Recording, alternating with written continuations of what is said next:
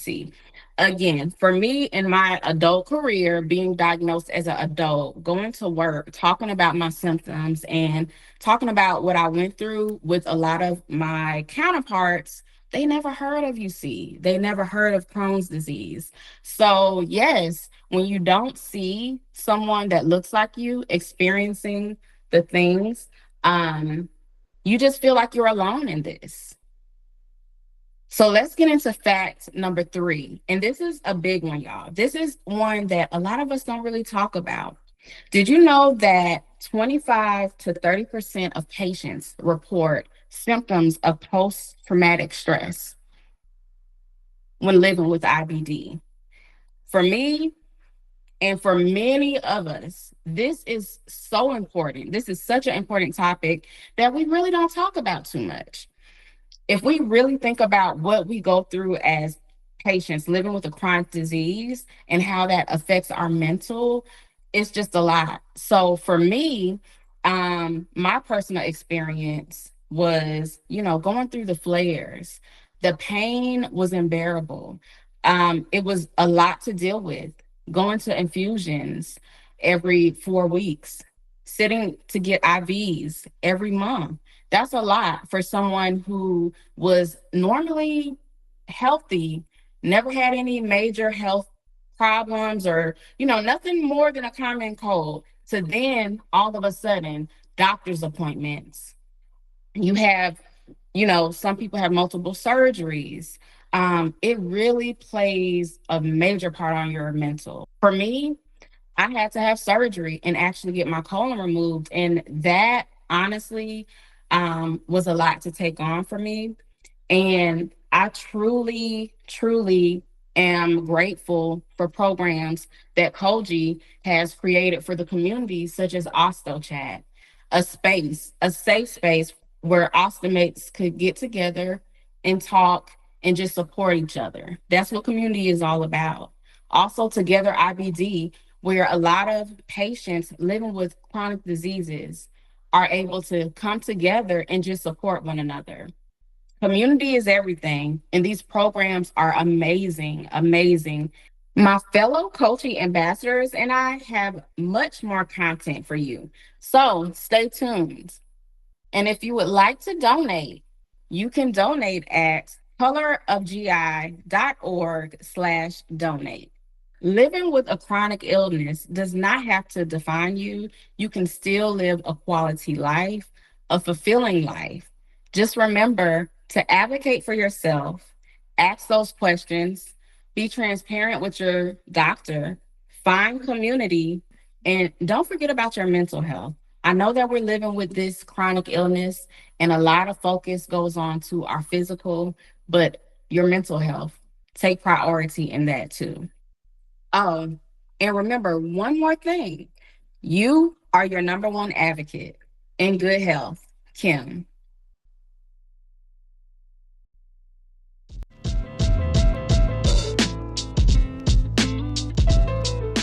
My name is Nastasia Brown. I was diagnosed at age 32. My symptoms before being diagnosed, I had diarrhea, constipation, food intolerances, tummy aches, basically anything you can think of gastrointestinal. I experienced it before being diagnosed. Since diagnosis, I've been on 3 different medications. The first one we did was a oral medication. It worked for about 2 years and it stopped working. The next one I did was an injectable. That one didn't work at all. And currently I am actually on a intravenous biologic. Well, now that I am in remission, I am excited to start back traveling internationally. This past summer, I went on a cruise, 5-day cruise with my daughters, and it's been so long since we've left the country. And next year, I plan to see one of my really, really good girlfriends get married. Koji can support patients in their journey by giving them more education on the disease, the different options of treatment that are available, inclusion, learning about advocacy, and having a sense of community where you meet people that understand what you're going through. They're able to relate what you're going through and even give you words of encouragement, advice, mental health check-ins, just anything that you need to be supported.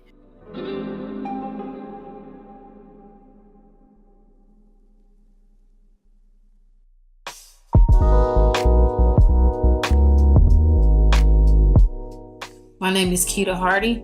I was diagnosed with Crohn's disease at the age of 32 years old. Symptoms I experienced before diagnosis was blood in my stool, chronic abdominal pain, severe diarrhea and/or constipation, and fatigue.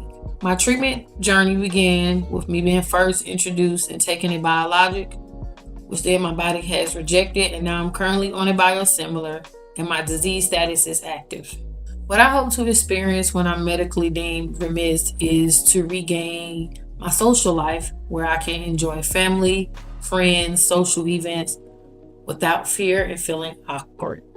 Koji programs like Together IBD has helped me on my journey.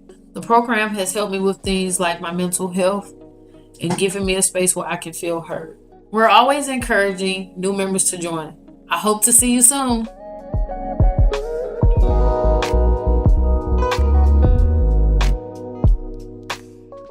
My name is Dominique Battle. I am a licensed mental health counselor, and I partner with Koji through the Together IBD support group.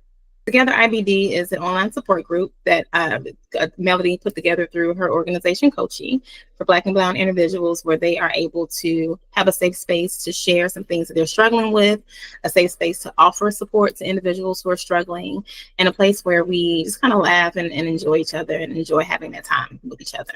But it's a place of support for people that struggle, for anybody that struggles with chronic illnesses or any kind of IBD situations. And they are able to have some kind of camaraderie with individuals who understand their experience. And hopefully my goal is to always try to reduce those feelings of isolation that can come. The frequency of Together IBD is once a month, every fourth Thursday.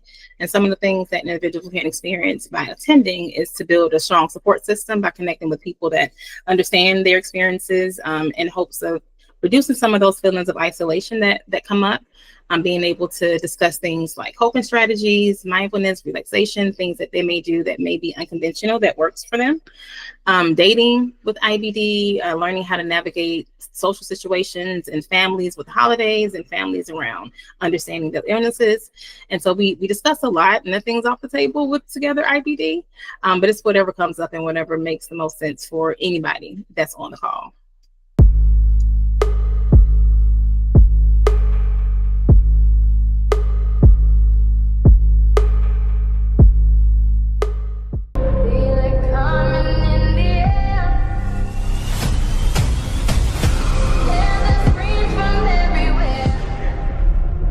Only thing that's on my mind is who's gonna run this town tonight. Yeah, I say that we are. This is Rock Nation. Pledge your allegiance.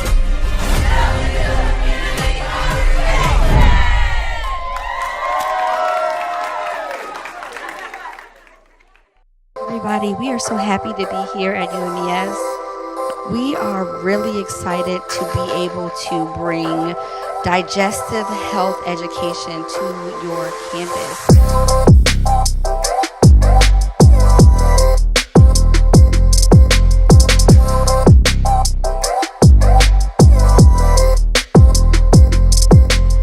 Things that we're going to talk about here today and the things we're talking about with IBD, IBS, and all of these different digestive diseases, these things play a major role into the way you function, the way you actually be able to go out into the world, the way you receive the world, the way you perceive the world. There is lapse in our care at times, and you have to advocate for yourself. You have to research your disease. You have to know about your medications. If you feel like something is wrong and the doctors are not listening to you, you have to push. You can get a second opinion.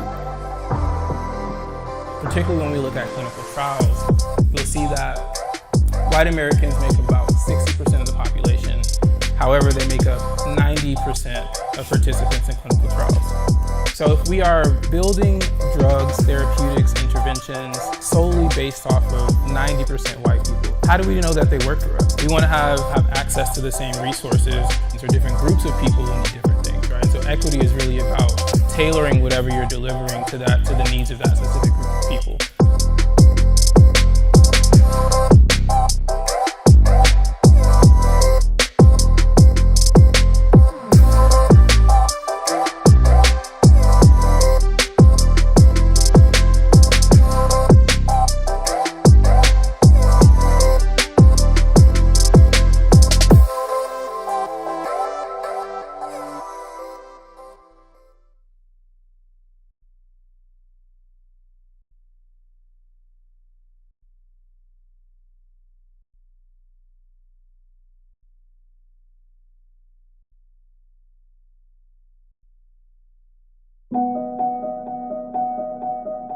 After I turned 25, I needed to be under my own health care.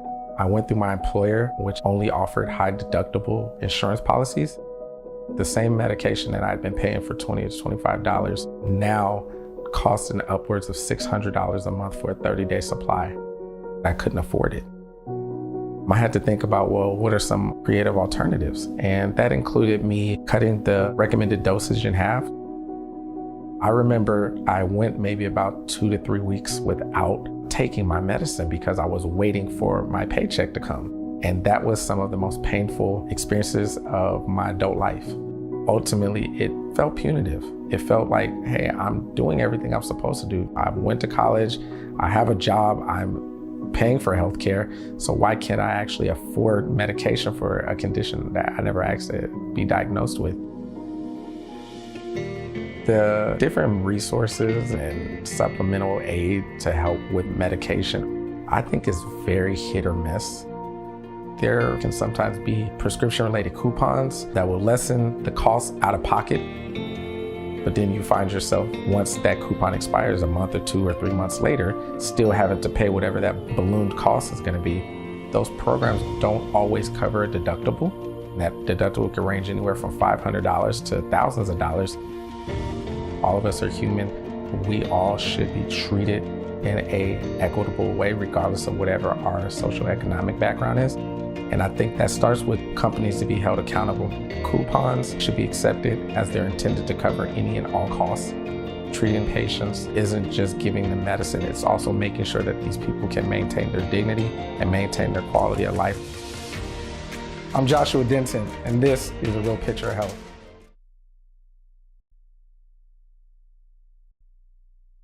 Welcome to the world-famous Equity in GI Conference. Over the next few days, you'll connect and you'll learn, and you'll leave here feeling inspired to carry the message wherever you're gonna go. COGI is advocacy, education, awareness, and community. Share with us, ask us questions, and learn more, but most importantly, keep sharing your story. And it's also our desire to create a world where color does not inhibit or impact our access to quality health care. This conference is unlike anything I've ever gone to, quite honestly. I mean, anytime you begin your conference with a drum line and a marching band, you already know you're in for a different experience. Improving health outcomes in IBD really starts with addressing social determinants of health. The road to health is not paved with 62 grams of sugar in a drink. Like, it's just not how it works. I get moved every time I come. I've spoken to some people and they feel as if they are home with their family. If I was to describe this event, I would say it is extremely necessary. It's the exchange of ideas and support. There's been a genuine sense of, how can I help you? What do you need? Oh, let me direct you to this person. I want to be able to give you a hug so that my fingers will meet. So that is my way of telling you that go and lose weight and come back. All right, so. Mental health is health. You do not have to suffer in silence. Find somebody. Every single one of you in this room has community now. Honestly, this is the only conference I've ever been to that has a barbecue. I love a line dance, so love that. You'll catch me on the dance floor. All of the perspectives, right? The patient perspectives, the provider perspectives. So I'm gonna take that back to my practice. So we like energy. Energy is contagious, right? We add our culture to whatever we do. I was crying because I was choosing to live. I was like, let's take it out. There's so much vulnerability here. There's so much emotion, but there's also so much joy and connections. Hard work is to work united. That is the most amazing part of coming to the Koji conference, to get to know other people, build relationships, and to gain new friends and family members.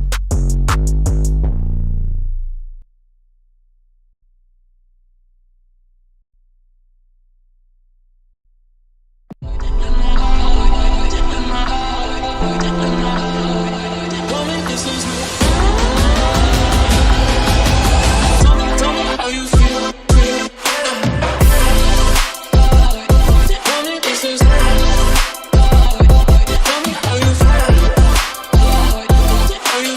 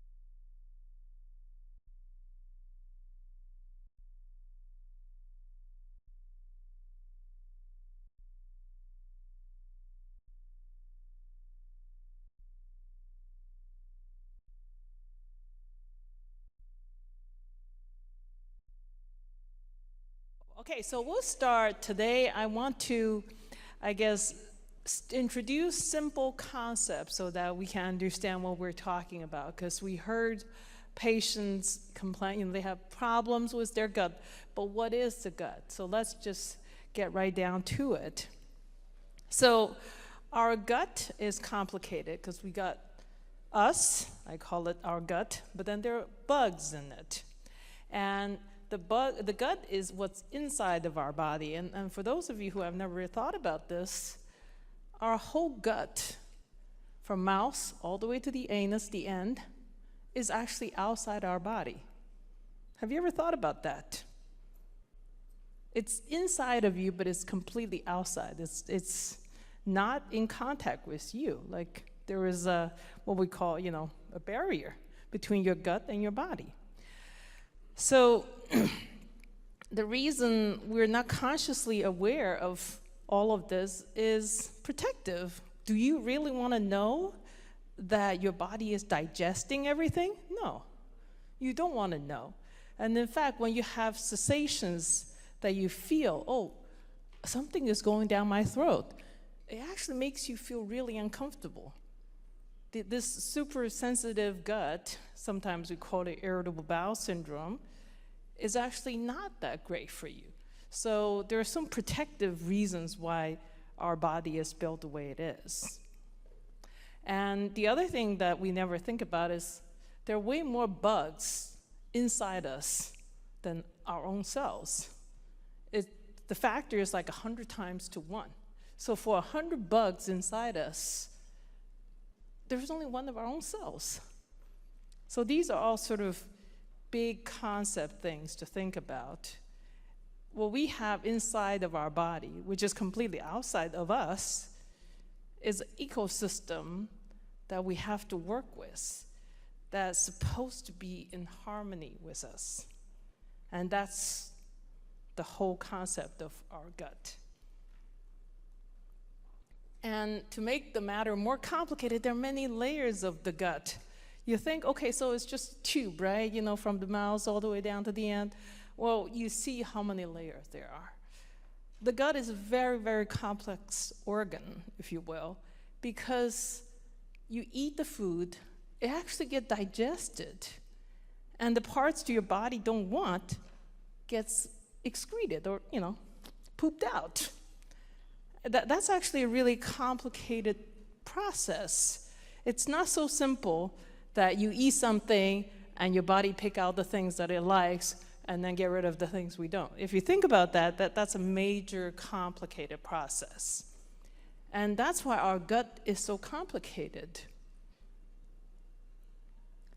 And how does our body do that? You eat a piece of even chips or healthy strawberry right outside. How does your body pick out the stuff that it says, oh yeah, this is good, I want it? And no, that's not so much. Well, we have the whole lining of the gut consists of millions and millions of these finger-like projections. And these fingers are what we call villi. And villi is what absorbs all the nutrients and prevents all the bad stuff from coming in. So the whole concept of, I'm introducing some big words here, dysbiosis, is what happens when your gut bacteria or the bugs in your gut are not in harmony with your body. So that's what we call dysbiosis. It's out of sync, it's not good. And this is actually really, really important because when your bugs that lives inside you, remember there are 100 times more of them than us, they can actually cause pain, they can cause bloating, diarrhea, all the symptoms you describe are coming from that, the bugs not being in harmony with you. And that is the fundamental problem that all of the patients here today are having. Because if you don't have bugs, we wouldn't be here. None of us will be here. There will be no, actually, so if you can think of it, ultimately, if you don't have bugs, there will be no equity or inequity. There would just be no problems, except that's a bubble. We don't live in the bubble. The bubble is only possible for animals, for the little mice that we have in the labs. Dr. Steffenbach can show you. But we don't, as humans, have that option. We cannot live in the bubble, and there lies the problem. And irritable bowel syndrome is the first step of what we call dysbiosis. So when the bugs are not in harmony with you, and you're having all these symptoms, but you don't have bad inflammation, we call that irritable bowel syndrome. But then when you have inflammation, and your body is reacting really badly to this dysbiosis, these bugs that are unhappy with you, then it becomes the inflammatory bowel disease. So this is what the inflammatory bowel disease we're talking about. You got on the left side of you the Crohn's disease, where you can get areas of inflammation, and on the right side is ulcerative colitis, where the whole colon or parts of the colon can get inflamed. But that's what happens. And again, it goes back to the bugs that are unhappy with your body. So that brings us to the study of the bugs. And believe it or not, there have been scientists who work on this for decades.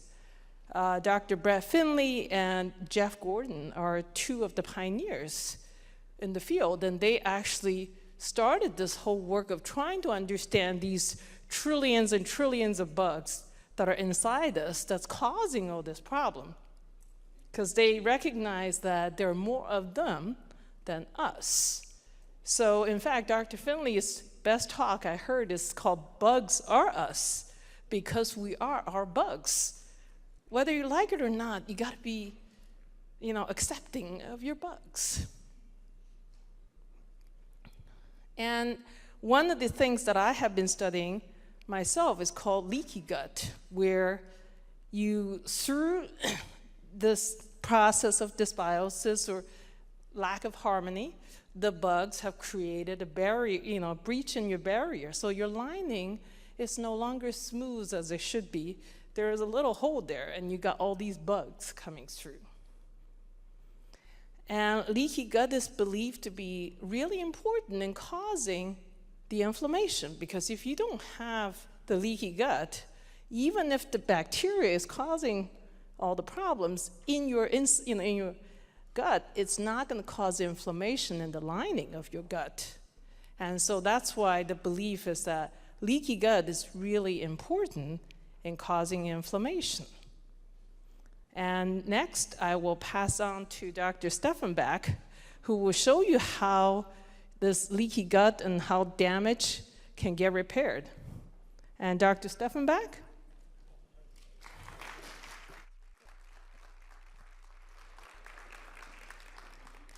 Thank you, Dr. Liu. It's really a pleasure to be here and to be in such an environment with so much energy and enthusiasm. I really enjoy that, and hopefully we can give you a better picture of what I'm going to focus on. I think Julia did a great job of getting it to the point of thinking about nutrients in the body, the microbes that are there, and then how this can break down in inflammatory bowel disease.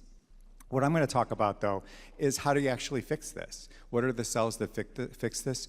And what actually prevents the fixing from happening, and what we're currently doing to try and understand this in the lab. So this is a picture of these villi that Julia showed the cartoon of. These are finger-like projections in the intestine, and they're there to basically increase nutrient absorptive capacity. And they're lined by these really specialized cells that are great, as Julia nicely said, about being able to pick out specific nutrients. What I want to do, though, to talk about healing, is to go below the surface. So think about going below the screen and thinking about what's below the screen here. So as you zoom in here, you can see where there's arrows here. There are these little tiny pores at the floor of the structure, at the floor of the intestine. These pores are entryways to really important cells in the body, and these are the key cells for thinking about repair. So think about taking a slice through this image and then turning it on its end, And this is what it would look like. So above the black line, you can see these sections through these finger-like projections, and they're covered by these cells that absorb nutrients. These cells, interestingly, in us are turned over. They have to be completely replaced, basically every week or two. So this is pretty fast, and it requires an engine to kind of maintain this feature. And what it is what basically does this is below the line, there are these structures that basically those little pores I showed you, they enter into these structures, and they're called crypts. So crypt is a really strange word. It's something you think of like in a cemetery or something like that, something where you would place something that's dead, or someone that's dead. But crypts are actually, in the intestine, are actually a source of life. And the reason why they're a source of life is that they're a place where stem cells live. So if you've heard of stem cells, these are cells that are in our body can replace tissues. So tissues that have their cells replaced periodically, like the blood or the skin or the intestine, they rely on these active stem cells to do this on a continuous basis. And our intestine has a lot of these stem cells that are present in the intestine. So what's been really exciting is that over the last decade, my lab and many other labs around the world have figured out really kind of clever ways to pluck out these stem cells out of the intestine and then set them up in vitro where we can create a little tiny mini gut. So to try and understand how a system works, scientists like to take things and break them down into really simple parts. So we like these little tiny mini guts that are present in a dish. So you can go from an intestine on the left, we can go take a small piece of tissue, grind it up for individual cells. We can pull out the green stem cells, and then we can place them in a little thing called a petri dish, where we can add specific nutrients to these cells, and then these cells will grow and expand.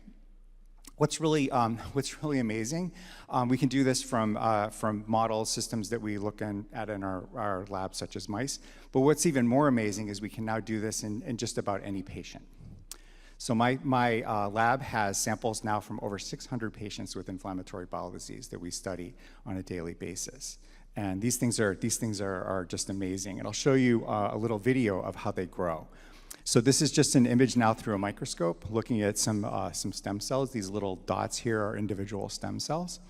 And what we did in the lab is we took individual pictures of these every 15 minutes for 3 days, and then we stitched them together to make a really kind of a quick movie. So you'll see these bubbles kind of grow and expand. That is because the stem cells themselves are kind of explosively growing.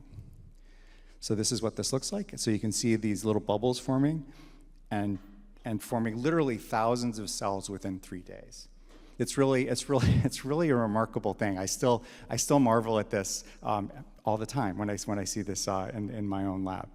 But these structures, these little mini guts, have been really valuable for us in the lab. We can do a number of things. We can try and understand why these cells don't function properly in patients with inflammatory bowel disease, and what are some factors that can actually influence their behavior. So we do experiments with these cells all the time. One of the really interesting things we can do is we can incubate, put other things in the same dish with these cells and see how they affect their growth. So I showed you this kind of explosive growth of these stem cells in culture over 3 days. We put another cell type in, which is seen here in orange in the bottom left, and we run the same video. So instead of seeing this explosive growth, now you just see this little very kind of minimal growth. So what we can do now is figure out how those cells actually alter the ability of these cells to grow and divide. And we think that this is important because this will influence how that gut actually is able to heal itself. We can not only look at how the cells actually can expand to aid in the healing process, we can figure out in patients with inflammatory bowel disease how these cells might die and might malfunction, and we can do this in a dish. So we can stain them with a green dye that indicates a cell that's dying. And then we can treat them with various things in the lab and look to see how they respond to these particular factors. In this case, this is something called tumor necrosis factor. And watch, you'll see here are the spheroids here, and then whammo, they all turn green. So you can watch the cells respond to this by all dying over a short period of time. So these mini guts, I think, are something that's going to be quite important in thinking about inflammatory bowel disease. Not only can we do basic research on how the disease actually occurs, we can take these samples from patients and actually do things. What our goal is to eventually do precision medicine.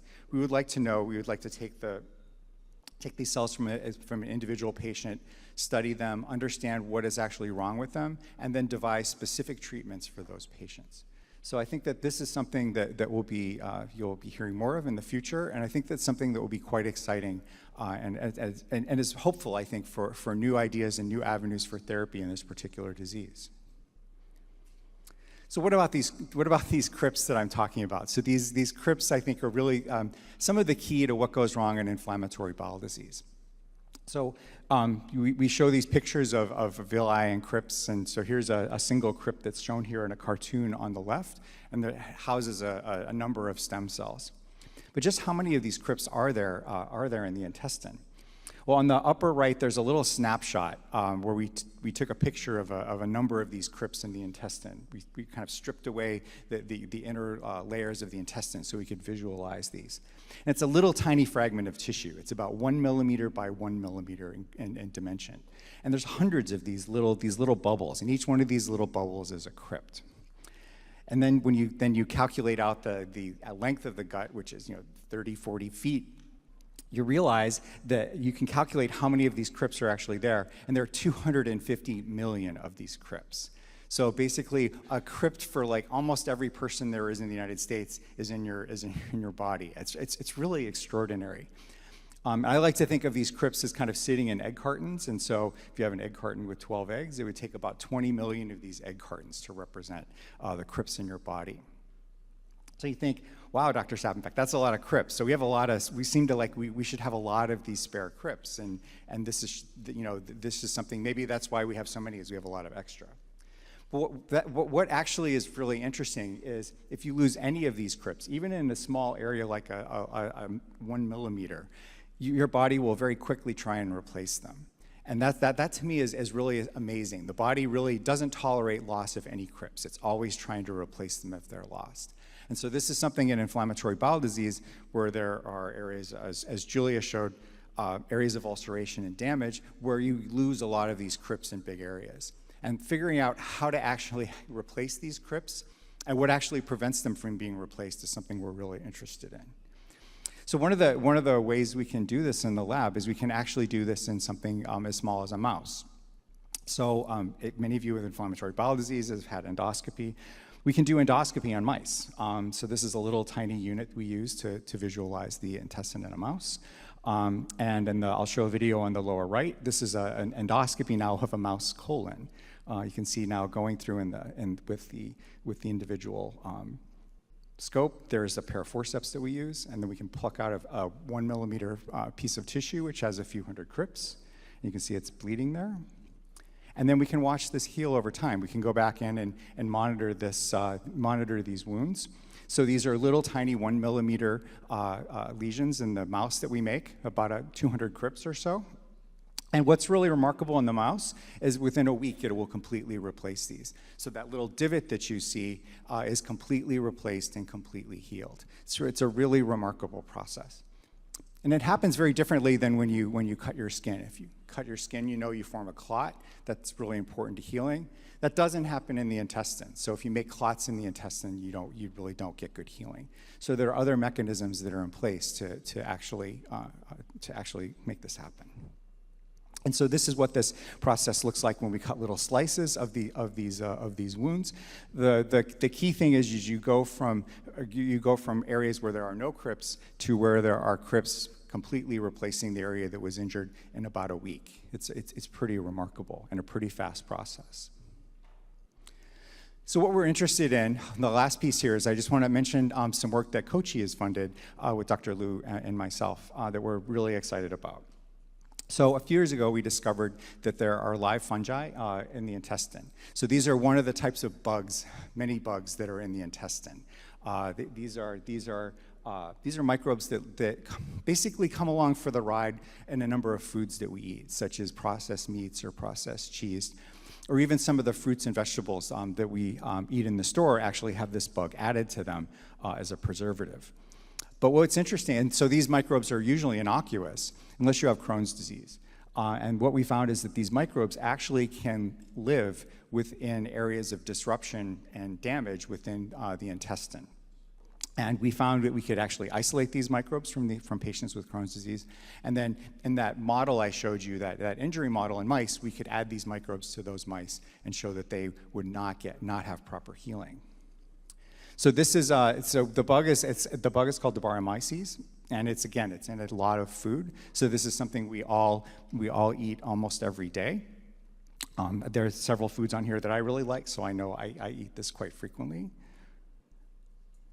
But then the question is why is this microbe so bad in patients with inflammatory bowel disease? And so I'll show you a little video of an experiment that one of my students did. What he did is he grew immune cells, so white blood cells, on a dish. The cells are called macrophages. That's a really complicated word, but all macrophage really means is big eater. So these are white blood cells that troll around, they crawl around and look for microbes to kill and clear them. And so we've done many experiments with these big eater cells, and they're very good at finding these bugs that Julia said and basically clearing them out. So if any of these microbes get across this barrier, these cells are there to kind of scoop them up and keep them from doing harm.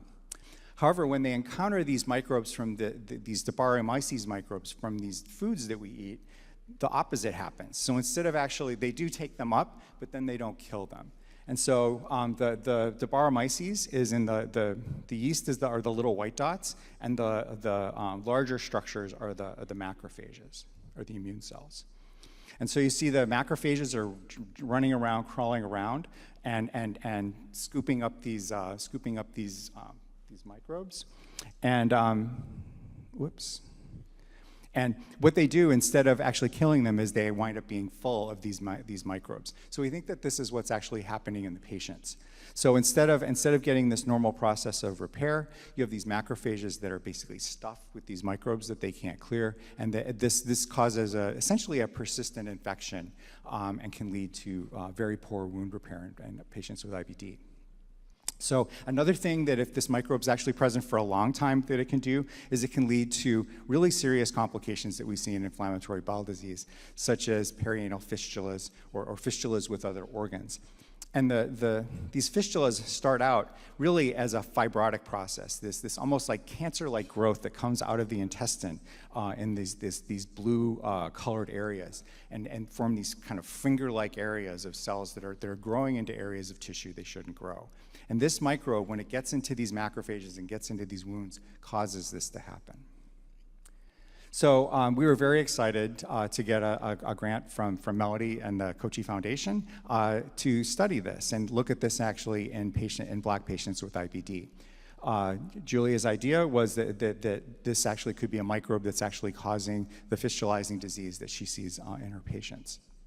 So we've already gotten off and running very quickly with this, and we've looked at a number of patients that Julia has and Dr. Liu has looked at. And what's been very interesting is we found fungi that have these similar properties. They're not exactly Debaromyces, but they're similar types of microbes that can actually cause defects in repair. So we're very interested in studying these, and more importantly, what we're going to do is we're actually going to test antifungal therapies in these patients. So if we find these microbes, so if Dr. Liu finds these microbes in her patients, we're going to try and treat them and see if we can make them get better.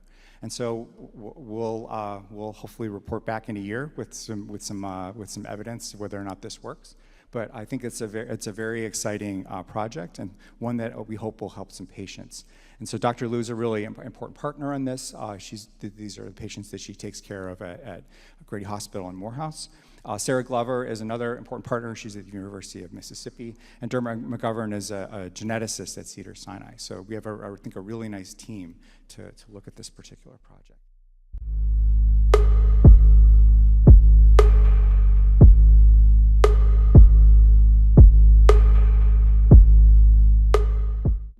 Crohn's disease is uncomfortable. It's totally inconvenient and disruptive and also won't go away on its own. But educating yourself and getting to the doctor to be diagnosed is the first big jump. Understanding as much as possible about Crohn's disease and fistula will also help in advocating for yourself.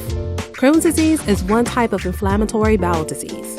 It can cause inflammation in the organs and the digestive system. Inflammation in the last part of the colon, the anal rectum, can cause perianal fistula. Up to 1/3 of people living with Crohn's disease develop a perianal fistula. Fistulas are tunnel-like passageways that form between an infected anal gland and the skin around the anus. Some of the signs and symptoms that can occur are abnormal discharge of blood, mucus, or fluid, pain around the anal area, pain while going to the bathroom, fever and chills, fatigue, and various emotional symptoms of shame and stress. Fistula can occur with or without a perianal abscess, which may appear as a hard, painful lump under the skin. Don't wait to see a doctor or feel shy about sharing your perianal disease symptoms. Your doctor has seen and heard it all. Bring up the test that can help find an abscess or a fistula, like an MRI. Perianal fistula often needs a combination of medication and surgery to treat it. Unfortunately, fistulas are difficult to heal, and new ones can appear after a fistula is healed. There may be some choices as far as treatments go. Decisions should be made together with the doctor. It's important to tell them about everything that's going on, especially how your life is affected, and if there's any problems with insurance coverage. Healthcare providers can help beyond just prescribing medications if we tell them about the problems. Remember that you are not alone. It may be helpful to talk with other people who live with a fistula. Support groups, either online or in person, are a way to meet others who are living with perianal Crohn's disease. There are going to be many more questions along the way. Remember that it's important to get answers. You deserve them. Getting the right information will help to get diagnosed, get treated, and get back to living life. When it comes to Crohn's disease, take every shot you get to educate yourself on the complexities of the disease. It's your game, and you can't lose.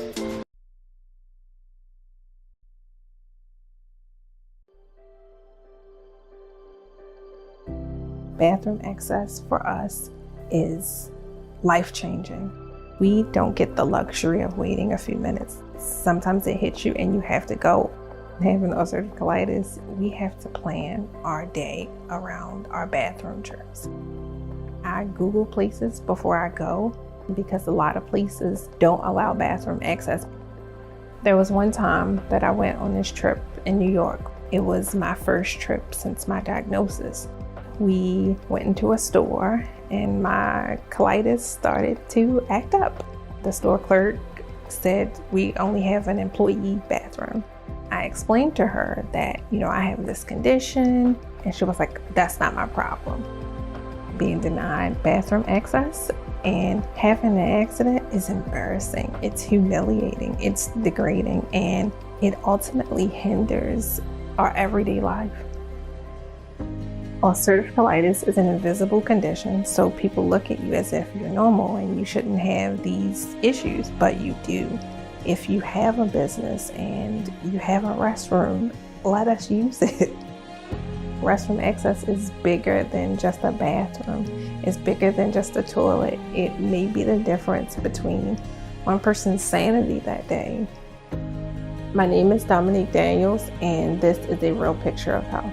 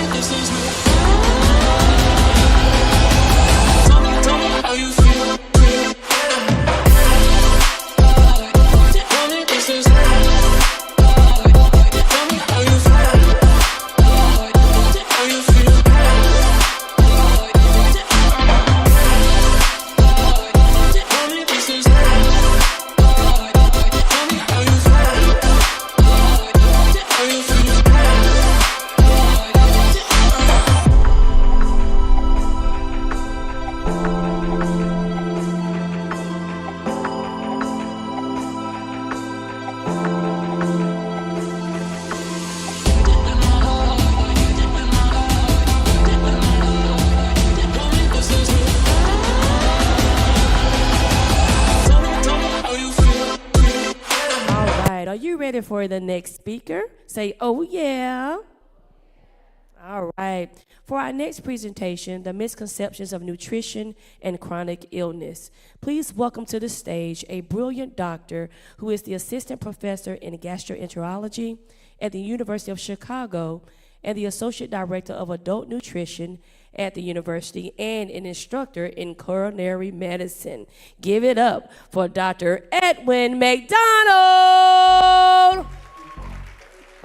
Hey.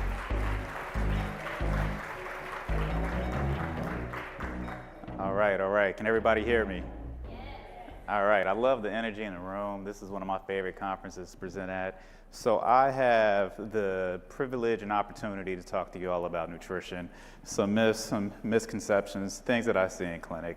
Now, I could be here all day talking about this stuff, so I only had to pick out maybe about 7 myths. And hopefully there's time for questions, because if we have a little bit of extra time, you all can throw out some myths and maybe we can talk about them while I'm on stage. All right, so I'm a chef, I'm a gastroenterologist, went to culinary school, used to work in restaurants once upon a time, and I have used my background and training to actually talk to my patients about food. And we also have a bunch of cooking classes throughout Chicago, specifically on the south and west sides. So today, I want to talk about 7 myths and misconceptions that I commonly see when it comes to nutrition and illness. Is that okay? Like, do I have everybody's permission to do that? All right. So before I get into some of those myths and misconceptions, I want to take a time out to talk about misinformation in general. Okay, so you all, is misinformation a problem? Anybody feel like it is? You like raise your hand. I feel like it's a big problem. Every time I turn on the news, I feel like I need to pray. Like, we need to go to church every day, not just on Sunday, maybe twice on Sunday. But I and you all, we're not the only people who actually think that misinformation is a significant issue, okay? So the World Economic Forum, they are a combination of business leaders, academic experts. Every single year, every couple of years, they publish a study that highlights the most significant global threats to the planet, okay? So for the short term, the most significant short-term global threat is misinformation and disinformation, okay? Number one, even beyond extreme weather issues, which I'm coming from Chicago. In Chicago, we had like 30 tornadoes a couple of weeks ago, which to me, that's pretty extreme. However, disinformation is actually more of a threat than tornadoes by O'Hare Airport, okay? So other issues on the list, you have societal polarization, and we see that right now when it comes to our elections, okay? We're in Georgia. I mean, this is a state in which poll workers were actually threatened. To me, that's crazy. But unfortunately, this is reality we live in, okay? Now, misinformation in nutrition has always been there. There's nothing new about misinformation in nutrition. I want to show a couple slides, okay? So you look at the old school slide, you have a baby drinking 7-Up, okay? This was a popular ad, and once upon a time, I'm sure people looked at this, you know, my grandparents' age was like, yeah, let's go ahead and get a baby 7-Up. I'm not saying my dad had 7-Up, but I'm sure somebody found this ad very appealing. And I specifically chose an ad that showed 7-Up because I know we're in the land of Coca-Cola. And I don't want to criticize Coca-Cola in Georgia. Like, I know I want to get home safely, okay? This other slide shows sugar's quick energy can be the willpower you need to eat less. So literally, sugar manufacturers were advertising to people that sugar is the way to actually lose weight, okay? This was normal once upon a time. This is what everybody consumed, and this is where a lot of people got their information for nutrition. They got it from advertising. Now, you look at those ads previously and you think, like, that's ridiculous, okay? But I want to, if I had a time machine, I would love to go to the future and see what people think about what we're doing today, okay? So right now, social media and social media influencers are probably our primary source of misinformation when it comes to nutrition. I'll give you a couple examples. I mean, there's millions of examples out there, unfortunately, but these are two examples worth discussing. So one is Dr. Paul Saladino, who goes by Carnivore MD. He probably has many millions of followers. So he was essentially advocating that everyone should be on a carnivore diet. Just go ahead and eat meat. Don't have to, worry about vegetables, because vegetables have lectins, and lectins, they're like a cardinal sin, okay? Which is totally not true. And I didn't even get to this guy, Dr. Gundry, who talks about lectins all the time. I think in one of his posts, he said, these are Hannibal lectins, like Hannibal Lecter, which I found a little funny, but he's totally incorrect in that regard.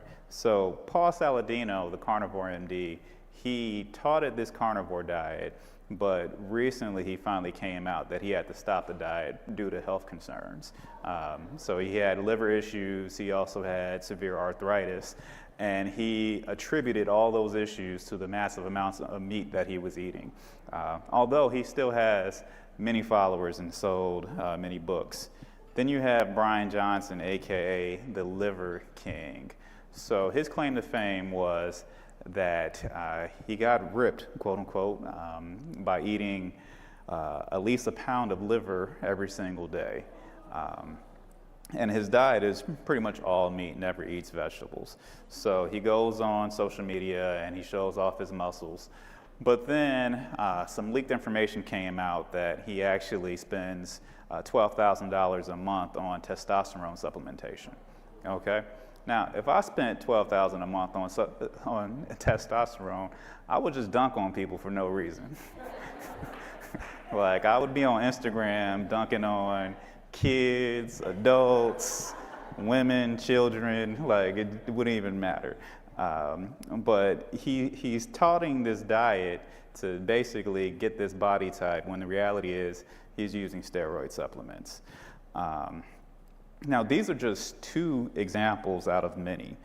When you look at academic literature, there was a study, it was a meta-analysis done of 64 studies done in 2023, and what they found was, after looking at all the little social media influencers and also online websites, they found that almost 50% of information out there is either inaccurate or has low quality.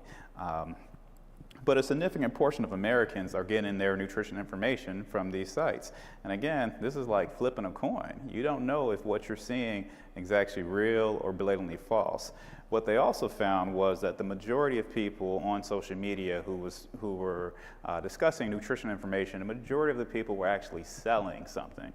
So most of the false, inappropriate, or inaccurate information came from people who were trying to actually sell you a supplement, a diet plan, and or some sort of course. So one take-home point from the study was, be careful when people are trying to sell you things.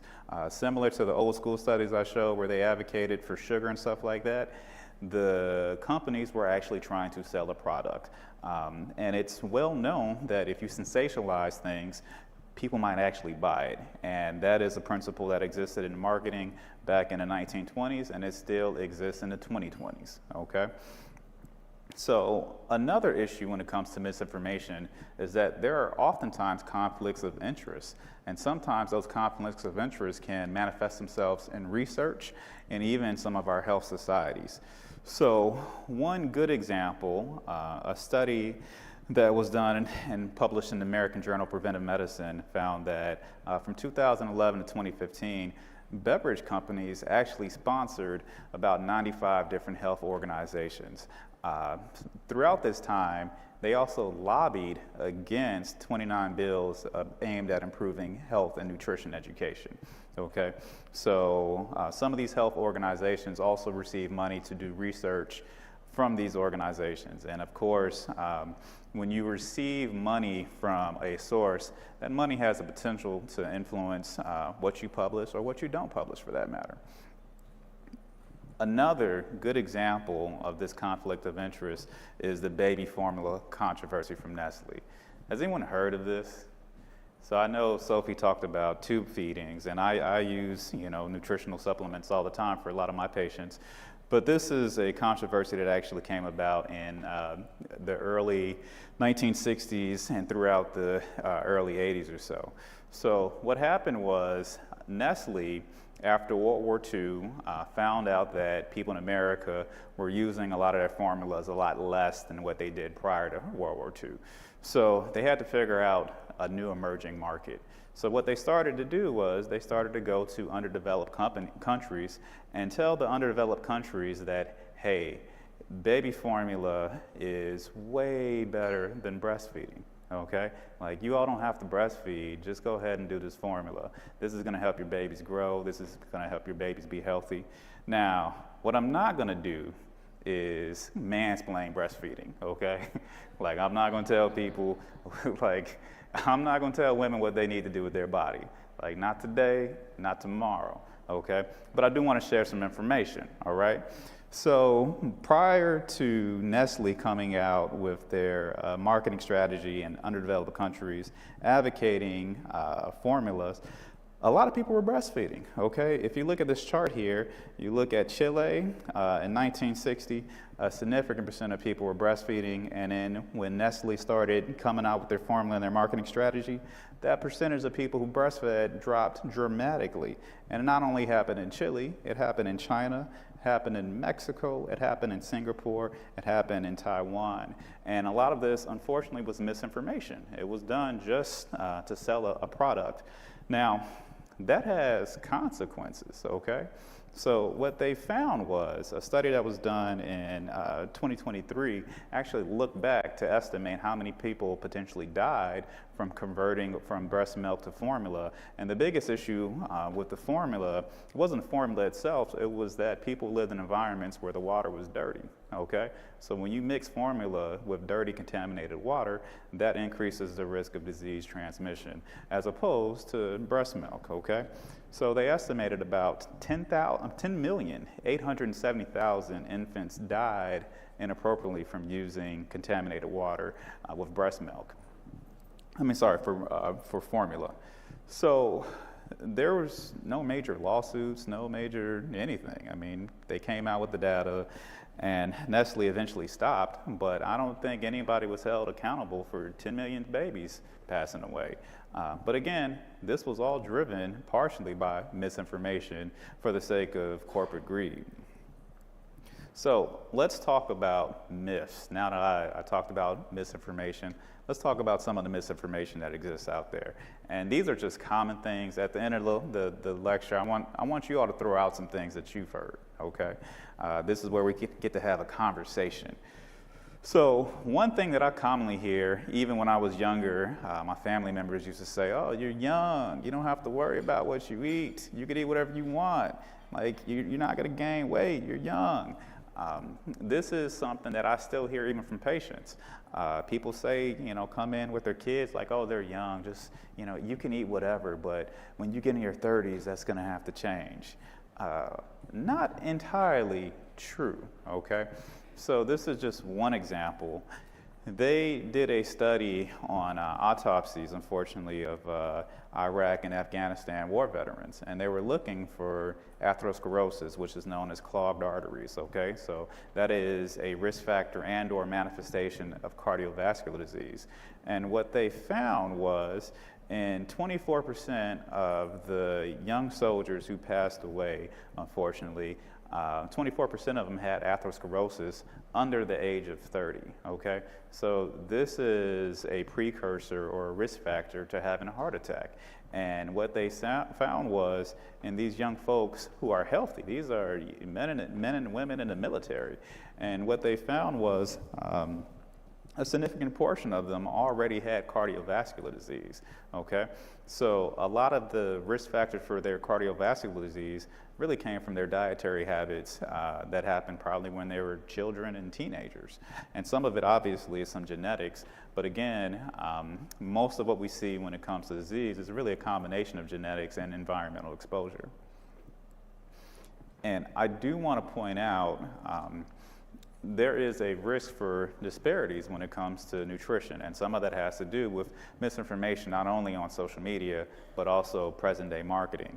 So there was a good study done by the Rudd Center, and what they found was in 2019, Black youth were exposed to 75% more fast food commercials than their white peers. Now, this clearly can have the potential to impact taste preferences and also eating behaviors. Another point I want to make is probiotics are the cure for everything. I have a lot of patients come to my clinic and they're like, probiotics are like the new tussin. And I've been waiting my entire life to incorporate a Chris Rock joke in an academic lecture. So this is like the first time I did it, and I'm very proud of myself. So in his joke, he said Robitussin was a cure for everything. In my clinic, people think probiotics are the cure for everything. And I don't blame them for that thought process. There was a study that looked at YouTube, okay? So researchers evaluated all the different videos that involve the microbiome and probiotics on YouTube. And what they found was the most popular videos on YouTube regarding the gut microbiome were promotional, and they were done by non-medical individuals. And again, the goal oftentimes was to sell you a product. Oftentimes it was probiotics. So I do want to take a little bit of time to discuss the gut microbiome so people won't fall victim to some of the misinformation that exists out there, okay? So it is appropriate that we have a conversation about the gut bacteria, primarily because the gut bacteria they play a vital role in our health. Even if you look at our stool, there was a study that demonstrated about 60% of the dry rate of our actual stool, actual feces, is bacteria. Now, in terms of what the gut microbiome is, just so we're on the same page, it's really a combination of the genes and genomes of the community of bacteria that live inside of our gut, as well as the products that these bacteria produce. So, in terms of probiotics, are they helpful for us? Very controversial, okay? And one study that highlights this controversy is in 2020, they actually found that bacteria and several commercial probiotics had resistance to antibiotics, which is very, very, very concerning. So if you know anything about bacteria and antibiotic resistance, the antibiotic resistance in bacteria typically comes from genes, okay? So bacteria can pick up these genes that give them protection against antibiotics. And bacteria have the ability and capacity to pass on these genes from one bacteria to the next. So if you consume probiotics that potentially carries these genetic risk factors for antibiotic resistance, now the bacteria that live inside of your gut also potentially can pick up those risk factors for antibiotic resistance, which could have implications in terms of how you actually respond to an antibiotic if you ever need one. Another concern that the study highlighted, a lot of people are actually throwing their probiotics out and throwing them out by flushing them down the toilet. Okay, so when you flush them down the toilet and they also carry those risk factors for antibiotic resistance, now those risk factors are going out into the environment, and bacteria that just exist in the environment can actually pick up those risk factors now. There was another good study that looked at probiotics, and what they were trying to figure out, that probiotics actually increase the microbiome's ability to recover after being exposed to antibiotics. It's a very fascinating study. So once upon a time, if you came into a gastroenterologist clinic and you've been on antibiotics, everybody was concerned for C. difficile. We would say, hey, take some probiotics. It'll speed up the recovery process or prevent you from getting this bacteria called C. difficile. This study really was very damaging to that point of view. So what they did was they took human beings, they also took mice, but we're going to focus on human beings. They took people and exposed them who were exposed to antibiotics, so they didn't just give people antibiotics willy-nilly. These are people who took antibiotics for a variety of different reasons, but they wanted to see if taking probiotics actually help them recover their indigenous or their native gut bacteria quicker than not taking probiotics. And they also looked at doing what's known as an auto-FMT, auto-fecal microbiota transplant, which is a stool transplant. So in the probiotic arm, what they found was the probiotics actually delayed the human body's ability to go back to normal after being exposed to antibiotics.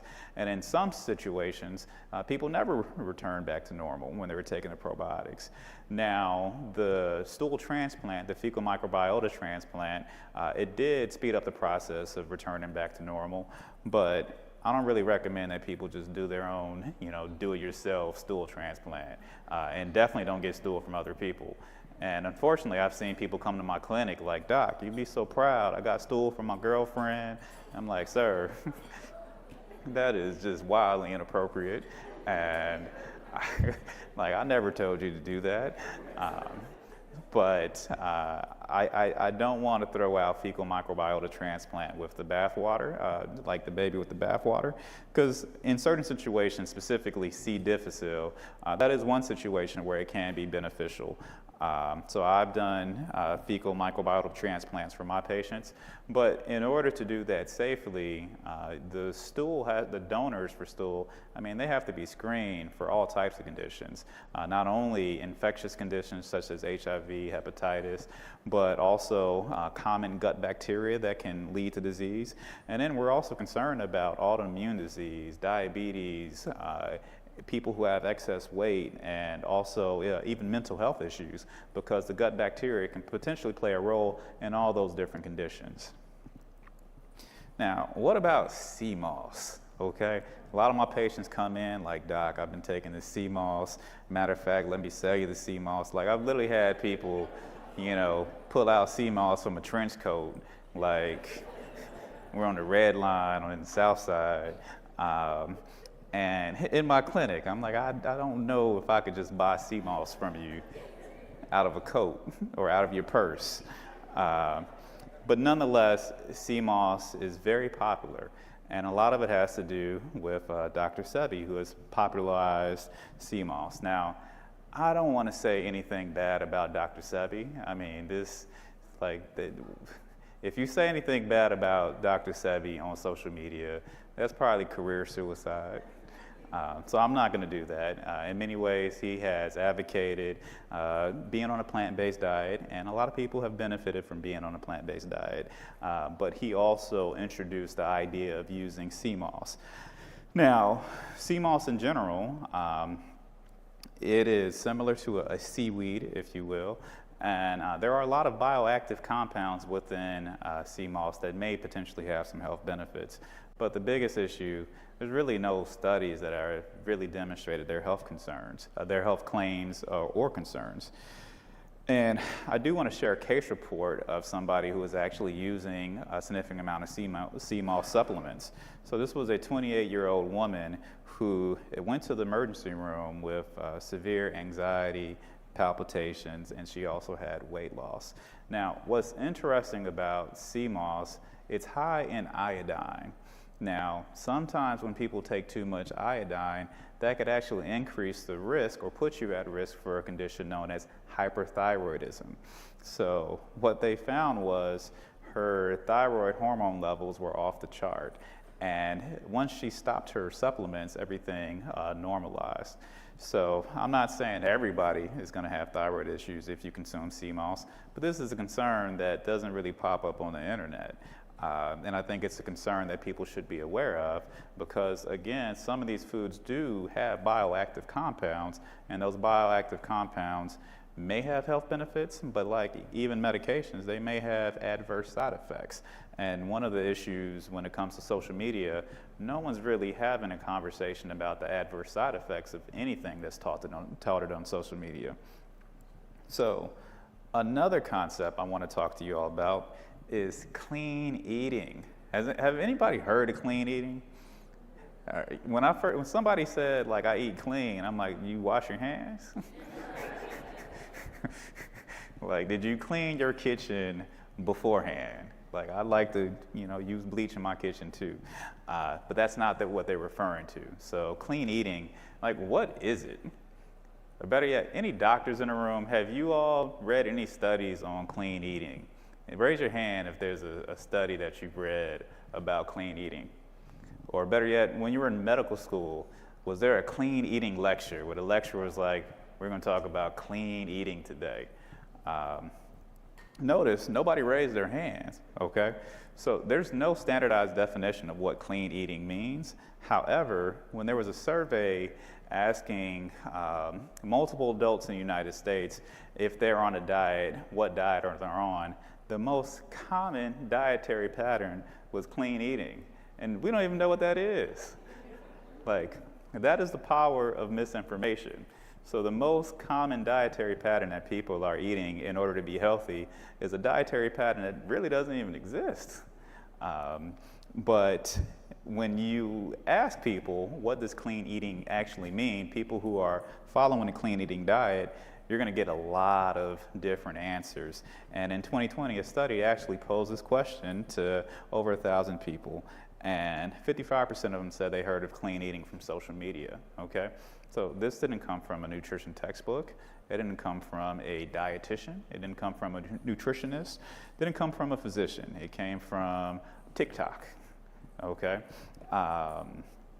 Now, when they asked people what is the definition of clean eating, there were a variety of different answers. So 40% said, oh, just avoiding, ultra-processed foods or eating an unprocessed diet. 13% says, well, clean eating is non-GMO. 30% said clean eating is really just dietary restriction. So even when you ask people who are following a clean eating diet, you get mixed messages or mixed answers in terms of what it actually really is. So there's no definition, and since there's no definition of what it actually really is, there's actually no really research demonstrating any health benefits to that approach.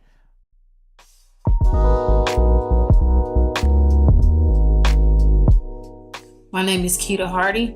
I was diagnosed with Crohn's disease at the age of 32 years old. Symptoms I experienced before diagnosis was blood in my stool, chronic abdominal pain, severe diarrhea and/or constipation, and fatigue. My treatment journey began with me being first introduced and taking a biologic, which then my body has rejected, and now I'm currently on a biosimilar, and my disease status is active. What I hope to experience when I'm medically deemed remitted is to regain my social life where I can enjoy family, friends, social events without fear and feeling awkward. Koji programs like Together IBD has helped me on my journey. The program has helped me with things like my mental health and given me a space where I can feel heard. We're always encouraging new members to join. I hope to see you soon.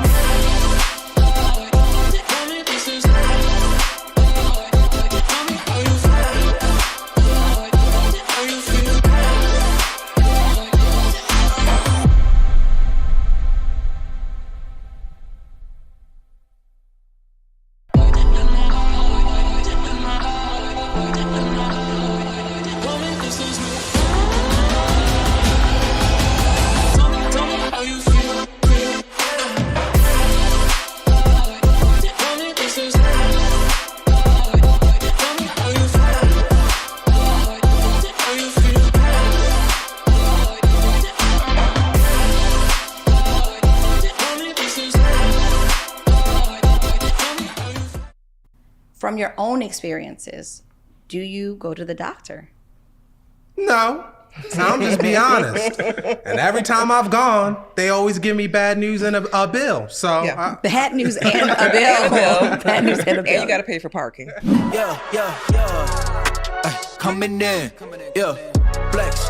I just wanna win, LABB, who we running with, 2, 2, 3, 3. I'm on 10 again. Station. Welcome to Coming in Hot, Health Opinions and Truths, where we talk about the challenges that are facing our community. Today, we have some amazing guests to talk about why we don't go to the doctor. Lottie, take it away. My name's Lottie Olumami.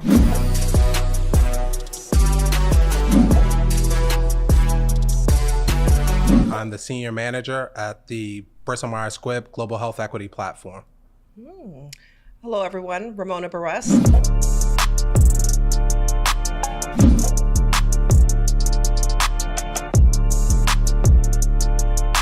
I am a mother, I am a patient, and I'm also head of global patient engagement at Takeda. What's up, everyone? Matthew McCurdy.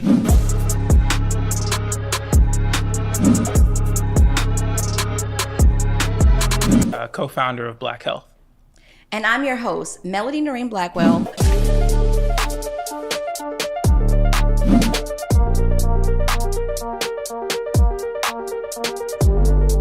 President and founder of Color of Crohn's and Chronic Illness. Now, I know all of you are kind of familiar with the fact that it took me about 30 years to get a diagnosis of Crohn's disease. And it wasn't due to not going to the doctor. For years, I was able to go to doctors, I took care of my preventative health, and my mom stayed on top of that. But it still caused so much detriment to me because it should have never taken 30 years to get diagnosed. From your own experiences, do you go to the doctor? No. I'm just be honest. And every time I've gone, they always give me bad news and a bill. So bad news and a bill. Bad news and a bill. And you got to pay for parking, right? But yeah, my experience as a patient too, I've always put the needs of others in front of my own. So whether it was my kids, my husband, everyone else was more important. So for me, that was the biggest issue. I actually like going to the doctor. I feel like it's an opportunity and a space just designed for me. And so I'd like to take advantage of the expertise, and I would like to be well. So I feel like the doctor is a good space for me. But was that from your upbringing, though? Did you, as you're an adult now, you're navigating life on your own, did you come up with this system of, hey, I'm going to start taking ownership of this, or did you learn this as a child? Yeah, I learned it as a child. I think I remember going to the doctor's office regularly. My parents taking me. I think Kaiser was our insurance, so we were blessed enough to have insurance.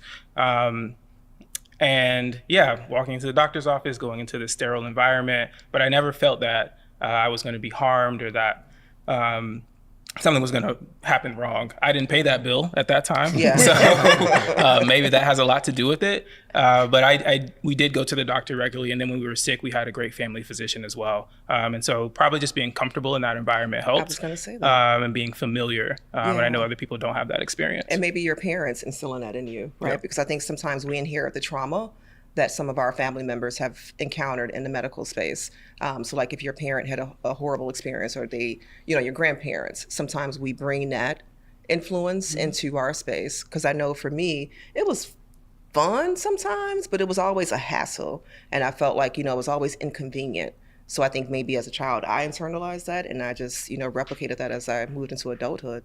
And I think she said, go ahead. No, I think she said something that's really important, the hassle, right? And it depends on the context and where you live. So if you live in the city, as you mentioned, parking, right? The added expense of paying for parking to go see the doctor. Right. Or if you live in a rural neighborhood, how far is the doctor from you? And all these things come into play when you're talking about how often do we go to the doctor, such as myself, which is never.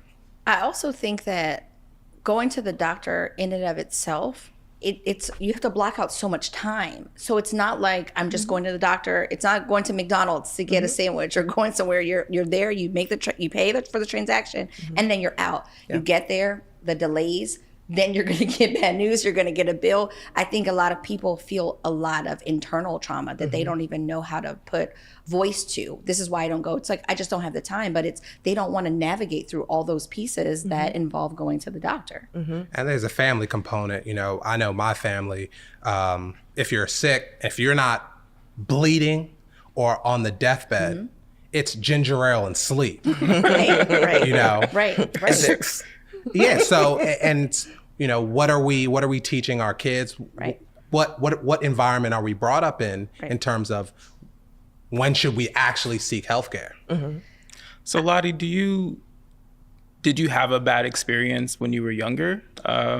Not so much when I was younger, but when I was older and I had to go get physicals for sports, and I would go to the doctor, and it always seemed, and this is not all doctors by it, but this could carry some of the stigma. You have one bad interaction with one doctor and it kind of carries on to the rest of them. When I would say that something was bothering me, they would say, oh, that's normal. I play basketball a lot. When my knee, they would say, hey, that's normal. Well, that's not kind of what I want to hear. And, I think being able to empathize with somebody who's concerned about that and not kind of waving that off of, oh, that's normal. That, so I tend not to go because of that reason. Yeah, we know that, for a lot of Black people, they experience doctors not believing their pain, not hearing them when they say they're feeling something. And so, yeah, that makes a lot of sense. And I think that would cause someone not to go. And that's why I encourage our communities to date your doctors, right? Just like how we swipe on the apps for partners in life. Do the same with your doctor. Like if it's not a good fit, if the relationship isn't working well, if that person isn't listening to you, shop around. We have options. Right. Yeah, I was in a meeting last weekend, and a physician told me that you can fire your doctor, right? You feel free, if they're not giving you what you want, to fire that person. Now, there's a lot of stress, as in dating, meeting another doctor for the first time, or trying to find that right person. But you can leverage referrals or people that who have a good physician. But there is that small barrier when we just casually say, fire your doctor. There's a sort of authority figure where you don't want to push back on the doctor and saying, no, I want you to take this seriously, when he says, no, that's, there's that authority figure that you're like, okay, you know what, maybe I'll just take my problems and go. And I think we need to overcome that burden. Yep. Well, I think that also starts to cause us to minimize our challenges. Yes. And then we're now in a space where minimizing has actually caused us more detriment, because it was an issue. There was something going on. I could have had some kind of tear, or there could have been a cartilage issue, when the doctor said, oh, that pain is just normal. So when we get to that place, we're now in the ER because it's an emergency. It's no longer something that we could have managed earlier on. Yeah. And that's why these conversations are important, because we need to know, like, when you start feeling symptoms for that knee, did you go to Google it first? Did you talk to your wife about it first? Do you have a primary care physician or clinician that you see, or did you go to the ER or urgent care? Because I think all that kind of plays into where we need to put the resources in, training our providers, providing more access, having doctor's offices open outside of just those 9 to 5 typical hours. This is where we start to get some solutions if we allow people to talk about their own journeys and we kind of map it out. I mean, you're the data person, but I think that's key to continue these conversations and empower, our communities to share what their journeys were. And I agree with that. How do we empower ourselves to be our best advocates? And sometimes we are, right? And we're all advocates. We advocate for I advocate for my parents ferociously, but do I do that same thing for myself? Right, parents or children. Yeah. Because parents will advocate for their kids, and they'll advocate for their parents, leaving themselves to deteriorate, and their health continues to decline. So we're speaking from actually this lens of where we are and what we face. But if we dial it back historically, having access to healthcare, I think it was you, Lottie, that said, you don't go unless it's an emergency. That's because it was just a bill.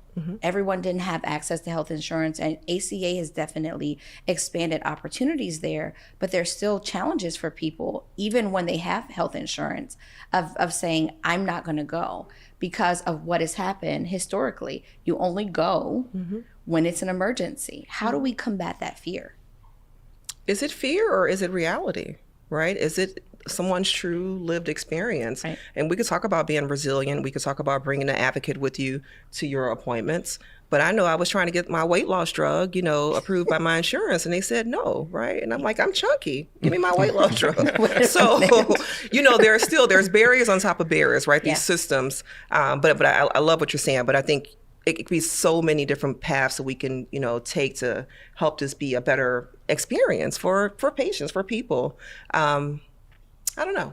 Yeah, I mean, I think stigma exists for a reason, right? The reality is that for a long time, our hospitals, our doctors' offices have been a place of trauma for our communities, right? And so I don't think that we should ignore that, but sort of naming that and building solutions to help our community get past that is important. There's a number of different things that people have been doing for that, and that's having more Black physicians, which is not an easy thing to do, right? There's years of training, takes time, it takes money, but also, preparing materials to help our community be a bit more health literate.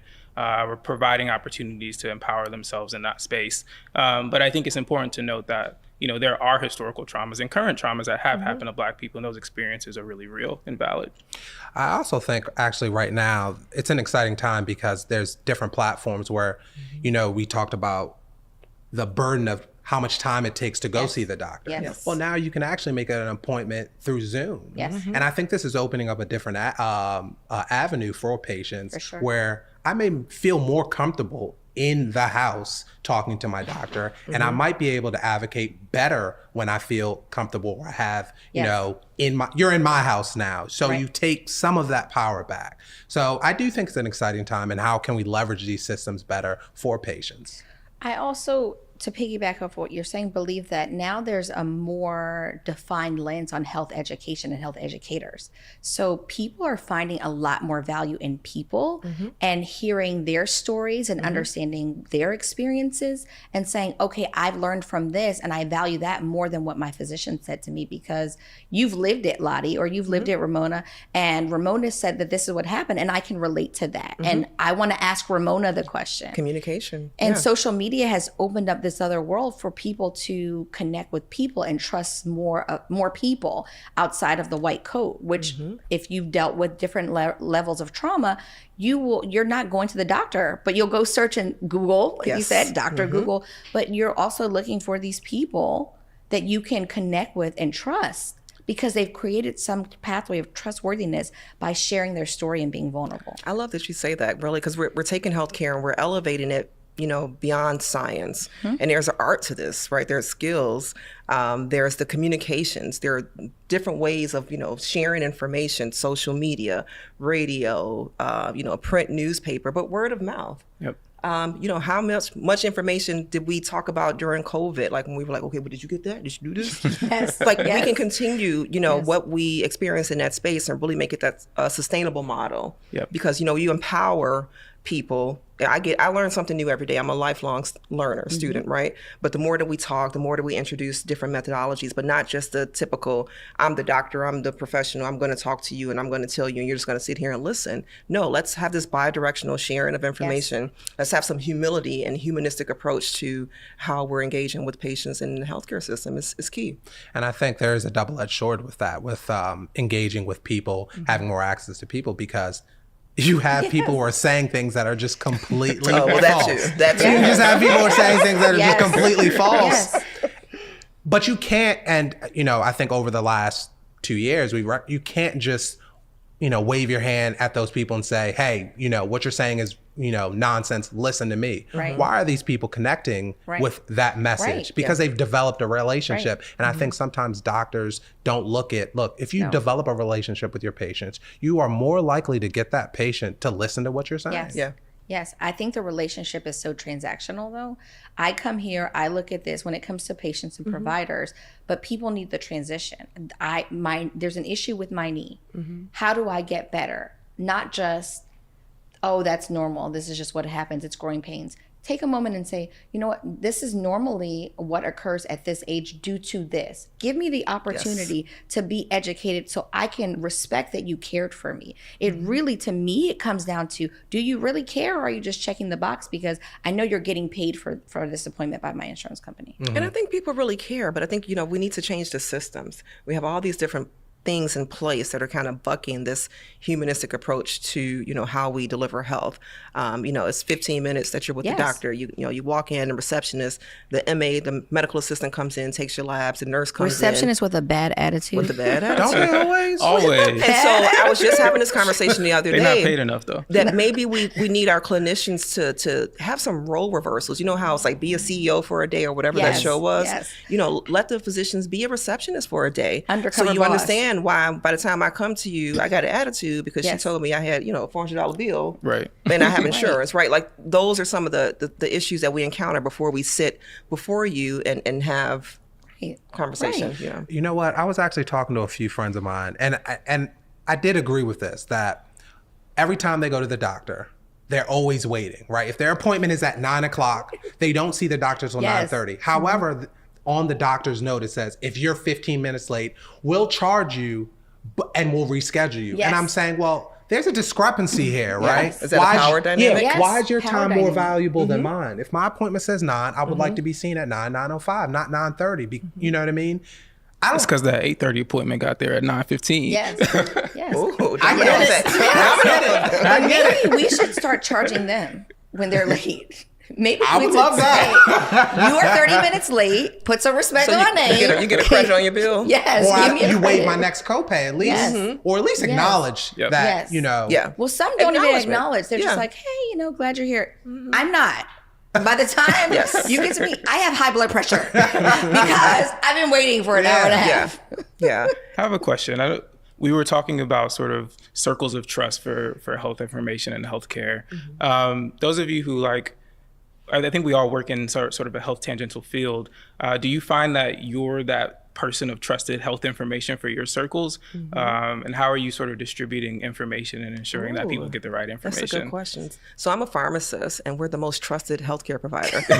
You know, every year it's like us or nurses. Which one is it? But I grew up as a clinician in the era when HIV was at its highest.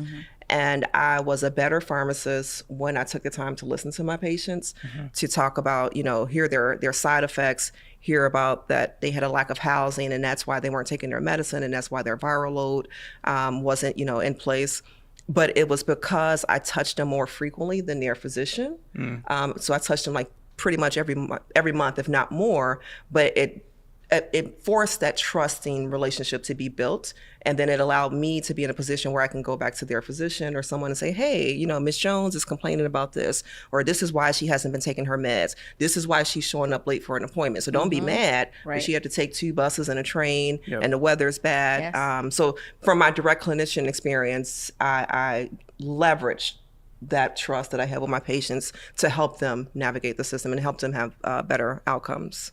Yeah, I mean, I couldn't say anything more than that, but you know, I'm a clinical pharmacist as well, so I definitely agree with everything she said. But amongst my friends, I would definitely say I'm the go-to when you know anything happens. They'll send, hey, what is this medication for? Should I be taking it? You know, what are some of the side effects? Then I feel comfortable giving that information, and then sometimes I have to tell them that doesn't make any sense. You know what I mean? Or you know, when they say I'm hesitant about a vaccine, it's, that doesn't make any sense. Or, hey, I think I'm healthy. It's like, actually, that's serious symptoms. I think you really need to go see a provider. Well, I'm talking to you. Well, Well, tell me about my weight loss drug that I can't get. Why I can't get my... So, should I get that one? Like, why am I just finding out that you're a pharmacist? Because we coming in hot. Because we coming in hot. You coming in hot. Wow, okay. You learn something new every day. Like, I thought we were building these bridges, and like you just never said that. I'm a tease. I can't let you get You everything. can't give me We're the most everything. humble professionals. Yeah, exactly. You know, we don't call Sneaky ourselves brag. doctor. Yeah. You know, we have doctors. I call you know. doctors because you are doctors, right? And yes, I think that it's interesting because I run a health organization, but anything that anyone has that pertains to their gut or their butt, I'm getting pictures, I'm getting messages, I'm getting calls, and I'm like, I run a health organization, but here's what I would do. Here's the information that I have, and I find myself really using the information that I have to help with my community. But you two touched on something as you were sharing your journeys of supporting. Do you think that knowing too much actually puts you in the position or makes you less inclined to actually pursue your health care the way you should because you have all this information? Because yes, I subscribe to Dr. Ginger Ale all day long. I love it. But I just, knowing that you're both clinical pharmacists, I'm like, oh, wait a minute, maybe this is a product. Is this of a therapy also session? knowing What too is much. this? Right. Like, You know you what? want the truth or what's your... I would say, my wife would tell me I'm too stubborn. And I'm telling her, well, I know when it's time to go. But then she'll say, well, you know, recently I had like a MRSA infection. Like it was bad. What's MRSA? Tell people. Oh, yes. Come on. It's a methicillin-resistant staph infection. Okay. Right? And what do people say if they have MRSA? They say it's MRSA, right? MRSA, they call it MRSA. Okay, yeah. So MRSA, and I got it. I don't even know how I got it, but it was like big. It was like really big, and she was like worried. She was like, "Look, it's not getting better." I just didn't want to go because I said, "Look, I know what it is." I had some medicine. Did you put some Vicks on it? Yes. I had some ginger ale. I tapped ginger ale on it. No, I tapped ginger ale and did this. You did all that. I definitely did, but I took some medications because I knew how to treat it. I was all right. Look, I had some lying antibiotics in the house. I took some antibiotics. After she was like, look, after a week, if it doesn't go away, you're gonna go to the doctor. Okay, that week that didn't go away. 2 weeks, I didn't go. And it's this, I think I know what's best, but even me, I need to go see the doctor. I went to the doctor and he said, yeah, you're right, you're treating it the correct way. It went away after that, but that only confirmed my suspicion that I didn't need to go in the first place. Now I think you're never going to go to the doctor because of that. You know everything. Oh my gosh. But no, we're infallible too. I just think some people in healthcare, they just, they want to self-treat, and sometimes that's that is an issue. Okay, I guess my story is very similar to the physician in Indiana. I wish I knew her name, who passed away from COVID, and she didn't have the best experience. I don't want your story to be similar to hers. No, but it's real. Like, so her story was highlighted as it should be, because it just shows that there are so many barriers about how we show up, who we present as, that dictate the level of care, how nice people are. Yes. And so, to be honest, I've had some of those same traumatizing experiences, and that I know kind of keeps me from like, okay, do I need to go on there? Because they, sometimes they don't listen. But do I need to walk in and say I have all these degrees, I have this insurance, to make sure that I receive good care or good service? So for me, that can be exhaustive, and I think that may be one of the realest reasons why I don't go. I don't think any of us want to posture ourselves. Like, you don't want to come in being like, I'm this, I'm that. I recently saw my chart that it said founder of color of Crohn's and chronic illness. And I'm like, no, why is that in my chart? They were like, watch out. She knows what she's talking about. Right.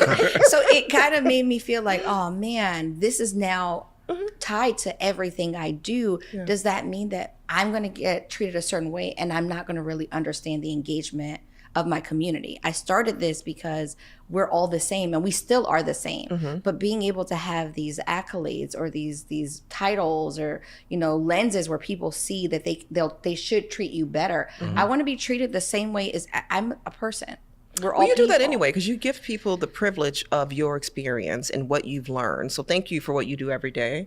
So who cares if it's in your chart? Yeah, and I'd say as well, like, it being in your chart and maybe you getting a premium experience also helps you communicate to other people what they should be receiving, right? Yes. And so that level of expectation is now higher, because no, I should be getting this diagnostic, I should be getting this, access to this therapy or this treatment, and so now you can communicate to other people like, hey, this is what you should be expecting. These are things that you should ask for when you go into the doctor's office. Do know that everybody don't read the charts too. Right. So. And I'm fortunate. I have great physicians, so I'm fortunate now. I didn't always have that. So the experience of dating, me even going through my journey, I was subjected to step therapy. And so step therapy, for you all know, but step therapy is a process where you're giving the lowest medication in that space. Cheapest. Not the lowest, sometimes the cheapest, but pretty much a starting point. Yes. The lowest and the cheapest. Okay. Well, what do you have against step therapy? So what I have against step therapy is I had aggressive, severe disease. I had 8 fistula. I had drains in my colon. I lost my hair. I couldn't walk. I was starting to have a lot of vision issues. I had mouth ulcers. I had urgency, arthritis, like probably 20 other things that I can't remember right now. But I was going through this space of step therapy, being given pills when we knew that pills had no efficacy for the level and complication of my disease. There was no, I should have went straight to a biologic therapy for the disease that I have.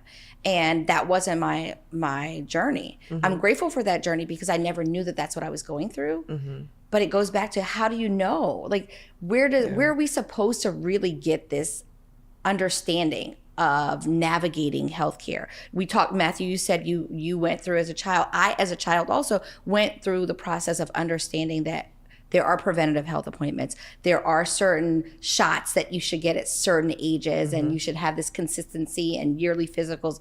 But for people that say, well, you only go in an emergency, that becomes a lifestyle because that's what's taught. So where do you learn it if you don't learn it at home?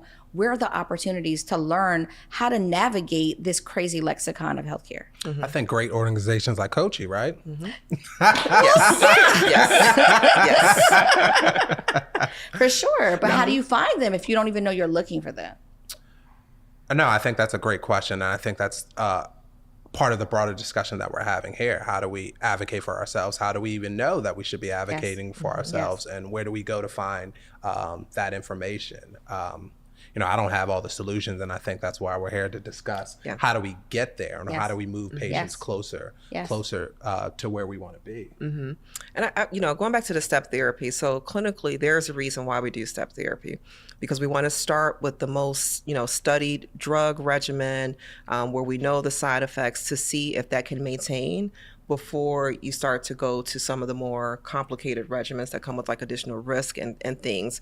Now, the thing is, your clinician, partner, whether it's an MD, nurse practitioner, whomever, should be checking in with you to say, hey, how's this therapy doing? But there's a reason why. Like, if you think about blood pressure, the guidelines probably change, but you start with a water pill, right? Because they want to see if you pee, does that make your blood pressure regulate? So there's a reason why those are in place from a clinical perspective. But back to that relationship, like your doctor, your provider should be with you in that journey to see, okay, is this not working? Let's go to this. So it should be a workup approach versus a top down. Totally understand that. And I think that there are a lot of circumstances that it can work for. Yes. But when someone is at that stage of severity, knowing that it took 30 years almost for them to be diagnosed, and now they've had multiple surgeries due to this, that's not the step they should enter on. No. So your experience is not step therapy at all. And it goes back to the dating and finding the right partner who's going to be your clinician partner. So you can have that fair exchange of, no, this ain't working, homie. Or I'm taking too many pills. I'm missing doses, whatever it is. But that relationship is key. I guess this segment should be called Dating Your Doctor, right? Yes, dating your doctor. Listen, swag and surf through them. Just like, no, wrong step. Keep it going. You tried it. Right. We're all looking at you. I don't have anything. I'm like, Matthew, you're in a space where you are having a lot of touch points in cancer. Yep. And that is a space where, it's near and dear to me because the pathway that IBD has to it. But our community, when they are diagnosed, they're either labeled not adherent because they're not well, or they're going to, and they don't show up to all of their appointments. And it's not even that they're non-adherent. What did you just say? Miss Lady took a train, 2 buses to get to the appointment. She got there late. Now they won't see her. But you can't just not see somebody when they're going through chronic illness that is temperamental, that these therapies could progress you or worsen you. What are you hearing in the community about these challenges? Yeah, I mean, I think, one, if you don't have a relationship with a physician, with a team of physicians, ideally, right? It shouldn't just be one person. You should have a team that can advocate for you. They don't know your context, right? We all come to the hospital, the doctor's office with a different context, whether it's lack of transportation, or my community suffers from food insecurity. And without that understanding, your physician is going to try to diagnose you, give you a prescription or whatever have you. But there's not a fix for sort of the underlying causes of disease, right? And so we, as a public health organization, Black Health, are really focused on how do we improve communities And how do we help communities know the things that are happening around them that may have an impact on their health outcomes? And so what we hear a lot is that, hey, I didn't know that not having access to food is why we see a large number of people have diabetes or in long-term heart issues, right? Or I didn't know that due to the pollution at the plant down the street, that's why everybody has cancer, right? And so, teaching people about those factors when it comes to our structures and the environment on health has been really important. And then empowering them to say, these are your politicians in your area who you can write to, who you should fire if they're not doing what they should be doing, so that you all can advocate for the things that are going to be better for your community. So it's really about, taking this conversation about health, and I know this episode is really focused on doctors, but it's really about community and environmental health and the things that have an impact on our ability to be healthy. We need to elevate public health. We shouldn't just talk about public health in the setting of a pandemic, or if we're talking about sexually transmitted diseases, right? That's the only time I feel like I hear about public health. But if we're thinking about health equity, it's public health, right? Because health equity is a basic human right. And we know that, me as a patient, only probably about 20% of me, or me as a person, 20% of me is Ramona the patient, but you got all this other 80% of me that's potentially influencing how I show up or what my outcomes are as a patient. And we take those, for granted, but they're really real. And they're so evident in colorectal cancer and so many spaces where you see these differences in mortality, morbidity within our community. And I think there's been more discussion on a more holistic approach to how we treat patients. I've seen a lot of discussions about health equity and social determinants of health that really encompasses so many more factors. Where does a patient live, right?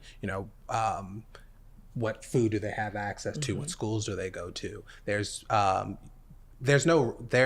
lot of data out there that tells us that minority patients are more likely to be diagnosed later and staged at a much more aggressive staging in cancer. And that's why we see some of these outcomes that we see in disparities. And just getting back to kind of the original topic, why aren't we advocating for our patients? Why aren't we going to the doctor, right? For someone to be stage 3, had they had no symptoms up until this point? Right. I think it goes back to, I'm for sure it goes back to dismissive behaviors, like, this is par for the course. I think this is normal, but also our family dynamics of not knowing that this is something that needs immediate attention. We like a lot of times we get community members with digestive issues. They're diagnosed later, but they share, for 3 years I ignored this and this and that. But my story is what I started having rectal bleeding at 13 years old. And we went to the doctor. We didn't ignore it. But we have community members that may have started and they didn't want to tell their parents or they were ashamed. I remember the doctor asking my mom if I was sexually active. So no one really wants to go through that because I wasn't sexually active. But you're asking my mother that instead of qualifying me and taking me through a diagnostic journey, that the symptoms were showing that I probably taking that extra step, like stop making assumptions. Yes. And that can prevent someone from going over the hurdle.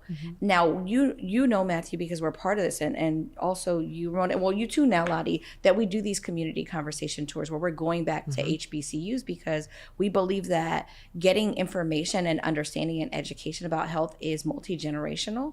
And if we can manage the information delivery to get it to people that are at early stage adulting, they're now empowered because they're hungry for just control and their own like security. They're going to go out and start sharing it. And I believe that is a huge aspect of opportunity for cutting things off in a space of disparity, because they're now being equipped with tools that they would have just listened to a physician and kept it moving with their life, but they'll hear these little like triggers and say, wait, I remember Lottie saying that when he came to my school. I remember Ramona saying that, or Matthew. I'm going to pay attention. I just recently got a message, this was on Monday, from a young woman who shared her whole story about seeing a college tour last year and asking, can she connect with us because she wants to impact colon cancer, because her mom died 4 years ago from colon cancer and she was diagnosed 2 years ago with Crohn's disease. So But look at the domino effect that you're Yes. having just with reaching out to students on a college campus. So, okay, we empower them with information so that maybe they move through their health journey differently. But she was likely a caregiver for her Yes. mother. Yes. So now that knowledge is spilling over there, then maybe she's in college. Maybe she wants to go into the health Yes. professions, right? Because so often people just know doctor, nurse, sometimes they know pharmacist, but public health, getting a PhD, being a researcher, who knows how you may change that young lady's life as well as whomever you touch just by this one event that you had. I mean, kudos to you. But I think pharmacy, sorry, Lottie, but I think pharmacy, you all have changed. Because I remember being a kid and watching, like, going to People's Drugstore. We said, I was a little dating myself, People's Drugstore. Went to People's Drugstore, would fill the prescription, and the pharmacist would just fill the prescription. And that's what my conceptualization was of a pharmacist. They fill the medicine. Then I started to notice, ask a pharmacist. So I would see the signs, and I have seen the progression. I get calls from pharmacists now. Do you want to talk to the pharmacist? Do you have a concern about this? So the relationship has evolved because the trust is there with you all, pharmacists, more than it is with the physician too. Because we feel, as a patient, I feel like you're more human than the doctor. You're not just there to check off, okay, prescribe this, here's 15 seconds, 15 minutes, 15 seconds.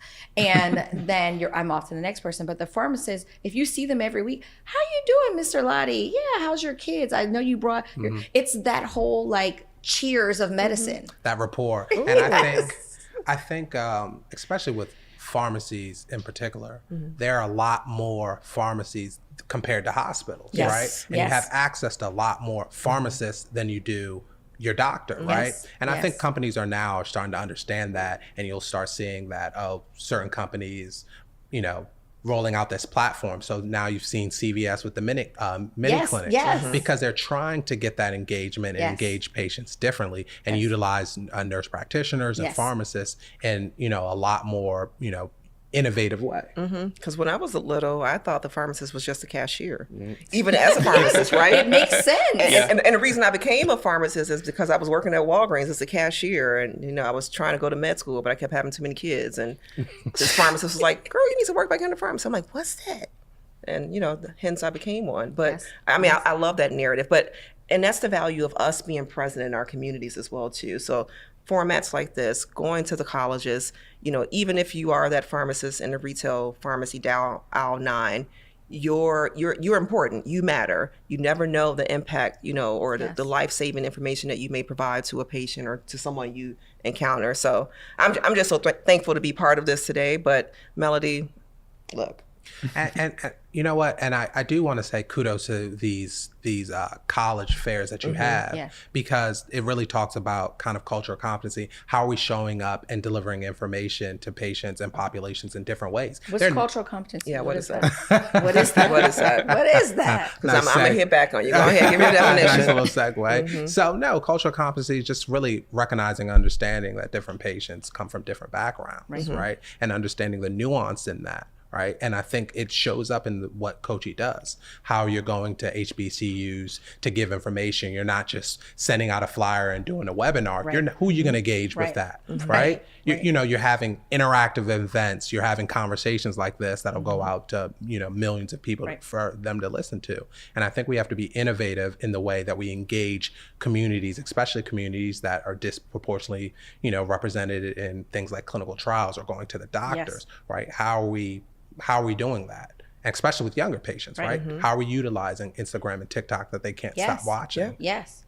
We have to be, I think, conscious of inviting them and then giving them something to talk about. Yeah, empowering. Yep. Right. Because if we invite them to something, how are we really advancing them? We're not if we don't give them something that they can sink their teeth in. And that's what a lot of these webinars are doing. They're rolling and playing in the background of people living their lives. So there's never a real connection that creates transition to something better.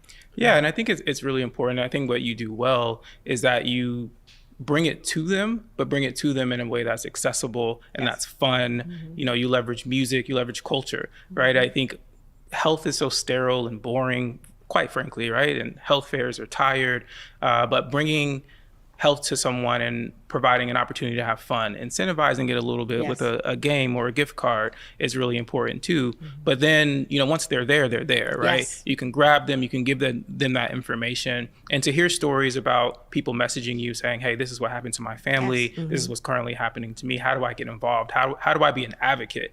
Right? Is what I really hear. And that I think is really encouraging. And when we do them, we have to say, all right, we got to go, right? Students want to talk to us for hours and hours afterwards, because I think they're just really excited by the energy. And so, they're really fun to do and I think really informative.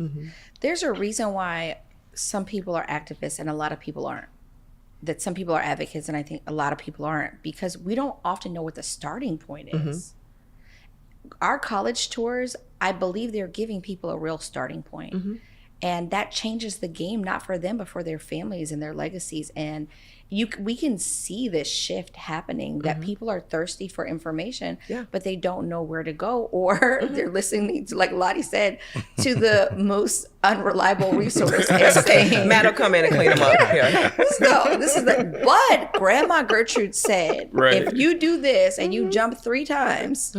But the power of the voice in the community, right? And families, we got to lean into it. We got to respect that. And that's why I do like cultural competence. I do like cultural intelligence. But again, if we just boil it down to just recognize me as a person, because that simplifies it. Sometimes when, providers or companies hear cultural intelligence or competence, they get scared. It gets overwhelming. So to your point, just starting authentically. And, if we misstep, if we misspeak, then we apologize, right? Because we're just human. But bringing that element back in. But again, those parties, I wish I can attend everyone at the HBCUs because it feels like Coachella. I'm like, ooh, I'm Beyonce. But we're talking about health. We sing. It's a good time. And we're talking about health. Yes. And what's been interesting about the tours is that they'll come for the purpose of getting the food or the gifts or whatever it is that we're showing in support of them, but they stay and then they start to share with their friends. And now their influence in their community. That's what we want people to do, is serve their communities. And they're serving their sphere of people and giving them this information that we brought to them, that how else would they have ever attained it? This has been a really awesome conversation. We are so tremendously grateful to be in partnership with all of you. And because of what you all bring to us, we're able to bring it to others. Before we wrap up this episode, I'd love to hear some final thoughts about Lottie going to the doctor and, us progressing our community in relationships with physicians. So I think ginger ale will always be a healthy staple. We'll be the gold standard, but definitely going to try to, be my own advocate and, do what I preach. And I think, we're glad to be here and work with a great partner like yourself. Yeah. I mean, this has been great conversation. So I'm putting a plug out there for all the schools, all the universities, HBCUs and non-HBCUs. Invite Koshi to your campus. You will be so surprised by the impact that it'll have on your students, whether it's in their day-to-day lives or their future careers. Yeah, I think health and well-being is community driven. We have to educate ourselves, educate our peers on what's important, what's actually factual, and then spread that information, continue to be advocates. All right, you heard it from them. Thank you so much for checking us out. Stay tuned for more discussions on health coming in hot.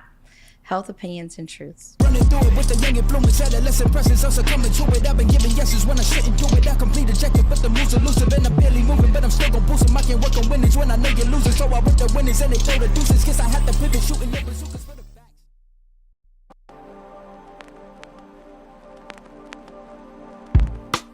Tanisa was diagnosed with Crohn's disease when it was in her early teens, so she was about 14 years old. The symptoms that she had was she wouldn't eat dinner. She was always be the last one at the table, and she used to push her arm up against her stomach, that's how she used to sit and try to eat her food. And then also what made us really take her into the doctor was she started beginning to get lumps on her legs. They put on the steroids actually, and there was a couple of other different medications that she was on, so she had to be hospitalized, and that's when he put her on the 3 different medications. And when he did that, she came out. She was really upbeat and really positive about it. She didn't like the fact that the diet that she had to begin, but she was excited about the treatment. Tanisha was hospitalized as a young adult, it was in her early 20s, 21, 22. When she was hospitalized the first time, I was in the hospital with her every night. She was like 15 when she was hospitalized the first time. And I was in there with her every single night. And we still, till the time that we lost Tanisha, we always shared those stories about her being in the hospital when she was 15. And when she got a little bit older, she was in her early 20s, she had to be hospitalized again, and this time she was out of state. And I believe that's what took a mental toll on her. I feel like that kind of scared her away from going to the hospital and taking the meds, because the last 10 years of her life, she decided that she was gonna try a natural method and not take her medication. Even though I was on the phone with her the entire time, I mean, I was on the phone with the nurses communicating with her. I just feel like something just really took a toll on her that traumatized her, that she just did not want to experience. She didn't want to experience that again. It's like she just really just did everything she can to stay away from that. As a parent, my advice would be to be present there with them, to get as much support for your child as possible. Help them understand the importance of taking the medicine, why the regular doctor's appointments are needed. Even if you have to go with them, or get some, or find somebody to support, like Koji, to reach out to them and see, do they have someone that could help your child to go with them, because we didn't have the opportunity because we didn't know about these kind of support. If only we have known about these different types of support. That's why it's so important for now to get this information out to everybody that needs it.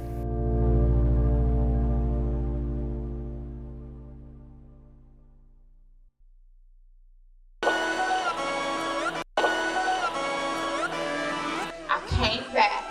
I had 7 classes to finish so that I could finish on time. So don't ever let nobody tell you that you can't do it.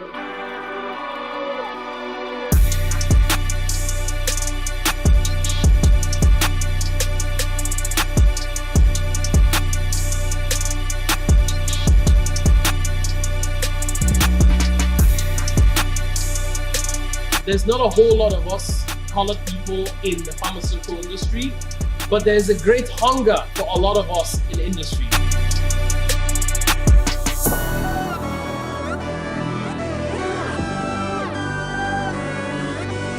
Pay attention to your health, your physical health, but also pay attention to your mental health.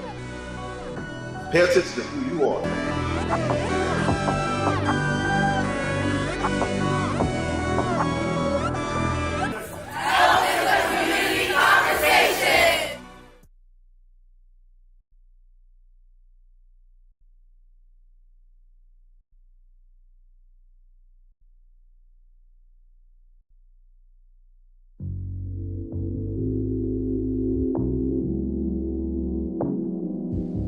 So my name is Sharnita Brown, and I was diagnosed with Crohn's disease at the age of 23. Some of the symptoms that I experienced before I was diagnosed was abdominal cramps that lasted for days, sudden weight loss, urgency to use the restroom, accompanied with nausea, a loss of appetite, bloody stools, and diarrhea. Post-diagnosis, I have been on about 5 medications, which include steroids, pill by mouth, and biologic injections. And I am happy to say that I am currently medically deemed in remission. So my hope moving forward is to just continue to build healthy habits for myself and advocating for the support that I need along the way. I used to ask myself, who will I be when the pain is gone? And now I get to become her, the healed version of Sharnita. And my goal is to walk out this remission seeking more out of life. Koji's programs have supported me along my journey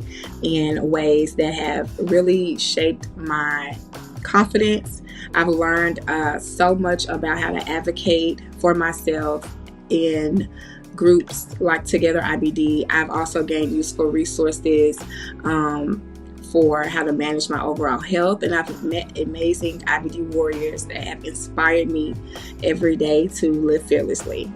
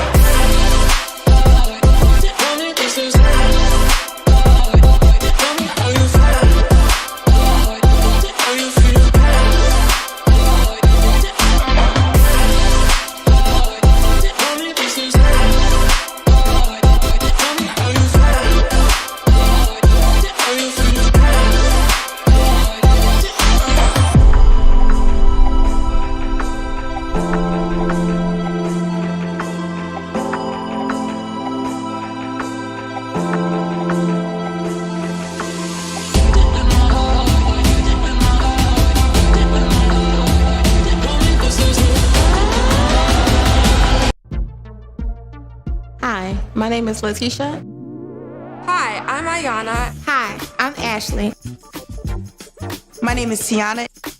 I am acclaimed with an ostomy. I'm authentic with an ostomy. And I'm arousing with an ostomy. I'm appreciative with an ostomy. Hi, I'm Letitia. I'm Patricia. I'm Tiana. I'm Ayana. And I'm Ashley, and today we are dispelling ostomy myth. So, ladies, let's get into it. What is a wild question you've been asked as an ostomate, and what would be the correct answer you would give besides mind your business? Anybody? A wild question that I have been asked is, can you be intimate with an ostomy? So many times people think that we can't do things just as everyone else does, but yes, we can be intimate with an ostomy. Without any problems. No My problem. digestive system doesn't work, but everything else is just fine. All the parts are working. Yes, that's a good way to put it. All the parts are working. They're working. And a lot of times, like, they don't even care about that kind of stuff. Yeah, it's more us than Yeah. Yeah.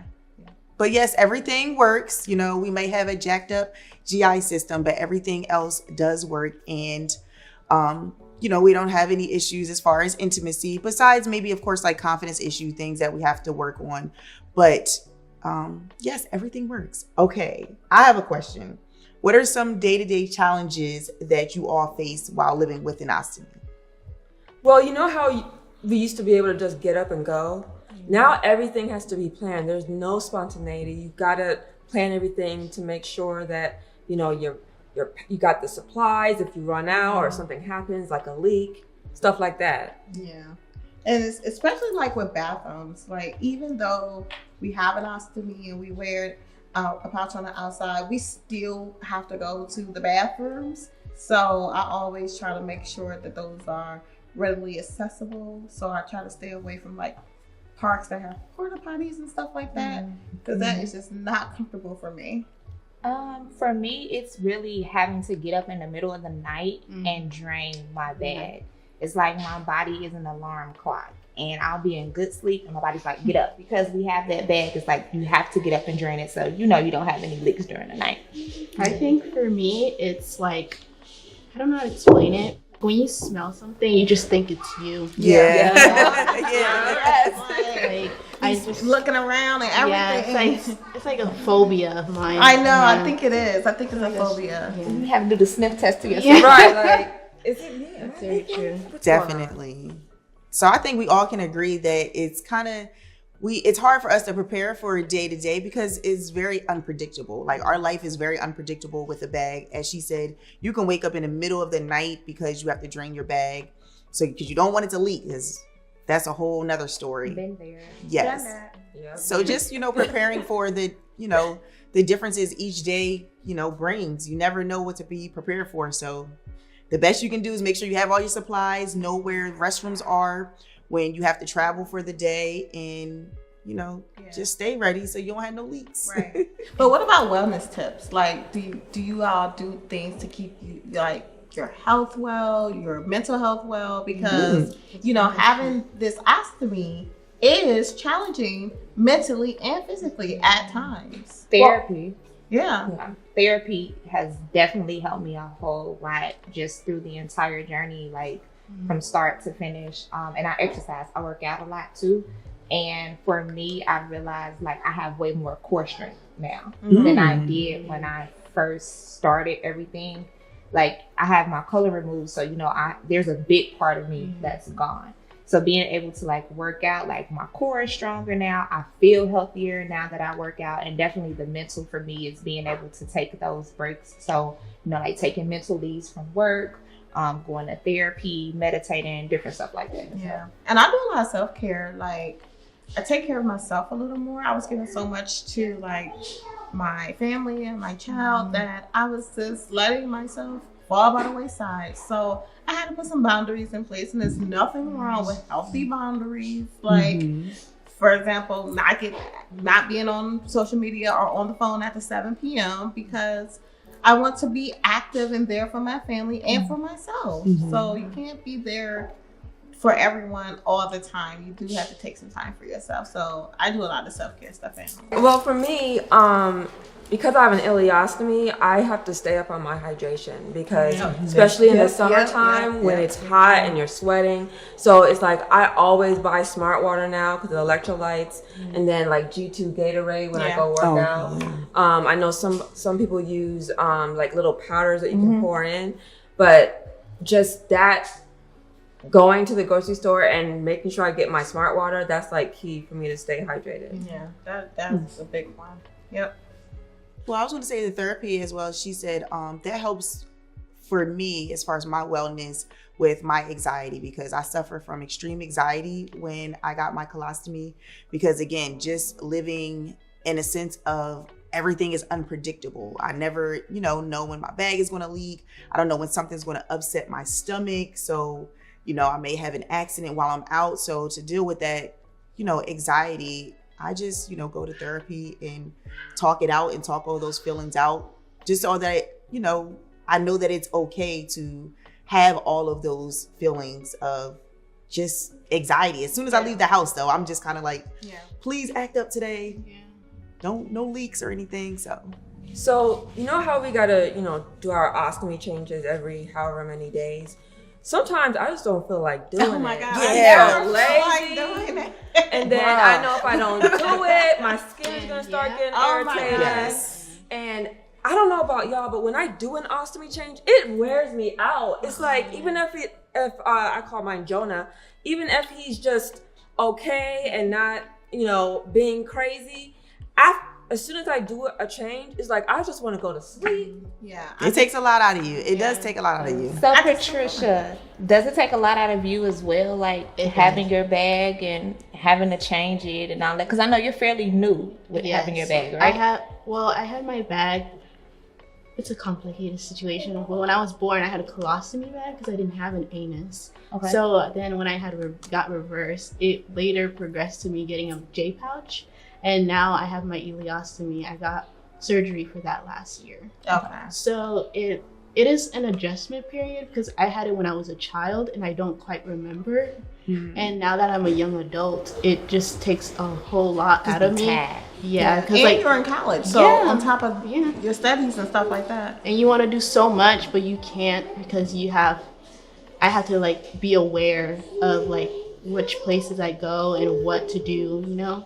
And it's like sometimes people don't understand that, and like maybe I want to do something. I know it really is a lot on me mentally, but I have to think of like people like you guys and community and other Ostomates on social media to kind of give me the uplift. Yeah, That's thank what we're here God for.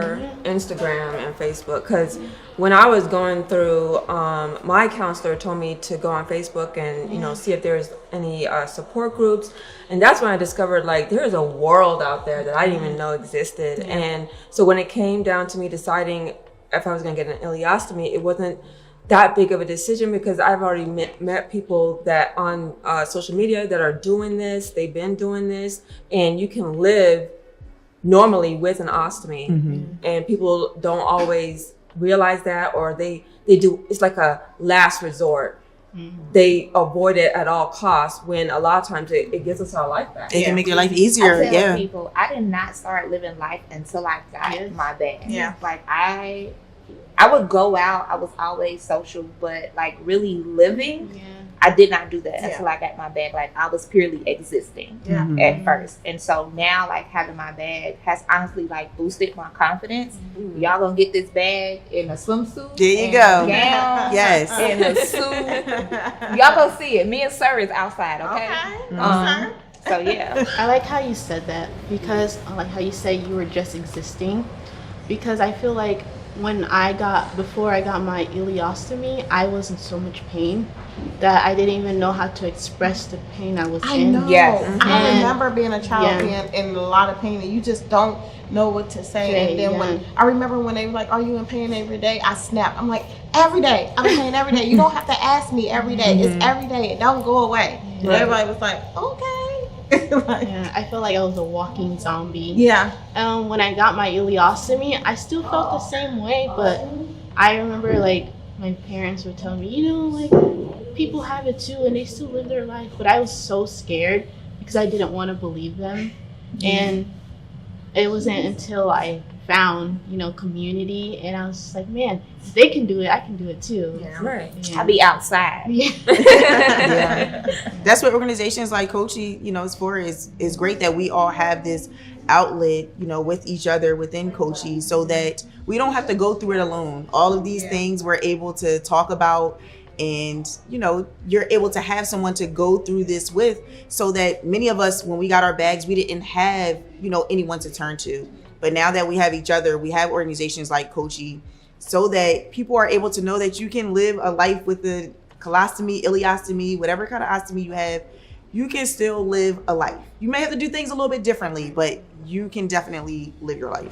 And the thing about Coachy is finding people that look like me with a pouch, because some of the other organizations, it's mostly Caucasian dominated. But the thing about Coachy that attracted me first was there are other people that look like me, have my same complexion or from a similar culture that are doing this, and it made all the difference. Yeah, it really does. I mean, for me, I literally, when I first got my bag, I had people telling me like, your life is gonna be over. Like, showing me pictures like, is this what you want to look like? Is this what you want to go through? Like, you'll never marry, you won't have children, and I've been married. So it's like, you know, if you listen to that, like that actually builds on the anxiety as well, and it makes you feel like, okay, I really can't live my life with a bag. So it's just reversing like all of that negativity and being able to put yourself in a space like, yo, this is my journey, like this is my purpose, this is why I'm here, and I'm gonna live my life. We're doing it. We doing it. Look at us. We doing it. Yeah. We doing it.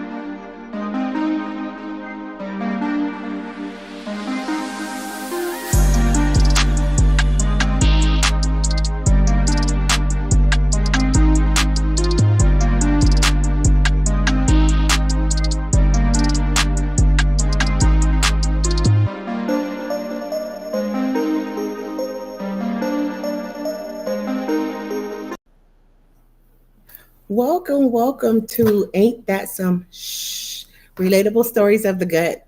I'm Nakia Thomas. I am the events manager for Koji. I'm going to take this time to introduce the two lovely ladies that are joining me today. Ladies. Hello, hi, I'm Delisa Richardson. Sorry. I'm Delisa Richardson. I'm a Koji ambassador from the great state of Illinois. Hello, I'm DeAndre Hardy. I am a Koji ambassador and I am in North Carolina. Awesome. I'm so excited to be with you ladies today. So I'll start off. There's a really good quote that I wanted to read out, and it's about embarrassment. It's by Nick Morgan, and it says, in short, being embarrassed means that you're human and we like you better for it. So we understand that, when we say funny things, when we talk about relatable stories, it brings us together. And so I can even start off. I'm going to start off with my funny story or embarrassing story, and then we can skip around.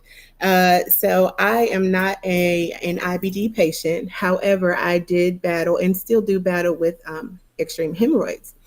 So even as a teen, I had multiple anal exams. So at the age of 17, I went to a doctor, had rectal bleeding, and just struggling to use the restroom. And the doctor said that they found a mass. Well, they thought they felt a mass in my rectum, and so they wanted me to go and get a colonoscopy. Now I'm 17. I had no idea what a colonoscopy was. I just knew that it was hard for me to go to the restroom. So my mother takes me in. We go through all the whole procedure, doing the fleet phosphosoda the night before, which was a whole nother embarrassing story. And we get in, everything's fine. They gave me Demerol, which I had never had a heavy drug in my life, and that was interesting. And once we got all cleared to leave, I'm still extremely groggy from this Demerol. Well, I'm from Maryland, and Annapolis, Maryland has this really great mall, Annapolis Mall. We lived in Greenbelt, which was about maybe 30 minutes away. So my mom didn't really get out to this mall. And she's like, I really want to go in here and see what they have. Now, granted, again, I am groggy and half passed out. And she takes me to this mall and she puts me in a wheelchair and rolls me around this mall. Now I'm slumped over like this, rolling through the mall. Now I'm conscious, but I'm barely there. All in the name of going to Macy's. So people are looking like, what in the heck is this girl okay?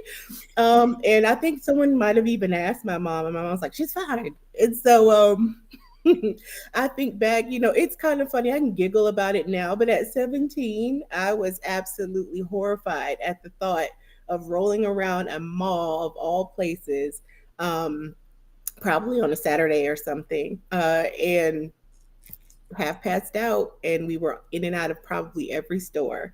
So that's my funny, relatable story.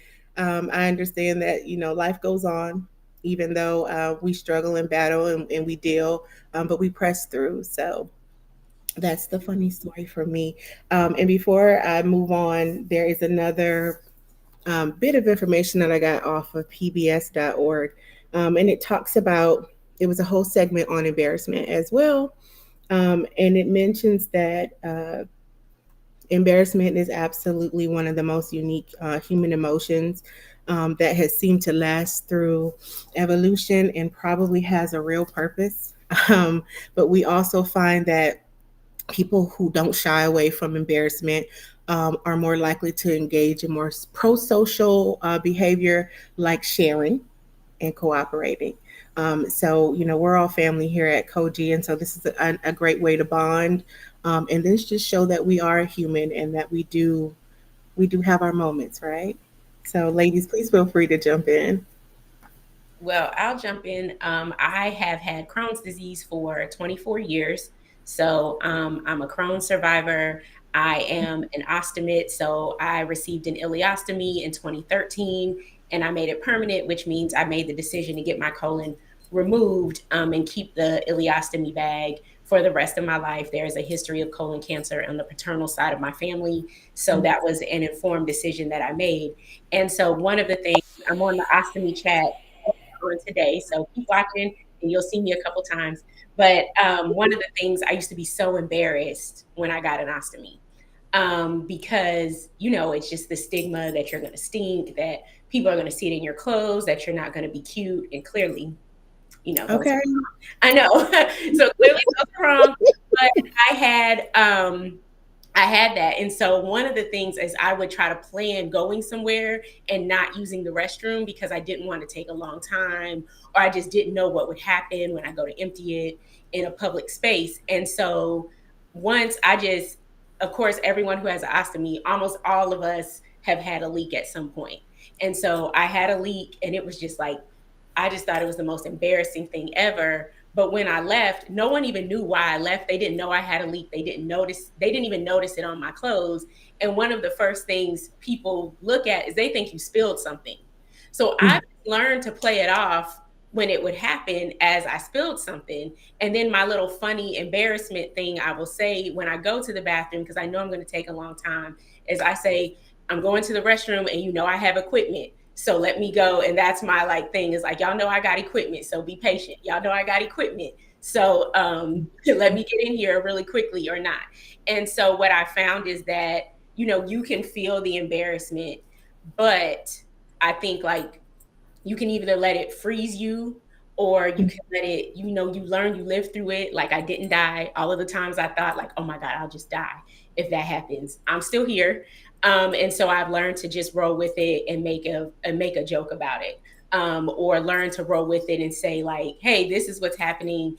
And usually I found like if I'm not taking it too serious, people respond. People are always really kind. The people who I've been able to tell like, hey, this is what's going on. Can you cover for me or do this or that? They've always been really kind. My friends, of course, wouldn't be my friends if they weren't. And so kind, and they weren't understanding. And so like, I've just learn to laugh through it, bring an extra set of clothes and keep it moving and stay being fabulous. That's what I try to get my mindset to be. That's it. And it makes me think about what is that? I don't know if it's a hangover. And it's like, but did you die? And it's like, you did not. You are still here and you're still standing. And that's amazing. And I think it is really important, you know, your support system. They're here. They know what to do, or they know what's going on. And just like you're kind of on top of it, I'm sure that they are too. We all need a tribe. And so one of the things that I wanted to bring up, you mentioned about going to the bathroom, and how important that is. Like, hey, you know, I have equipment, you know, that this is what I need to do. So they're prepared and they're like, hey, do your thing. However, there may be times where people don't understand that, right? When we have people who we don't even know. We have people who may not be so understanding. I had an experience, again, I am not a patient. However, I had an experience. I was traveling with my son. He was really small at the time.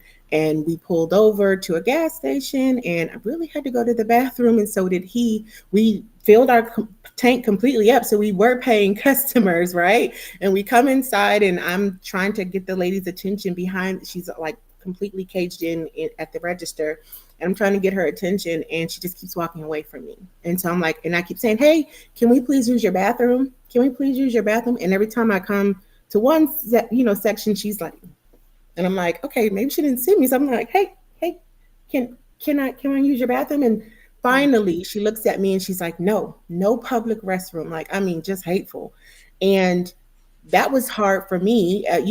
My son and I just needed to use the restroom quickly, but as a patient, right? Someone who it really may be the difference between their sanity for the day, or it could possibly be the difference between them being able to stay out for the day and having to go home because they've messed up their clothes. They've gotten a leak. How, as a patient, do you deal with that? And I mean, either one of you can jump in with that. Wow. That is a heavy one. I know that it has happened to me a few times. And the first time, it was extremely embarrassing and frustrating. And just having to, first of all, deal with the people inside the store looking at you and not really, knowing what's going on. They can see I'm in pain, I'm having an issue, but they still don't know what's going on. And it's the person really just showing no empathy, and then kind of having to run out when I'm having an accident, get in my car. So that's a whole nother thing, and go home. So I have to clean my car, clean myself. And all of those things come up, like the worst things that you can think about your disease when you're having that day, just come up. I remember just being in the shower, just crying. And then I found out about, the bathroom laws in about 14 states now, and my state is one of them. And I got my card, and I have used my card, and I have not had anyone since then, once they take a look at that card and once I explain, this is a law. If they have a little attitude, so we can do this, but this is a law. And if you want to go there, we could do that. They will let me, back there. I said, if you think, because I do understand at some retail places, there's merchandise and stuff back there, so people are always worried about that. I said, hey, you can come and you can stand outside that door if you want. You can hear what you're going to hear, but hey, if you're worried about that, come stand by the door. I'm just going to do my business. And if good, maybe I'll give you some business. If the next, right? Right. Absolutely. Access is so important. And I can tell you all about my funny story. And I should have known better. This is years into me having disease. I was diagnosed in 2004. And this was probably about 2016, 2017. My husband and I were going for a little staycation for our anniversary. And we're rushing to get out of the house. I'm ready to go. And I was like, come on. And I thought maybe I should use the bathroom before I go, which is something I always do. No, not this time, because I was in a rush. So we're driving, and I could feel things, bubbling up. I'm like, oh no, okay. It'll be okay. We'll get to the hotel. I'll just go right up to the hotel, to the room. No problem. Stuck in traffic. Oh. So I said, okay, I'm looking around. Maybe we can get off at the highway. So one of these, nope. I said, okay, I'll be okay. I know my body. I've had this disease for all these years. I'll be good. So we get in the parking lot of the hotel.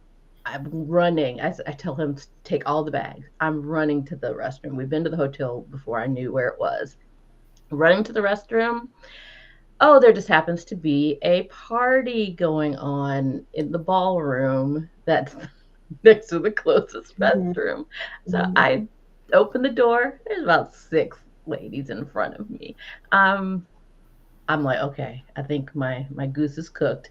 Right now, this is December, and I'm bundled up. Needless to say, by the time they were in there kikiing and doing all the stuff, I did not make it in time.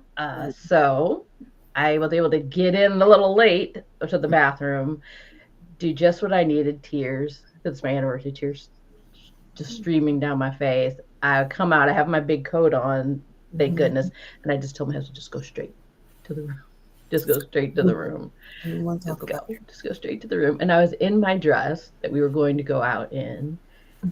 I just ran in there, threw the dress off once again, crying in the shower. And my husband said, well, you know what happened? And just telling my partner, okay, this is what happened. I didn't make it. we're not going out, cancel the reservations. My dress is ruined. I'm not doing any of this. And I have such a blessing of a husband. He said, oh no, you're going to pick yourself up, put something else on. We're going to go to the mall. We're going to get you a new dress. You're going to get dressed. We're going to move our reservations back, and we're going to have a lovely anniversary dinner. And one day, not today, but one day you will laugh about this. And definitely not that day. Definitely not that day. He was right. I did laugh about it. It took a minute. It took more than one day, but we were able to pivot, and we had a great day. And I think the ability to pivot is really important for us, because we just never know what's going to happen, and not holding ourselves, not being so hard on ourselves. Because I was beating myself up that day, like, how long have you had this? How long have you known that you can't hold things anymore? What were you doing? What were you thinking? And we have to stop that. We have to stop beating ourselves up. Yeah, definitely. We can be the toughest on ourselves. What do I say? Our worst critics, and learning to give yourself a little grace, and learning not to take yourself so seriously. Now, I do understand, like you said, wasn't a thing funny, I'm sure, when it was happening. However, being able to say, you know, what can I learn from this? What can I take from it next time? I know that when I think I need to go, even when I probably don't feel like I need to go. I know I've gotten older, and even with me just having to go potty just on a regular, I'm like, no, I can't hold it like I used to. So let me go ahead and go before I leave out. And that's not even just a long trip, or it's just going up the street. You know, there's nothing worse than getting stuck in the store and you're like, Well, and I'll say that, like, when you said that part about pivoting, people don't understand that pivoting, like, people, I think normal, healthy people talk about it like it's this skill that you can turn on and off, where pivoting is just our way of life. Like, we have to be able to pivot to be able to survive, because these things just happen.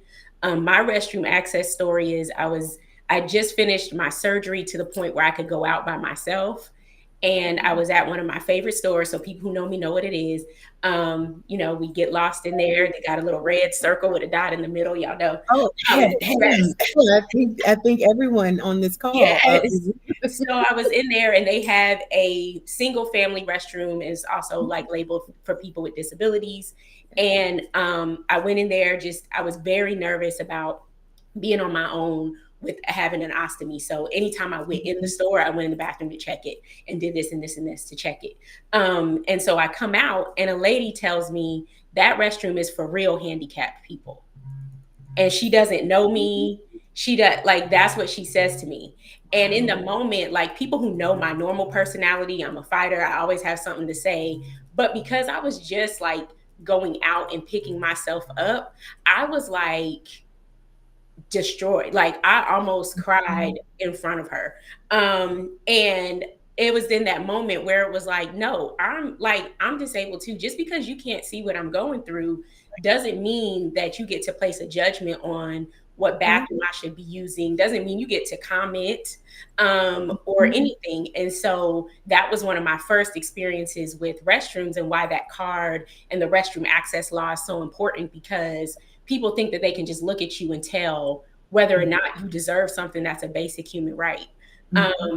So, and the funny part is though, now I've gotten better at, of course, gauging what I need, also speaking up and advocating for myself, because I've gotten more comfortable with it. But when Delisa, I was going to tell you, when you know better, you do not always do better, because this weekend, I went to see the movie by myself, and I had this big soda. Like, I'm sitting in the movies, like, comfortable. And I looked at that soda and I said, you ain't gonna make it through this movie, because you know you drinking all this soda and you got this bag. Like, you know, so just go ahead and sit on the end and just go to the bathroom. And so during the middle of the movie, like, because I was really trying to like finish watching it. It was Gladiator 2, it was really good. So I was really trying to finish watching it. And in the middle of the movie, like, I felt where that last moment where it was like, if you don't go now, and I knew I was being trifling. So I got up and went and came back. But it's like some of those moments, it's like, I really just want to be normal right now, and I can't. And while it didn't make me sad and I can laugh at it, earlier in my journey, that's something where I would have been sad at. Like, even if I didn't communicate it, I would have been like, I had to get up and now I'm like, yep, I'm gonna walk in front of all these people, they'll be all right, and I'm gonna come back and they'll be all right. And they will. They did. But it's just one of those things where it's like, it's something you always got to plan for or think about. And you know, to people listening to this, it's like denying someone access to a restroom or making the judgment about if they are or really are not sick. Like, that is not, who are you in your power to do that? Like, so I always try to make sure I talk about giving people grace and questioning your own privilege that you may think you're having when you're judging other people. Yeah, That's a very good point. Very extremely good. There's a meme, I believe it is. I've just seen it floating around on social media, and even though it's religious, but it says, I pray for all the people who fight battles that they never even speak about, because there are some people out here who haven't even taken the step towards, with IBD, who haven't even they don't even know that they have it. They just know that maybe they can't control their bowels, or some of them are too afraid to go and find out what it is. But these are things that they've hidden. I've heard stories of patients who, before they, took the steps towards, their health journey, they didn't talk about it and they battled in silence. So we have to make sure that we are leading with grace, whether it's for ourselves or for other people, because you really don't know what that person is going through. I have had days where it's been rough. So many other things going on, and somebody says that one thing to me and I just bust out in tears. And they're looking at me like, what the heck? But they didn't know about the internal battles that I might have been fighting that day. So these are extremely important things to keep in mind. I do have an embarrassing story of someone, I will not mention this person's name and who they are, in my life. However, this individual was coming from church, a church event, and driving and nowhere near home. I'm not sure if you all are familiar with the DMV area, but they were driving through Alexandria. They lived in Maryland. So, even though you can kind of go through all three places in a couple of hours or an hour, just driving there and some pain hitting you that you have to go to the bathroom, you're not going to make it. So this person was driving and the pain was hitting, and couldn't get to the bathroom. Like you said, kind of stuck in traffic. It reminded me of what is it, Friday 2, when Pops had his stomach was on fire and he was stuck in traffic trying to save Craig. It was it was like that. And so she realized that her friend lived up the street. And she called her friend and she said, hey, girl, listen, I have got to go to the bathroom. Just open the door. Don't ask me any questions. I'm going to pull up right in front of your house. Just watch my car. So she's like pulling up. Her friend has the door open. She's walking and she's like, oh, it's coming. And so she's walking and going and walking and going right there in the yard. So she just stood there and had to finish. And her friend's like, doesn't really, she's like, why'd you stop? And she's like, I can't go anymore. So she literally went on herself right there in the yard. And this also kind of circles back to having a very good tribe and just support and friends, because she wasn't even a patient. But her friend had, just like an extra pair of underclothes and like just gave her like some sweats or something to put on, gave her a rag and towel and said, hey, just go ahead and get yourself together and clean yourself up. In the bathroom, and she was, able to, and they put everything like in a bag, and I don't know if they discarded or what, but it was so important to have someone that was there. And even if she was embarrassed, it's like, I'm not going to give you even the chance to feel embarrassed or bad about yourself. Like, bodies do what bodies do. And it's all about being human. So that's really important. Yeah. So do you ladies have any stories or anything to add? Go ahead, Delisa. Oh, I was just gonna say, some things for maybe newly diagnosed folks and folks who haven't had this experience yet. Some of the things that you can do to kind of to help with some of this. I have started. We talked about packing a bag. I do have an extra bag with clothes, underwear, pants, wipes. I have these, what do they call them? They're little soapy things. All I need is water, and then I can, soap up and then throw them away. And I even have some, paper towels, just things. It's kind of a little carry bag that I keep in the trunk of my car just in case. But it's one of those things that it makes me feel better to know, okay, if something happens, I have that right there. And another thing is talking about invisible illnesses more within, these businesses, to Mhm. let them know, okay, you just, if someone tells you something, and don't make them go into the whole story. It can be embarrassing to have to go into the whole story. I have ulcerative colitis. I can't hold my bowels with there's a line of people, Mhm. behind you. If you could just say, hey, I have a disease. I'm Mhm. living with something. Can I please just go, without having to explain all of that to strangers while Mhm. you're in a time of I have to go, I have to go. is Mhm. time is of the essence. So hopefully that's something that we can do as, as coachy, getting this out. Maybe someone is watching this that, works at a business. Just educate yourself about invisible illnesses in people that Mhm. come up to you, and yeah, have some grace, have some empathy, and it would make our lives so much easier. Can imagine so. Can imagine so. Absolutely. Did you have anything to add? I know you were about to speak.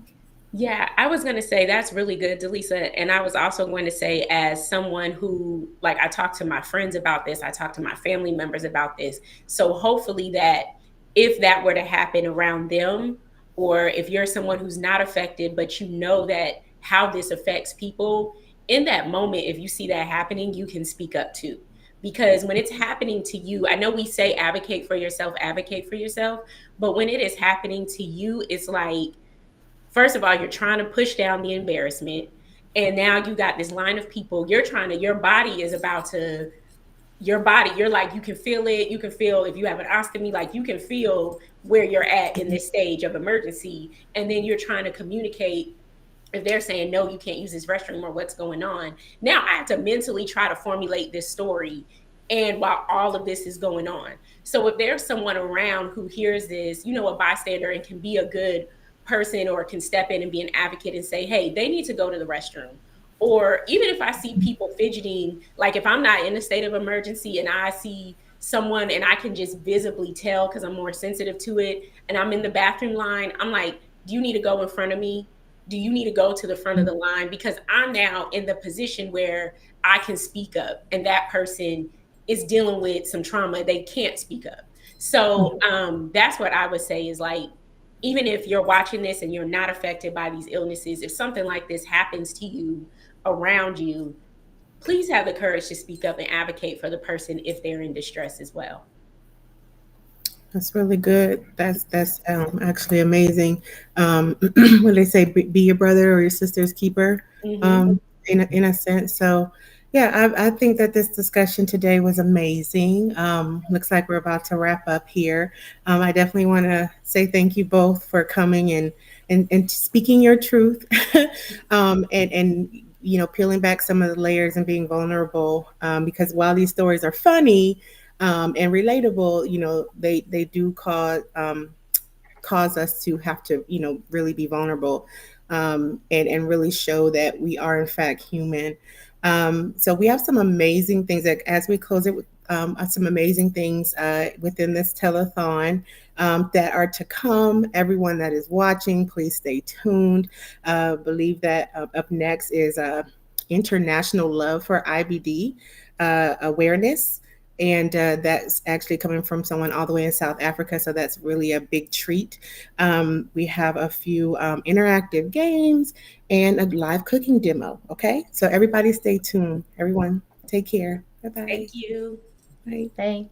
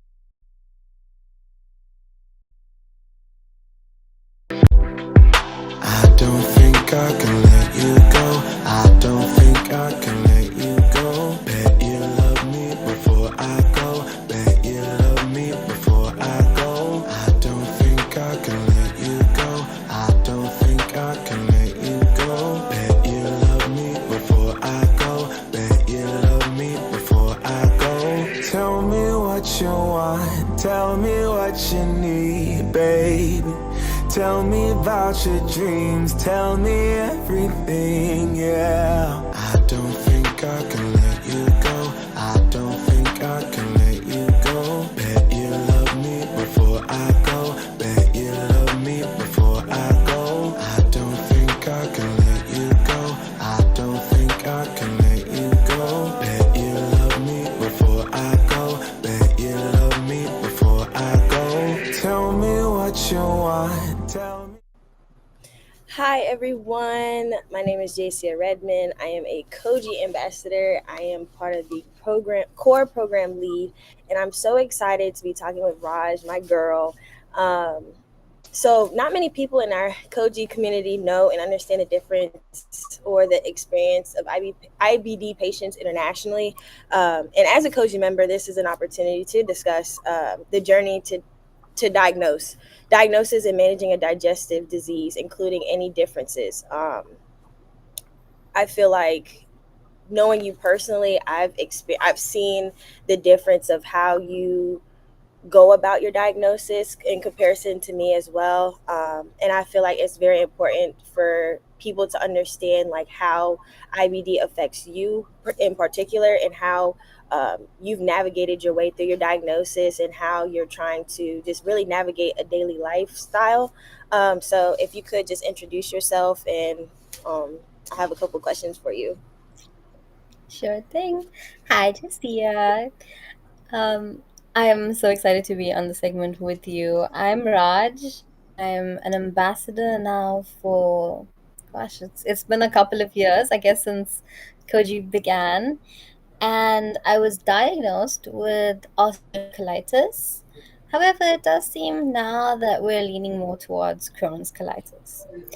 Now, when it comes to the symptoms and experiences that led to diagnosis, it's a bit of a winding roller coaster situation, because for me, it was, I think one of my earliest childhood memories is falling sick around Christmas time and being rushed off to the hospital 4 or 5 years old. And it was put down to dehydration. And this is now vomiting, diarrhea, lots of abdominal pain. And this went on year after year, so much so that my family doctor used to nickname me and call me the collapsing angel, because I was so often just being rushed through there, having collapsed, and it's always these same symptoms. And so I feel that when we talk about seeking medical attention for something you're going through, a lot of responsibility does have to also be placed on the healthcare provider, because as a patient, if you're going in and you're presenting these symptoms and you're doing so repeatedly, a further investigation is required. We can't just brush it off. So this went on from, I guess, around 4 or 5 years old until my diagnosis when I was 16. Now, even that year, I had been admitted and I was told that I had gastroenteritis. And the only reason why there actually was a scope done was after I had gastroenteritis, my mother was diagnosed with Crohn's.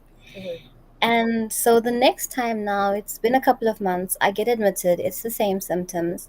And her physician says, let's do a scope, just in case. And that's when we get this diagnosis of ulcerative colitis. And if I have to look back on what this was like, it's really believing that had there not been a family history, would this have even been picked up? I don't think so. And that's very, very scary. And I think that there's a lot of distrust when it comes to healthcare providers because obviously we do realize the historical element in this. And it also goes to say that ethnic communities and minorities do face this disparity. We've never been a part of the clinical trials, we've never been a part of the research groups. So, how do we trust? And we see also the stigma in terms of a community where if you're sick, it's something that's hush hush. But that silence is actually what we need to break because things have got to change. I mean, when I was diagnosed, I was told that there is no cure, there's also no treatment available. And so this meant trying to finish navigating high school, going to college, into the working world, and believing that all that I will ever do is suffer. And then I encounter Kochi, as it was back then, and I learned that there are treatment options. There are multiple treatment options. There are people who achieve full remission. And I think that when people break the stigma, that is when there is actual liberation that takes place. And I'd like to give you an example of this. I, for the first time, had met someone that had ulcerative colitis. And I was in awe because this woman was eating. When here I was basically starving myself to be able to get through the day because I was not at home. And then I found out she had an ostomy. And with the ostomy, she had been able to travel. She had almost a decade of remission. She completed her studies. She qualified. She worked a wonderful job. And that really got me thinking because prior to that, in the community that I'm aware of, and I see this so much, if someone has an ostomy, it's not even referred to as an ostomy, it's they have a bag. And it's always under hushed tones like, shame, they have a bag.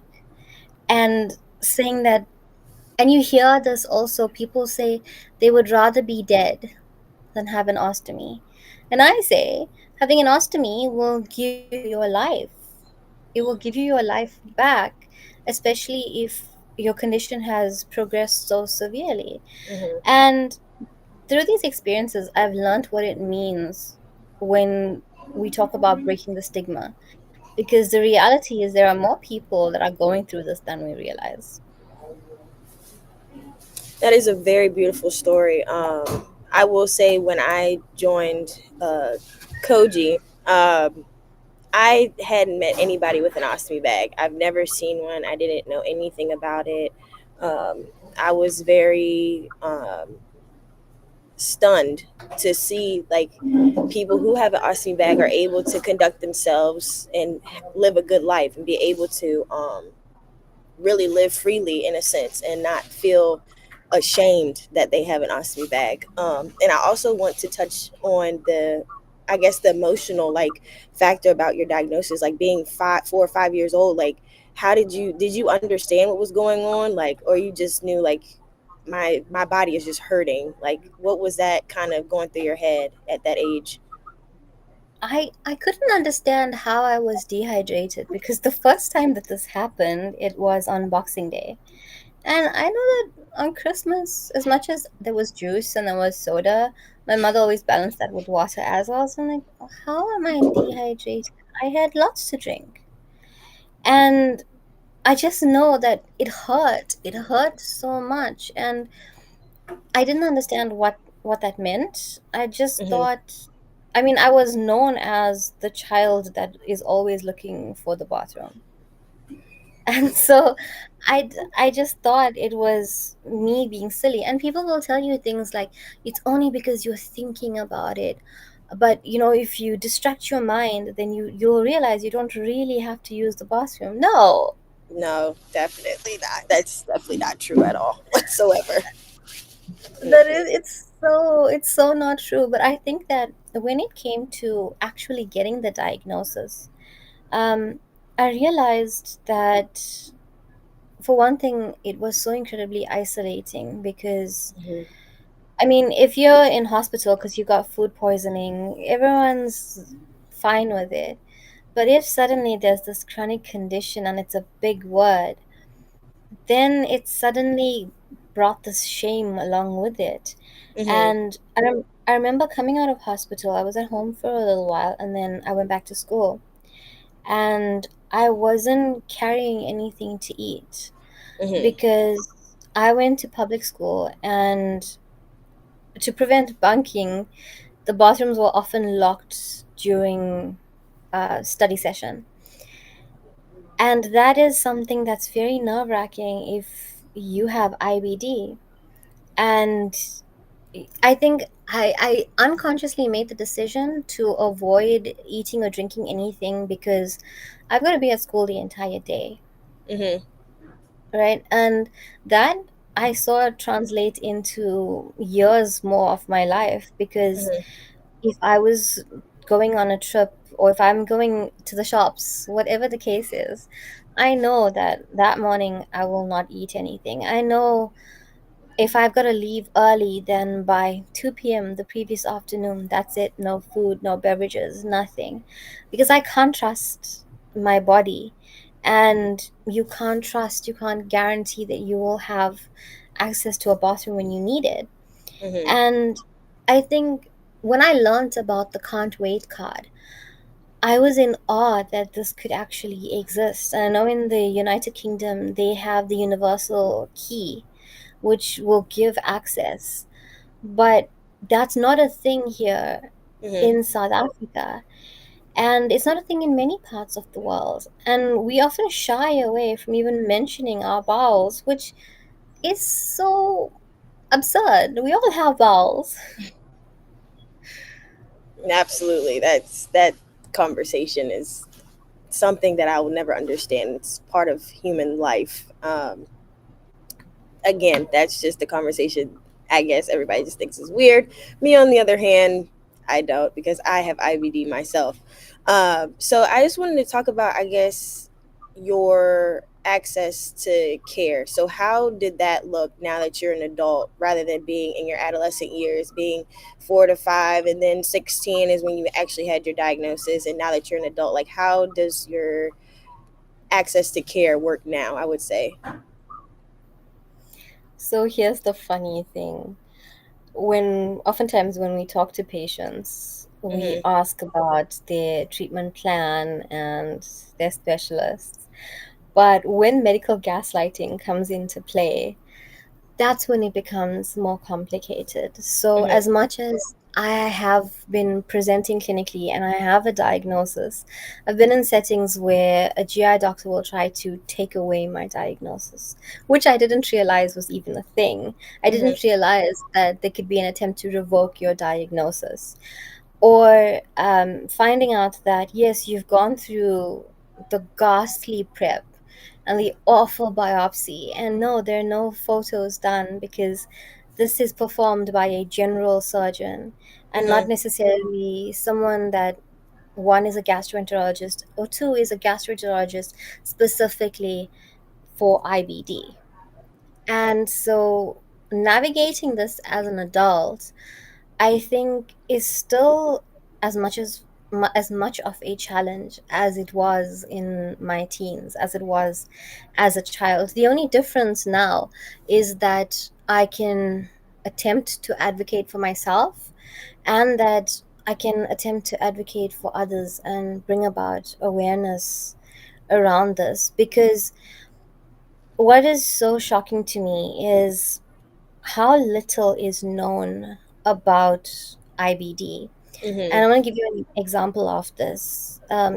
Jisia, when I spoke to a medical student in the United States, and it was a prestigious medical school they were attending, and I find out that their module on it's Crohn's and ulcerative colitis, not indeterminate colitis, not Crohn's colitis. It's ulcerative colitis and Crohn's that is covered in the space of 1 week, and the entirety of the knowledge can be summarized into one table. Mm. And in finding out that, I realize why it is that so many patients go undiagnosed, misdiagnosed, and gaslit.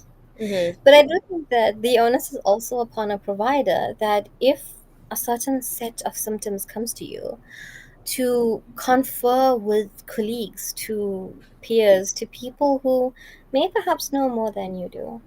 And I'm sure that in terms of navigating this for yourself as a young adult, it's been quite complex because there isn't always understanding of, for one thing, people think of health conditions, specifically chronic conditions, as something that only affects old people. What's this been like for you? So my story is a little different. Because I feel like I had IBD all along. It was just not brought, like the attention was just not on it. Mine was also hereditary, so I believe that my mother had Crohn's disease or UC, one of the two, and then it eventually became colon cancer. That's the only reason. That's the only linkage between like who would have something or the hereditary factor in my diagnosis. And I just found out a couple weeks ago that I also have another cousin who has colon cancer. So it's just like a lot of people in my family are starting to pop up with like colon cancer and IBD, and it's just like, well, where is this coming from? Like now it's just like everybody's being very open about it, and I feel like for me personally, the whole process of watching my mom, it was rough because I was 11 when she was first diagnosed, and then she passed when I was 14. So those 3 years of just watching like different clinical trials they were trying on her and all this other stuff, it was just like, I don't want to go through this. Like, I hope I don't have anything like this. 4 years later, I'm 18 and now I'm diagnosed with Crohn's disease. But I had a great doctor. He was very adamant about giving me a colonoscopy due to the fact that my mom had colon cancer. And he didn't want to take the risk of like, oh, well, we're just going to, say you have IBS, you just have a syndrome. No, he gave me a colonoscopy and I found out I had Crohn's disease. So for me, it was like a blessed feeling to know like I had a doctor that would advocate for me. I had a doctor that was very adamant about trying to find what was going on. And years before that, I would say probably in middle school, I ended up getting food poisoning myself. And I was told I had gastritis. So, and honestly, from that moment up until I was 18, I think I was like in 6th grade when that happened. So I was like 10, maybe. My math might be totally wrong. But in 6th grade, I was diagnosed with gastritis because I had food poisoning.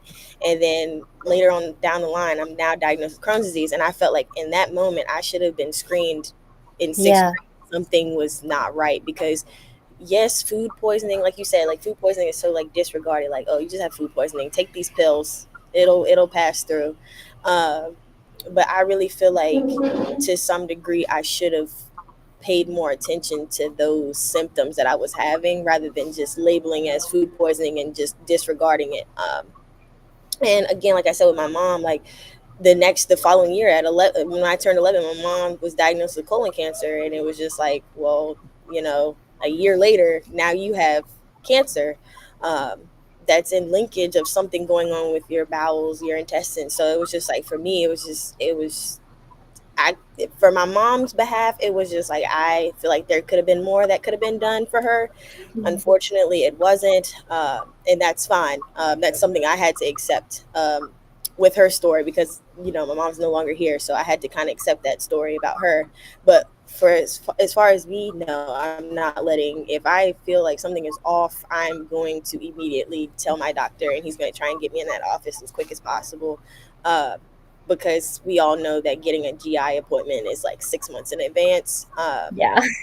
So that's also one of those things that's just absolutely insane because it's just like the severity of how serious like IBD issues are. And you're saying I only get like maybe 6 months in advance, I get to get in an office. That's actually pretty dangerous. It's not something I'm not a fan of. I wish that we could, as a unit, advocate like we need to have more regulation, Yes. getting an appointment in rather than waiting 6 months in advance to be able to see a GI doctor, because you never know, the 6 months before that visit could have been not as bad as 6 months right now. Absolutely. And so that's my take on, I guess, that entire piece. And then I just have one more question. So we talked about your diagnosis, um, how you've navigated through that at a young age, and then really getting your official diagnosis in your like teenage years, and then also like your adult years and trying to navigate your diagnosis. So my last question would be is, how in this present day and in this very moment right now, what is one way you would advocate for yourself right now? Like if you were looking back at your younger self, like right now, could you say I've made myself proud because I've advocated X, Y, and Z? That is a loaded question. Um, I think I think that because of how I had been informed, um, I I thought that was as far as I could take it, right? Knowing that okay, there's a diagnosis, there's nothing we can do about it. I didn't think to take it to do anything further. Now that I do know, I think I would have hoped to. You see, this is the thing though, it's hard because when we talk about, for example, the long wait time on the appointments, we also look at the scarcity of GI doctors and how it's not always, available in the area that you live in, or sometimes your health insurance doesn't cover it. That's if you're lucky enough to have health insurance. Um, and I think that the one time that it did make a difference that I accidentally advocated for myself was a few years ago. I was traveling, I was in India, I was studying, and I remember I was in a flare because I was passing blood. But at the same time, my wisdom teeth were really troubling me. So I was there to study, and then I passed out from the severity of the pain. Oh my And I goodness. got taken. I was lucky that there was a medical camp that was taking place. And so I got taken there, and they asked me, "What's the matter?" And I said two things. One, I'm having an ulcerative colitis flare. And two, my wisdoms are really hurting me. So they asked me, which one's more urgent for you right now? And I said, the wisdom teeth, because I've got to go back to study. And I was redirected to another doctor who I didn't know was actually a GI specialist. It's Dr. Hari Kunjivaram from the University of Michigan. And when he asked me what's the matter, and I told him the same thing, it's the wisdom teeth and the UC, but the teeth are more of a pressing issue. And he was the one who told me, come back here and see me, come back. So I went there with my mom, and this was now maybe, about 8 years after I was diagnosed. And I go there, and he asks me, okay, tell me about this flare of yours. And I say, well, for the last 18 months, I've been passing blood every day. And he is horrified by this. But my flight is leaving in the next few hours. There's no time for me to be admitted to hospital. There's no time for anything like that. And I'm given some prednisone because I just need to be stable enough to leave. My visa is expiring. I've got to go. And I think that if I didn't mention I have ulcerative colitis, well, I was bleeding so severely that I would have died before I got home. Oh my. And so, even if what I would say to anyone else is, even if you think that what you're experiencing is not related or completely by the way, or you're just putting it on the back burner, mention it. Still talk about it, because your life can literally be in danger. And I mean, I came back home, and the GP that I was going to, was mad at me when I asked him, "Can you work with this doctor that I saw?" He said, "Why did you see another doctor? Why didn't you come back? I would have helped you." And I said, "But he saved my life." And because of that, this doctor locally refused to help me. And so I think this is why I'm so passionate about advocating, is because I don't want for anyone else to have to go through this. We oftentimes we don't talk about, like you've mentioned, the fact that this is a precancerous condition. IBD is precancerous. And in the loss of your mom, I think that is what a lot of people are not realizing, is that they think, oh yeah, it's just a tummy issue. It's just, oh, that person just needs extra time to use the bathroom after they eat. Oh, it's not anything major. Oh, we'll just pop this pill or that pill, and it doesn't need any medical attention. But that's not the truth at all. I mean, after I was diagnosed, I found out that first it was one of my cousins, then it was another. And then I was at Equity in GI, and the guy that was there, he was a musician for the church service, mentions he has echolalia. And I'm like, wait, my grandmother had echolalia, but I didn't realize that that is a GI condition. And it astounds me that even within families, we don't address these things. And because of the fact that in ethnic communities we don't talk about our health, because it's no, no, no, you must be positive, you must pray, you must be positive, don't think about it. But there's a difference between toxic positivity and being realistic. Because if we don't share this information, how will we help each other? And as you said, like seeing gastritis, the onus was not upon you, Jisia, to say that, okay, I'm going to take it more seriously.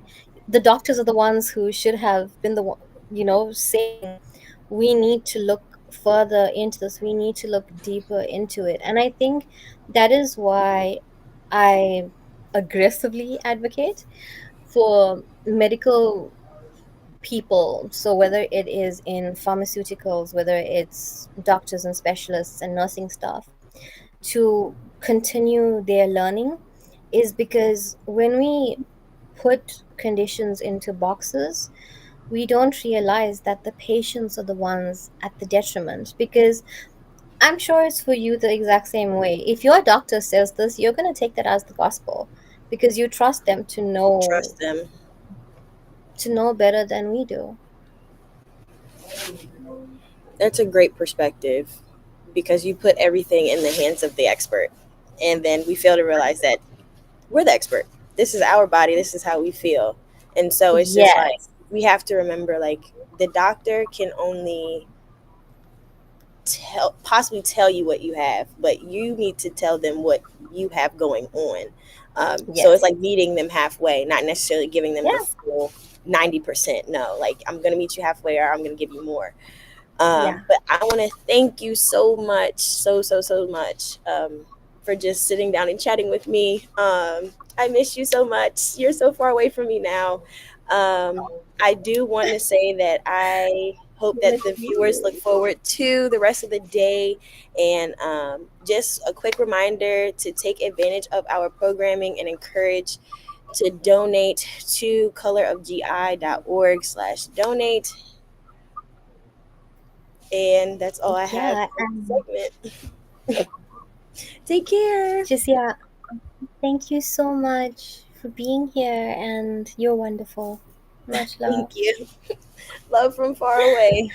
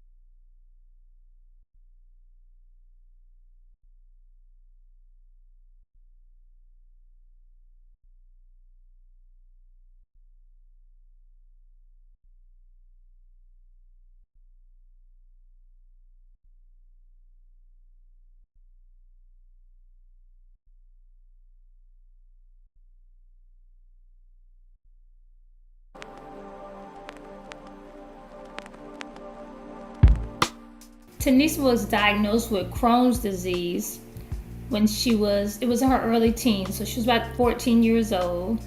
The symptoms that she had was when she eat dinner, she was always be the last one at the table, and she used to like push her arm up against her stomach, like, that's how she used to sit and try to, eat her food. And then also, what made us really take her into the doctor was she started beginning to get lumps on her legs. They put her on the steroids actually, and there was a couple of other different medications that she was on, so she had to be hospitalized, and that's when he put her on the 3 different medications. And when he did that, she came out. She was really upbeat and really positive about it. She didn't like the fact that the diet that she had to begin, but she was excited about the treatment. Tanisha was hospitalized as a young adult, it was in her early 20s, 21, 22. When she was hospitalized the first time, I was in the hospital with her every night. She was like 15 when she was hospitalized the first time, and I was in there with her every single night. And we still, till the time that we lost Tanisha, we always shared those stories about her being in the hospital when she was 15. And when she got a little bit older, she was in her early 20s, she had to be hospitalized again, and this time she was out of state. And I believe that's what took a mental toll on her. I feel like that kind of scared her away from going to the hospital and taking the meds, because the last 10 years of her life, she decided that she was gonna try a natural method and not take her medication. Even though I was on the phone with her the entire time, I was on the phone with the nurses communicating with her. I just feel like something just really took a toll on her that traumatized her, that she just did not want to experience. She didn't want to experience that again. It's like she just really just did everything she can to stay away from that. As a parent, my advice would be to be present there with them, to get as much support for your child as possible. Help them understand the importance of taking the medicine, why the regular doctor's appointments are needed. Even if you have to go with them, or get some, or find somebody to support, like Koji. To reach out to them and see, do they have someone that could help your child to go with them, because we didn't have the opportunity, because we didn't know about these kind of support.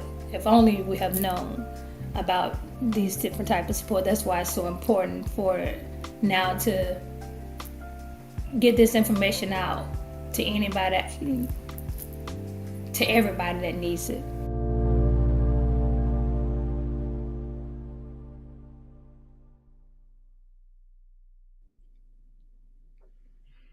Hello, everyone. Thank you for attending this session. This session is called Fighting for Our Lives. We're going to be giving some updates on everything that Koji has done in 2024 and what we have to look forward to in 2025. My name is Delisa Richardson. I will be your moderator. Thank you for having me today. My name is Sarah Vanker Truden.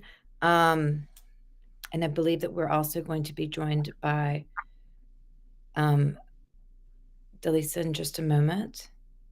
Yes, I'm here. Can you see me?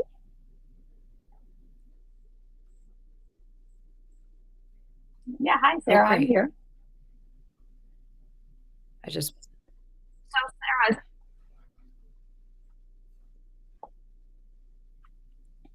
Okay.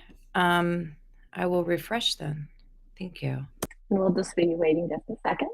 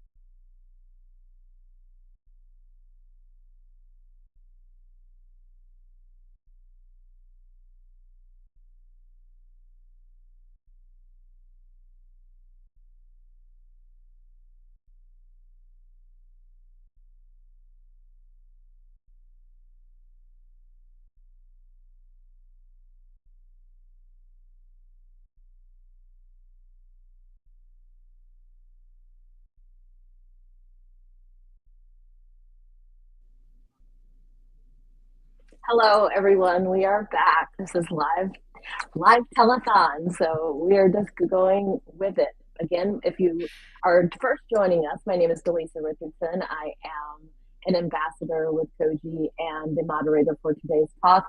And this is called Fighting for Our Lives. We're going to get an update on everything that Koji has been doing in 2024, some of the things we are still fighting for, and the things that we look forward to in 2025.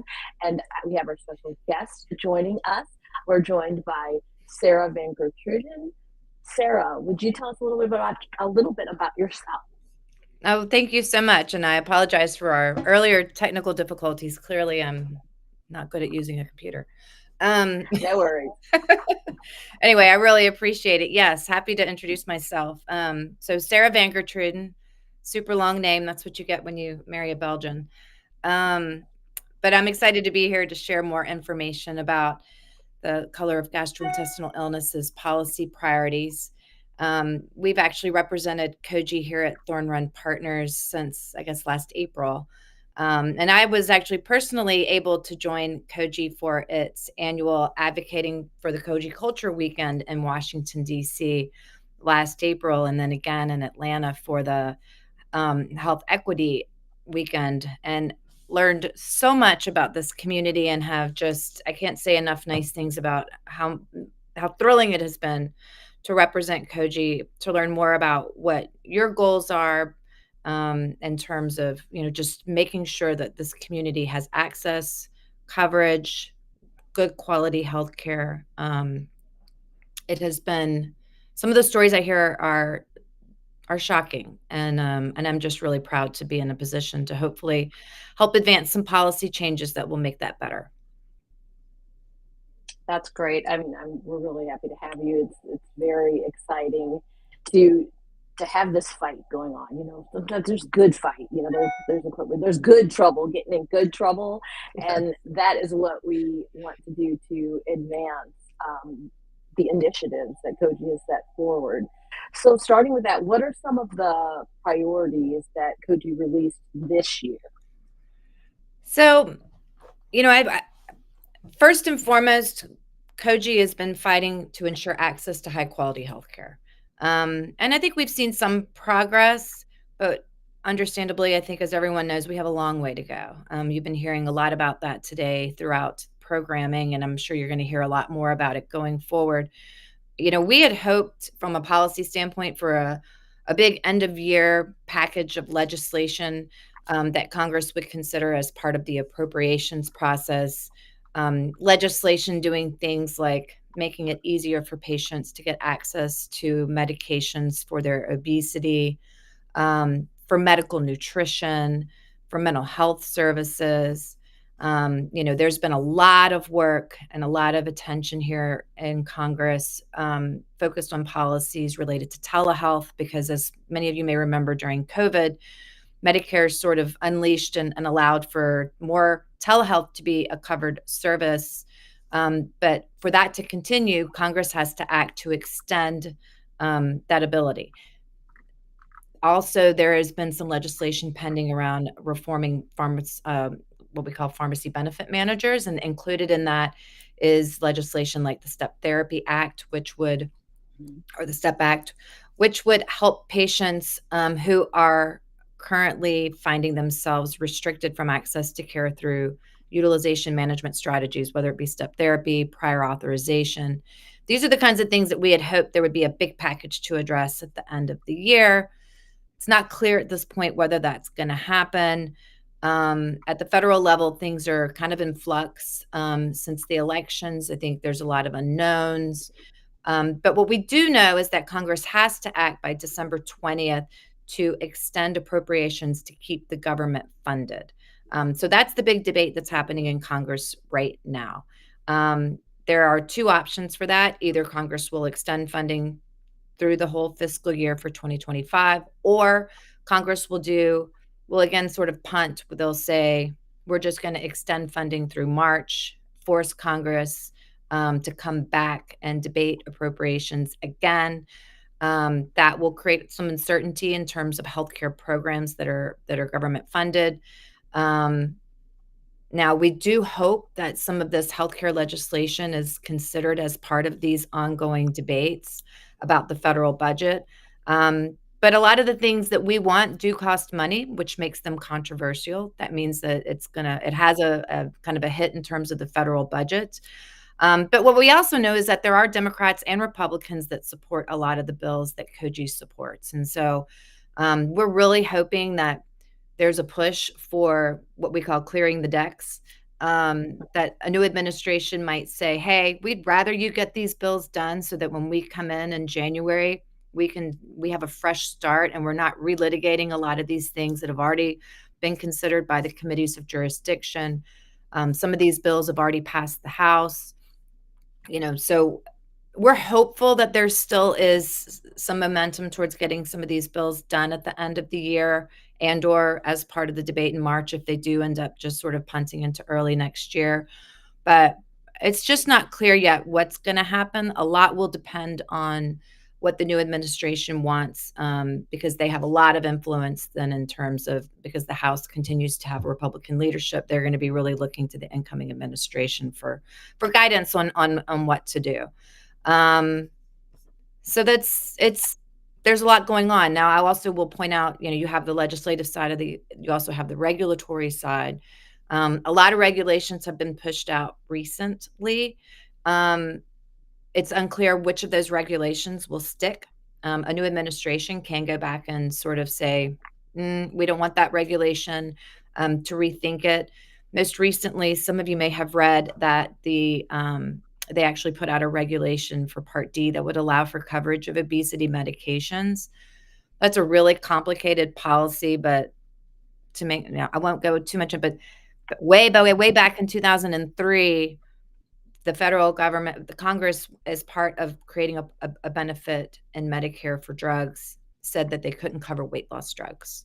But what this new rule does is it essentially says, we're going to define obesity as a disease. And by defining obesity as a disease, that would allow Part D to cover these medications for the condition of obesity. There's a lot of hope that particular piece of this regulation does stick and it is maintained by the next administration, but it is not clear at this point whether it will. So I think you're going to see a lot of advocacy on that going forward. And then I would also point out that it's not just the federal level that's important to think about. It's also at the state level. Koji's done a tremendous job of engaging in state-based debates and politics around coverage, because in a lot of these cases, right, state legislatures will go in and do things that the federal government has not done. In particular, we talk a lot about things like copay assistance and a lot of these prior authorization types of policies. A lot of times states will put some restrictions there to make sure that patients can get the access that they need. We also are seeing more and more states creating these things called prescription drug affordability boards. And those boards have been considering what to do about certain types of drugs in terms of potentially capping their prices. They call them payment limits. That has become a really big concern for the patient community because of its potential for making, for incentivizing then insurance companies to use more utilization management on the drugs that are selected for those processes. And Koji's been very deeply engaged in a lot of those efforts at the state level as well. So there's just a lot going on. I think you're going to see 2025 is going to be busy. A lot of new personalities and a lot of new just people in Congress and the administration. So there's going to be a lot to navigate, but we're really hopeful that maybe there's some potential for some of these things that have been hotly debated over the last few years to get done. That's really good. So it does sound like, you discussed a little bit about the potential impacts that there would be for IBD patients. But can you expand on that a little more? If some of the priorities that Koji's pushing go through, what are some of the potential, benefits that would be for IBD patients and those with gastrointestinal illnesses in general? Yeah, I mean, I think it really comes down to coverage and access. And we all are hearing these stories. It is very troubling to hear patients talk about how hard it is for them to get the care that they need. And it's often related to, if we're talking about drugs, it's often related to step therapy or prior authorization policies that insurance companies and Medicaid payers also have. And so I think the benefit here is to the extent that regulation and laws can help make sure that those drugs are getting covered. That's important. But it's not just drugs; it's also services, right? It's whether it's the colonoscopy, screening. It's all of it. So there's a lot going on, and I think mental health is one of the major focuses here with Koji as well. So there's just a lot to do. Just to name a few, though. There's a particular piece of legislation called the Treat and Reduce Obesity Act.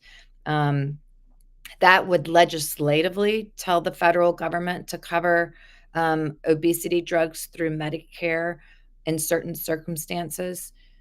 Admittedly, the new regulation that just came out is broader than what Congress is considering right now. So that's going to be kind of an interesting debate going forward in terms of how to make sure that from an advocacy standpoint, we're getting the most out of the policy in terms of access to care. There's also the Medical Nutrition Equity Act, which would expand coverage to medical nutrition that is prescribed by a doctor. And this is really interesting because even though a lot of these types of therapies are prescribed by doctors, they are prescription therapies. This isn't just about what you buy at the grocery store. There are a lot of health plans out there that just don't cover it. And you can imagine how devastating that is for someone who has a child or even, or has grown into an adult now that needs this type of food in order to survive because it has special proteins that are digestible. So it's a really important piece of legislation that still hasn't quite gotten over the finish line. There's also the Medical Nutrition Therapy Act, which deals with registered dietitians and making sure that those services are covered. The STEP Act, which I think I mentioned before, which is about mitigating the use of step therapy by payers. I will say that the must-dos are things like telehealth. That has to get done, or else those protections that allow patients in Medicare to get telehealth will go away next year. And I do think that Congress is aware of that and will do something about it. But some of these other ones are they do have a cost associated with them, and therefore it's not clear yet whether those bills will move. But I think, early detection matters, and I think this going into next year, just based on what we're seeing with the incoming administration, I think that a real strong focus on early detection and treatment is going to resonate very positively, right? Nutrition, early detection. Let's get to patients before they're at the later stages of their healthcare needs.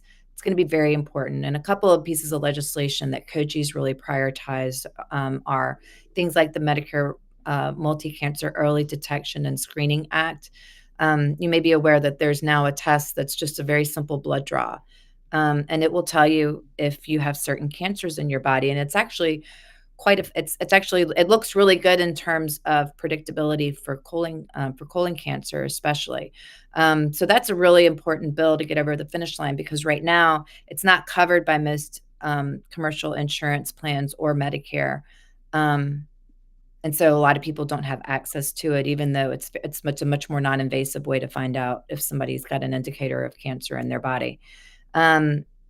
And then, just in terms, and also just making sure that colonoscopies are widely covered. We now know that the age for colonoscopies is reduced because there's a strong recognition that it works. We just heard that in our previous programming. So, I was just actually looking this up earlier in preparation for today, but a localized colon cancer that hasn't spread yet has a 91% 5-year survival rate, once it's spread to distant parts of the body, that number goes down to 13%. So it's going to be really important, I think, for these messages to be brought and these stories to be brought to the new administration and to Congress going into next year. Thanks so much for that answer. Now, you talked about step therapy. I'm going to give you 2 questions. Can you explain to someone who doesn't know exactly what step therapy is? Yep. Because I know that is a big thing for the community. We'll start with that. Yeah. So step therapy is what I actually like to call it a fail first policy.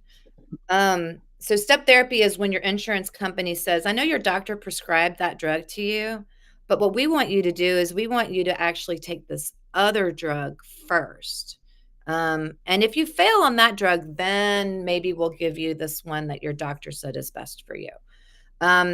They call that step therapy. They're trying to get patients to use a drug that is cheaper to the insurance company before they allow the patient to have access to whatever product is probably newer and a little more expensive.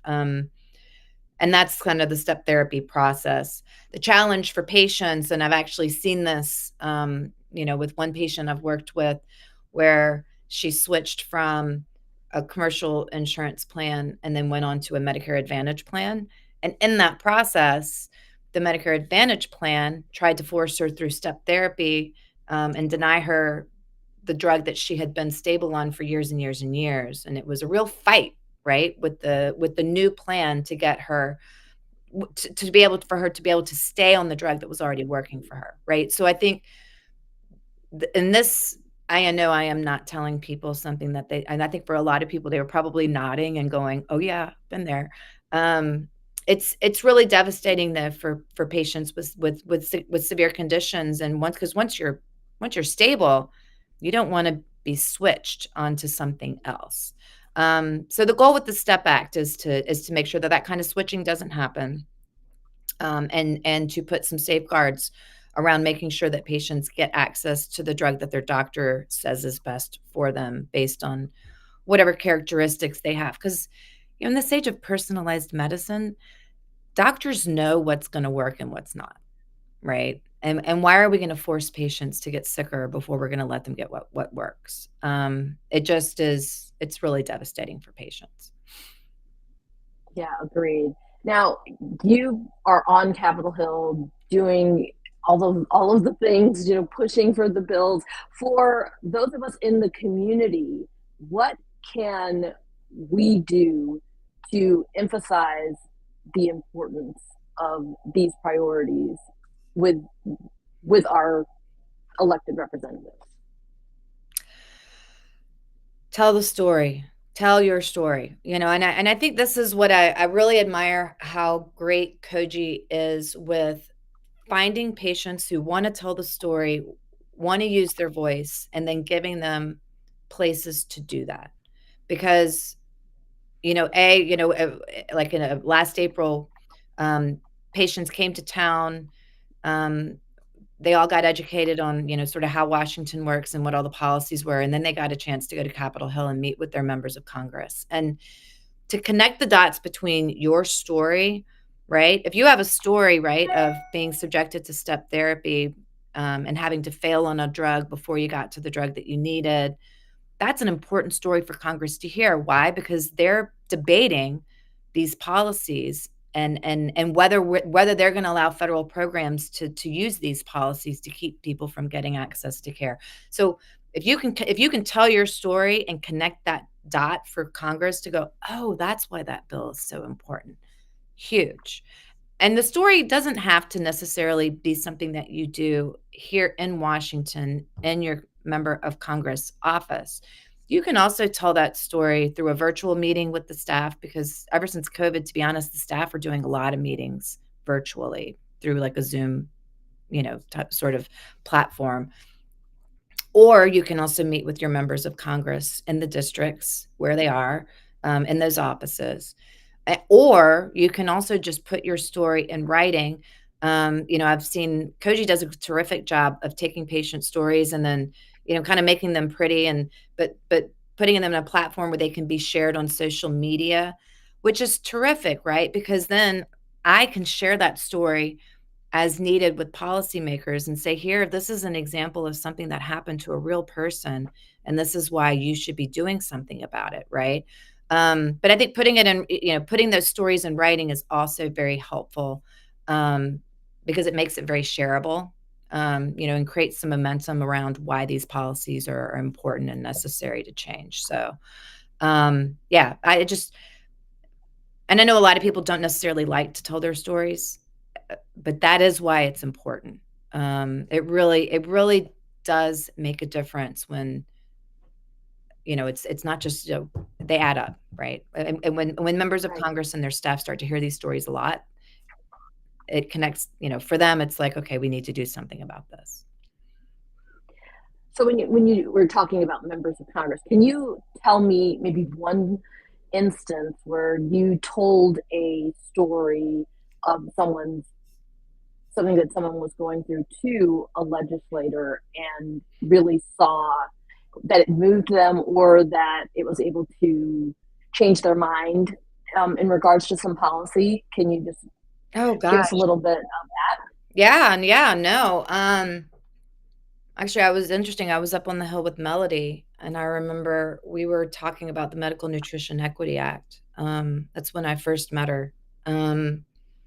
Anyway, we were together up on the Hill with a group of folks talking about just their personal experiences with themselves, their loved ones, their kids. There was a group of us, and it was phenomenal to watch the reactions of the staff on Capitol Hill, who were like, wait, explain that to me. I mean, it was very interesting. And then Melody has a really terrific story, not a terrific story, which it's a terrible story, but it's a terrific story to connect the dots, where she talks about step therapy. And because we were talking about the STEP Act in a different conversation. I mean, so and it does, you can see the wheels turning in the staff's mind, and then you walk out of the room, and we saw several offices sign on to the legislation that had not been signed on at the end of those discussions. It really does make a huge difference. I look at bills like that, the one for early detection, which is just a simple blood test, to detect cancer. And because so many people went to the Hill advocating on that bill, it's gotten tremendous support. You look at TROA, the Treat and Reduce Obesity Act. That's not a cheap bill, right? I mean, the coverage for that is it's a relatively expensive policy, and it is shocking how many people are signed on to it on both sides of the aisle, and it's all because of people going into those offices and telling their stories. It really does make a difference. Yeah. Sharing is key. For your final question for me is, other than what you've spoken about already, what are some of the other things that we have to look forward to in 2025? I know there's some folks that are feeling, a little scared about what might be going on. From what you're hearing there, what do you think we have to look forward to in terms of policies and things like that in 2025 from a COGI standpoint? Yeah. I mean, look, I understand that the uncertainty is unsettling for all of us, to be honest. It's just, but I think 2025 has the potential to be very interesting. You've got an incoming administration that is probably going to freeze a lot of these pending rulemakings and policies. And we really don't know what they're going to keep, what they're going to scrap. But with the Republican House and Senate, I think we can anticipate what a budget reconciliation process that will, they're going to be looking to cut government spending, which does mean a significant amount of cuts to health-related programs and agencies, potentially. I think you're going to hear this under the guise of efficiency. You probably heard that there's this outside group called the Department of Government Efficiency that's going to be led by Elon Musk and Vivek Ramaswamy. And their goal is to identify wasteful spending.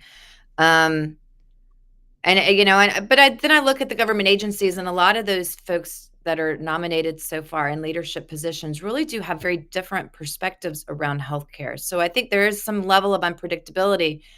You've got Robert Kennedy, who's the nominee for Secretary of Health and Human Services, who's a very well-known critic of vaccines, but he's also an advocate for nutrition, right? So, I mean, I think there are going to be ways for us to find potential for alignment to do some good things.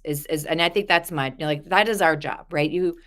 Instead of just being fearful, I think we have to find those niche areas where perhaps we can all work together and find something that we agree on.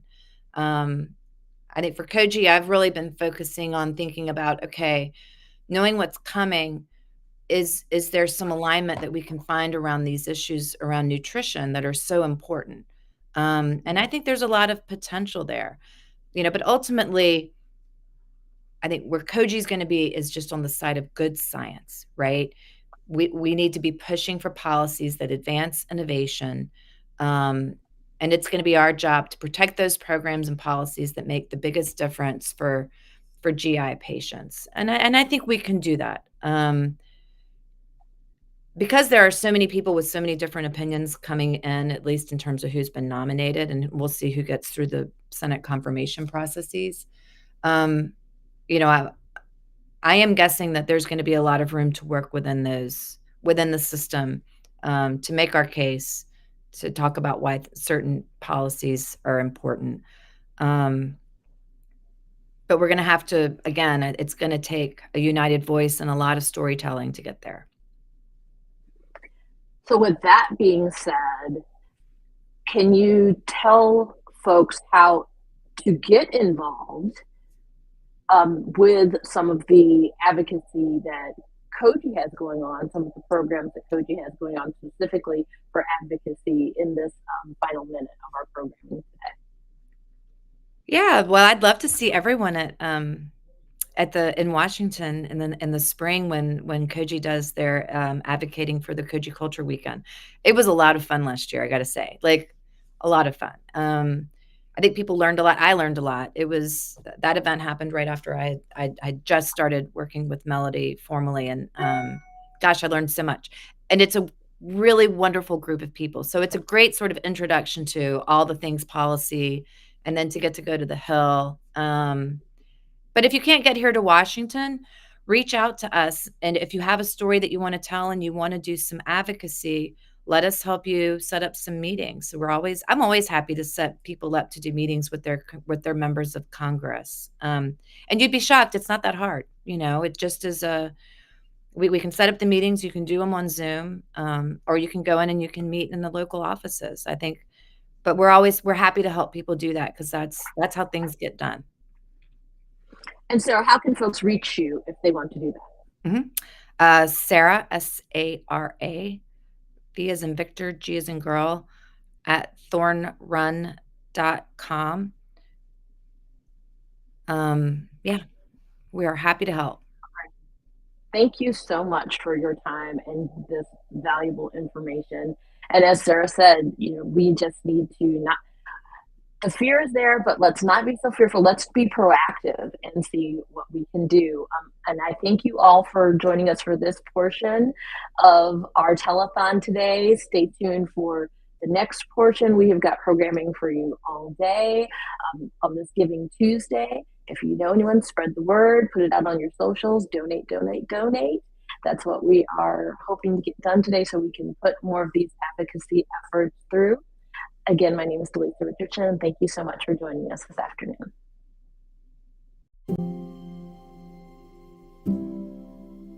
It took years of trial and error of me trying different medications to find what worked for me. I finally found a medication that, was able to stabilize my Crohn's disease. I got some relief for about 2 years and got to live somewhat of a normal life, only to have that just ripped away from me. My insurance forced me to get off of the medication. They cared about how much my disease was going to cost them.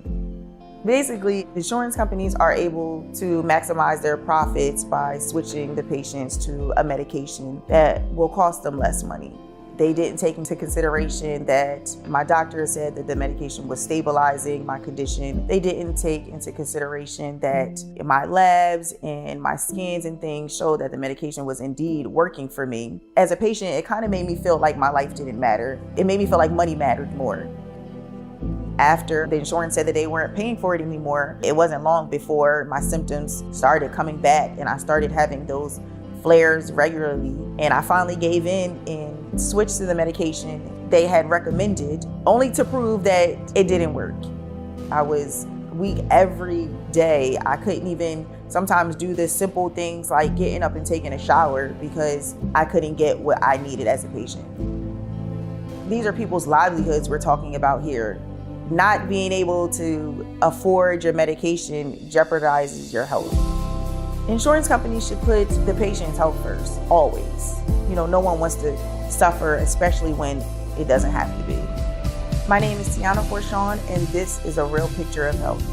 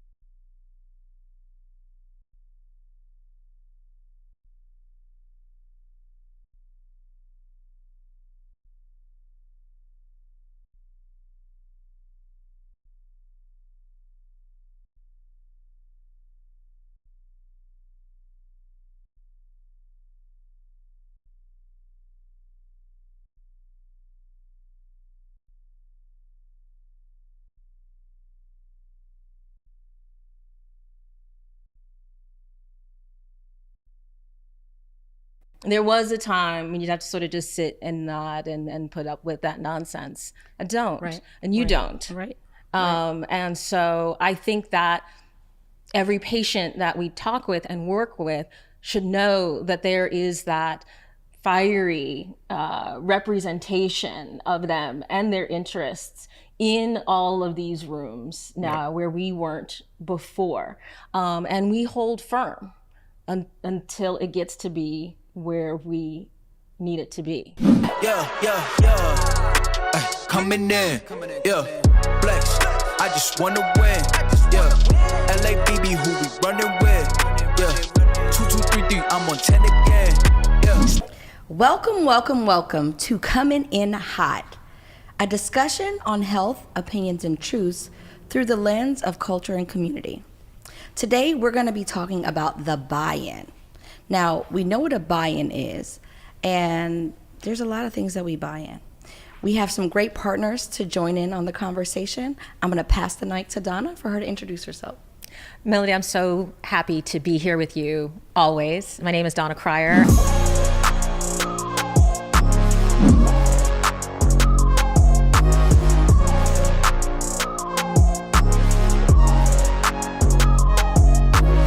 I am the CEO and founder of the Global Liver Institute, and I am also a patient with inflammatory bowel disease and 28 years post-liver transplant. Hi, my name is Arnie Joseph.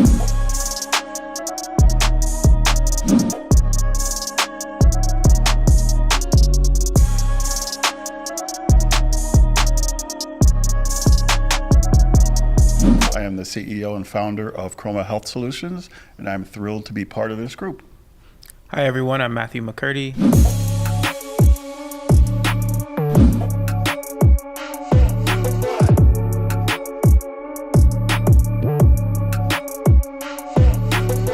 Co-founder of Black Health. And I'm your host, Melody Noreen Blackwell.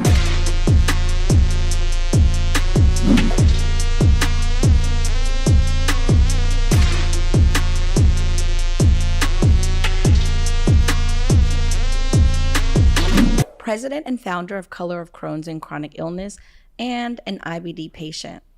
Now, between Donna and Arnie, there are years of experience in the healthcare industry. And prior to GLI, Global Liver Institute, you've had so much experience. Care to share? No. Okay, so we're starting foolishness early. We're starting early. No, you know, as seriously as Arnie and I were talking, getting ready for this, I realized that the scars from some of what it took to get to this place for Global Liver Institute to be the largest patient advocacy organization in the digestive health space in the world. Wait a minute. Can we actually get a round of applause? What is GLI? Can you share that again? It is the largest patient advocacy organization in digestive health in the world. That's awesome.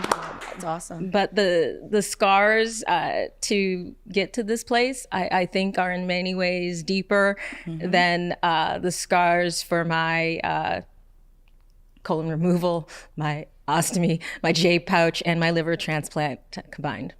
So what you're saying to me, honestly, is you know why our community is hurting.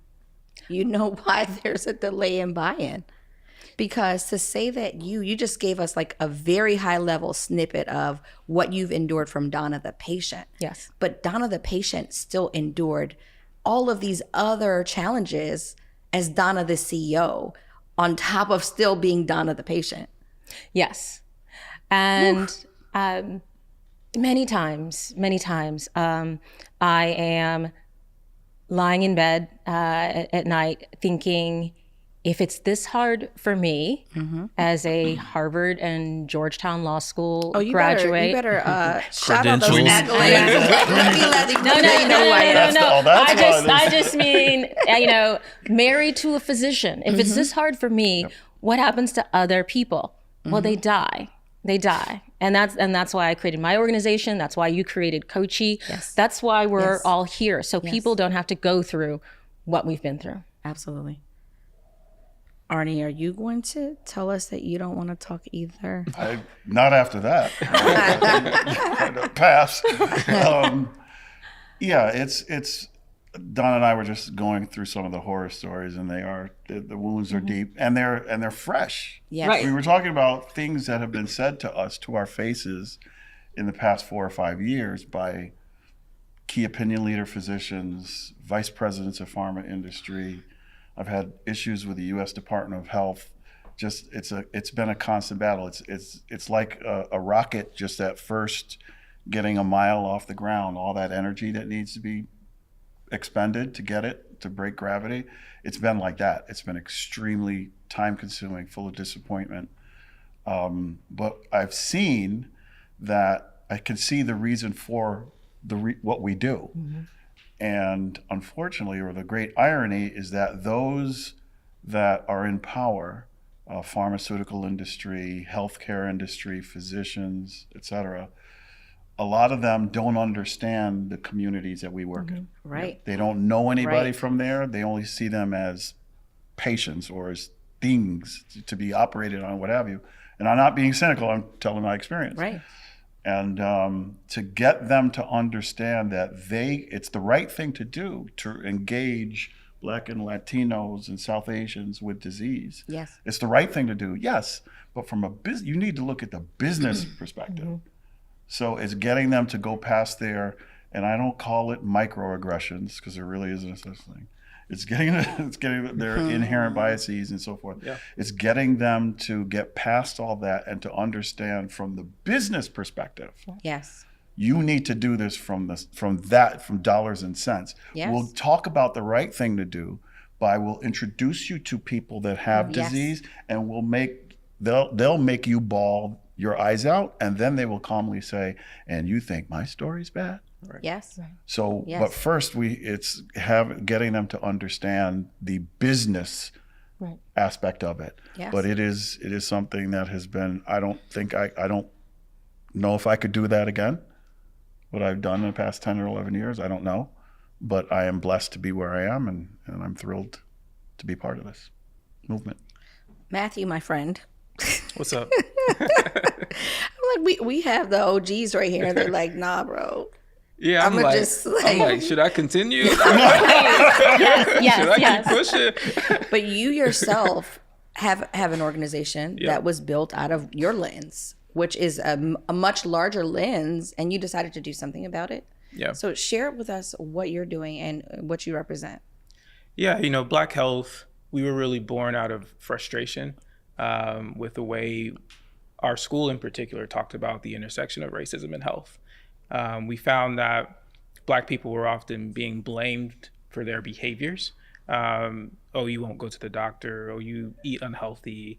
When we know much of our decisions are really framed by our context, by our communities, by what we have access to, and what's easy to access. Yes. Right. And so, and also the history of racism and the history of discrimination and bias in our country and how it exists present day. And so our organization is really focused on how do we bring health information to people in a way that's accessible, but culturally affirming, still fun, but also informative and truthful. And then how do we bring programming resources to them as well? And so, hearing about the challenges, we've been around, I think about 6 years, a fairly young organization, but still face some of that backlash about, oh, we can't say racism, or, oh, we can't talk about these issues. Can we frame it another way that maybe feels safer or feels softer? That make people feel comfortable. Right. And doesn't really address, the issue is that, people are dying, right? Unnecessarily because of the way we've organized ourselves. Yes. So we're really here to sort of fix some of those issues and partner with folks like Kochi along the way. Love it. I love this partnership. But here's the good news. The good news is that the way has been paved. So there are people who look like us now who are on the board or in the C-suite who can say, yes, I don't really care if you're uncomfortable. Right. We're going to do it anyways. Right. We're going to invest in it. And it's not going to be in some siloed little DEI area. I always say that that's tacky. It's just you can't tack something on. It has to be integrated into the full thing. It has to be part of the core mission of the organization. And so you have the first wave of people, really the second wave, because even I stand on the shoulder of giants who are prying corporate boardrooms and hospital boardrooms open.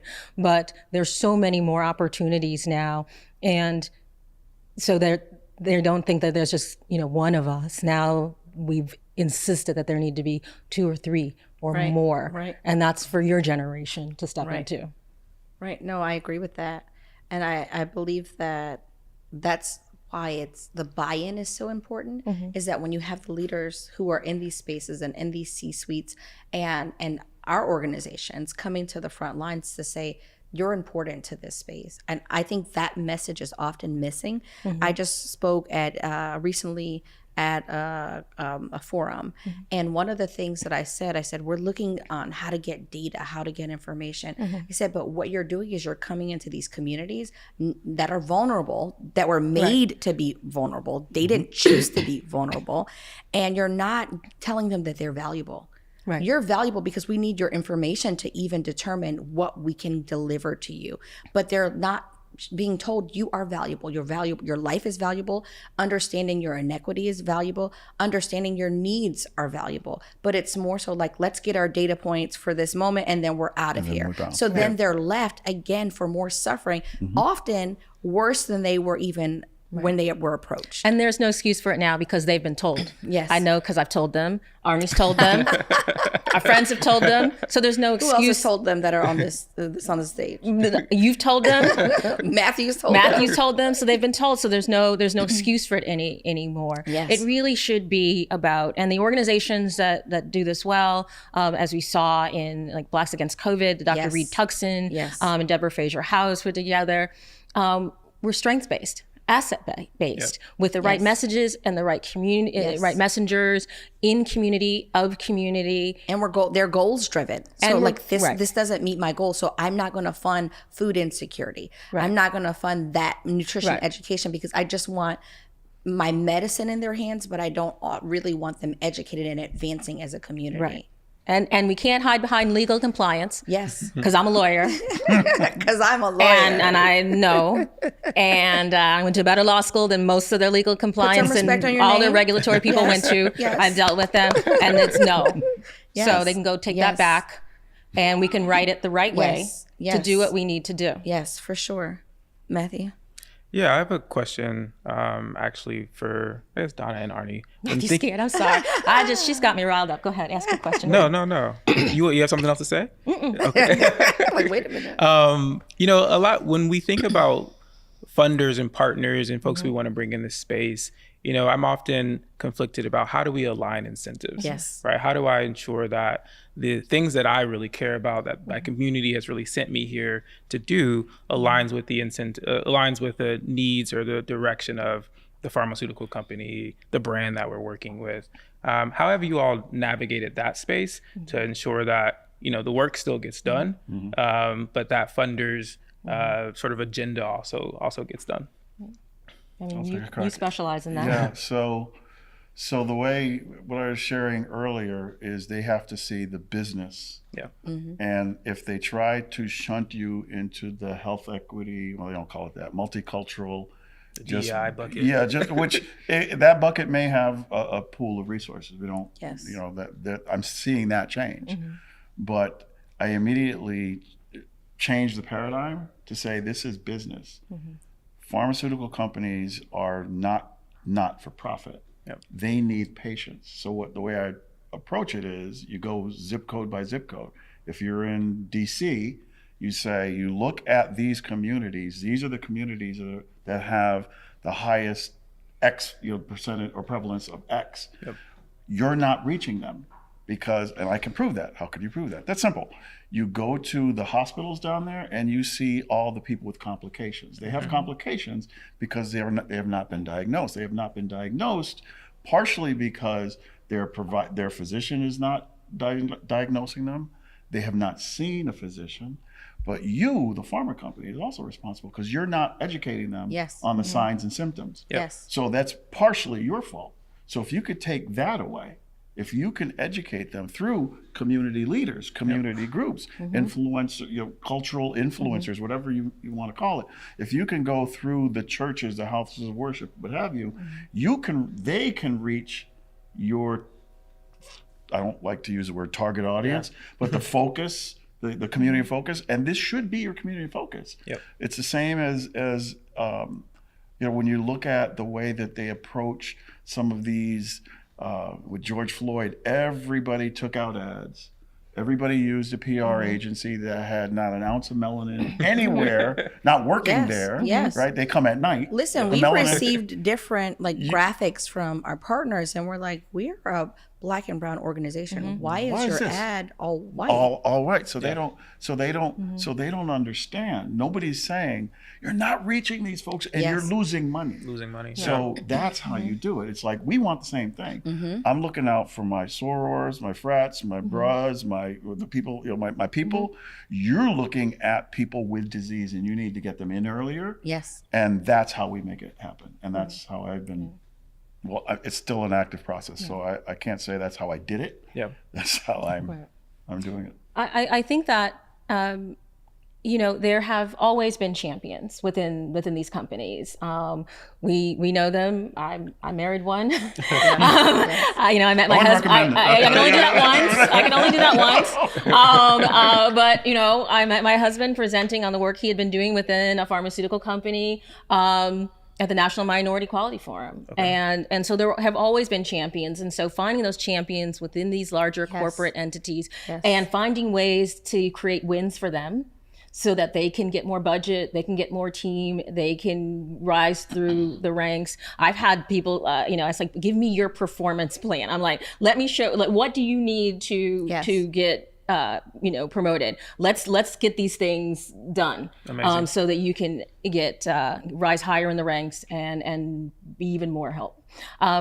Also, now we've earned the right and have a track record and can talk to the heads of R&D or the heads of chief medical officer, or to the CEO, or to the chairman of the board directly. They often have a larger view of the landscape than people several rows behind them, and they get it, and they understand how the business interest and the corporate social responsibility interest and the goodwill and reputation enhancing interests align. And so talking to them is worth much more of my time than talking to Agreed. Becky Sue down here. I don't. My team knows I can't.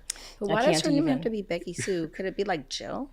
No. It was, and my team has Fun Fact Brittany T-shirts. Fun fact. Because of someone that instead of coming to us and having our team who works with the patients every day, works with the physicians, goes to clinics every day, design the program.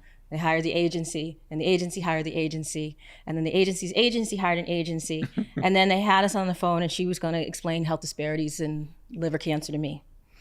How did that go? The audacity. Can we play a clip of that? So it went. I can just see this. I'm gonna stop you right there. So what's your name again? Donna, you know. Yeah. That's not good. So that's where I was thinking. Fun fact, Brittany, I lead the largest liver cancer organization in the entire world. I happen to be an African-American woman with extensive experience in healthcare disparities. I know you weren't going to explain healthcare disparities to me. I know you were going to do something else. Why don't you do something else? Also have an extensive history in being Black. Right. Yes. Goodness gracious. Yes. Add that to it. I'm from Connecticut, so maybe it's not that extensive, but professionally, it's quite extensive. No. And so, yes, so being told by somebody's agency about something that they just discovered. It's sort of like, Frederick Douglass, he's on the rise. It was sort of like that. But the thing is, I don't have to let that go. Right. There was a time when you'd have to sort of just sit and nod and put up with that nonsense. I don't. Right. And you don't. Right. And so I think that every patient that we talk with and work with should know that there is that fiery representation of them and their interests in all of these rooms now where we weren't before. And we hold firm until it gets to be where we need it to be. So you said something. You want to go ahead, Matt? I'm gonna ask you a question. Oh. Yeah. She's the interviewer. No. I'll put her on the spot. Okay. That's how it's done. Because the script. Because I think you should talk about Coachy and how you've really grown as a organization in quite a fast manner, and how you've been aligning incentives as well, how you're convincing other companies to come on board, and oftentimes fighting with companies on behalf of your community. I think it's really important. Sure, absolutely. What's funny is we're now in the groove of our podcast, and I just keep trying to minimize Coachy. I'm like, Coachy's great. This is a Coachy podcast. But Coachy is only 3 years old. Shout out to our birthday last week. Right? We turned 3 years old. And in under 3 years, we had been a multi-million-dollar organization for 2 years. That's a tremendous blessing. And you know that it took me almost 30 years to be diagnosed. And it started from just sharing my story. We started with me being authentic and genuine. Right. And I had no idea that this is where things were going, but I knew that God wanted me to share. I'm heavily committed to my faith, and I'm heavily impacted to move because of my faith. And I knew that I had to share what I was going through because it did not sound like a gut disease. All those symptoms that I had, all those challenges, that did not sound like stomach ache. And I knew that most people only associated these diseases with going to the bathroom too much or just not going at all. Yep. And I was like, newsflash, there's a lot more going on here. And now I've got some comorbidities. Now I'm trying to juggle through the struggle. Like when people say the struggle is real, I don't really think you can know that the struggle is real unless you have all these challenges and then you're Black and then you're navigating family. And it's like, no, that is really the struggle because it's so many things that keeps building up. And although, you know, it's subjective, it's relative to where we are in our lives. This struggle was probably the realest struggle that I had ever experienced. I think my real struggles were like, what pairs of shoes do I wear? This one or that one? Am I gonna wear the jacket or am I just rock a tank top? You know, like those were the struggles because I was in a space where I could have a well-regarded physician. So I could go to a place that was state of the art. I had great health insurance. I could convey what was going on with me. So health never seemed like a challenge in my world or my realm. I'd seen it in other people's wheelhouse, like my mom and all she was managing, but she was always going to the doctor. So it's not like she didn't have an access. I didn't even know what an access issue or a barrier was until Coachy. I didn't even know that I had been through the cycle of step therapy until Coachy. And it took building Coachy to say, not we shall overcome, we will overcome, we are overcoming. Right. And that was just the message. And then even in me sharing it, you said something. So Matthew, you even bringing this question to me, Donna had said something that I said, oh, stick a little pin in it. When you talked about they're being champions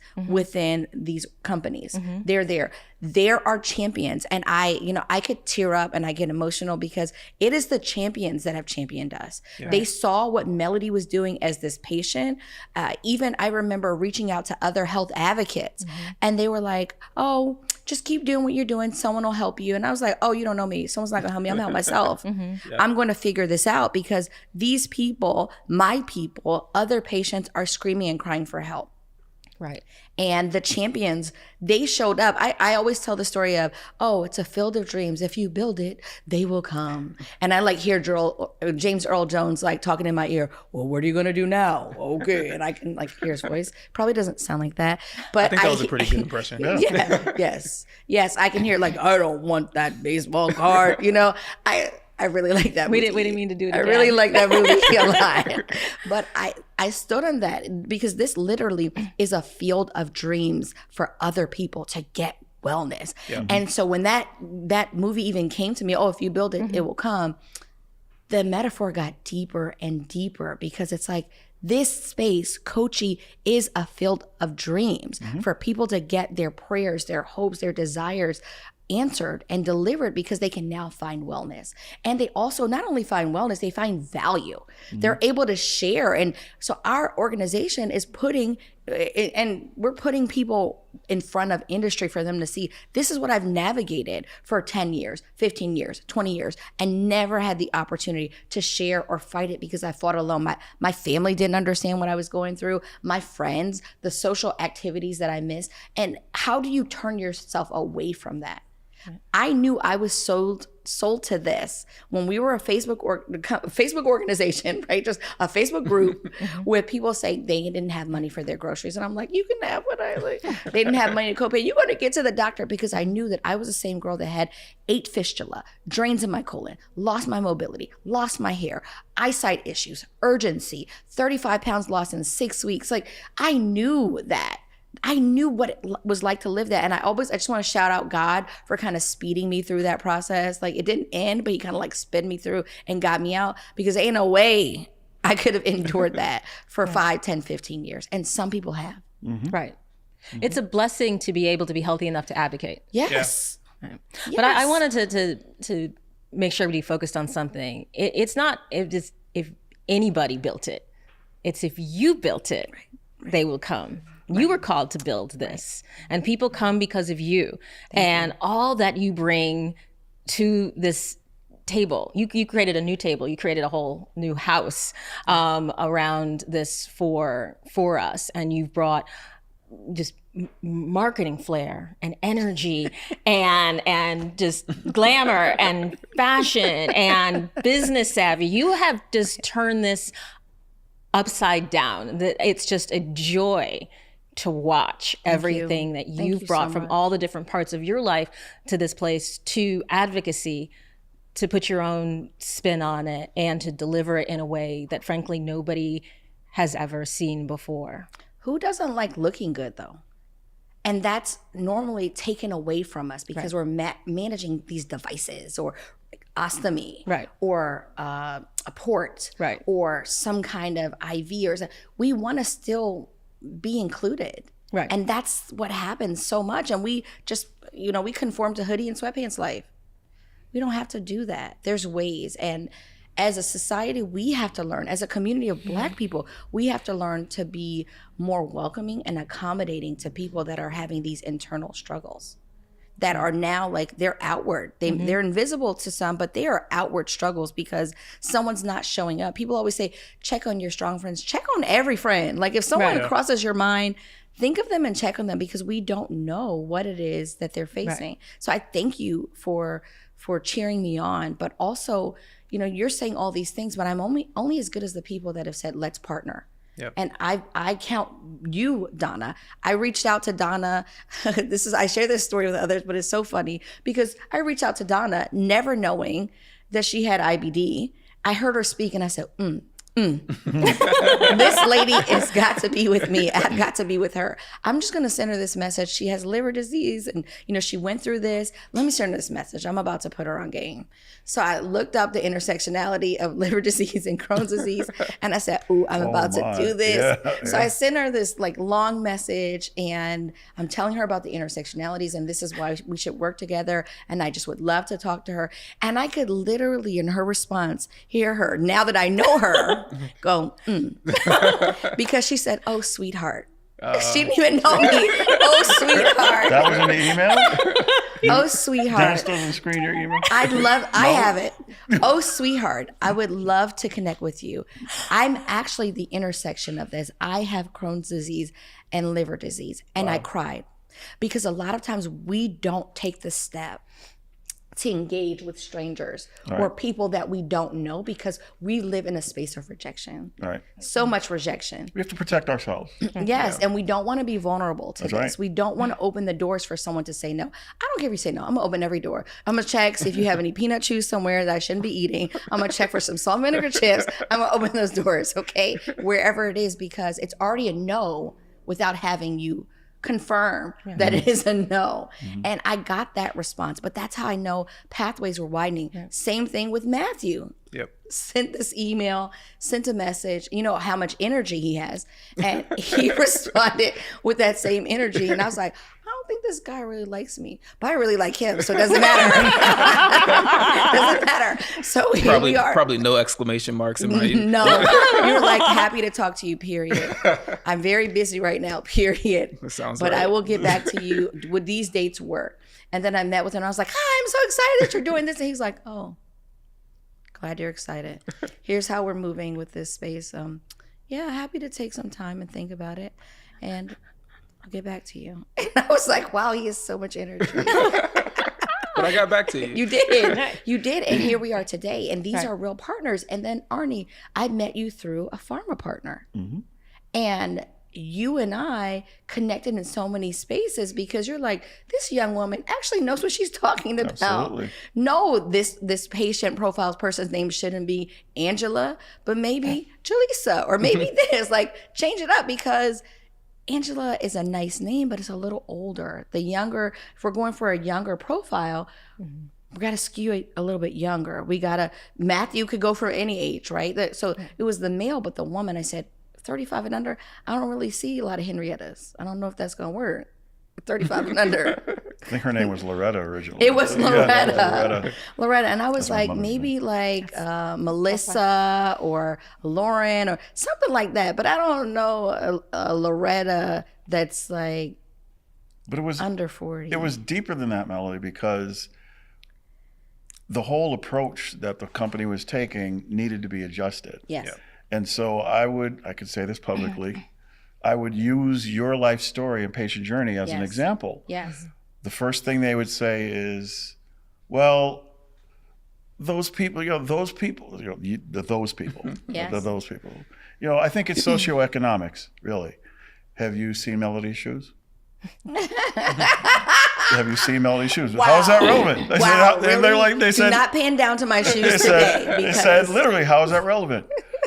You said so. She shared her patient journey, and you bawled. Yes. Have you seen? Is there anything about her that looks like she is a lower socioeconomic? So what is that? So where do you stand there? Yes. Well, I don't know what it could be. Yes, you do. Yes. You know what it could be. You just don't want to say it. What is it? You don't want to say it. What is you say? They say you say it. What I'll is say it? it's inherent bias. Yes. It is Racism for my other people. Yep. And that was in the advisory boards came out. So Yes. it's like, look, unless you address that, Yes.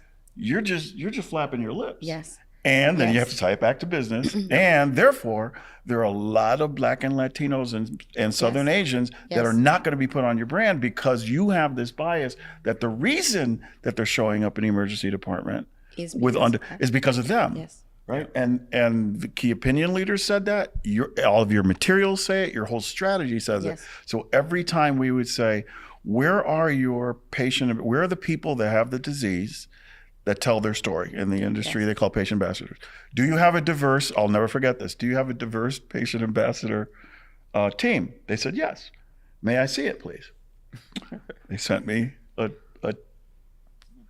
a scan of a book of all of their patient ambassadors, 18 of them. I said, you sent me the wrong book. They said, why is that? And I said, can we get political here? Oh, I can say, okay.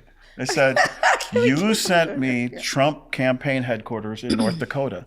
That's what you just sent me. You sent me the Daughters of the Confederacy. Where is the diversity here is redhead, blonde, and brunette. Right. Where are your no one's ever asked for them before. Yes. That's what they said. Yes. No one has ever asked us for that before. Yes. And they're probably right. They are right. So we have to keep asking. Yes. And we have to keep putting people in front of them. Yes. I had to create my own organization to meet another person of color with my rare autoimmune liver disease. Yep. Wow. We shouldn't have to create whole new organizations to meet each other. Yes. And so there is a responsibility to make sure that the patient ambassadors, your sales force match who has your disease. Right. And it's a cycle. It's a really vicious cycle because we aren't participating, we aren't included and invited into clinical trials. It's approved with a label that has nothing to do with us. Yes. It goes out to sales forces with materials that don't have us on it. Doctors don't think about us to ask us questions or to prescribe it to us. And so as it gets in the literature after article, in whatever platform you want to see it, says that people like us don't even have this disease. Yes. Right. Don't even have these diseases. But that's because you never studied us, you never asked us, you never treated us to begin with. If you didn't look for us, you can't possibly find us. Right. Right. Yeah, I want to drill down on that. We've talked a lot about buy-in from the industry side, funder side, but when we think about getting the community there, right? Getting people, you've all built, really great patient advocacy organizations. How did you go about inviting the community in, making it welcoming in a welcoming space? And how did you think about that as you were forming your organizations? Well, I want to just tackle something that Arnie said. Yeah. All those things, though, Arnie, just circling back. Sure. You were very fortunate with the company that you're working with, because they were willing to hear and then say, we trust this consultant. Because sometimes Black consultants will come in and it's to say we have a Black consultant, so there's enough DEI that we don't need to take it Check further. that box. Yes, that's it. So I won't say who they are, but I want to applaud them, because that was them being willing to trust the expert that they brought in and make the necessary changes, because they are committed to patients, that particular company. And I love seeing that, because we can't move if they're not committed to us. That's we right. can't get what we need if they're not committed to us. Well, you would have to build something like you're doing. Yes. You would have to do something on your own. Yes. Now, to circle back to your question, Matthew, for Coachy, I just showed up like I am. You know, me sharing my story first, that connected to me to about 100 people initially for the Facebook group. I then said, well, if it's this many people telling me that they're the only Black person diagnosed or the first, because I can't tell you how many people I've met that say that they were going to save Black people from IBD because they were the first person to ever have it. I was like, well, did you save us? Right. Because I don't think you saved us. I think we're still like just growing from in this their point space. of view. Yes. And I understood. You help connect those dots. Yes, because they're like, I don't know anybody else. I'm the first one in my family. And we started, like me and a volunteer, we started to actually, I created this script. And I said, we're going to send this to people's DMs and we're going to engage with them because sometimes it takes us time to even believe what's going on. Are you a bot? Are you a real person? I'm okay with that. Take the time you need. I don't have any problems with that. It might be 20 messages later before you get somebody, but I was messaging day and night. Like I would probably start messaging at 5 p.m. and then I would finish at 4 in the morning. Like I would look for profiles, trying to find us, like, and tailoring the messages to what I looked at in people's profiles. I was exhausted from doing it. But I said, if I don't show them that we're here for them to talk to, because it could be as simple as talking about your hair. When you have IBD, you can have challenges with your hair. If you're not in a group of people that understand your hair texture or your hair type, that's important to us as Black folks. We want our hair to be did. We want our nails done, hair done, everything did. We want that, right? We talk about it in our music. Yeah. So I said, let me see if we can build a community of people, just a group. I didn't even know anything about patient advocacy. But I showed up authentically. I showed up genuinely. I brought the conversations that I knew were important to our community and to culture, talked about food, and it started to create a buy-in for people to say, wow, I trust this organization. Right. It wasn't until maybe December of 2022, recently, that I knew they trusted us because they show up to our events, they ask questions, the group is so active, and we're at over 750 community members. Amazing. And it is amazing, so amazing.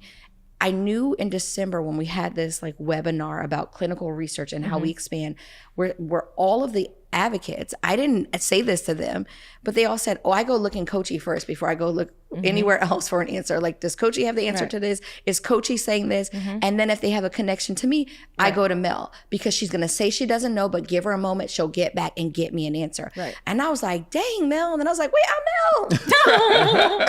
Well, because you've earned that trust. Yes. You've built that. You know, one of the things that we asked the physicians, because we now have physician groups who are part of our larger Liver Action Network of community organizations. Most of them are patient-led, but now some physician-led organizations are asking to join and be a part.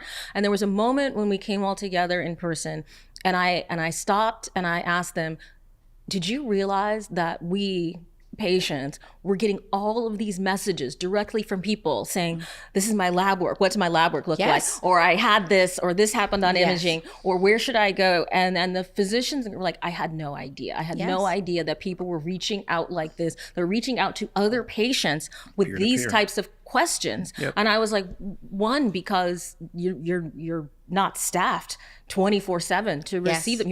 You haven't created the structures that align with how people need the interaction. And so we're going to work with you to change that and add nurses and nurse practitioners and social workers and more, improve the value of having those staff. But nurses also and social workers often left off the entire navigation. Right. And so, and then peer mentors, trained and patients. And so I think that it came from a really talk about, the alignment of just a very real understanding of what struggles people have, what questions they have, what issues they have to navigate, at what times of day while balancing other things. And so meeting people where they are rather than expecting them to come anywhere to us. First, meeting people where they are, when they are, whether it's, Facebook or text messaging, until we can start putting this infrastructure in place, like Coachy now has with its staff, like I have with my team.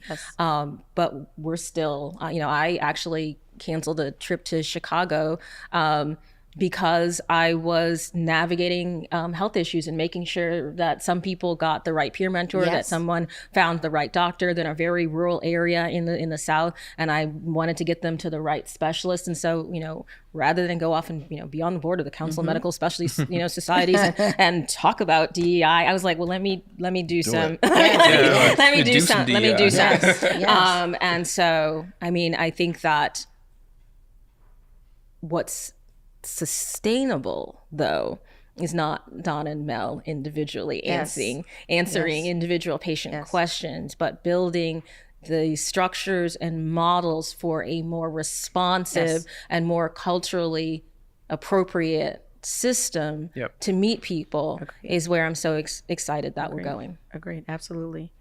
Matthew, you asked us this question, but you're going into the community also. And one of the things that I've loved that you have been able to do is actually get into the churches and actually show up with, especially in the cancer space, but also in HIV space.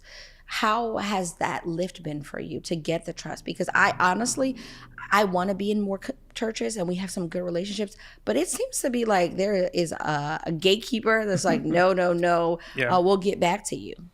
Yeah, I think churches are interesting because, one, I think they're really motivated to do good by their members. Yes. And so it's really about sharing that value. Like, hey, we're an organization really focused on Black people's health. We want to work with you to improve these outcomes. Here are some data on what's happening in the county related to this, or what's happening in the state related to this particular outcome. Can we come do a session with you? It's not going to cost you any money. Yes. We just want to talk to your congregation. And then we're actually coming with resources, which I find is really important. I think often we do have people who just go in spaces and talk and then leave. And it's like, I want to establish a relationship with you. I want to bring you a resource. I'm going to bring you a navigator. You want to do what? Establish what? A relationship. I want to be able to come to form this relationship over time so that, a year from now, we can say, hey, this member got screened for colorectal cancer. We caught it early. Yes. They've since gone into treatment and remission. And that's a win that we can celebrate together rather than me coming and handing you a pamphlet and you never seeing me again. And so can you just put this in your pews? Right. Can we just tuck that in the Bible? Yes. And so I think we have to find opportunities. And I think we've all said it, for real actual engagement, relationship building, and that takes time and effort, and people don't want to put in that time and effort. And so we've really committed, and that sometimes that means you have to start smaller, right? You can't go after 50 churches. It's like we're going to target these 5 churches, we're going to build these relationships until we have larger capacity to staff up and do larger things. For sure. But the return on investment is so real and so vibrant of doing that, because often I hear, but it's hard. Yes. And but it's hard either way. It's hard either way. You're investing money either way. You're spending time cultivating. If you do it the right way with the right people, with somebody who knows something, who's been somewhere and has done something, then it's really not as hard as you think it is. And it needs to be done anyways. So I really don't care. I don't think you really care. I get it. But I also know that you really don't care about how hard it is, how hard they think it is. Yes. And they're placing our people in harm. Exactly. No, I don't care how hard it is, because I and you for sure have done it while it's hard. You've done it while it's hard. And with a hemoglobin of 8 and in high heels. So I'm really not interested in their stories of hardship or struggle. Well, it's hard for them because they're not genuine. Right. So it's the goals. This doesn't meet my goals, so I can't fund this program about... You need different goals. Yes. But again, you've got to shift the way they look at it. Yes. Or that's a potential loss. I'm thinking of a pharma client that was complaining about a proposal to go into a small section of a city that had, this is a predominantly white city that had pockets of African Americans, and that's where all the disease hotspots were. You could see it all of them. Yes. All right. So I said, what we'll do as a company is we'll go in there. I've identified block captains. I've identified pastors that are well known for doing health related work. I've identified physicians, primary care physicians, and then back at the academic centers, some African Americans. So we're going to go in there. We're going to do this. I've done this. We're going to do this. Well, that's so hard. That's so. No, it's not. I've done this around the country. It's can be done. It needs to be done, but from a business standpoint, if you don't reach this population, most of the people that have your disease are Black. Right. So Yes. I'm going to show you how this is done. So no, it's too hard. It's too hard. So what did they do? They took the money that I used to propose and they gave it to an advocacy group that has no touch at all in that community. Done. And I thought from her point of view, it was too hard because it took her this long. Yes. Done. And I'm done. And the advocacy group is going to have a black tie event. And I'm going to go there, which she did, and had her picture taken. And I'm done. I gave these people money. I'm not doing that. I don't know anybody. I'm not. So it's how the approach. We've got to make them understand.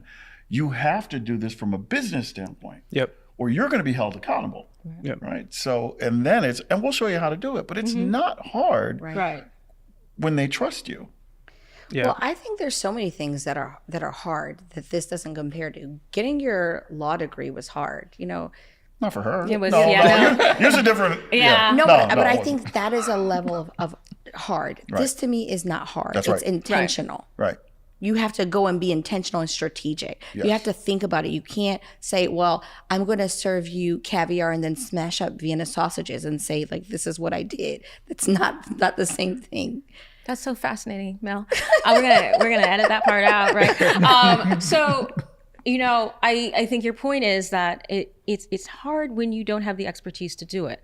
So you have to have the humility to be able to trust that there are people who are experts in every other part of doing clinical trial recruitment or market research or whatever else you are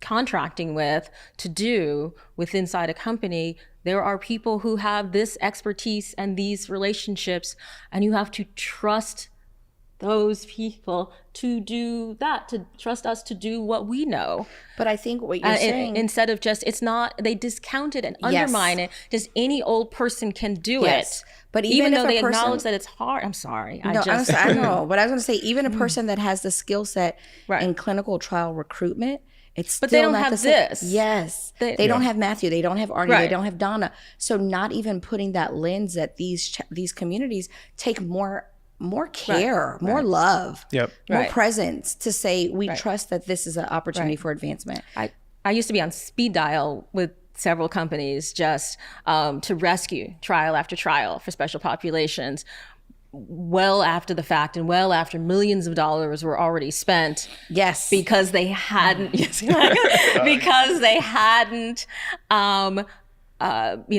Built in strategies and messages and material to align, to attract and recruit the populations that they actually wanted and needed in the trials. I remember talking years ago with the initial director of the National Institutes of Minority Health and Health Disparities, who would talk about giving grants specifically for health disparities to very large universities in places where there are lots of Black people. And they would come back to him and say, oh, we couldn't find it. And I asked him, did they give the money back? He said no. No, because it funded the research. Yeah, before we go too deep down the failures of clinical trial design, which we can do a whole nother episode on. Yes, we can. Before we wrap, I do want to do our Drop the Deuce segment. So again, we have 2 facts that you like, 2 truths that we heard during this session that are going to be really important, key takeaways that you want people to know. So we're going to drop a deuce. We're going to start here with Donna. Oh my. So I appreciate the power of Melody telling her story. As arduous as it was, as difficult as accessing that part of yourself to tell that story, and recognizing the power in sharing that story. I think that's one. And I think that secondly, Arnie's point about making the business case for this, needs to be underscored three or four times. So those would be my two. Agreed. I'll give you one now and one at the end because I thought this was going to be at the end.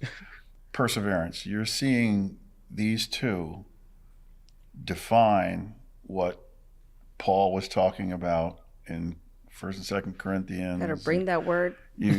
You're seeing the value of perseverance. Yep. Yes. That's why we go through the crap. So they both persevered through a lot of trials and tribulations, and then God flipped that and said, so now you're going to reach people because you won. Yep. You won. So they don't want to hear from someone who's never gone through this. I mean, that's nice to hear from someone, but it's better to hear someone who has a heart-rending story. Yes. So it's going to be very hard for people. Like, I'm reticent to say, look what they did and do that. Well, you don't want that. I mean, they've been through the war. So it's, their value is literally immeasurable. Literally immeasurable. Yep. She's tops in the world, and she fitting to get right there. Yeah. She fitting to get right there. Fancy. Yeah, she fitting to Donna Cryer. I remember the name, but right, exactly. She's in the footnote of the Melody Lorraine Blackwell story. Because that's where I am. What they went through, and now they can empower people, and that's how they were able to grow, because they've been through it. Right. And it kills me that this is an unmet need. That she was saying how people said, I never saw anybody that I didn't know. That breaks my heart, because I know for a fact how many hundreds of millions of dollars goes for patient education. Right. And not a nickel has reached these communities. So I would say perseverance is key, but to hang on that, to thrive on that, because you're put through these. I'm going to start preaching, and we're going to put a link to some donation. I saw the footnote. I just happen to have. We persevere for a reason. Yeah, right. It's going to build something in us, but that's just us. We've got to go out and empower others, and the only way to reach those of us who have not been reached is through a peer. That's the best way. The best way. And to have a story like that, to have a story where I had this urgency, I had this issue, I went to the top gastroenterologist in the Western Hemisphere, I got diagnosed and I'm great. I don't want that person going out and telling the story by herself. Right. By herself. I want some others there too. So that's the big, for me, that's two takeaways right there. That's two deuces right there. Rolled into No, one. it's one deuce. No, that's two. Deuce is two. It's one deuce. In some languages, yes. So you can't have a testimony without the test. Yes. That's right. It's just short version of that. Yes. Amen. That's right. Amen. Keep going. This has been a really great episode. I normally say, and thank you so much, but I kind of want to say this is to be continued. Always. There's a lot of fruit that I think that we can partake of in this conversation. So we want you to come back at some point.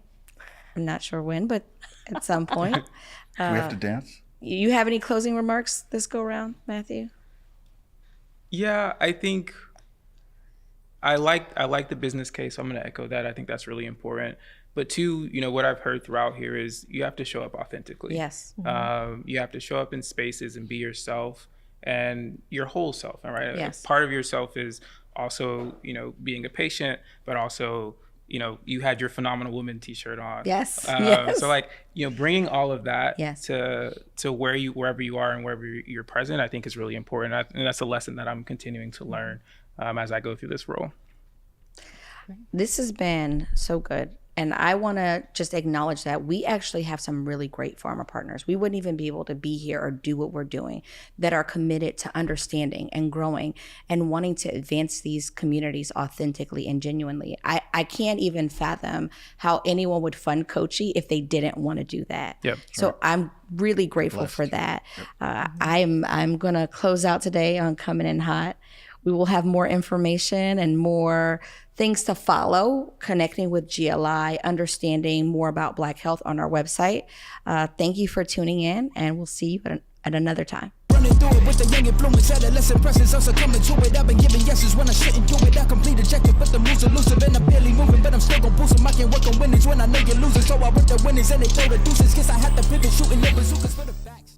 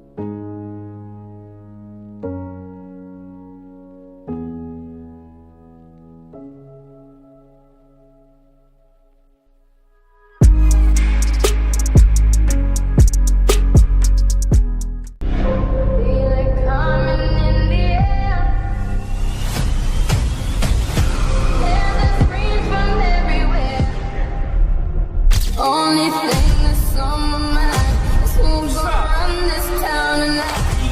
Yeah, I said it, we are. This is Rock Nation. Pledge your allegiance.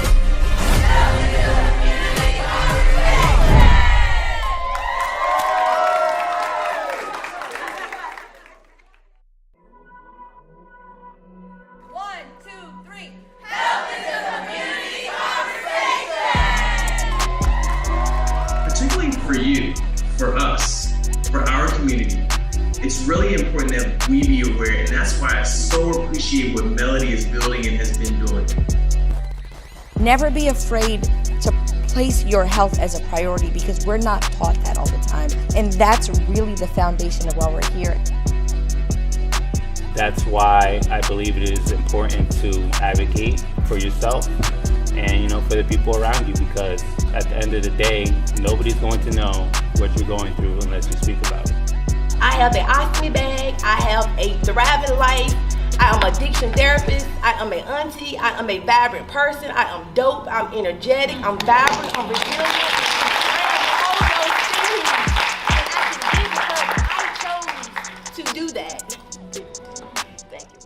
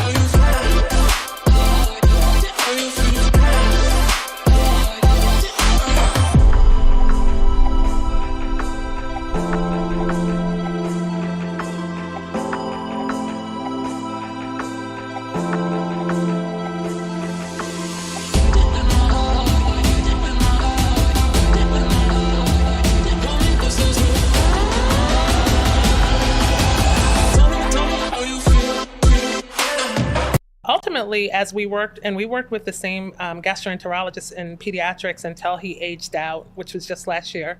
He stayed until he was 22. And again, I have a great deal of appreciation. But one of the things he would always say is, I treat a lot of Black boys, and Black boys just won't complain. They'll be in pain. And that was actually representative of our case. They'll be in pain. They'll be not doing well. And I ask them, and they'll just not complain. And it was complete misunderstanding of why Black people, Black boys, Black community, Black families don't complain. Because when we do complain, either we can be easily dismissed, we can be mocked, we can be ignored, we can be emasculated, specifically for Black men and young Black boys. And there was no understanding of that. Coming in, flex. I just wanna win, LA BB, who we running with, 2233, I'm on 10 again. Welcome to Coming in Hot, where we discuss health opinions and truths with the context of culture and community. Today's episode is going to be titled The Blame Game, where we're talking to a patient and a parent about their journey with managing chronic illness. Before we dive deep into this episode, I am going to pass the mic to our guest. LaTanya, I'm going to pass it over to you. Hi, my name is LaTanya Ward.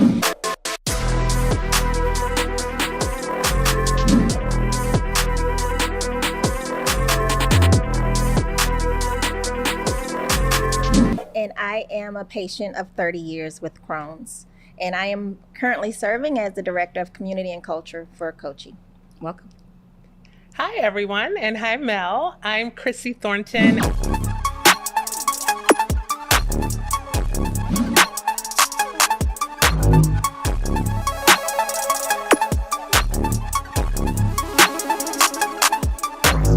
And I am super excited and proud to be the current board chair for Color of Crohn's and Chronic Illness, among several other things, including being a mother to a Crohn's disease patient diagnosed at age 11, who is now age 23. Awesome. Matthew? What's up, everybody? Matthew McCurdy.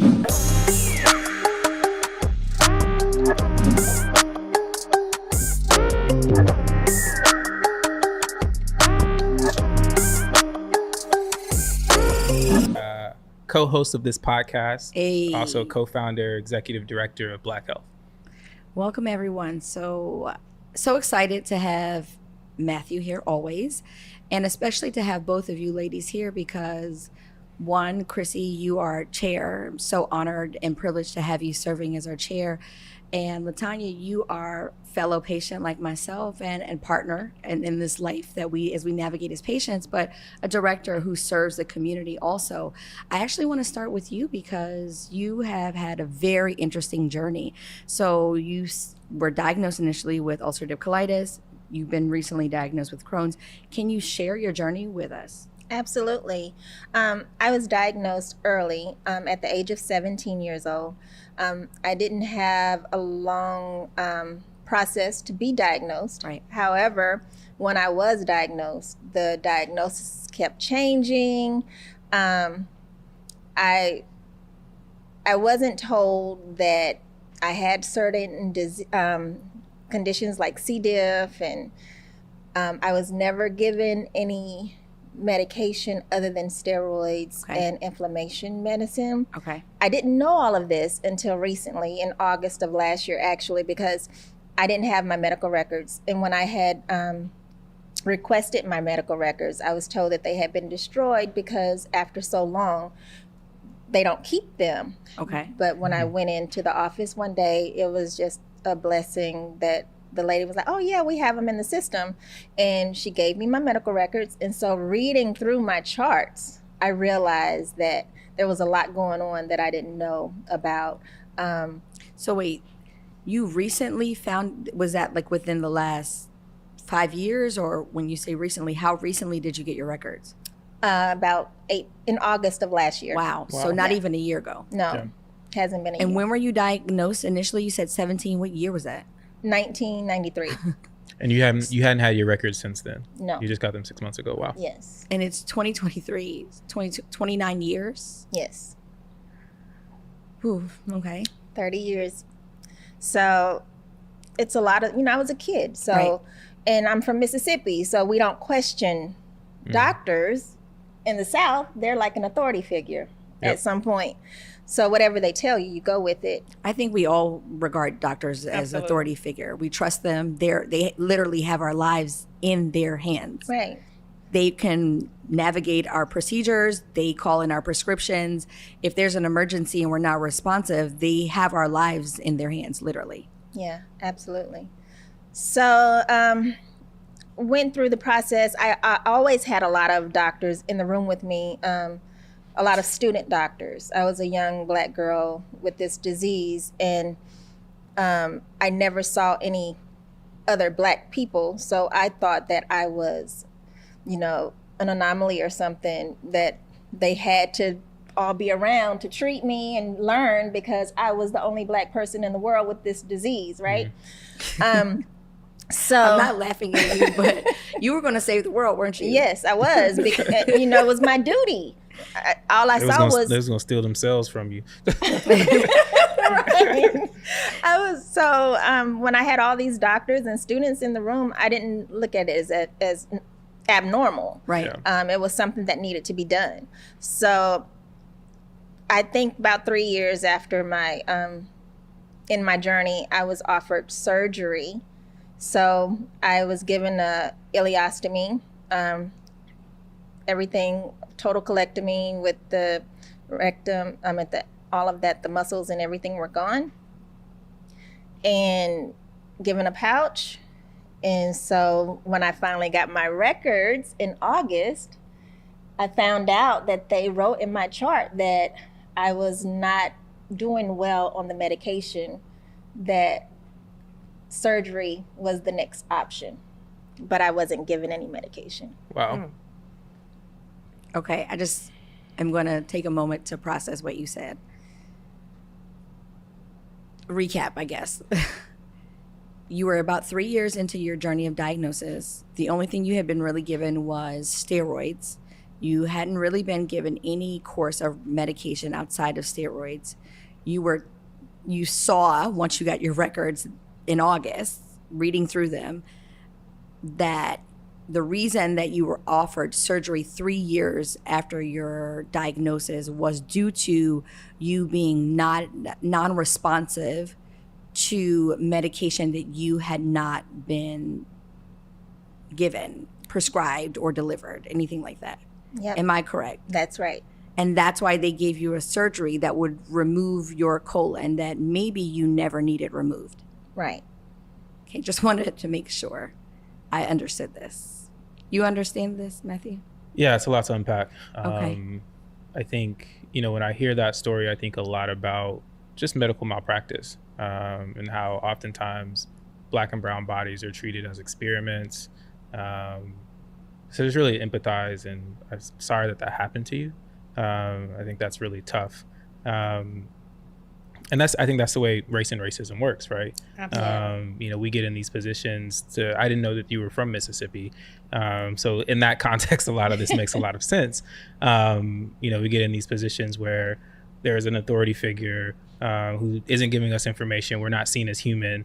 And people just tend to practice on our bodies. That's probably why there were a lot of students in there, because they were like, this is a learning opportunity for us, rather than this is a person whose life that we can change and save. And so, yeah, it's really tough to hear that. I'm sorry that happened to you. Thank you. Let's pause for a second, because I think I'm getting just a slight headache for a moment. Chrissy, your story is a little different from LaTanya's. Can you share your journey and your entry? You said that Jaden, your son, he was diagnosed at 11. Let's back it up to before he was diagnosed, because I don't think there's anyone prior to Jaden in your family that has this disease. So how did we get there? So not that we're aware of. We Okay. aren't aware of anyone else who suffers with IBD at all.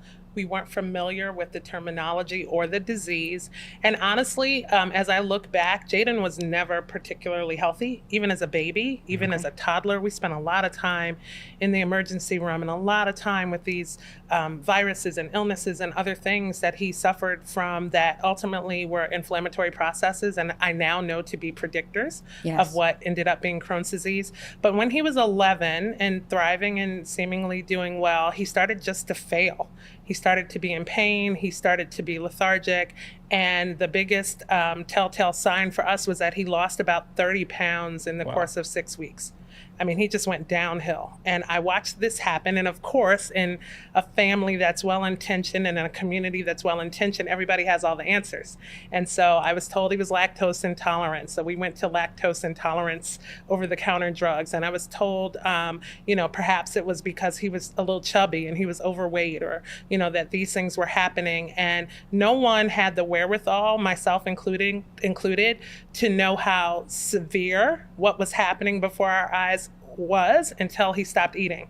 When he stopped eating, I knew it was like a traumatic situation, and we took him to the hospital.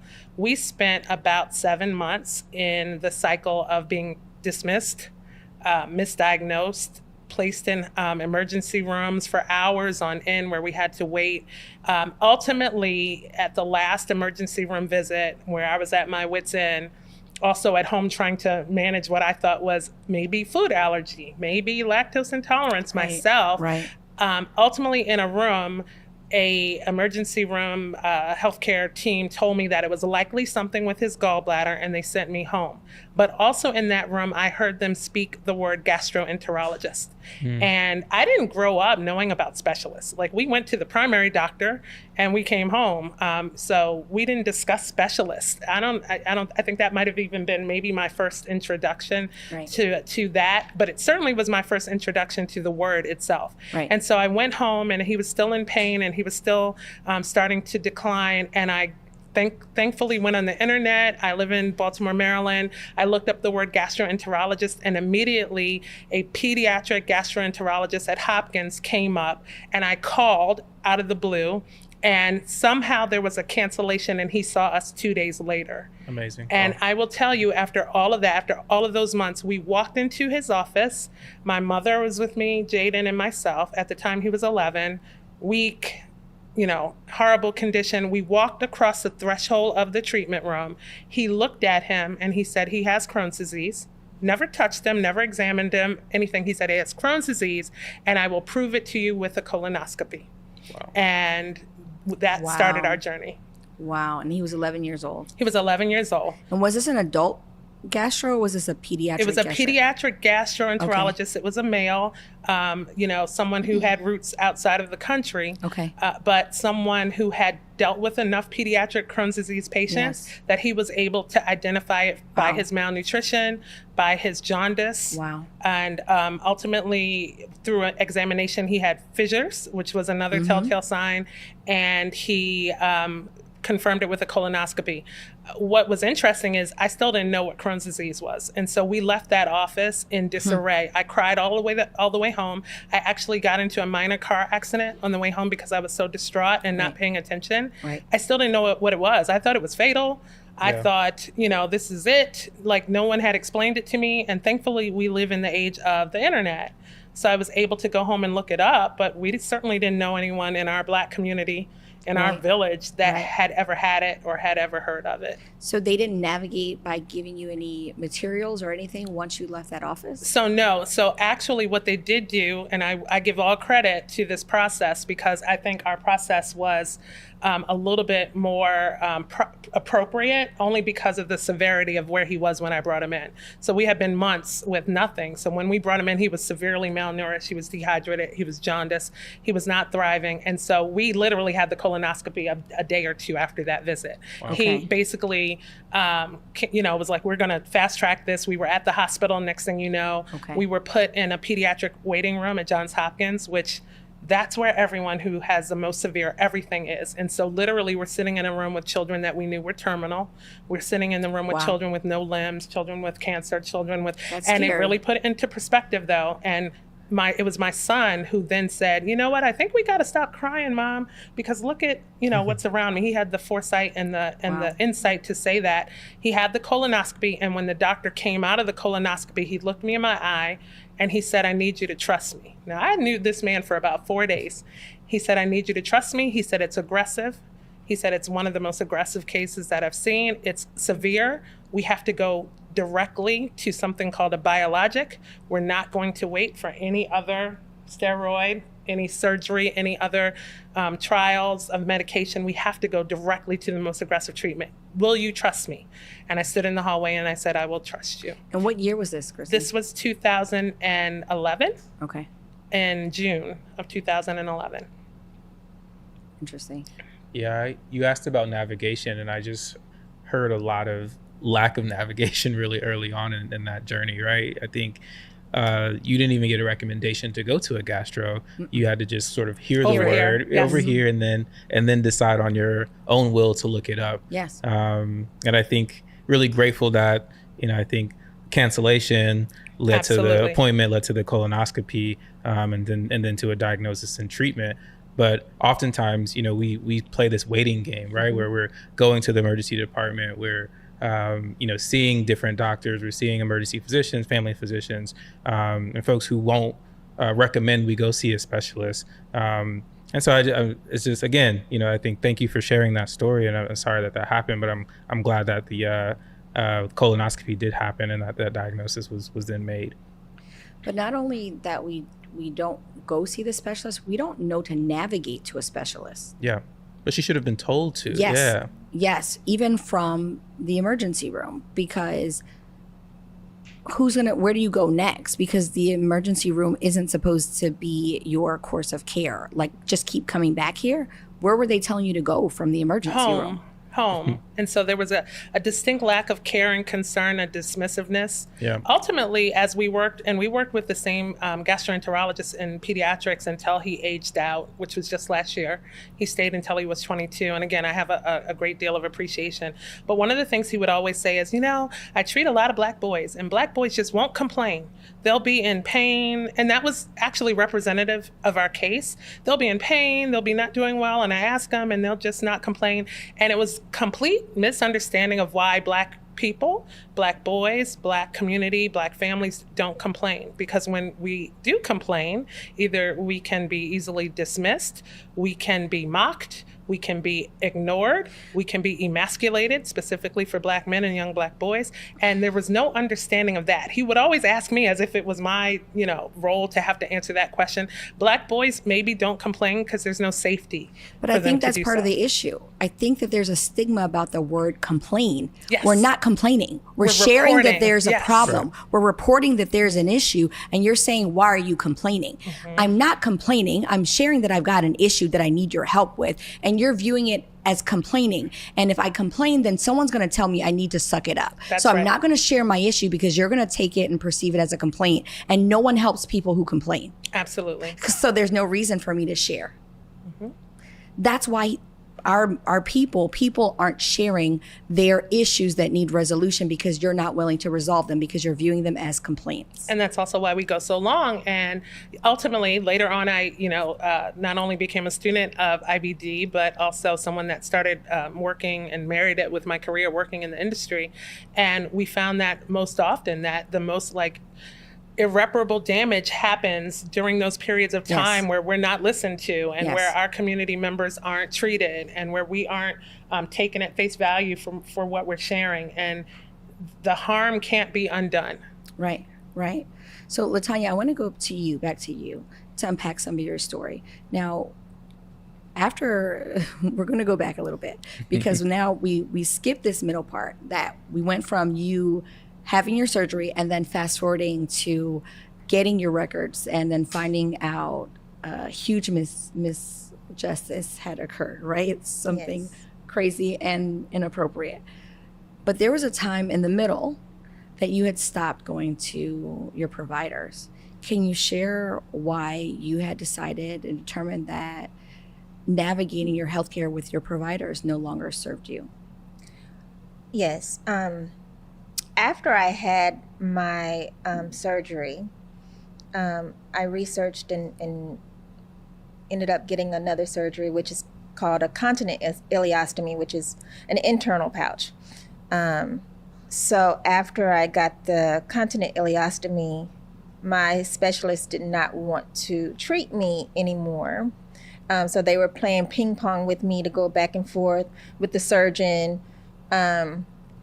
And then when I would go in with issues, they would treat me as if I was drug seeking. And I just really got tired of going. I said, I can just manage, self-medicate, treat myself. And I just didn't want to do it anymore, because I wasn't feeling like I was being heard or being treated. No one really, I didn't feel like I was a service to them anymore, so they didn't really want to be bothered with me anymore. So I'm like, I'll go where I'm celebrated, not tolerated. Yes. And I just stopped going. So what got you back? I became a part of Color of Crohn's and Chronic Illness.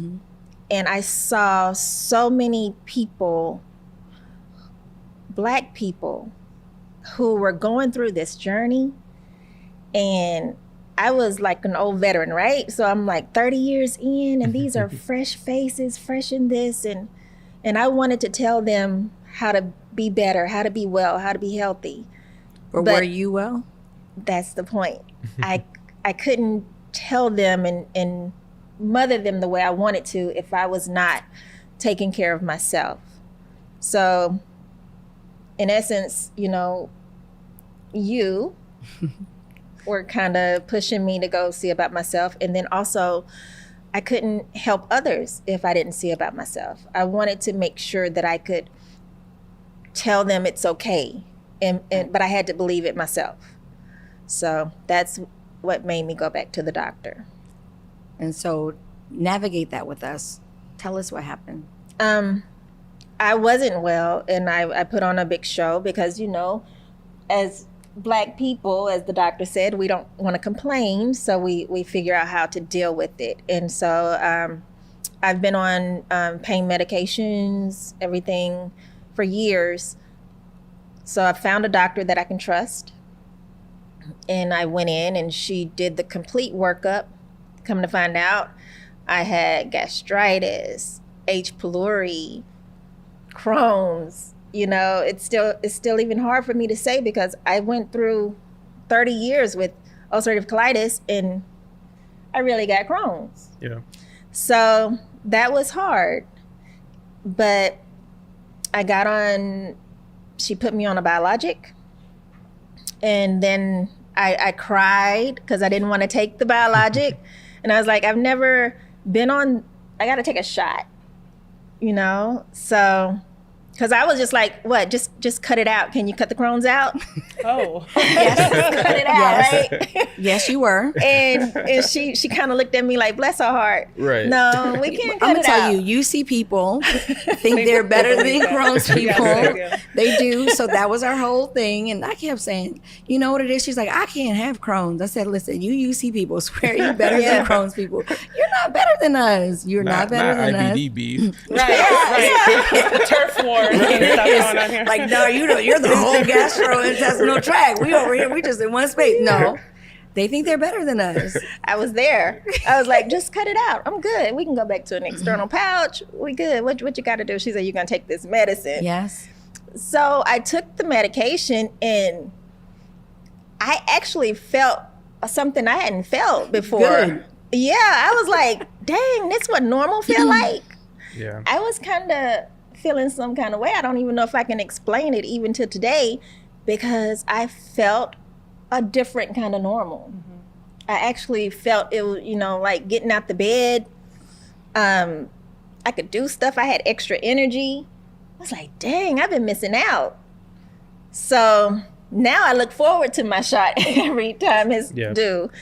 So yeah, I see so many people make that decision, right? Like this healthcare provider, this healthcare system is not doing what I needed to do. So rather than, you know, deal with this discrimination, racism, or whatever you're facing there, I'm just going to remove myself, knowing all of the risks that may occur. And so really encouraged to hear that Melody really forced you to get back into care. But I think that's just something that we could probably sit with, the decision for people to say, hey, I know I'm going to be unwell, even if I decide not to engage, but engaging with this system is actually doing me harm. Yeah. And I think that's just a tough decision that we see a lot of people have to make when they're deciding on, you know, whether or not to continue to seek care. It's funny because she always says, I did it. I didn't force her. I didn't force her. What I believe that we did is we did it together because we're so much more inclined as a community to do something when we know somebody's with us. I know that LaTanya knew I was going to be with her no matter what her decision was, even if she didn't go to the doctor. If she decided that she wasn't going to give healthcare an opportunity and a chance to see if it would work for her, she knew I was going to be with her regardless. It was just the fact that I was going to be with her. I think that was the value there. Just like Christy knows I will be with her. I know Christy will be with me. You know I'm going to be with you. We don't have those spaces enough. We don't have enough of people saying they're going to be there with us. And if we have more of those, we're inclined to move. And Coachy has done that. Black Health has done that. Showing up in those spaces, just having those conversations where we don't have access to people that'll give us answers or talk us through something and explain the language, the literacy aspect of things, or navigate to why there's a issue with pre-auth, or why I have to go and deal with non-medical switching, why there's a barrier here. When those conversations happen with people that aren't getting something, don't stand to gain something from it, that now invites us to make a move because someone stopped their life to say that my life mattered more than where their vantage point was. You know, it matters. That stuff mattered. And what LaTanya heard, all she heard me say was, I know. When she said, this doesn't work for me and I don't care, and she was fighting me, all I gave her was a quick, I know. And she knew that I knew. It wasn't Chrissy speaking to her from the lens of, I'm a parent navigating this. It was a patient who had been in the mud, who had been in the trenches. You can't argue with someone who's walked the same walk. It's not the parent saying, do this because I said so. It's me like, yeah, I know. They did that to my butt too. Right. They did that to my gut too. They did that to my arm too. I was in that bed too. So you can't argue with that because it's like, dang it, she's got me there. Okay, well, if you do it, I'm going to do it too. Okay, I did it. So now what do you have able to say, you can't do anything but do it because I called your bluff. Yep. And the bluff actually worked in her favor because she can sit here. Yeah. She and I, I'm sharing on this podcast and I have her here, but she and I call each other 40-40. It just so happens that when she's sick, I'm sick. So she'll be 40%, I'll be 40%, but together we're 80. Yes. Okay. So we just need to get together. We just need to be together and we can knock it out because we're going to be 80%. I like but when that. we're apart, we're 40. So don't call us. You just got to get us Right. together so we can get it done. But I'm so blessed and fortunate to be able to have that space. Yep. Just like I know if I'm at that space with either one of you, and my hope is that other folks, people that are watching that, we can give them, if they're at 40%, just hearing us, seeing any one of us, they can get that 40% if they're 40%. They can get that from us so that they know that by tapping into something we're saying or calling or hearing, that they now have that peace and they're not the blame for whatever's happening to them. Yep. Yeah, Chrissy, I was listening to your story from the parent perspective and really just thinking about, I would love to hear you talk about how you talked to your son, prepared your son for that journey that you were sort of learning what he was going to be on, and how you continue to talk through, this is what the illness is, this is what you're experiencing. What is that like? I'll be honest with you, and I know that everyone doesn't agree with maybe my methodology in mothering him through living with a chronic and incurable illness. But I decided at 11 years old that he had enough to bear at that point. Like he was, at that time, I was a single parent. He was sick. He's black. He was a boy. He's big in physique. I knew that he stacked had, against him. Yeah, Yes. he had challenges, and I made the decision, much to people's criticism, that I was not going to add this burden onto him. And so, to be very honest, I completely managed his health care and still do. Wow. He is thriving. He's going into his third year of law school, and I have removed the burden from him. But wait, Chrissy, tell them what that looks like, though, managing his health care. So, I mean, it looks like a lot of things. All the way along the path of him actually being, a minor, it looked like coordinating with a number of specialists. And the way his disease manifests, his IBD is fairly stable. Okay. But all of we call them extracurricular associated disorders and diseases are not. And so some of those are co-occurring, some of those are results of the medication, and we see a whole lot of specialists. So we stay with dermatologists and cardiologists and all of these other ophthalmologists and rheumatologists and all of these other ologists. Listen, someone who knew not one name of one specialty now knows all of those, right? Yeah. So it's just been a lot to navigate. And I wanted him as much as possible to have his childhood. And so I gave that to him. When the doctor said, oh, you can't play sports, he played sports within reason and with his helicopter mom there overseeing it to make sure he would be okay. When they said, he couldn't, possibly go to college because the stress of that would exacerbate his illness, he not only went to college on a full presidential scholarship, but he excelled, and he's actually in law school out of state, and we do what it takes to bring him back to Maryland every single 6 weeks. Chrissy, are you dropping mics or what are you doing? Am I doing what? Dropping mic What drop? does that mean? You just put some respect in your name? I know Oh, you're. I did. I really did. My Put some parents and respect on my parents' stuff. My cultural Listen. competency, though. I'm not with it. Tell me, help me. Right. But listen, no, here's the thing, because with that and talking about the blame game, do you know how many times specifically as he started to age out of pediatrics, people told me, coworkers told me, friends told me, family members told me, like, you're doing too much.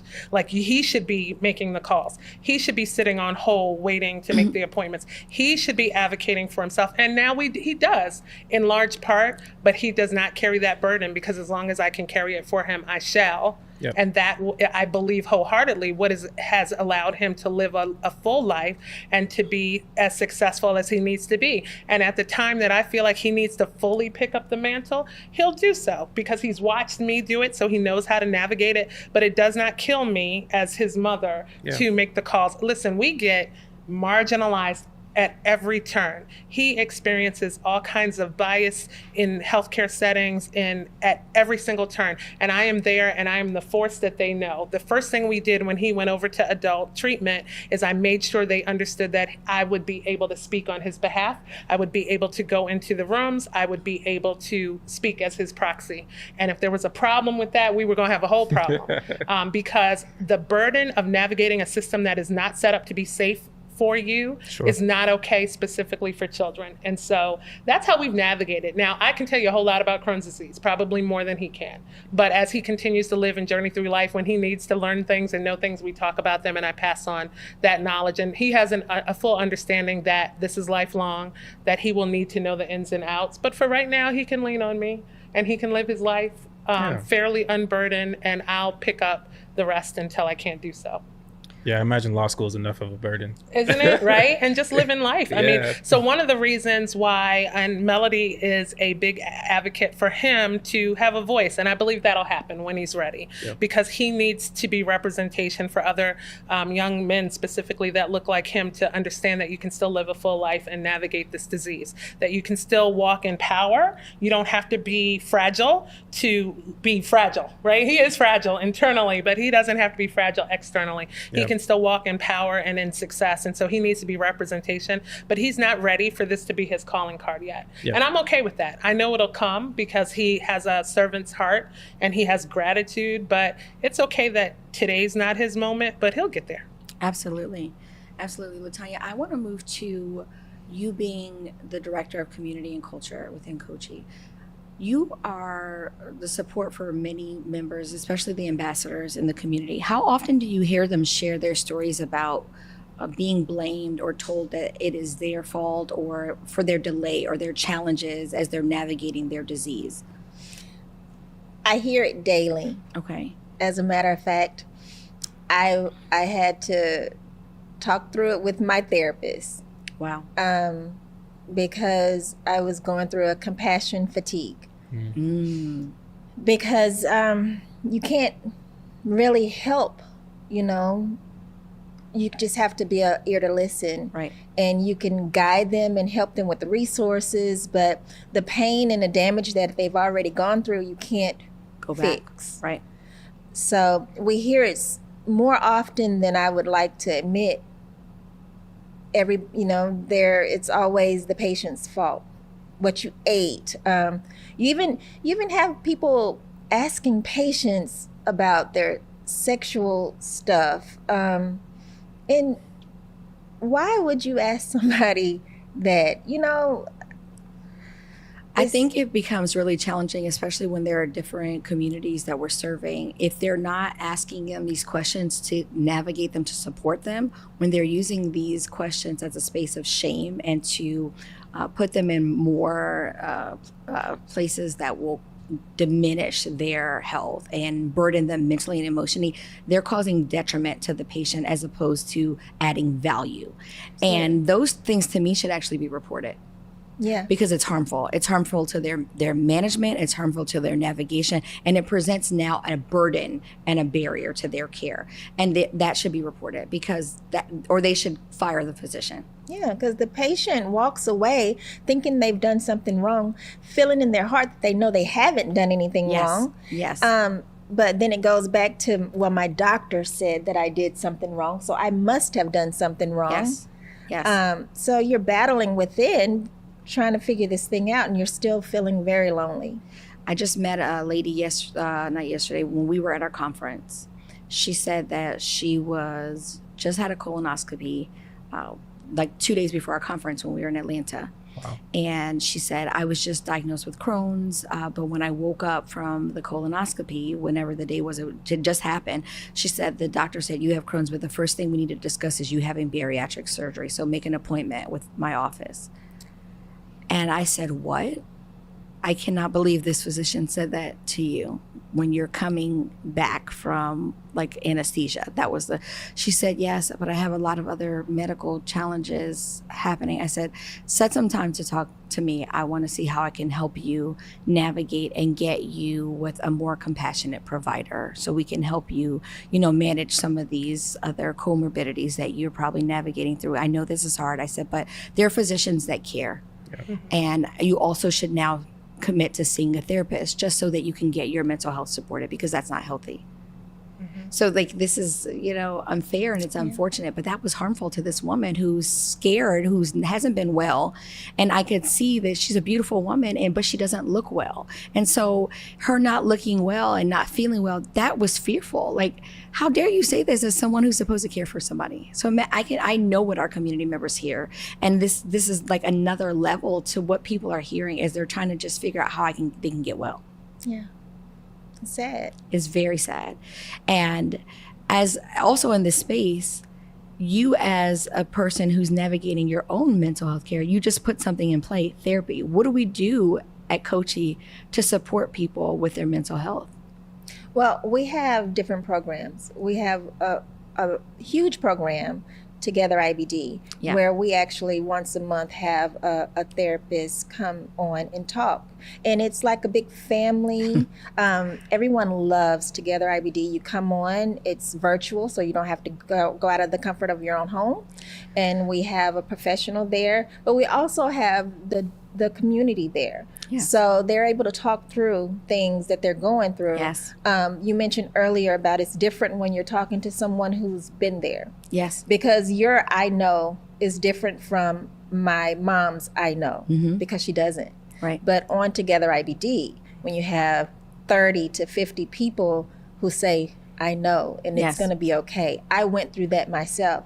It really helps. And it's a kickstart. A lot of people have not gone to therapy before, but going to Together IBD, it's kind of a kickstart for their own mental health journey. Yes. So after that, we've heard several people who actually found therapists after going to Together IBD. For sure. And I think that's been the pathway for a lot of our members in our community to say, you know what, mental health is kind of cool. I probably should have talked to somebody a while ago.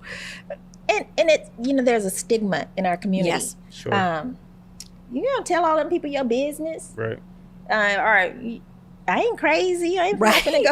Right. I think number one is you're talking to somebody about your mental health. You crazy? That's like the follow-up question, What's right? wrong with you? Right. Yeah. What's wrong with you? What you got going on? Such and such is crazy. Yes. I'm like, I am crazy. That's right. Like, I've been crazy. I know I'm crazy, so I'm going to go talk to somebody. But it's not crazy. You're actually so together to actually say, let me go talk about this because I want to make sure I am mentally well for myself and for others and people that I serve. It's a very, very sane thing to do. Yes. Yeah. Yes. I think a question that I've been thinking about throughout this discussion is, I think each of you probably went from a moment where it's like, I need to advocate for myself, my family, those around me, to like, actually, I need to advocate on behalf of this community, these people that are like me, have this similar experience. I'd love to hear, for anyone who wants to answer, what that thought process and inspiration was like to move you from, hey, this isn't really just about me anymore. This is really about our people, specifically when we think about IBD. Well, Kristen, you got to back it up and actually tell where you came from, because you're not just a parent who was advocating for his son. You actually ran a whole movement on Crohn's and colitis. So I have my career is in nonprofit executive leadership, and I had the opportunity to work for a inflammatory bowel disease organization where I ran a region for a little bit over 4 years for the organization. And at that organization, I happened to just be the first and only, and I believe only since, executive director who was a Black person. Wow. So there's a lot of pressure there. And there's also just a lot of awareness as to how Black communities, people of color, are left out of the conversation and left out of the initiatives and the efforts and consideration. But for my own story, going back to just my son being diagnosed, I felt alone, and I felt a lot of shame and ridicule coming from friends, from my own family members. You know, people say anything when they don't know what it is. They'll say, oh, that happened because you let him eat at McDonald's. That happened because you eat frozen food. That happened because he's overweight. And, you know, imagine being a parent already navigating this situation and then having to deal with what feels like shame and blame from people who should care, who should care enough to read a brochure or a pamphlet and find out what it is. Yes. There have been people who told me he'll be fine if you just give him vegetables. And he'll be fine. It's because you haven't given him vitamins. You know, everybody has a medical degree suddenly when somebody gets sick. So I saw the need for advocacy just because of that, because I didn't find support even just among people that looked like me and people who I know love us. But then as we experience like infraction after infraction, navigating the healthcare system, navigating him going to college and needing accommodations, navigating him finding dignity in the school system. I mean, I literally have had knockdown dragouts with PE teachers, other teachers who refused to allow him to be released to go to the restroom, other teachers who tried to say that he had to participate when he knew he didn't feel up to participating, and then stripped him of his dignity when he needed accommodations. So we've navigated all of this. So it's been very clear to me all along that this can't just be us, right? There's something to this. What I will say is that I believe this happens to all people who are experiencing chronic illness and disability. But then add to that what we know is a world filled with structural racism, bias, hatred, and inherent discrimination. Black people and people of color are going to experience this just more tragically. And so for me, one of the things that hit me when Melody started talking on this discussion is she mentioned that you all were navigating a life in this. And I really think that's what it is. It's not advocacy. This is life. This is real life. And the same way he'll live with this his whole life, I will live with this for the rest of mine. And so it is an unwavering commitment to make sure that, number one, he has a better opportunity, but certainly everybody that comes behind him and alongside him has one as well. And that requires all of us to speak out, be fearless, be what is not typical in our community, meaning willing to talk about things and to be honest and tell the truth, not to die with our secrets and our medical history as Black people, and to be very strong advocates. You said, is it in your family? And I'm saying no, but the real truth is, how would I know? Because in our families, we don't talk about these things. And specifically when they're not attractive and sexy, we think we need to die with our secrets. And so, I'm really passionate. You dropping bars. I love it. You were supposed to save that for the deuce, though. We have to do this. I got more, Mel. Okay. Okay. Remix. Yes. All of that. Yeah. But and when you said family members dying with secrets, my grandmother died of stomach cancer, and I just found out what she died of, because no one talks, about what's going on. When I started speaking out, and I'm still doing it rare, but I'm coming along. Proud of you. But when I started posting and speaking out, because I saw so many beautiful Black people going through this, and they looked up to me, and I felt that if I said something, they would take into consideration and try it or learn from it. When I started speaking out, I had family members in my DM saying, hey, your aunt and your uncle have this, and oh yeah, and by the way, your grandmother had stomach cancer when she died. Wow. So, I have children. My son has stomach problems all the time. I have grandchildren, 5 grandchildren. Thank you very much. First of all, that is amazing.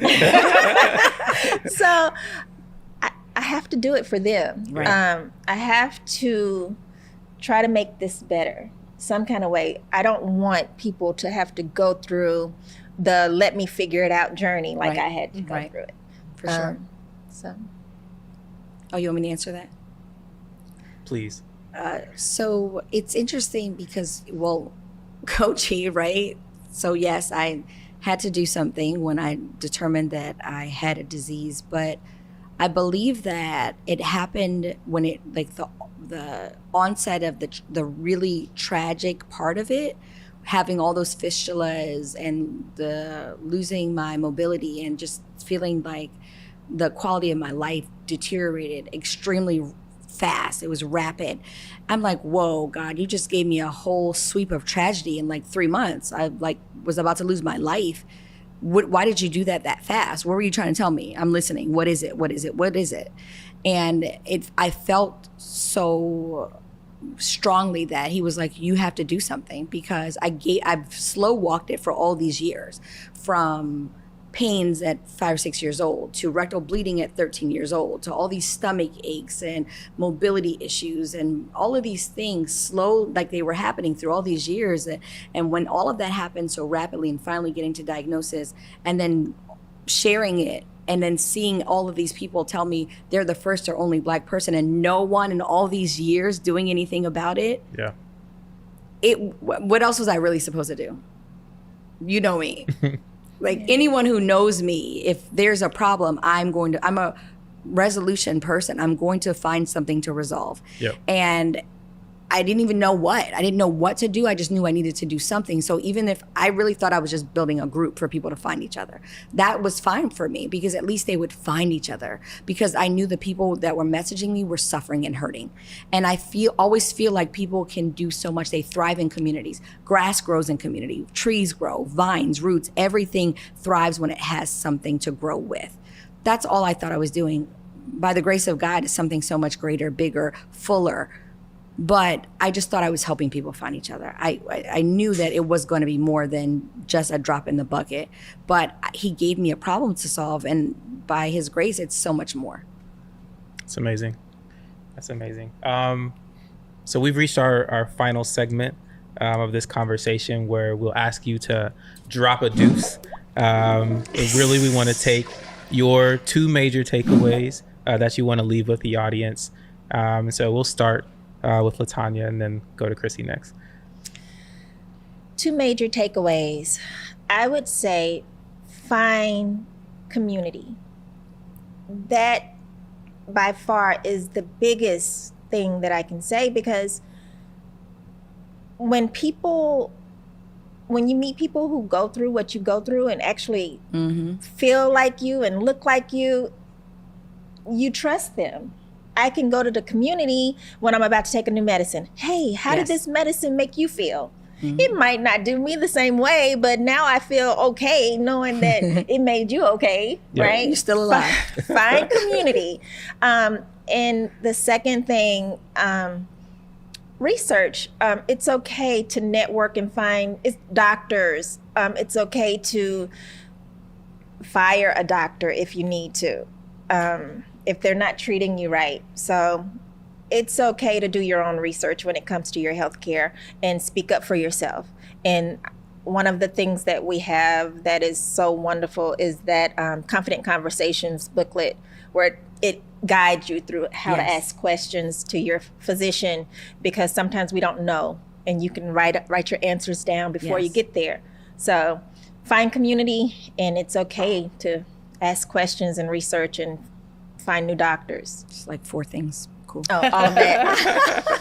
A couple deuces. I have just my 2 things, and I would say the first one is pull from compassion. Yes. And I say that because we have been in some settings where we've had an outstanding physician, or an outstanding nurse practitioner, or an outstanding appointment scheduler, or an outstanding, aide. We've never been in a setting where we've had all those things at once. And that's very difficult to go into a space where you want safety and you love maybe the care you're getting from the physician, but you have contention from, staff or other people in the setting who don't lead with compassion. Yeah. I think that ultimately no one gets into these jobs of being healthcare professionals or in that environment to harm people. Yeah. But I think life is life and humanity is what it is. And so when people are ungrateful, or when they deal with their own challenges, or when they have biases, sometimes that's going to come out. So you have to realize that and then pull from compassion, knowing that you are in positions to really help or harm people.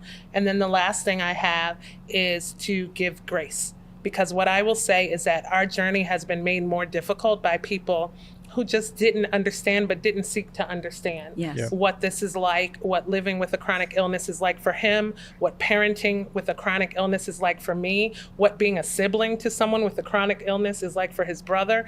This has been a journey, and it's interesting because so many people who didn't give us grace, who didn't take time to learn, who didn't stop to think about what this looks like in conjunction with everything else we deal with as people, as Black people in the society. One thing my mother always said is just live long enough. And unfortunately, some of those people have now encountered whatever their own thing is to tackle, whatever their own thing is to overcome.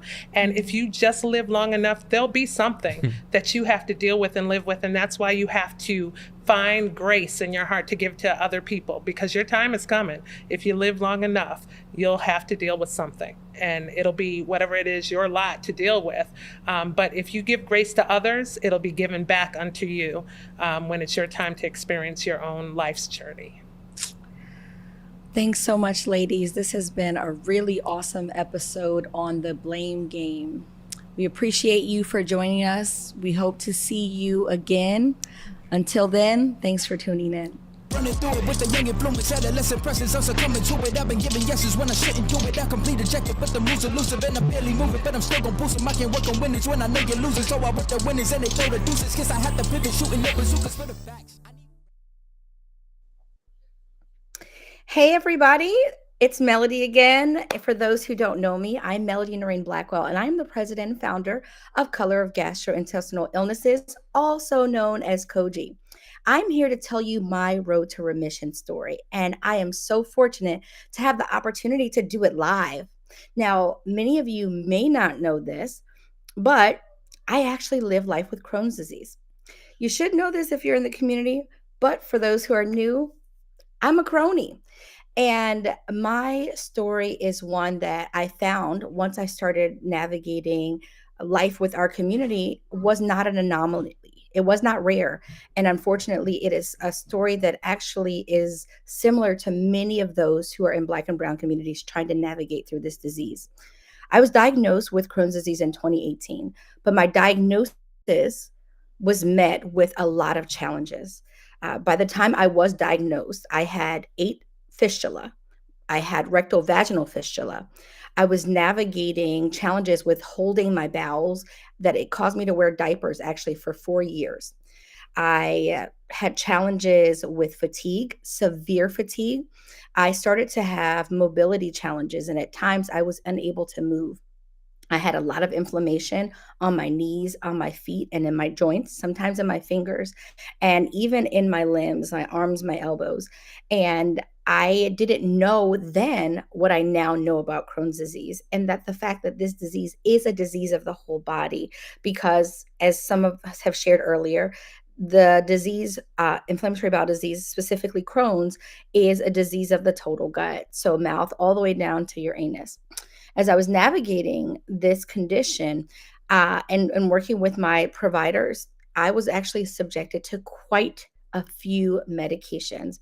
I personally have had the opportunity to utilize over 13 medications. And I'm so careful with my words as I talk about my journey with Crohn's, because this has been an opportunity for me to not only learn about myself, but support others and move them forward. And that includes like a lot of the wonderful programming that you've been able to see today. Now, the medications that have actually supported me as I've managed this and tried to work through this road to remission have been corticosteroids, 5 ASAs, antibiotics, biologics, and now currently I am on a JAK inhibitor. And so with these medications and learning what their usages are for us, I've had to understand when you have such complicated diseases or severe forms of this disease, there's a certain way that you have to even advocate for yourself. So my first sector of navigation was steroids, 5 ASAs. And as I navigated through that, and antibiotics, they didn't do much for me because I had complicated disease.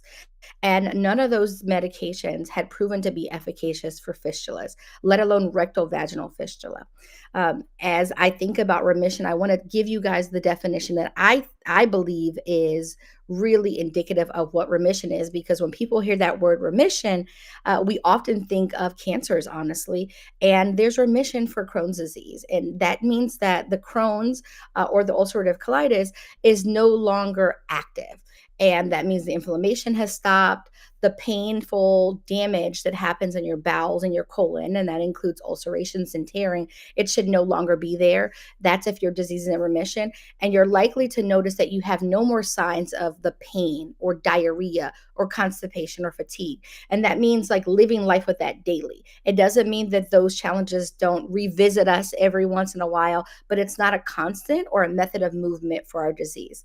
Now, as I navigated through to get to remission, and I was recognizing that these 5 ASAs, corticosteroids, and antibiotics weren't doing enough to heal me, my doctors worked together to move me forward to a biologic. The first biologic I had, it was great.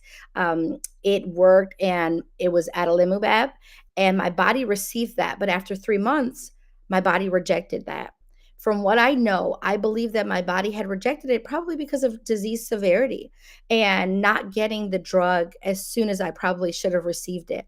What I didn't share with you at the beginning of sharing my road to remission is that I recognized that I had symptoms of chronic bathroom usage or long-term bathroom usage as a child.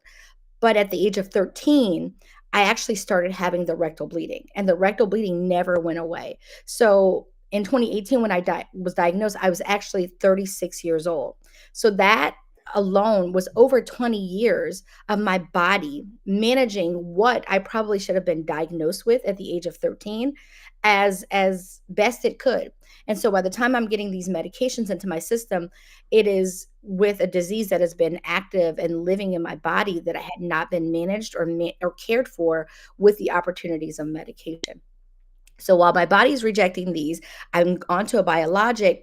The first one worked for those first 3 months, and then my body started rejecting it. And as my body rejected it, we had to go back to the drawing board with another game plan and try another biologic.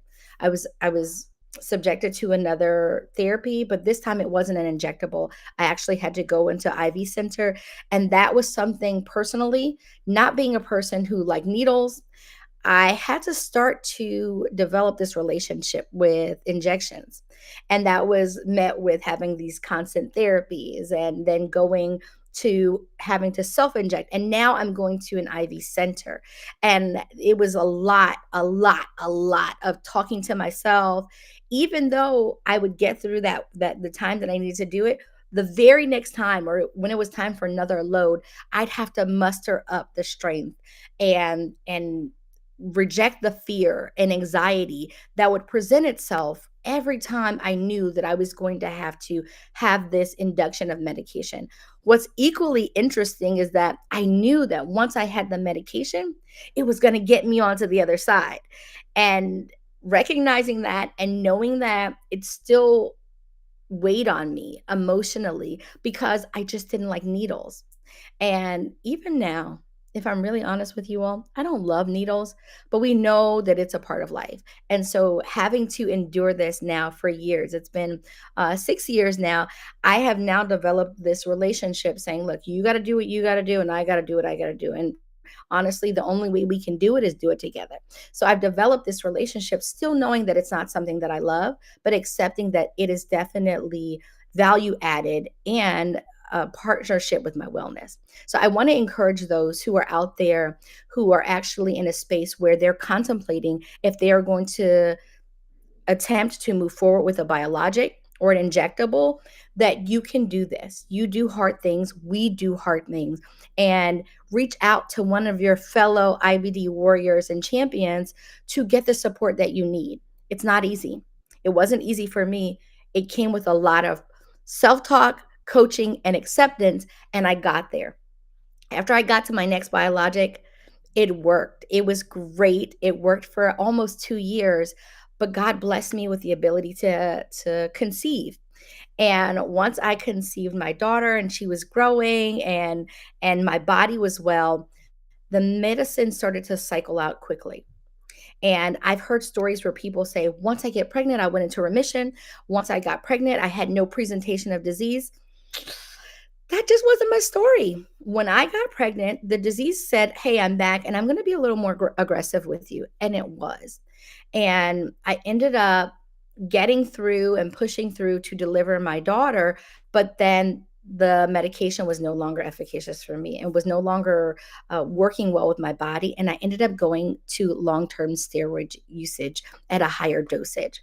And that presented quite a bit of complications for me emotionally, physically, mentally. And I had to make a commitment to myself to manage myself as best I could. And there were days, I don't know if you recognize the challenges with steroid usage, but there were days that I didn't love looking at myself. I didn't love being around myself.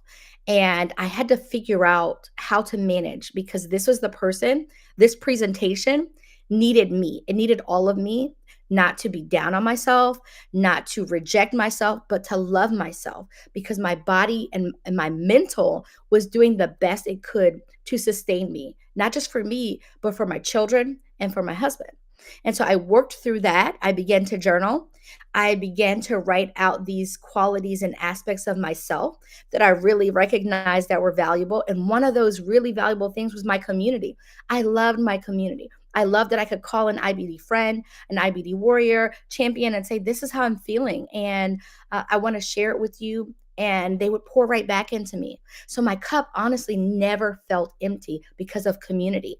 I didn't have to explain why I was feeling that way. I could literally say, hey, I'm on a steroid right now. And they would say, oh, let's talk about it. Let's unwrap these things. And because I have their support and their love, I never felt like I was in a space of loneliness. I never felt like I was unseen, and I always had the ability to be heard.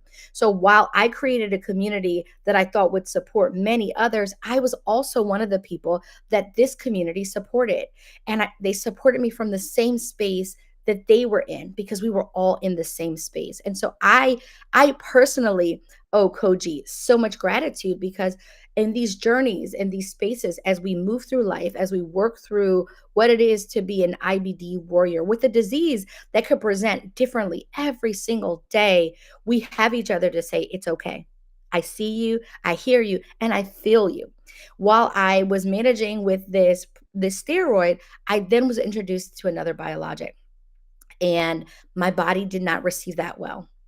It so poorly was the reception that it started to have adverse effects on my body, and my colon was in a space that it was unrecognizable. Now, what I didn't mention is through these different spaces of navigating, I had also done different topical medications that were inserted into my rectum. And so that would include things like foams and creams to manage. I also used other, what do you call it? They're injectable, but I can't think of the name right now. But I had these to actually support what these main therapeutics were, whether it was a biologic or a 5-ASA, and they just weren't working. At times, it would minimize some of the symptoms like proctitis and like some of the rectal bleeding, and I would have different creams too for anal fistulas and anal fissures, but nothing got me to this place of remission at that time. As I moved forward and my doctor continued to work with me, and she was concerned because to manage someone who you see the work that they're doing and they're not getting to remission, it keeps you at a place of like the drawing board.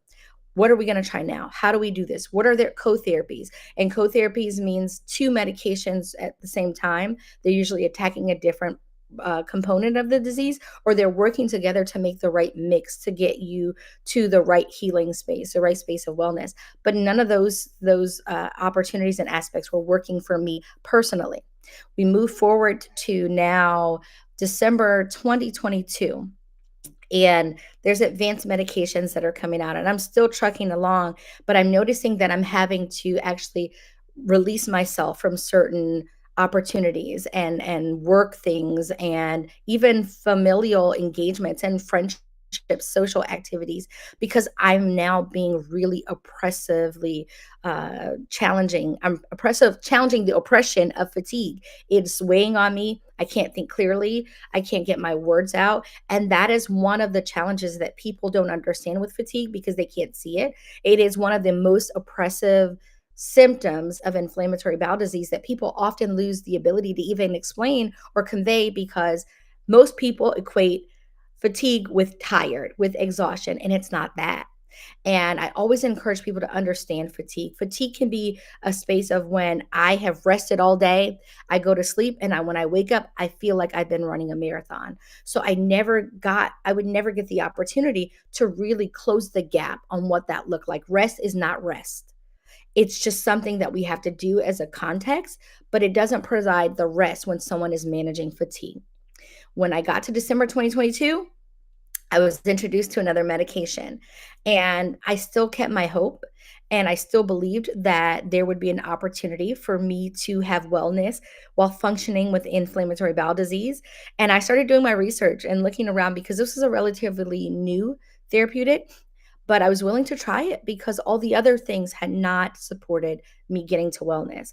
And there was a little hesitancy, and I will say the hesitancy came from the fact that when you're thinking of advanced therapeutics, or when I think of advanced therapeutics, I felt like if it wasn't injected, it may not work because no pill form had worked for me. And if those pills weren't working previously, why would another medication that's in the pill form work if they hadn't worked historically? But I believe my doctor. I believe my care team. We partnered together and we've been doing this together. I believed what they believed. And so we moved forward with this advanced molecule, which is the therapeutic that I'm now on. And now, 2 years later, I am actually in remission. I was given the word about 4 weeks ago that I have achieved remission. And to know where I started with 8 fistula, rectovaginal fistula, abscesses from my mouth all the way down to my anus, loss of mobility at times, wearing diapers for 4 years because of urgency and the inability to hold my stool and my bowels. I am now in a space that makes me feel like I am renewed. I am new. I've also learned that the baseline that we should desire is the very best that we can, the very best outcome. And we should not subscribe to decreasing what the baseline looks like because we don't believe that we can achieve something greater. I believe for you, I believe with you, and I represent you. So if I can get it, if I can do it, I believe that you can too. And this is part of the work that we do at Koji. This is why I'm here, is to even advocate for those prior to getting to this space and believing that you can get to this space, because I got there with severe, complicated disease.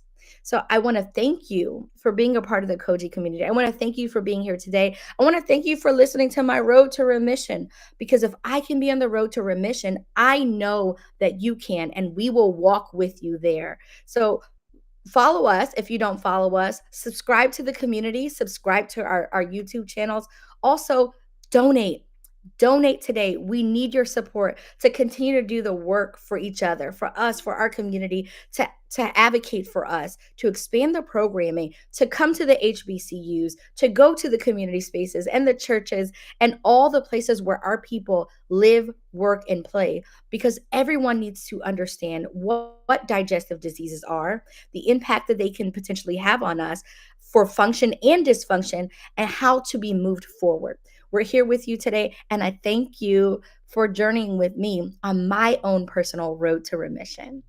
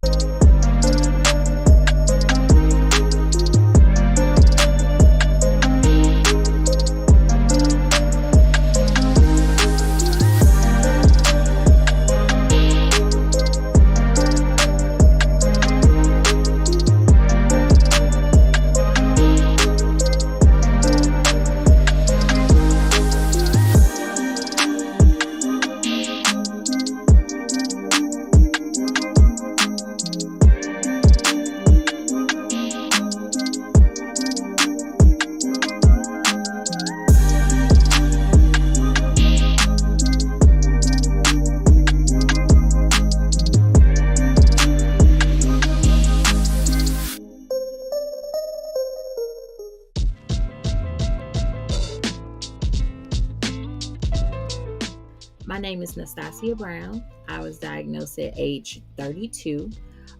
My symptoms before being diagnosed, I had diarrhea, constipation, food intolerances, tummy aches, basically anything you can think of gastrointestinal. I experienced it before being diagnosed.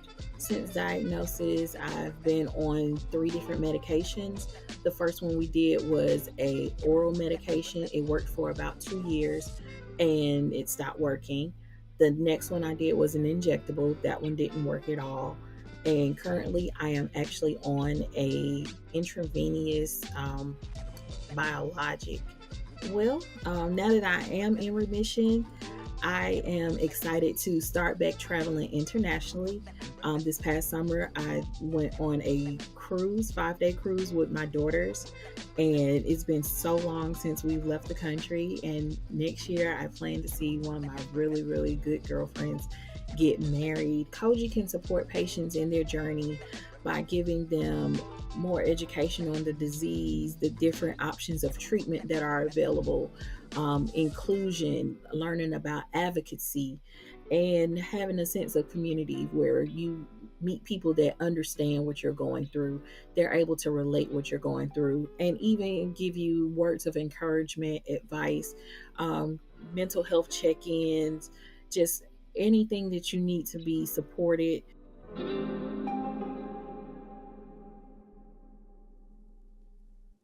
My name is Dominique Battle. I am a licensed mental health counselor, and I partner with Koji through the Together IBD support group.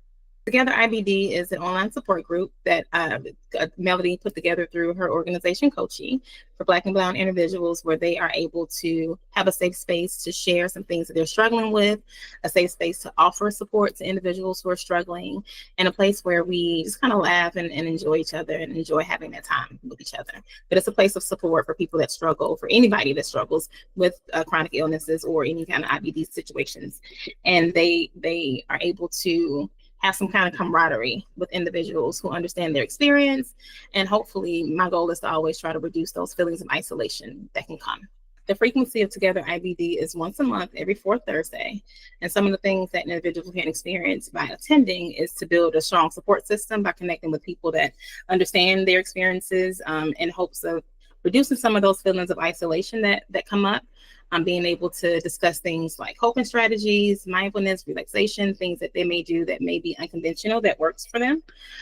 Dating with IBD, learning how to navigate social situations and families with holidays and families around understanding their illnesses. And so we discuss a lot, nothing's off the table with Together IBD, but it's whatever comes up and whatever makes the most sense for anybody that's on the call.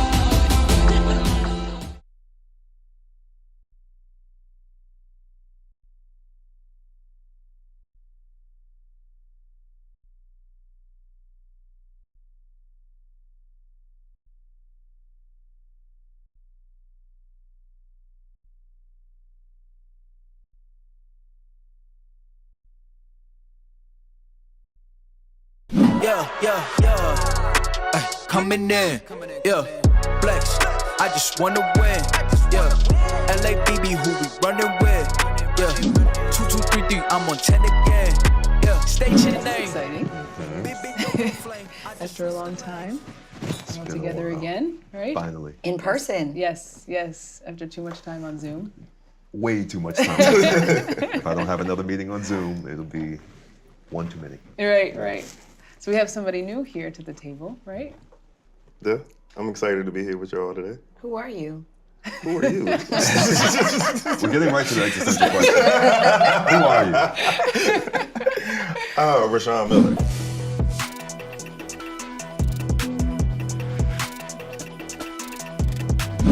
Rashawn Miller. Okay, tell us about you. Psychotherapist based out of Charlotte, North Carolina. I do a lot of work with Koji when it comes down to addressing mental health and IBD disorders and being able to tie those things together, but then also understanding how the mind and the body all works together. And us being able to address those things in various aspects is very important. And it's essential for us. So I'm excited to be here to talk about it today. Thank you. Happy to have you here. Yeah. I think what's really unique and awesome about us getting together this time is that we are at a table. And even just culturally, we always talk about like building your own table and just having your own table. And if they don't give you a seat or no one gives you a seat at at their table, you build your own table. And we've done that through our organizations, through ABGH and through Kochi. And Tyler, your friendship and your partnership has been integral to us being able to do this. Oh, no, it's a beautiful thing to be able to kind of have these conversations. I know that.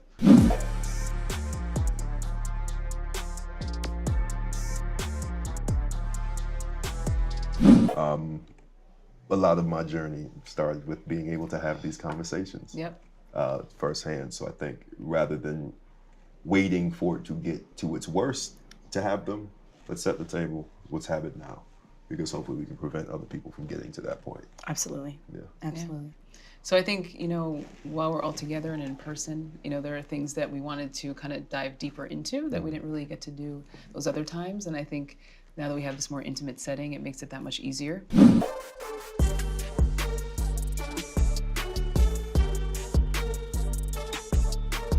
So, a lot of what I see and what I think people do struggle with, and I think even as a physician, kind of bringing that topic to the forefront can be a little bit challenging, is mental health. And I think it's something that is oftentimes overlooked, particularly when you're so busy in the office talking about bowel movements and talking about pain and medications and all that kind of stuff, side effects. It's hard to talk about something that really is an overarching theme and touches everything, as you well know. And so, of course. I just want to kind of bring to the center of the table the idea of how do we talk about mental health and even in the office setting, or how do we bring it to, to light in such a way that is not dismissive, but also is very, it's very obvious that as not a mental health professional, I can say, what are you feeling? How does this impact your disease? Like, how do we begin those conversations in such a limited amount of time? It's a loaded question. Yeah. I would say one of the things is just understanding what mental health looks like for each and every one of us. Not even just with someone that's dealing with a physical disease, but then also just in regular life. Me and Tyler was talking about earlier what it means to be Black in America, and how that impacts us mentally, and how that plays a large role. So even just being able to acknowledge that mental health challenges are common among us, is also, it looks different for us in different ways. Yeah. But what, do you feel like that there's a stigma when we're talking about mental health and Black populations and Black men specifically? I feel like we've gotten better at being able to address the fact that we may not be well, but we still struggle with what to do after the fact.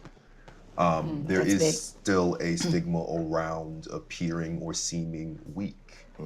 And addressing that something may be wrong, but you just got to push through it and power through and pull yourself up by your bootstraps and you'll be okay. Yes. And very clearly that's not working. And I think that's where you see a lot of times the lack of mental health awareness and also resources will meet the physical disease, and it will start to manifest in a lot of ways in the body because it's crying out for help in some way. So I think the work that we still have to continue to do is to take away the stigma from seeking out the resources. Most Black men that I talk to can address the fact that something's wrong. Right. It's just getting them to pick up the phone and call a therapist. That's the hard part. Right. That part we're still trying to get ourselves around. And I think even to add to that, understanding that even if they can address it, they may not even have the words for it. Right. They don't know how to describe what's really going on. I just don't feel good. Yeah. Or, Yes. something's just not right. And us being able to decode what that actually means for the individual at that particular time is important. For sure. For sure.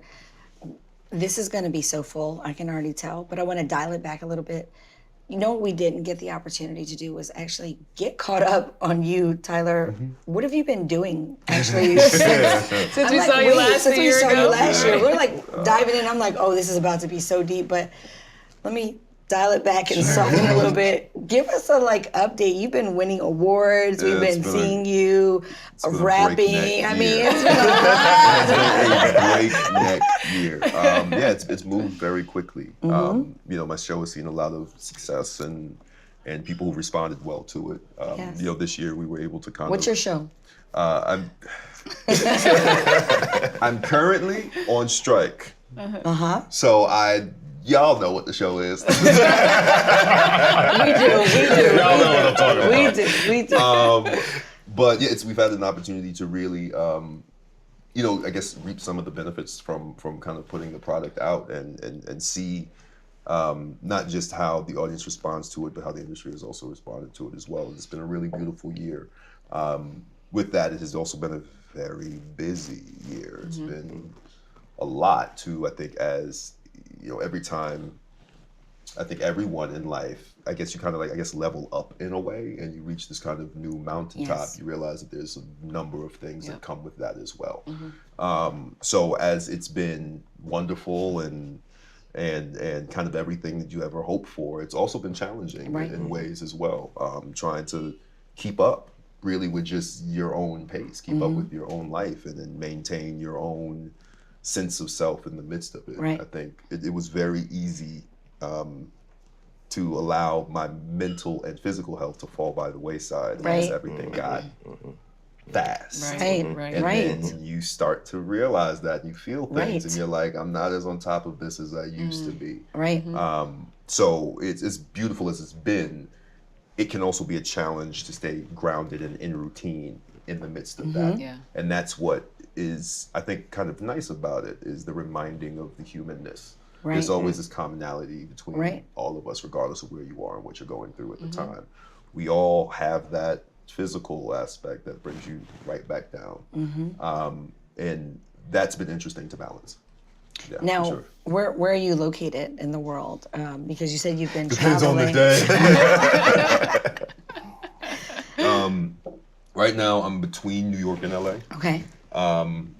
It feels like 6 months and 6 months, but then that can be broken up into, a week here, a week there, 2 weeks here, maybe a month. I think from January to June, the longest I was in one location was 3 weeks. Okay. So it's a lot of bouncing around, which again also makes that a little difficult. Yes. Like traveling with medications that need to stay at a certain temperature, Right. and Yes. how do I make sure that's there and what I Yes. need here and all of Yes. that. So it's been a lot of movement and a lot of kind of logistics to make sure that it can stay controlled. But it's what comes with the territory. Right. Yeah. Right. So Dr. B and Rashawn, Tyler said a lot just in that. And so I'm directing this back to both of you because medication at different temperatures, being bi-coastal as a physician, like managing patient side that's bi-coastal, going from both sides, 6 months here, 6 months there, hopefully, but he's like, I'm only in one place for 3 weeks maybe. Resources, time zones, appointments. I'm in one time zone and they're like, yes, we can make you an appointment in 4 months. Right. Right.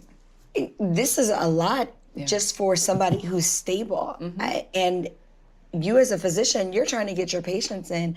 I'm just thinking you just said so much in that. And that's not even talking about the state of Black men's mental health. That's just inpatient and provider mental health. Like, I want to hear your thoughts just on that. I mean, it sounds overwhelming. And I feel like the thing that I hear is the need for support, right? And people's, support can manifest in different ways.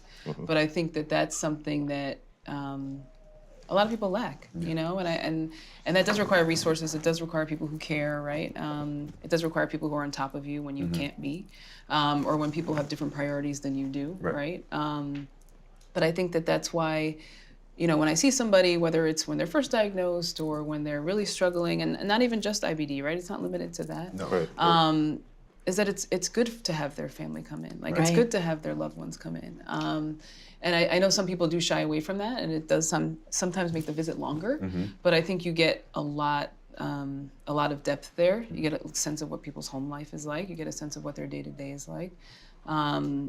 Because, even people who are the best resourced and have a lot of support things can be quite overwhelming, just like you said. Yes. And because there's that tie there, that brain-gut tie there, like anything that's happening up here is absolutely going to affect what's happening in your gut. So that is a lot. Yes. And I'm always, every time I see it, I say, "Oh my gosh, Tyler!" But and there's been a lot of that because you have been so busy. But then, I always think, just knowing the other side, like, wow. Like, that is, Busy is also how we got here. Yes. Exactly. Yes, for sure. And there was a time where you didn't, you're like, I can't slow down. Like, it's not possible. But sometimes, unfortunately, your body, forces you to do that. Right.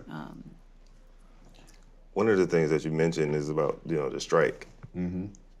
How does that play a role on your mental well-being? And then how you also manage your physical illness as well? Thankfully, for me, this isn't my first strike. I was around for the writer's strike of 2008, which also was very difficult. So I do have this sense of context where it's like, I know we will make it to the other side of this. We will be fine. However, there is still, the 100% stop of funds that happens at some point. And then the not just looking out for your current situation, but that of others around you who may not have been as stable as well. So it is difficult. I think I spend now more time, on the phone with the number of therapists that I talk to at any given time, just sometimes to vent it out, but then also to seek resources into how to deal and cope with it. Because I think, one of the things that happens is I'm hearing the stories of other actors and what they're going through. How do I not take that on? How do I not empathize to the point where I'm carrying that with me? Because I won't carry it here. I'll carry it in my gut more than that's where it's gonna manifest. And there's so much that's unknown. I think where IBD comes in for me, that is a blessing, is that it forces me to have those conversations, or else I will physically feel I know it. what's going to happen. But it is a juggling game. There is no one right way to do it. I kind of have to take it day by day, depending on how I'm feeling, and leave grace for that feeling as well.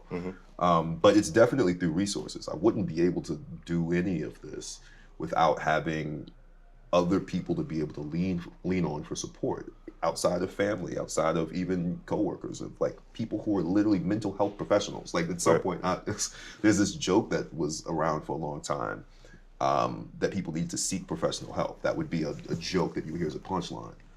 There's a reason why it's professional, because a lot of us are dealing with issues that need help from a professional, and I realized that at one point. So now it becomes more than just friends coming together to talk about what's going on. I'm seeking resources. I'm seeking knowledge. I'm seeking, how do I handle this in a way that I'll be equipped to not take the backlash physically. So it's been a number of those things, but I think the first one is actually just reaching out for mental health resources. Sorry, I got another question. Okay. When it comes down to you thinking about it from the lens of us being Black men and we were groomed to not ask for help or not seek those particular resources, what was your breaking point to be able to be like, man, I got to get a therapist? 2016, 2017. I didn't have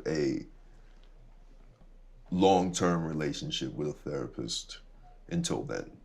It wasn't until I found myself in Dr. Balzora's office and my body was shutting down. All I knew was go.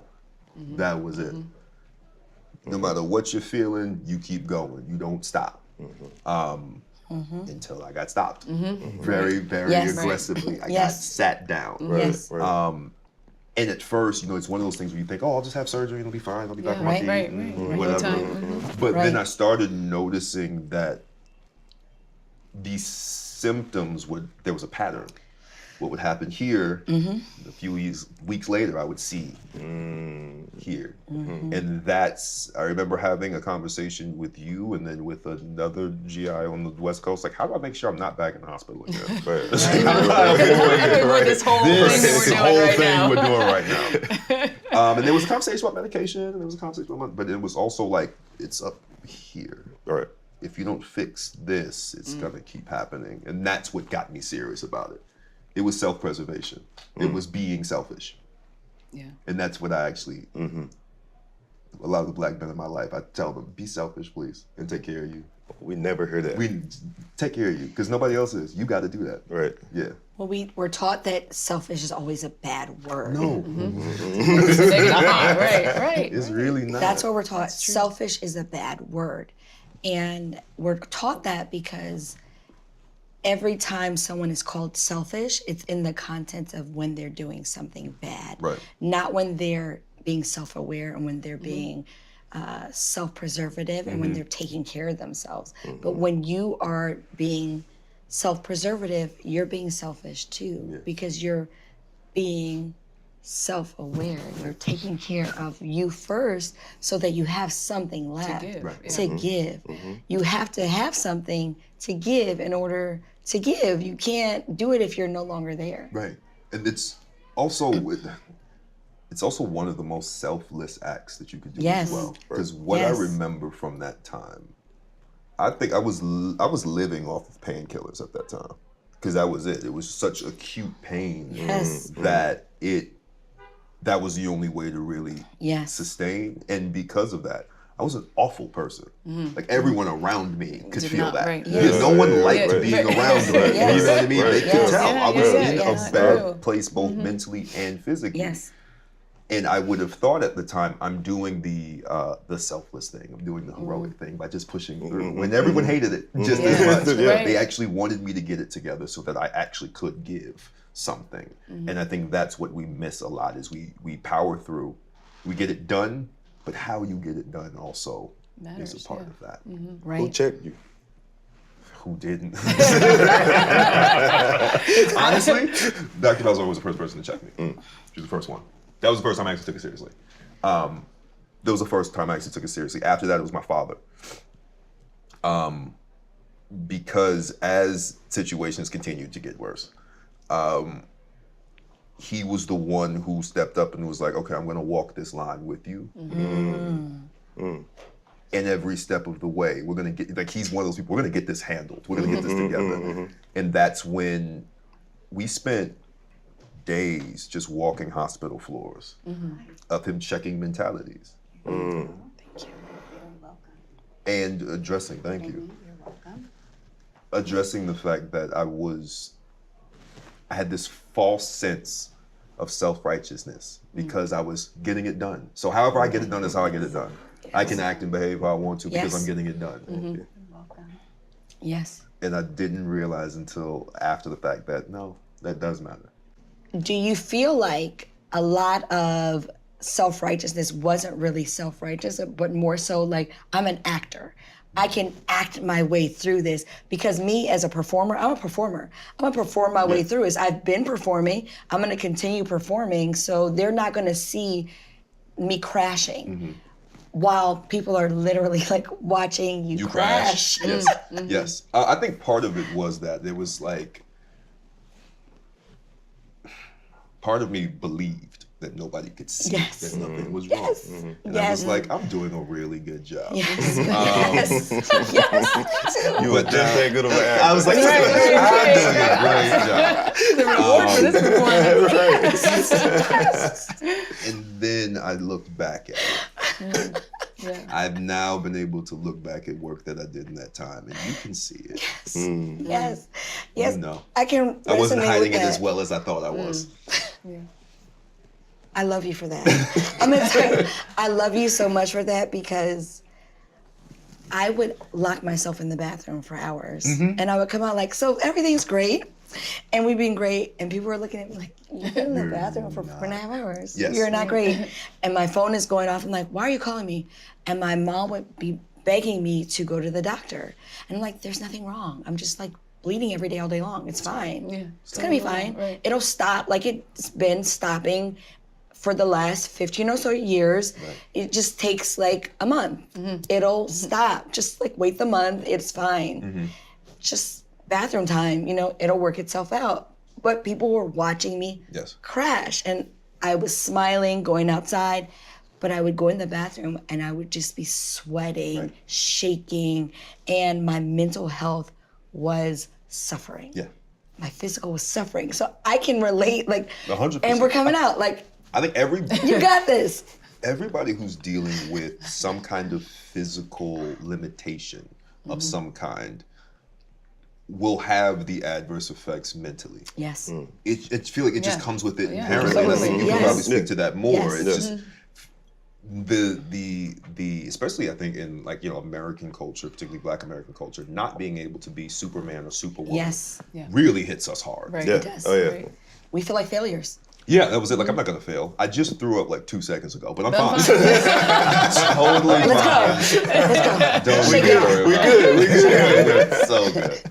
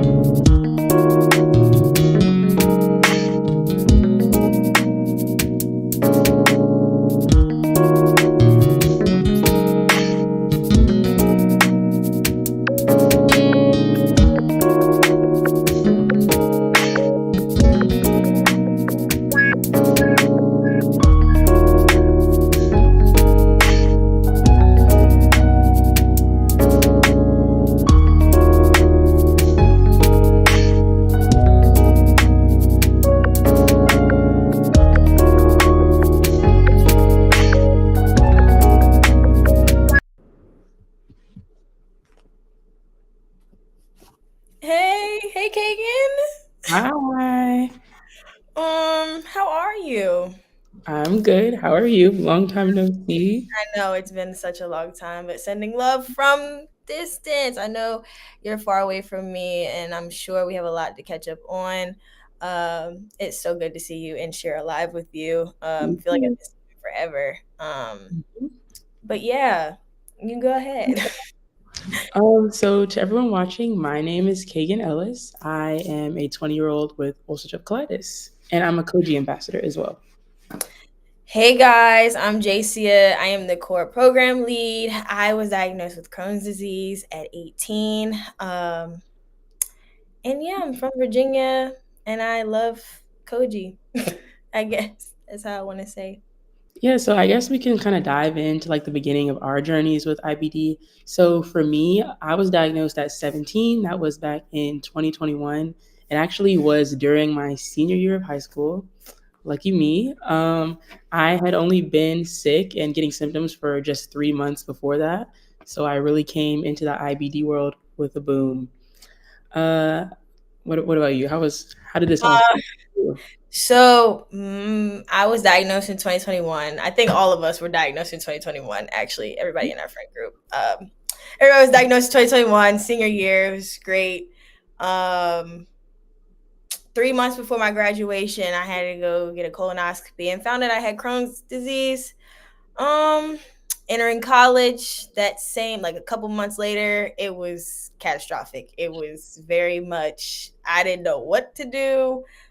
First time living alone, having freedom, independence, having to fully take charge of my medication, and knowing that if I didn't take my medicine, I would not feel good.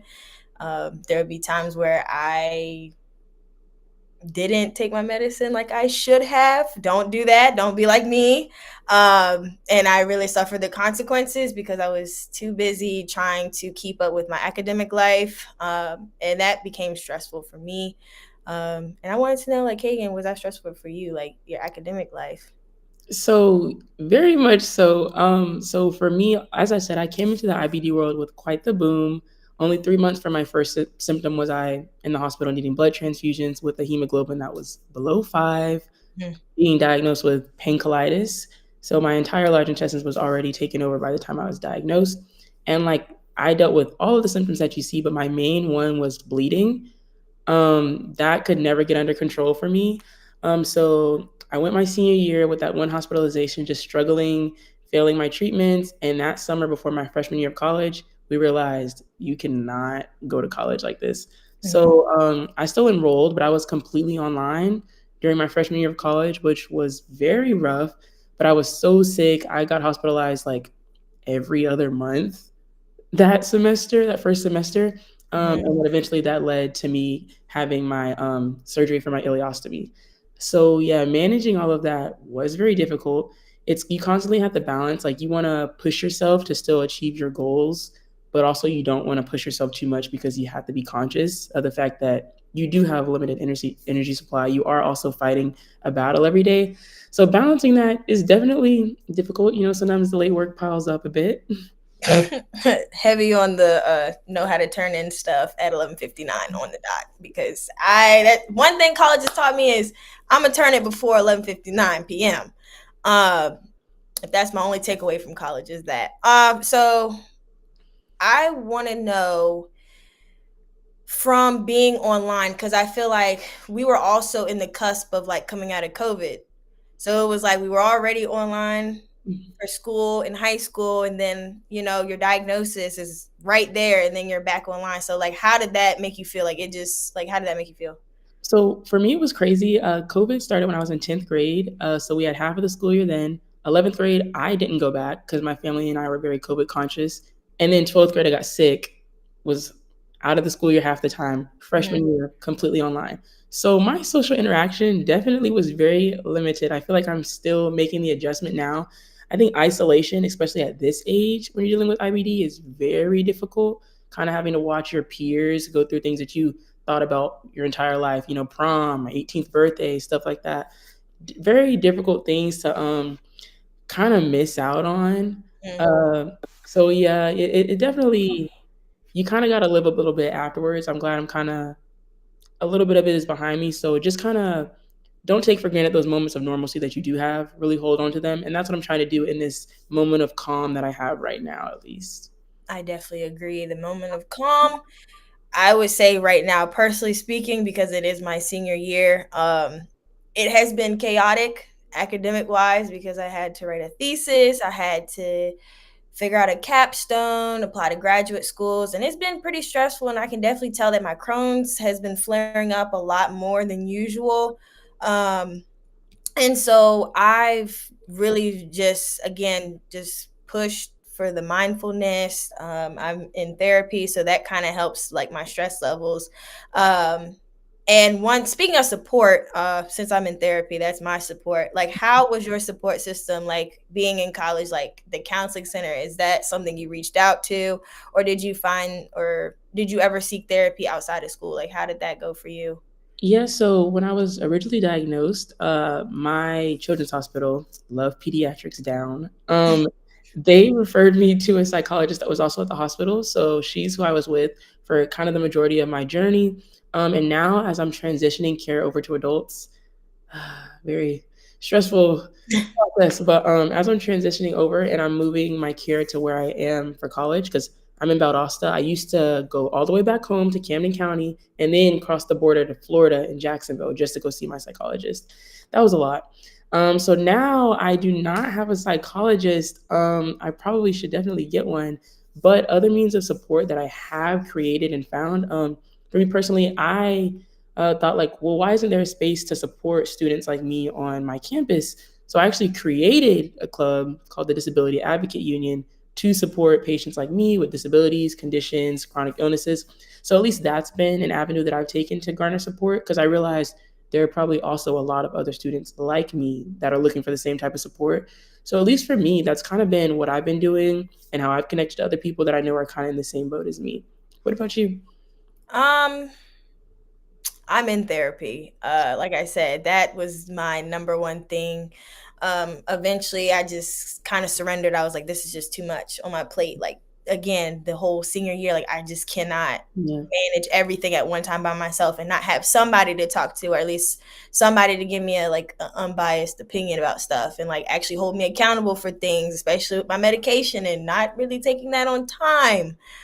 So a lot of, with the help of my therapist, I really learned how to manage like stress, anxiety. I can say that my anxiety levels are actually like on average, probably like a 3.5. And most days it would be at a 9. I'd wake up out of my sleep, stressed, passing a lot of blood. And it was just outrageous. And then having to have that conversation with my friends, it was kind of hard to have those conversations because it was just like they don't understand, but it's coming out of a place of love of them not understanding. It's not like, oh, well, cracking a joke like, oh, you just can't go to the bathroom or you go to the bathroom too much. Like, no, like they wanted to know, like, what did that look like? Like, how did I feel? So having my friends support and understand and actually like listen to me made me feel a lot better, because again, being on a college campus and not having people openly talking about them going to the bathroom, that makes it hard. It kind of puts you in a box. And so just being especially HBCU, like a lot of us, just by off of looking at anything, like a lot of us grew up in households where it's like what happens in this house stays in this house. And so like with that kind of mindset, anything in the regard to me having Crohn's disease or any family issues, like you just don't talk about them. And I can see that being at Hampton, like it's hard to try and have these conversations because you don't want to trigger anybody, and you also don't want to start a conversation with immature people, because it can get it can be hurtful, especially when people try and be funny about something that's like really, really serious, and it's very life-threatening for some people. And I want to congratulate you for starting a club on your campus, because I tell you, a lot of campuses need it. It's very hard to try and advocate at a young age, and then also on top of that, running a club that's specifically so like personalized, like it's such a personal like connection with that club. And the reason why you started and your why as to why you started that club is so inspirational. It definitely plays a big part in how you've really conducted yourself and how you're doing things on campus. You kind of touched on it a bit, like support. And honestly, even with the club, like I don't know anyone on my campus that's in my club or anything like that that has IBD too. So that's still, we're in a bubble for sure, because the issues that IBD deals with are kind of taboo in a way. And I think that we constantly do have to face that sometimes people just don't understand. Yeah. And they just don't understand. So definitely like online connections, like becoming part of Koji, meeting you, that's definitely been like my absolute like main source of support, just connecting with other people that also have IBD online that understand. And then you kind of like, I think that also, especially having an ostomy, you don't have to be this person that throws yourself out there and is willing to educate everyone.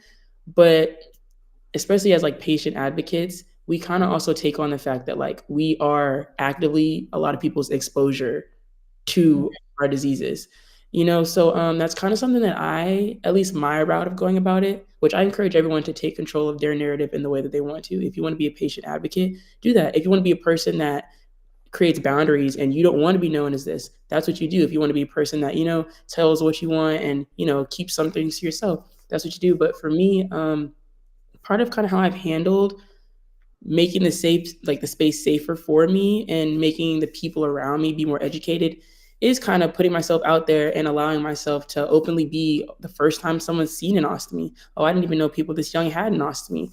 The person that people come to because I don't want to be insensitive, but I didn't know this, or like, how does this work? And I think that over time, especially in the Black community, it's a lot of people just haven't seen it before. They don't understand it.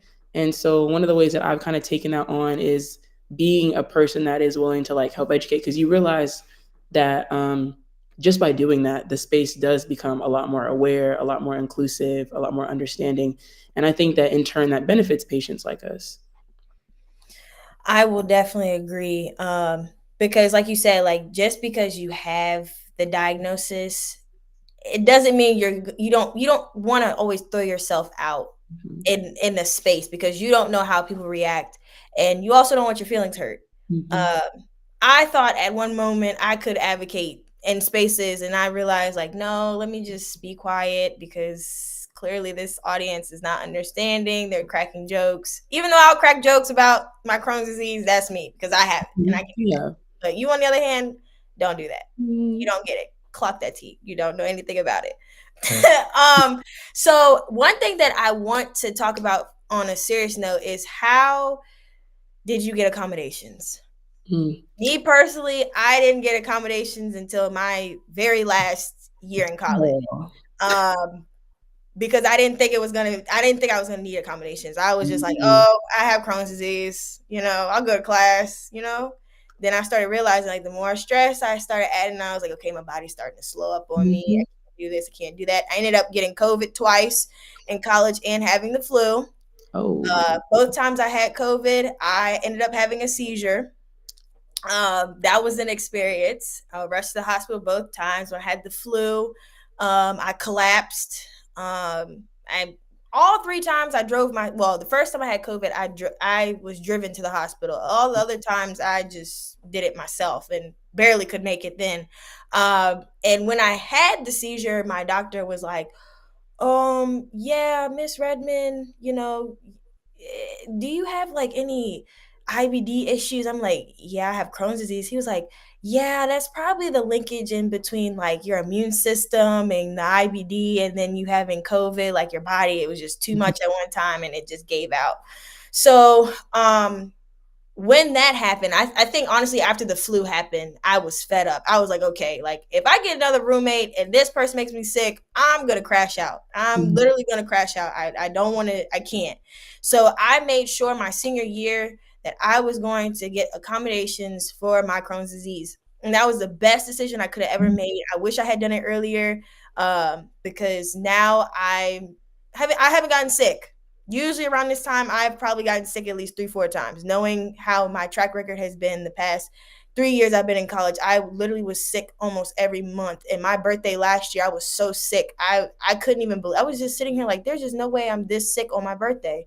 So the question I have is, did you get, you did get accommodated early in college, but like, what other things after you came back physically on campus, like when you became an on-campus student, what accommodations did you advocate for in that moment? So first off, in terms of accommodations, I just have to say, get those accommodations ahead of time. Accommodations should be in place as a safety net for when something goes wrong. Because when I enrolled at VSU and I got my accommodations, I thought I didn't know I was going to, everything was going to go downhill again. I thought the worst was behind me. And then boom, the summer before, like the month before I was supposed to go to college, I'm hospitalized, needing more blood transfusions. I failed my treatment. I'm frail. I'm losing a bunch of weight. And I needed to completely go to online. First off, my accommodations immediately came in handy, because it's not the same thing as just taking online classes. To have all the courses that you would have had in person be available to you online, that was something that I was only able to do because I got accommodations. And then both when I was online and once I got on campus, some accommodations that I advocated for and that I got through proper documentation was like extended time on tests. I was able to have medication and snacks in any class. I was able to leave class as needed. I'm able to be late to my classes as I need to. I'm able to have extended assignment deadlines if I need to. Also attendance modifications. I would not be able to be in college right now if I didn't have accommodations. And with those, like I said, I encourage everyone to get those. Though I decide to be very open with my professors about what I'm going through, you do not have to do that. You handle your school's access office or disability office or whatever you give them what they need for that, and you can go on about your day with minimal communication if that's what you want. But also just the bare minimum of communication, just saying like, hey, per my accommodations, I'm going to need to be absent today, or just whatever. Just communicating with my professors, at least to that extent, has been life-saving to me, a game changer, and it's allowed me to persevere and kind of go through college and still exceed and level out the playing field, because this fatigue is no joke. Ooh, tell me about the fatigue. What? Waking up and realizing that you slept through all 3 of your classes because yesterday you had to like do community service and it was a walk, so now you're drained and you just can't get up. That's how it is sometimes. Or, you know, your brain fog is so bad, you're having migraines, you're lightheaded, you're anemic. I don't know, sometimes it's like I swear I can't even comprehend anything on this computer screen right now. This anemia is taking advantage of my brain. I can't do it. It genuinely is just like that sometimes, realizing that like illness is like a full-time job. IBD is a full-time job. It is. It It is. affects you, your mind, your how productive you are, your energy levels. So but I don't think that that should have to cost us our education. No, it The shouldn't. accommodations are there to level out the playing field and to support us. So absolutely, everyone get those accommodations in place as soon as you can, and don't be afraid to use them because I definitely do. Okay, so just gonna put this out there right now. I might have to redo my accommodations for grad school because you did bring up a good point about the absences. When I tell you I missed class because of Crohn's, ladies and gentlemen, not because I didn't want to go to class. A few of them were like that, but most of them was because of Crohn's disease. Okay. Yeah, I'm gonna have to add that to the list because my biggest thing was just living by myself. I didn't care about anything else. I just wanted to live by myself because I could not keep getting sick because of roommates. And So even that was my biggest thing for me. even that, my freshman year, freshmen are required to live on campus at my university, but only through accommodations was I allowed to waive that and live off campus with my sister so she could help me with my health. So yeah, change your accommodations if you need them. Really utilize those because, like I said, it shouldn't cost us our education. The dog is going crazy. So sorry. Absolutely. But I do want to talk about the one thing that we both share, and that is core. Oh my gosh, I'm so thankful to be the core program lead. And I just wanted to, I don't even know how I want to go about this, but I want your perspective on how you think core works and how it supports you and how you really felt like it's a family, like just with our little group. Cause it's, it's just us, the little, what is it? 18 to, 25. Everybody else, they're in their own thing. So first off, just first overall, Koji in general, as like a patient advocate now and like doing different things now, Koji was my first. It's still my home. You know what I mean? It was my first introduction to like this type of advocacy. And when I joined, there was just 2 other people around my age, and I believe I'm still the youngest. Yeah. Well, it was still very endearing, and I just felt like a safe space. And then once core got brought in, originally we used to have meetings like every Friday. Eventually, Friday wasn't a good day for me. You kind of busy. You get in college Friday night. But we would meet and just talk about our weeks and how everything was going. And that was my first semester in-person college. So it was very needed. It was very nice to have those familiar faces, Mariama, Patricia, that were just there and they understood. And they also were keeping track of my health and we could update each other on what's going on. That was very nice, very supportive. And then as it's grown a little bit and I've been introduced to you, and it's just like, it's nice having IBD besties. You know what I mean? It is. It's so nice. And when we see each other in person, it is like, finally, bro, I'm with my people. Yeah. They get me. Atlanta was a time. And the thing is, sitting at Equity and GI, sitting at that table where we had core in person, and we had all these newer faces that were attending the conference. It literally, like at that table, I felt so like I wanted to cry.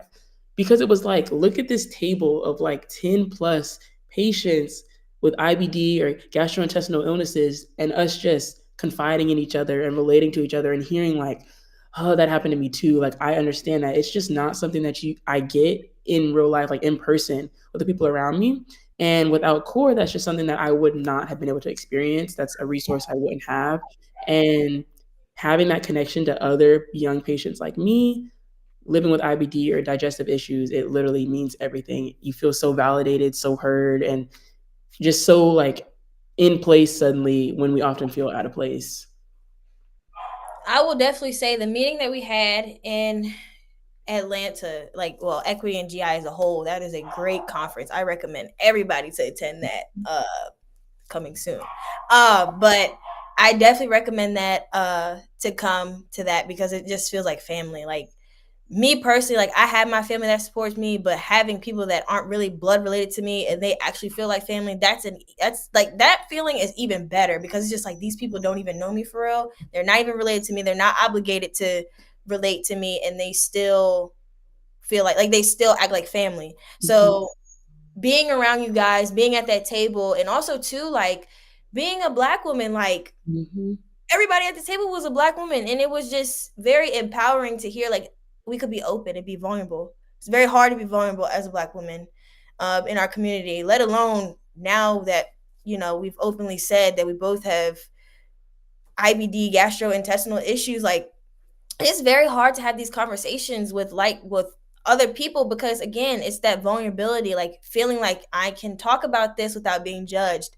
And so just having that conversation for that brief moment in Atlanta, and then after having that conversation, we ended up having fun. We ended up going out and enjoying ourselves, walking around Georgia. I mean, walking around Atlanta. We didn't know where we were going, but, you know, it was a great time. And then, you know, just really just enjoying each other's company, getting to know each other, and still keeping in contact. I just feel like that's the best feeling for me personally, because, again, I come back home in Virginia. There's the nearest person to me is Mariama, and that's all the way in Maryland. So it's just like, it's very hard to, like, not have the people here. But then it's just like when I text in the group chat, like, hey y'all, you know, like, everybody just kind of just says how they're doing, or we FaceTime, and that's just a really good feeling. It always feels supportive, and we can always ask each other, like, hey, have you ever taken this medicine? How did this make you feel? You know, we don't have to go in anything like blindsided. Like, we kind of like can feed off each other, like, yeah, I used this medicine and it didn't work out, or it did work out. And so it feels really good to just kind of have that support, and I really appreciate you guys. I really do. You too. It's genuinely amazing to like when these trips come up, it's not just like, because I'm excited about the health advocacy, I'm excited about the education, but it also starts to be like, I'm ready to see my girls again. That's what I'm saying. You know, we outside, but that's neither here or there. That's neither here or there. That's an amazing thing. I know. So I just want to just reflect with one word about when you were first diagnosed to now. If you could describe in one word, like, how do you feel sitting in where you're at right now and having IBD or a gastrointestinal illness? Like, how do you feel? I think that surprisingly and really amazingly, through the work I've decided to do and through realizing like that I've been a support to people in a way that I felt like I really needed, I would say that I feel empowered.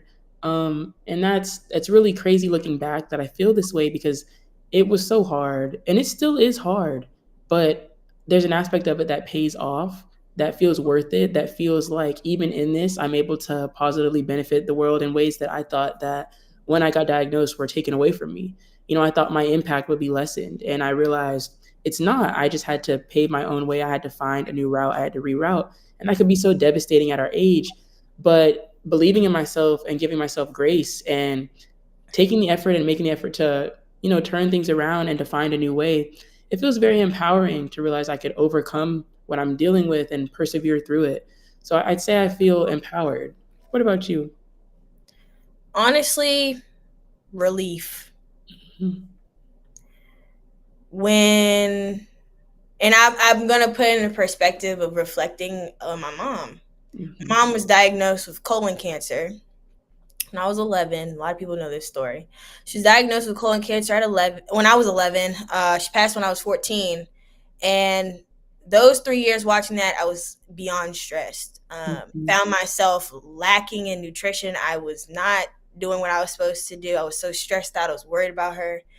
4 years later, 18, here I come with Crohn's disease. Now I'm stressed even more because now I'm thinking, okay, something is wrong. Something's wrong with me. I had the same symptoms as my mom. I'm really stressed out. I don't know what to do. I feel like the end is near. But I had to remember that one thing my mom taught me was that a diagnosis is not a death sentence. You have to be determined to fight forever, for a long time and beyond time. You have to fight forever. It doesn't matter whether in this moment, like if I made it to remission, you still have to fight. You just can't give up the battle because you didn't made it to remission. I did that before, and here we are again. I'm back on medicine. Not even gonna get into it, but I will say that I feel relieved. I made it through college. I'm first generation. One things that I was completely nervous about.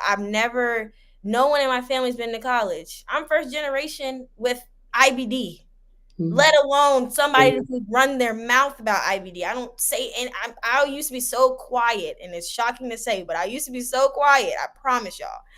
And just having something that's just like, this diagnosis made me feel like I had to shut down because my mom had something similar, and it was just so sensitive for me to advocate for because I didn't know how to talk about it. I didn't even know how to put myself in the shoes to even be like, hey, yeah, I have Crohn's disease. The same, quote unquote, what my doctor said, the precancerous diagnosis of colon cancer. And so for me personally, it was just, I've just reached relief. I'm about to graduate, about to go to grad school. I'm relieved. I'm happy. I'm good. And I can't thank Koji enough. I can't thank Miss Melody enough for everything that she has done for both of us. I can speak on behalf of both of us. And I want everybody right now to please donate to coloragi.org/donate, please, for a good cause. We'll see And tune in for everything that we have coming up next. Bye-bye.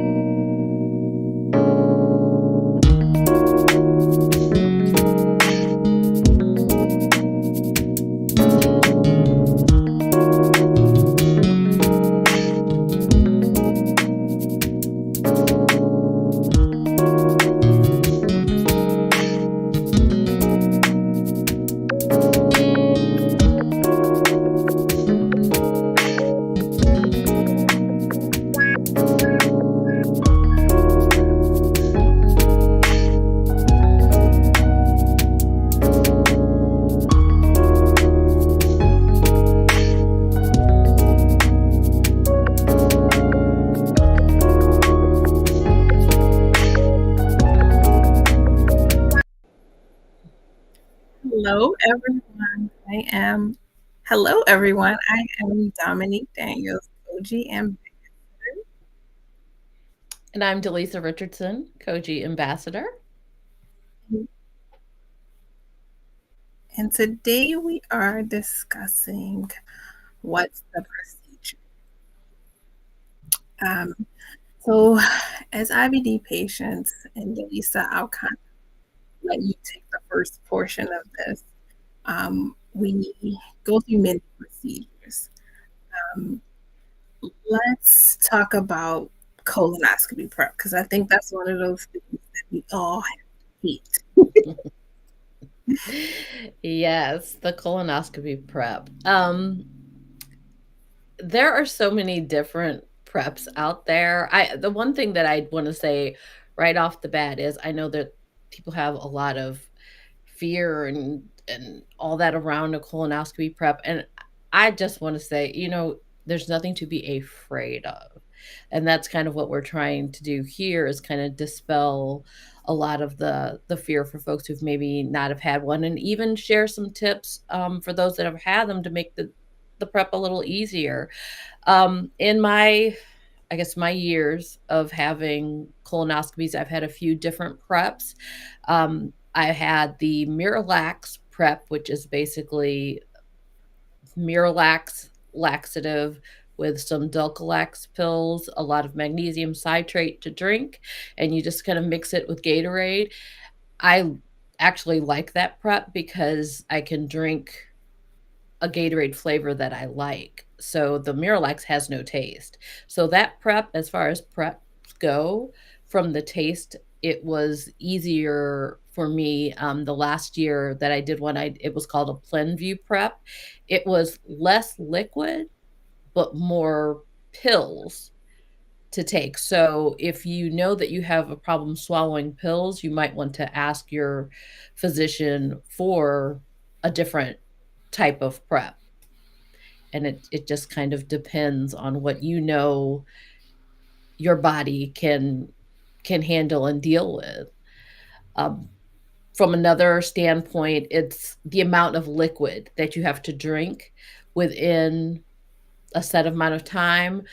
I've found that in order for me to be able to get everything down, I start my preps earlier so that I can drink less in a longer amount of time. So my preps might go a little longer, but it's just, instead of having to drink that every 10 or 15 minutes, I can get it down every 30 minutes. And for me, that's less nausea, that's less, I don't vomit like I had done in the past. It's just so much easier for me to do that. And even in the days before my whole liquid diet day, I try to eat a little differently. I eat really light for a few days before my prep to make that easier on me as well. And I found that those things have been very helpful in making my preps really not that bad. Yeah, so Prep is one of those things that we all hate. But I will say, from when I was diagnosed, prep has changed a lot. There used to be this big gallon-sized thing. The closest thing I can think of that will remind you of what it looks like is like one of those big jugs of vinegar, but not exactly. But it used to be huge, but now it has gotten where it's so much easier. I know for me, the last time I did prep, I got to do the Miralax prep, where it's not so harsh on your stomach.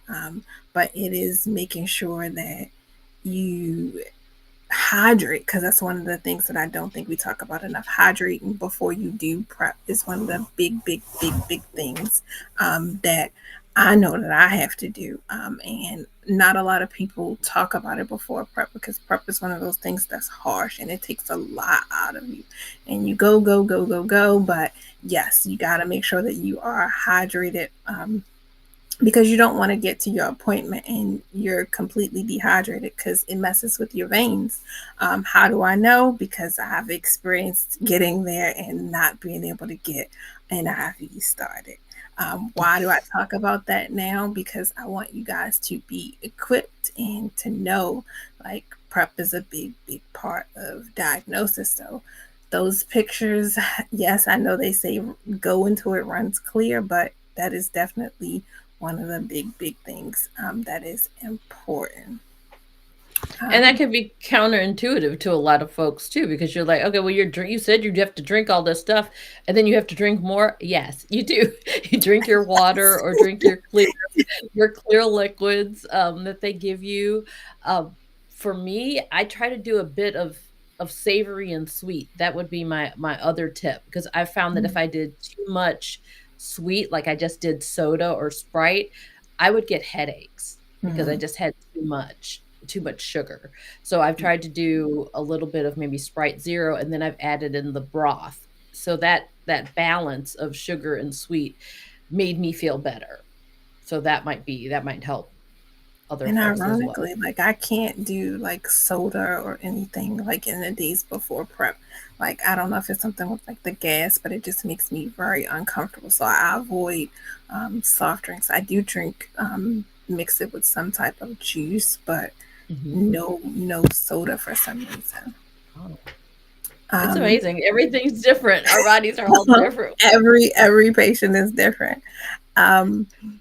So how soon after, because we talked about prep, so now we're going to go over to colonoscopy. That's a whole experience in itself, but for me, it's one of the most peaceful 5-minute sleeps you'll get, because it literally feels like it's over in 5 minutes. How is that for you as far as the procedure? Like, how's recovery? How do you feel after? Yeah, that's the best time, count backwards from 10. And I was like, I'm gonna get to 7. I'm at 9. Do you even remember if you get to 7? Because that's one of the things, like, I think I'm gonna remember the number. I think I'm gonna remember it, and I don't. No, I remember 9. And then then I wake up and my husband staring me in the face. So yeah, no, it is very, very peaceful, very smooth. Afterwards, I feel, you're tired. You can't drive. You can't make any major decisions. Don't sign any kind of legal documents or anything like that day. I go home and I rest. They say, you can eat whatever you want afterwards. For me, I just like something a little soft on my stomach. I don't go and eat a full meal afterwards because that makes me feel not so good. I'll do maybe some soup or something and kind of ease back into that. If you've had the blue, contrast, I make sure that I drink a lot, because that will come out looking blue in the toilet. So they tell you not to freak out, but that does happen. And if they did do a biopsy, you may have a little bit of bleeding, and they'll let you know that as well. Yes, that is one of the things that we talked about in our Koji group together, IBD. We talked about prep. We talked about all the different things, because nothing is off limits in Together IBD. But, procedure days are hard. And I think one of the things I think people often don't realize, because we are such high functioning people, is that it takes a toll on your body. Prep days, procedure days, but we keep chugging along because we have no other option. Yeah, that's true. It's not just, okay, the day before for the prep, and then the day of afterwards, you do need to sleep, and then maybe a day or so after, depending on where you are in your disease and just how your body, not everyone's body handles anesthesia and all that the same. So yeah, and not all, you may not have the ability to take all those days off work. They'll tell you, oh, take the day before off, or to try to get it done on a Friday. So then you only have to worry about, you could work a half day on Thursday, start your prep, you take Friday off, you should be good to go on Saturday. That's not necessarily the case. You do have to know your body. Yes. And so for me, I normally have upper and lower done at the same time, which I think is another aspect of it, because you kind of got to deal with both. But I'd rather have them both done at the same time, because if you're going to put me to sleep, you may as well take a whole look. Have you had any other procedures? Like, I know I've done the camera. It's a little thing that looks like this, and you just swallow it, and it takes pictures inside, which was kind of interesting, kind of fun, but kind of weird. You actually see it when it comes out. Yes, I have had the camera. That was very interesting. The camera was very interesting. And I've also had, I guess in the midst of them trying to diagnose what was going on with me, and I was diagnosed back in 2004. So over those 2 years of trying to get diagnosed, I did, the barium swallows, which you swallow that white stuff, and that was just super nasty. I did have the endoscopy and the colonoscopy. And then after I was diagnosed, when I was flaring in my doctor's office, at times they would come in and have me do the FlexSig, the flexible sigmoidoscopy, where for those that may not be familiar with what that is they take a little camera in there with, you're not asleep. It's similar to a colonoscopy, except it doesn't go all the way up. It's for the lower part, but you are awake, and they just want to see what's going on. For me, I had just the lower part of my rectal area. That's where my colitis was at first before it had kind of spread. So she wanted to see if it had spread. So we'd go in and take a look at that in the office. That is something that you just breathe through. It is. No, I'm not going to lie and tell you that it's not pleasant for me. I took a Xanax because I had a driver, and that helped kind of relax me. But then once she got to a certain point, I said, tap out. That's enough. Yeah. No more. You're going to take that out. So, but she saw what she needed to see. So that is one of the things that I told my doctor, like, never again. Like, no matter what, we're never doing that again. I think it's one of those things that you can experience, but I don't want to ever experience it ever again. It was not. It's like, no matter how much somebody could have warned you, you still weren't ready. So it was the first time I had it done. I was like, oh, okay. And then the second time I was ready. I said, okay, so we're doing this. You tell me we're doing this. So then I'll take my Xanax. I'll have someone drive me, and I can, calm down a little bit.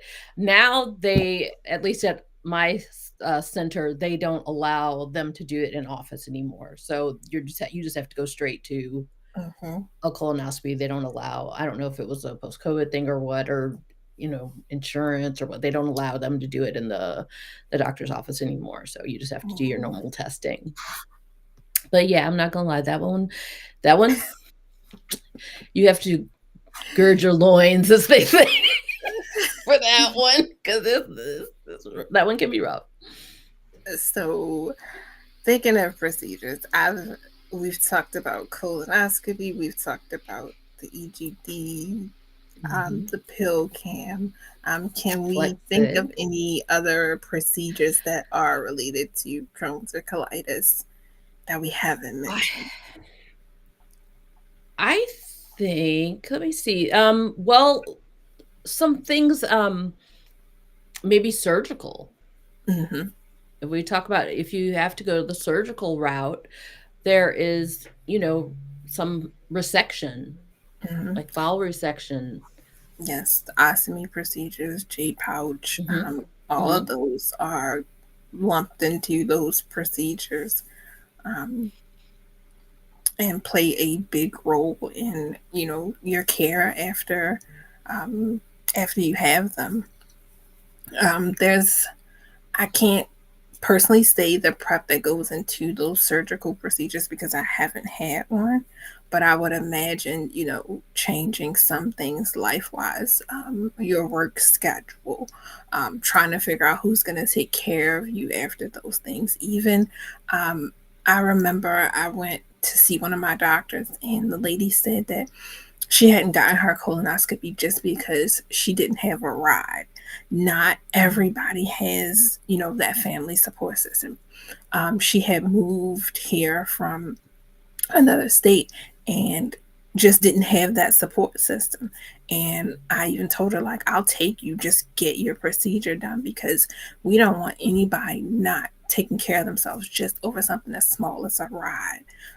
But it's things that we don't even think about that are barriers to people with our conditions sometimes.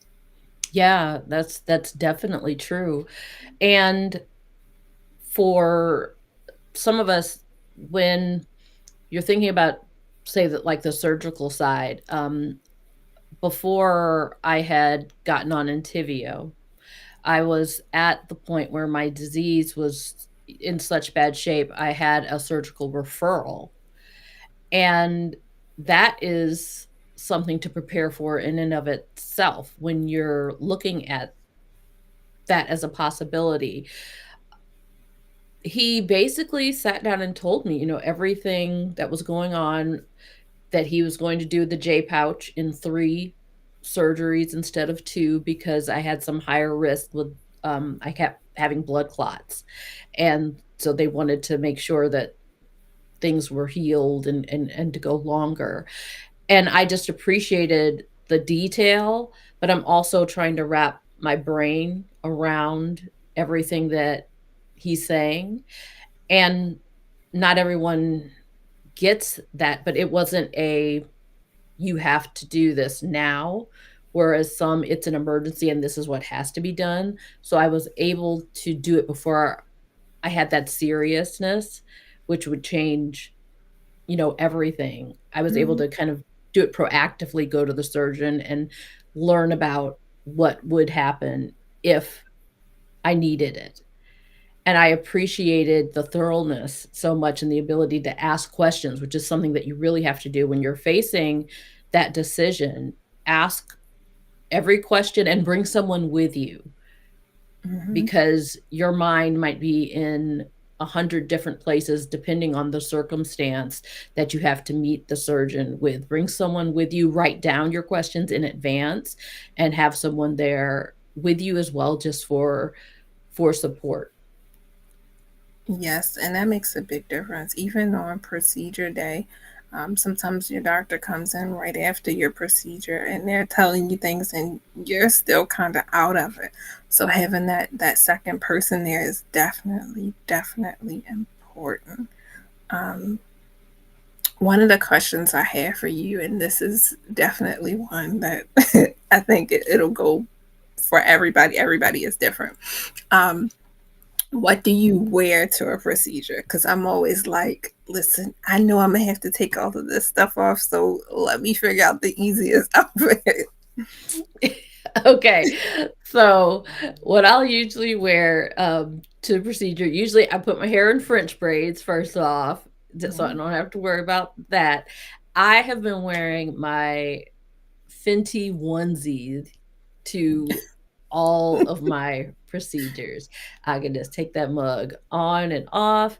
By the time I get to the center, I'm pretty cleaned out enough so where if I gotta take it off, it's not a big deal. But it's the most comfortable, and my Crocs, those are the most comfortable things that I can wear, and that's good for me. And the little socks that they give, I don't like those, so I have my own little fuzzy socks, but then they make me put their socks on because you can't slip in the hospital. You don't want no slip and fall suits or anything like that. So I do bring my own comfy socks and then put their socks on over mine. Those are the things I just have to have, my comfies. See, where else could you ask that kind of question? Nowhere else but Koji. So that's one of the things that I'm truly thankful for, is having a space, because some spaces don't give you opportunity to even ask these kind of questions. For me, I think one of the things that I'm big on wearing is sometimes I'll wear a dress if it's warm outside when I'm getting my colonoscopy, or I'll just do like sweats. But it is important even to think about, because I didn't think about it before. Like sometimes when I'm out of it, I kind of want to be stubborn, like I'm gonna dress myself. I know I probably should, accept the help, but I'm like, no, I'm gonna dress myself. But then sometimes I realize, like, maybe I shouldn't. I might need a little help putting these pants on. So that's what made me ask you what you wore to your procedure, because that is the things that is important. And no bra. Okay, I'll add that. No bra, because I'm just going home afterwards. If my husband does have to help me, no, just little confession. I wear it there, but I don't wear it at home. But I'm not telling anybody else. That's a whole nother story. But again, where else could we have this conversation? Coach, that's right. Provide spaces for us where we can just be ourselves. We can talk about those things. We can ask questions. And it's a safe space. Nobody's judging anybody, because honestly, we all are really going through these things, these procedures. These things are really, really happening to us real time. So it helps if you can share. I know our ostomy community, they share tips and tricks for that ostomy, and you never know what you may learn just by asking a question, or who you can help just by asking a small question. And no question is a dumb question, because there is always somebody out there, and we realize it when we ask our questions in the group, that there is somebody going through the same thing we are going through. Yeah, and it just to help even those that aren't suffering with IBD but need to get that first colonoscopy out of the way. I did a kind of day in life, follow me through prep day and follow me through procedure day on my social media page. And I was really surprised by how many people sent me DMs saying they were so scared to get it done. But after watching me go through the process, they were going to call and they were going to get it done. And I mean, I told everything from get those nice pajamas, that day on procedure day, or not procedure day, on prep day, when you're going to be running back and forth, get a t-shirt or whatever you're going to be in and everything, and get the good toilet paper. Don't get the cheap toilet paper. You better go get that Charmin that day. And the, Tux medicated pads, all of it, Aquaphor, everything that will help you. Your bottom will appreciate thank you later. Yes. Okay. And I think this will be one of my last questions for you. How often do you have procedures? I have procedures every year. Once I reached 10 years with the disease and with the family history that I have in my family, my physician wants to see my colonoscopy every year. He wants me to do that every year. So that's what we've been doing. And I'm fine with that. Yes. For me, when I was first diagnosed, I went years, honestly, probably for some of my own stubbornness, without having procedures. But now I have been doing them once a year, in which hopefully soon that will be moving to a more spaced out, if everything stays well, it'll go to a more spaced out time. So I know for me, like the week of procedures, I get kind of antsy. Do you? I think I start to get in kind of my preparation mode. So I try not to get too antsy, but a little bit of that can creep in there, especially if I may be feeling a little unwell that right before, because I'm always thinking in my head, okay, well, what if this is going on? What if what if I have this? What if all the what ifs start coming in, and I'm trying to, keep those out. And because my schedule it's crazy busy at times, trying to move things around, and even within my family, I have to take care of my son who's at home, and then my grandson, sometimes moving schedules around to where, hey, I can't help. That upsets me, because we put ourselves last all the time. So even in something that I know that I have to do for me, sometimes that kind of guilt can come in there, because I have to say, no, I can't pick him up, today, because I have to get my procedure. And that's just something I got to kick that to the curb, because if I don't take care of me, I can't take care of them. We have to do what we have to do for ourselves. Yes. Okay. So that was my last question for you. Thank you guys for tuning into our What's the Procedure segment. We are moving right along for our next segment, which will be Jeopardy. So I hope you guys will stay tuned, and thank you for tuning in. If you have not done so already, please go to colorfgi.org/donate and donate for us. Thank you. Thanks.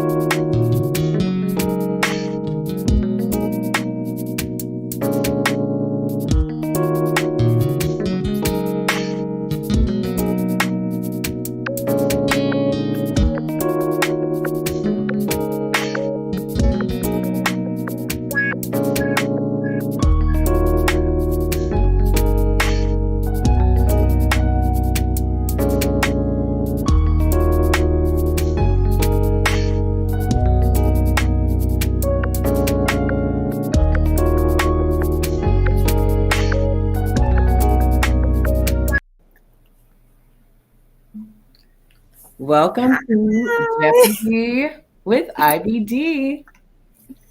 Today, for many, there are different areas of IBD that people are unfamiliar with, regardless of if you're trying to navigate and get to a diagnosis and you don't know some of the symptoms or understand certain areas of it, if you're a caregiver or if you're just supporting patients with IBD. And so this gives you a educational lens for us. But we are going to play Jeopardy with IBD, and we have our two contestants, Nakia Thomas and Dominique Daniels. Wave. Will be competing to see who can win the game and answer these amazing questions. Don't worry, ladies, they are very straightforward. So you should have no issues, I would say, in being able to get this done. Okay. You guys ready? And you guys will probably hear my child, but at Cozy, it is a bunch of us who have a great understanding of our kids who are involved in our day-to-day lives. So let's get ready to jump on in. Are you ready, ladies? Ready. All right, we're going to go in alphabetical order. So that would make Dominique. Actually, no, sorry. We have Nakia as team 1 and we have Dominique as team 2.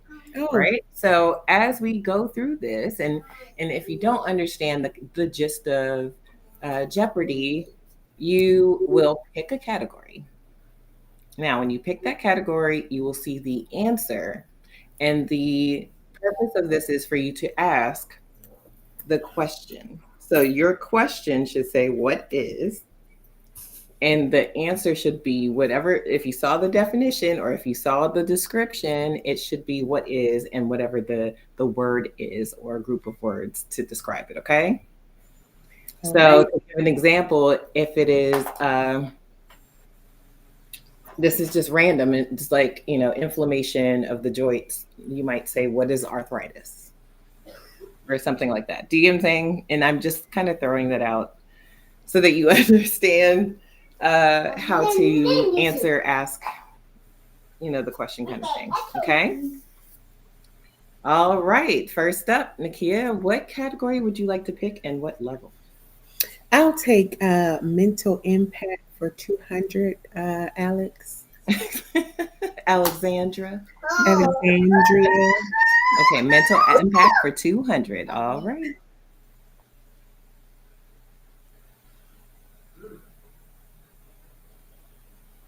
All right, a natural human response to a challenge or threat that can cause physical or emotional tension.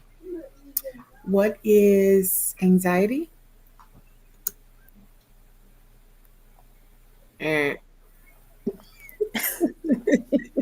What is stress? Stress. Which is okay. That's okay. At least you learned that one, okay? All right, so we're going to go over to Dominique, and we're going to have you. So that means you do not get those points. And, in this version, we are not going to give Dominique the points. She didn't ask the question. I mean, she didn't, you didn't ask the question. So we can't give you those points. Let's go ahead and move on to another one. All right. Okay, Dominique, what category would you like to pick and at what level? Common IBD symptoms for 500. All right, she's going for the big one. Let's see. I said may as well. Ready. A blood disorder that occurs when your body doesn't produce enough healthy red blood cells or your red blood cells don't function properly. Crohn's. And I said the question wrong, so I'm already not. It's okay. This is a learning experience. It's what is anemia? Wait a minute. Okay. You got me. I'm thinking my stomach. Okay, you got But it's okay. We got it. We're gonna get this. You guys are gonna get y'all are gonna get on the board at some point. I feel it in my bones. Okay. So Nakia, what category and what level? Well, I'm gonna stick with where we are. That was actually a really good because I'm just, that was a really good bit of information associating that with IBD. I did not know that. So as far as anemia is concerned, so that was really good. So I'm gonna say common IBD symptoms for 100. All right, let's go with it. The baby's answering. Feeling of tiredness and lack of energy that can make it difficult to do daily activities. What is fatigue? Ding, ding, ding, ding, ding. You got that. Good job. You finally have some points on the board. All right. So then you get to go again because you got the answer right. Okay. Okay. I'm going to say mental impact for 100.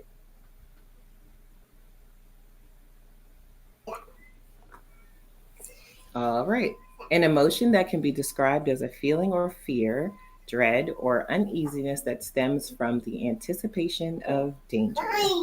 Now, is this the answer to the one that I said earlier? What is anxiety? Is that it? Okay, hold on. Let's find out. Okay, there you go. Very simple differences. But you got that one right. So yay to you. All right, let's keep this going. Okay. What's your next one? I'm up here playing it safe. Okay, so I'm going to say Koji programs for 200.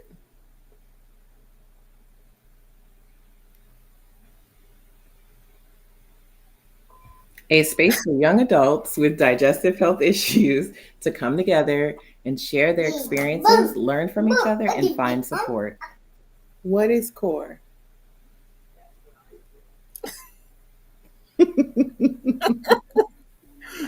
Ding, ding, ding, ding, ding. Got that correct. I ain't gonna say she cheating.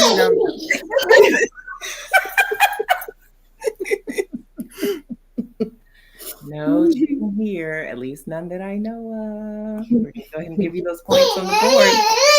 Mm-hmm. Let me get this one wrong, next one wrong, so I can let Dominique go. No, we're gonna play fair. It's okay.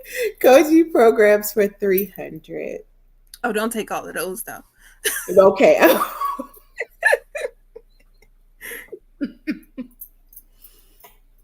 A space for men in the IBD community to come together and share their thoughts and experiences. What is the hell? I'll move around, Dominique. Ding, ding, ding, ding, ding, ding, ding. All right, we're gonna go ahead. I'm trying not to be. I know Marilyn don't know this. Dorothy on the Jeopardy episode of Golden Girls, and she was so arrogant. She was just beating the crap out of everybody. I'm not gonna be that way. I just watched that episode last night. Okay, let me do a hard one so I can get it wrong. I'm gonna say the GI tract for 100 because yeah. The internal organ in which the major part of the digestion of food occurs. What is the stomach? Could be wrong. Oh, yeah, look at that. I was like, oh, she was the intestines, but okay. I mean, you did pick 100, so it wasn't as hard as if you did that hard. I'm gonna stay on this because I don't know. All right, but cool. all that means is, if you get all the easy ones, we get to the harder ones, and Dominique knows them. No, Dominique, I know all of them. Don't think just because I'm a patient, I know all of these. It's a time to learn. Okay. The GI tract for 200.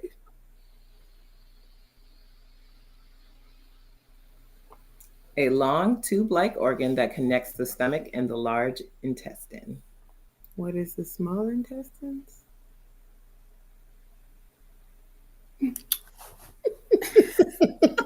Great job. Okay, look, she's getting all these points. She's at 1,000. It's okay. There's still a lot of these on here. Go ahead. There's some good ones. I'm gonna say different IBD treatments for 200.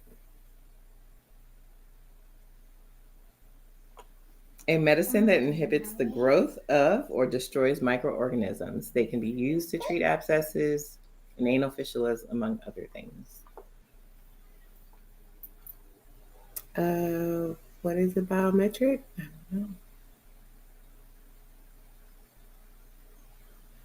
Oh, what are antibiotics? See, I don't quite know how it works. So look, I got it wrong. There you go. And I did not purposefully get that wrong. I did not know, but yeah. I think it's the wording of it. It gets tricky, right? I think I'm just trying to think too hard because you know what an antibiotic is. Like, yeah. It's okay. Well, next up we have Dominique. I'm gonna take Koji programs for 500 and see if this is a safe space for me. You're gonna bust that thing wide open. And I'm going to pause this for a second and take away those points because I was actually supposed to take away the points when you get it wrong. Uh-oh. That's okay. She lost her 200. That's fine. Oh, okay. See, I was wondering about that because I was like, we haven't really right on the back how much you bet, but I think that's during like the daily something round. Go ahead. We're not going to do that round on this one, but it's okay. It's okay. That's how you can get points back. Dominique, it is your turn. I'm gonna do Koji programs for 500. A support group for the IBD/IBS community focused on Black and Brown patients. This space is a protected environment for patients to share their feelings about their diagnosis and how to navigate their daily lives. What is Together IBD?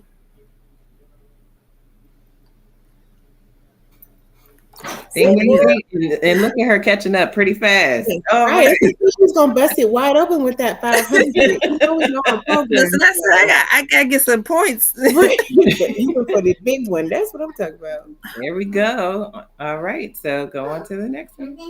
All right, I am going to. I'm scared to move out of this section. I ain't gonna lie, but I want to at least make sure that we get some good facts.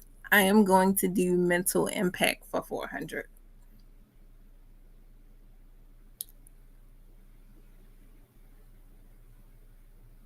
Sorry, my screen went crazy for a second. The fear of embarrassing situations like sudden bathroom needs that can lead to avoidance of social events. What is PTSD? That's good. What is social isolation? Which was definitely mentioned quite a bit earlier. So, for sure, one of those. But lo and behold, Dominique's about to lose some points. It's okay. Because you just got a lot of them, too. I know. That's all right, because I'm going to try to bust this 500 open down here, and I'm going to see. And if I lose them, then I'll be right behind you. So I'm going to do mental impact for 500. Let's see what it is. All right. The treatment of mental conditions by verbal communication and interaction. What is therapy? Yeah. Woo! Good job. Good job. Okay. Look at you. 1,300 points. All right, let's go on to the next one. Okay, let's do mental impact for 300. Just keep going for the gold. All right. Just clear it out. When the physical symptoms of IBD, like abdominal pain and weight loss, negatively affect your self-esteem and how you see yourself, leading to social withdrawal. Ooh. Let me read it again. When physical symptoms of IBD, like abdominal pain,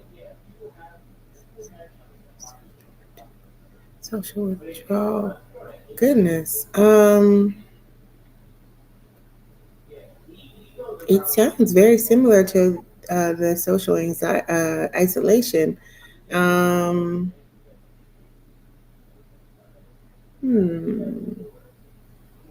You know what? I don't know. Got about 15 seconds. I'm about to do. And that's not even.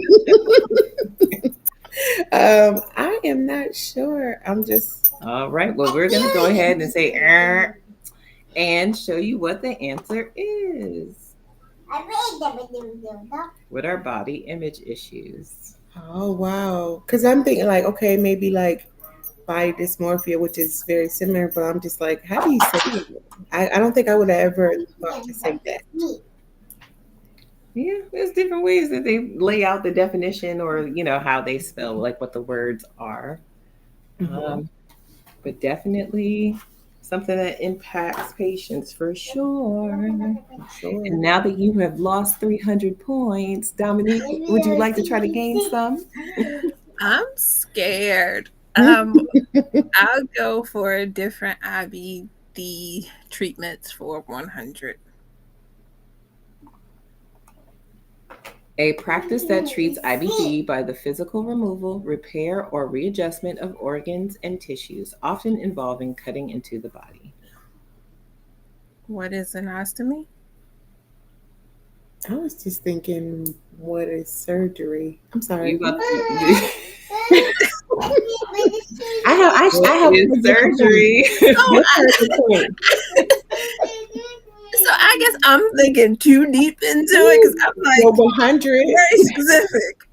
For 100, I was thinking like, no, it's got to be pretty general if it was only 100.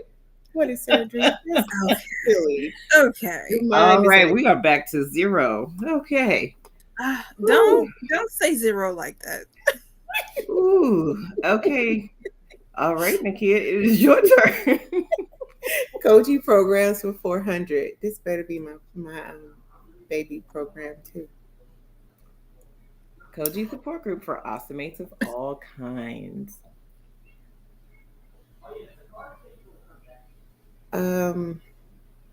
Lord, I know this.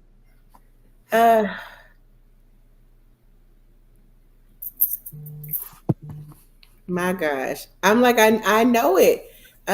Only thing I can think of is it with it. No, Lord, with an ostomy campaign. That's not it. Oh, Dominique, what is it, Dominique? What is OstoChat? Can I steal? Is this the one you can steal? No, I'm looking at the wrong game. Okay.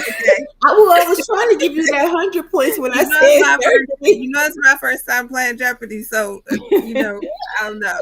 What is OstoChat? Like, what is OstoChat? I'm like, I know it. What the heck? Okay. You can't steal, but she definitely lost some points. How about that? See, she's a shady host. Marilyn Trebek. Oh, well, this shady host has been trying. I tried. Okay. Very shady.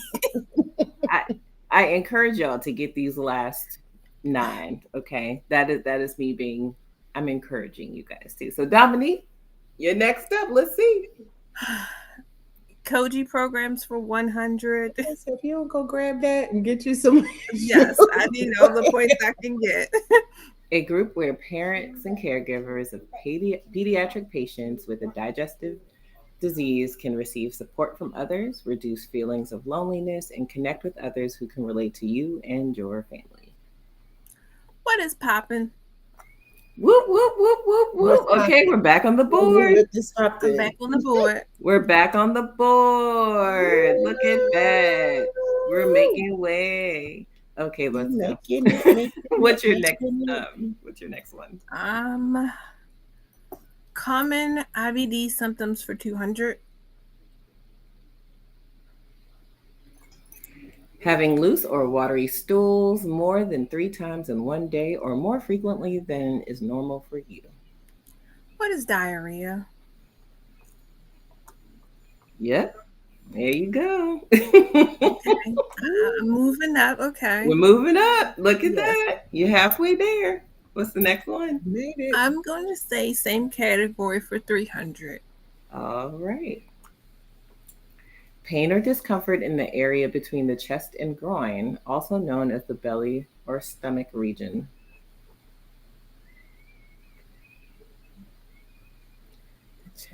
What is stomach pain?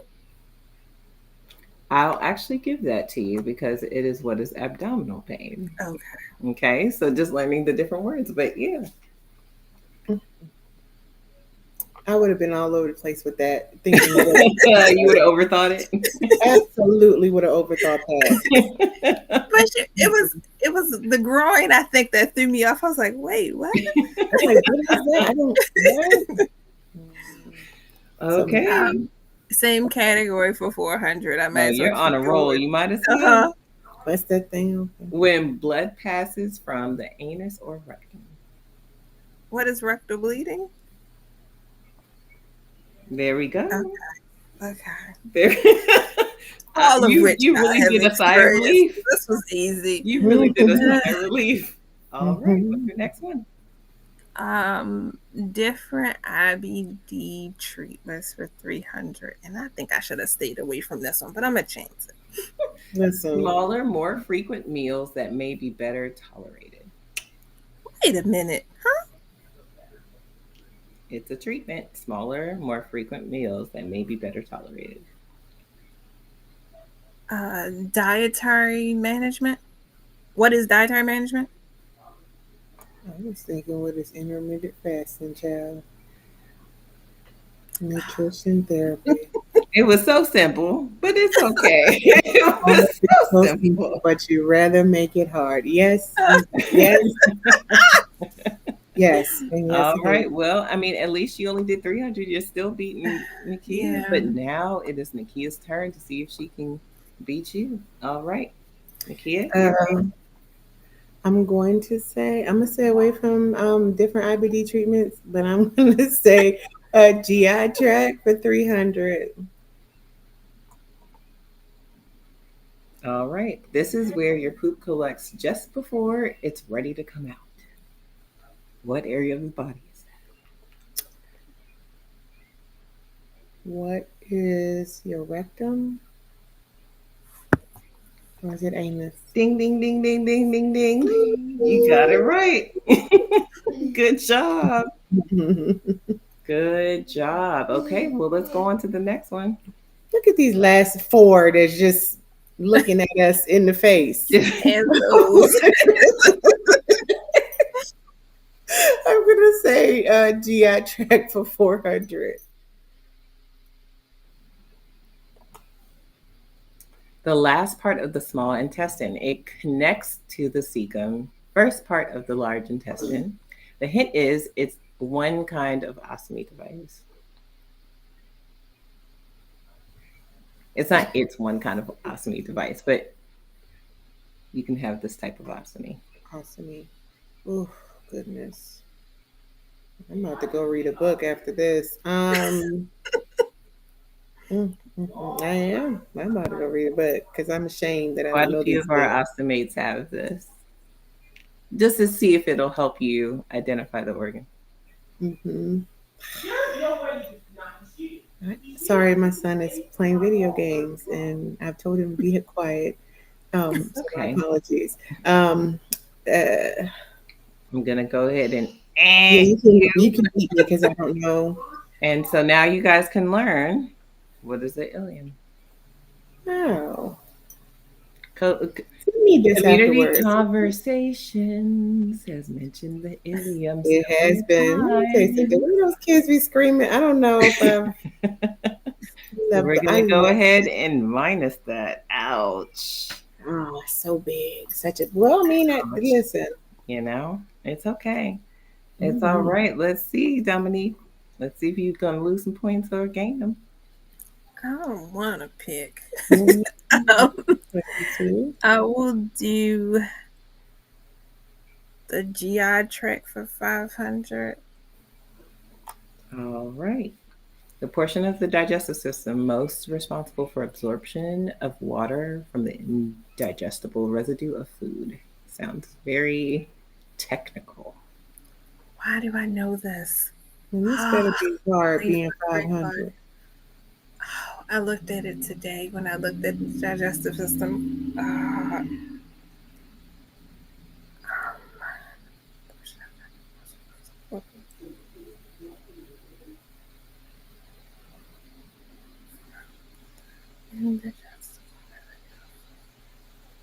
What is your intestine? And this is just me guessing because I really don't know. You might have got it. You know, we be overthinking these things. It's supposed to be more detailed than that because they are different parts of the organs, but you're on the right track. I'll just give this to you because it's a good way to learn, okay? What is the large intestine? Oh my gosh, I knew it was intestine. You did. Which one, I'm not sure, but you knew it was something there. I knew it was intestine. Okay, you gotta give me that one. The 400? All right, good luck. No. Good luck. Okay. A treatment that uses substances derived from living organisms to treat disease. What is a biologic? Oh snap! I don't know. Let me see. Good job. What is biologic therapy? You came back with a vengeance. Okay, You we're on our did. That's last. why I said you never get cocky in the beginning because you don't know. You never know. Listen, I'm not cocky now. This is our last one. Are you ready, ladies? Okay. Dominique. A class of prescription drugs that reduce a class of prescription. I can't even talk. A class of prescription drugs that reduce inflammation. It's commonly used. I apologize for that misspelling. Used for IBD, asthma, allergic reactions, etc. What is a steroid? It's got to be it. It better be it. Yeah, because I'm like all of those things. Good job. And so in the end, earlier. Look at that. In the end, Dominique won with 2,100 points. We're at 0 for half of the game, and look at your comeback. She is now officially the comeback kid. And so this concludes our segment of Jeopardy with IBD. I really, really, really appreciate you guys trying this out. We have much more to come, so stay tuned. Thank you, guys. Yay.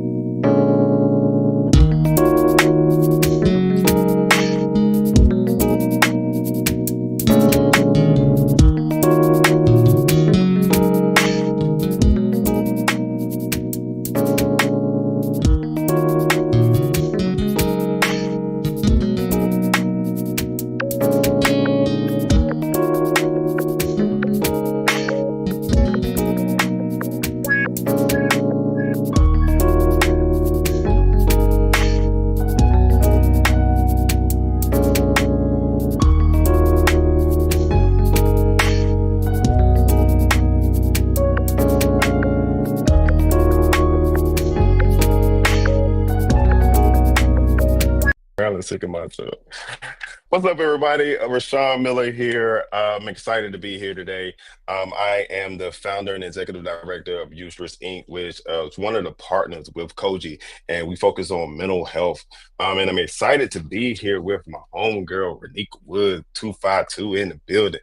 You know, we here to talk about Let's Get It Together IBD. Renika, man, yo, explain to the people who you are and why are you here?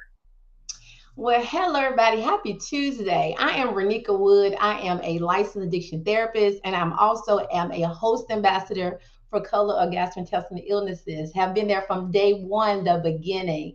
And I'm here because I'm an advocate, not an advocate in the space of inflammatory bowel diseases. So, you know, we're talking about, you know, IBD and everything that deals with the gut, but a lot of times, you know, understanding that mental health plays a large role into that. So as someone that lives with actual chronic illness, how do you address the mental health portion of this?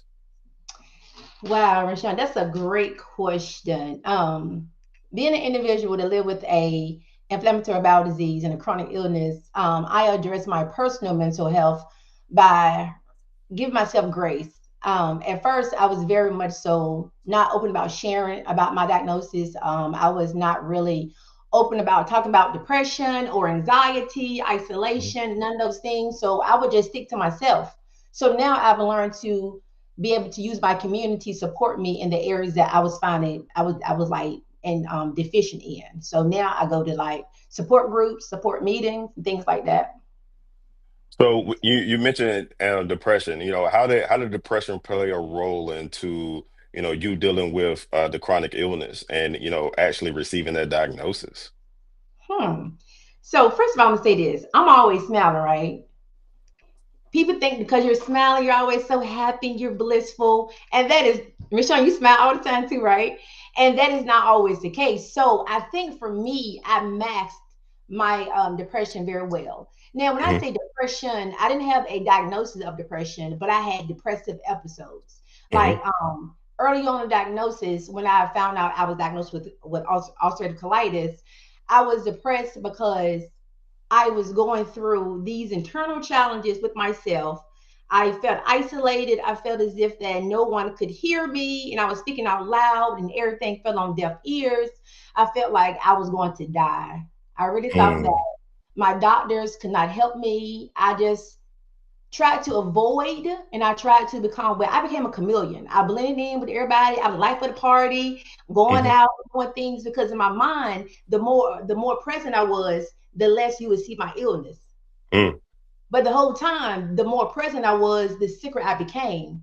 So I made myself sick by trying to hide and harbor my depression. But what they didn't know is that once I got finished being life of the party, I would go home and I would cry.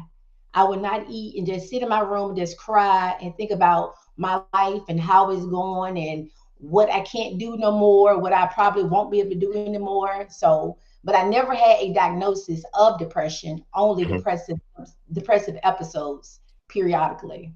Gotcha. So like, but even with that, you having those depressive episodes, and you said that sometimes, you'll be out and be in the life of the party, but then you will go home and cry and not eat.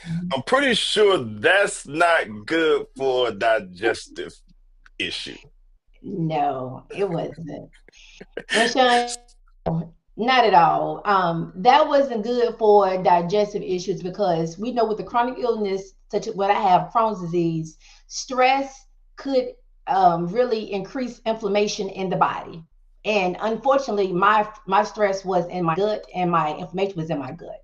So me not eating or overeating would not make me feel better. I would actually get worse. Not having ample rest made me actually get worse. So all of those things that you are talking about really happened to me. So, but once again, I was ignorant. I didn't want to talk about it. I didn't want to really accept it. None of that. So it's kind of like it didn't exist for a period of time in my life.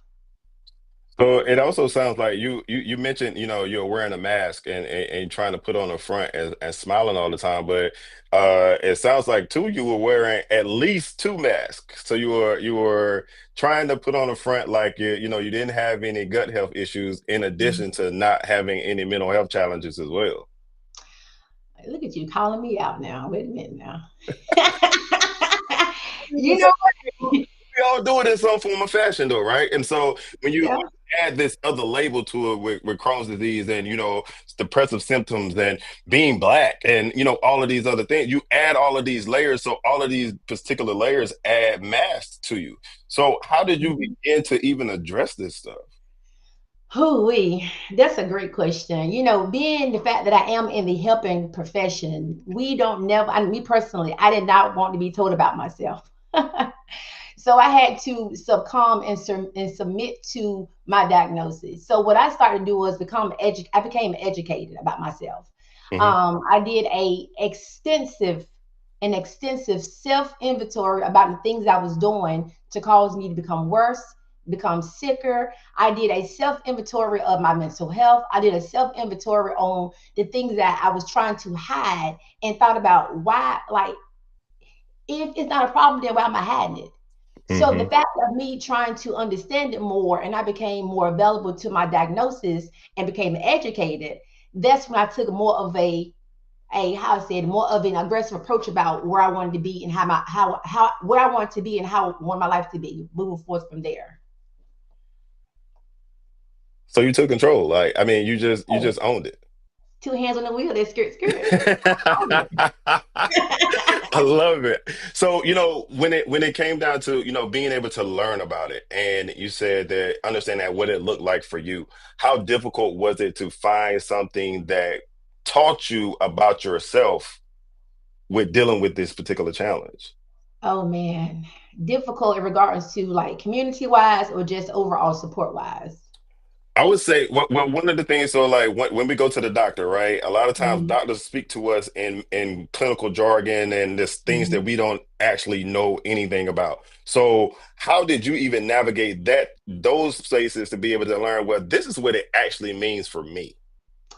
Okay, so that's a great point. When I indicated that I was being ignorant, my doctors and we were really like butt heads a lot.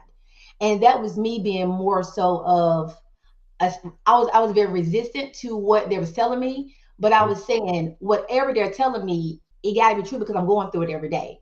So I would go home, I would read my charts, I would look up words, I would highlight words, I would go on Google, I would find people on social media that may have experienced something that I've been diagnosed with, and I would then indicate that I felt like maybe what they're going through, maybe it's with me too. So I started to become more in tune to my body, and I became educated to where I told myself, I do not want anybody to tell me about me outside of my own experiences. But medically, you can tell me about me on the external experiences. So I allowed myself to become educated by reading my charts and just highlighting words and going online trying to read about my diagnosis. Because at first, I was never told about my diagnosis in a space where I understood it. I was told that people like me, Black and brown persons, do not get chronic illnesses like Crohn's disease, and that there are limited medications that I can take, and the probability of me getting better was basically slim to none. So that was like, that was already my end goal. Can't be helped. So I believed it. So, and I catered to the ignorance of me not believing it by not allow myself to understand it more. And then I took control by becoming more educated about my diagnosis. I can only imagine, you receiving that particular diagnosis, and when you receive that diagnosis, they're saying that people that look like you don't ever get it, right? And there's nothing you could do to actually address it. That's kind of morbid, yo. It is. Can you imagine college, first year of grad school? You about to be in a sorority, about to be living your best life. And then you get hit with the fact that you're not feeling well. Then you get hit with the fact that maybe it's stomach bug. Then you go to the doctor and tell you what it's this. You can what is that? And then you have to maneuver. And all I get is a pamphlet telling me you can't have chocolate, you can't have nothing green, you can't have this, you can't. Not what I can. So yeah, it was very daunting. It was hard. It was very hard for me. But once again, me not allowing myself to understand it, I think I made myself worse. But then again, I say, if I would have known about it earlier or got more information about it at the beginning, I could have been, different now, I guess. But I don't know. Yeah. So, you mentioned, being able to overcome the ignorance, the self-ignorance when it comes down to it. And then also let's call a spade, the ignorance that comes from the doctors because they don't explain it the right way, or they don't even understand the research that needs to be done or should be done to understand how it impacts Black and brown folks, right? So as you have gained this particular knowledge, how have support groups and stuff impacted you, especially something like what Koji does when it comes down to Together IBD? How has that impacted you with managing your own stress? Wow. Back it up because I might get my heart to stop being fast. When I first learned, back it up, I wasn't on social media addressing anything related to my diagnosis or related to, I'm gonna stop to Crohn's disease, right? I'm gonna give the name what it is. I started putting in the hashtag Crohn's disease, and then I met Mel, who's the founder of Koji, and I was following her story, and then the whole part of this came about. The coach at the time came about. So when I became a part of the support group and became part of the community, I say, oh my God, there are people out here that look like me. There are people that are really thriving and living their lives. There are people that are really able to support me. And I became open to sharing my stories. I would be inboxing people like, hey girl, you don't know me about y'all. I follow you on social media. What you got going on? You got it going on. What, help me out. So I became transparent. I became very vulnerable to wanting to receive help because I felt like I wanted to also be a light in somebody's space when they're in a very dark moment. I wanted to also be able to provide a person support. But the community that I'm a part of, like Koji, it really is a staple place because the connectivity of people that you meet across the world, and I can call at least 20 people right now in my phone if I have anything going on, and they would answer the phone for me. And the same thing for me. And that is what I needed to help me be the woman and the advocate I am today. Because without community, I know I would have stayed in my shell, stuck, not wanting to come out and be in the place of just like living and existing, not really thriving and surviving. if I can say that. So it sounds like, community allowed you to take off your mask and put on your advocate hat. Yes, community allowed me to take off my mask and put on my advocacy hat. And the moment I knew that I was an advocate is when somebody came into my inbox. And this young lady, she said, Renika, she said, you don't know me. I said, this sounds familiar. Like, I did this before. She said, you don't know me, but I follow you on social media. And she said, your story to me is so impactful and so empowering. She said, I would want to know how I can be able to live with a smile on my face despite what I go through. And I say, me, I can help you out. I said, okay, then let's talk. I said, call me, girl, call me. And she did. She called me. And that moment, I was like, oh my goodness, I can do this. Like, I want to be this person because somebody was that person for me. So at that moment, I knew I wanted to continue on being a part of a community that can support people while I'm also being supported, right? But lending a helping hand to help other people. Because this is a very isolated, daunting, scary diagnosis to have because it does not come with a rule book and it's like a day by day type of play. On the outside, aesthetically, you look, you got it going on, but the inside, your body can be going through flares and all kind of things, and people can only know about you when you tell them about you. Thank you for sharing that, and because I'm pretty sure that, there are many people out here that may continue to wear masks and they are, afraid to take that mask off and then let alone put on the actual hat, right, to conserve others. So a lot of times we'll get stuff and take all the things that we need, but don't pour back out. So I commend you for doing the work that you do. And, living out loud. Because I know, you said that you wear a smile on your face a lot, but the times that I see you, that smile is genuine. Thank you. So it's not something that you just putting on as far as for a facade for other folks. So, I mean, I'm pretty sure that took a lot of work though, too. Yes. I wrote a poem one time. It's called One Time I Lost My Smile. And I share about that story because one time I did lose my smile. And for me, it was more so like, I'm always like the happy person. And one day I was in my room and I needed, you know how you need a pity party? You play all the, like, I need a sad song, Lord. I need a sad movie. Oh, I need something sad to watch today. I want to cry today. But I was like, girl, what is wrong with you? You is tripping. And I was in the bathroom crying, looking in the mirror, crying like, why am I like?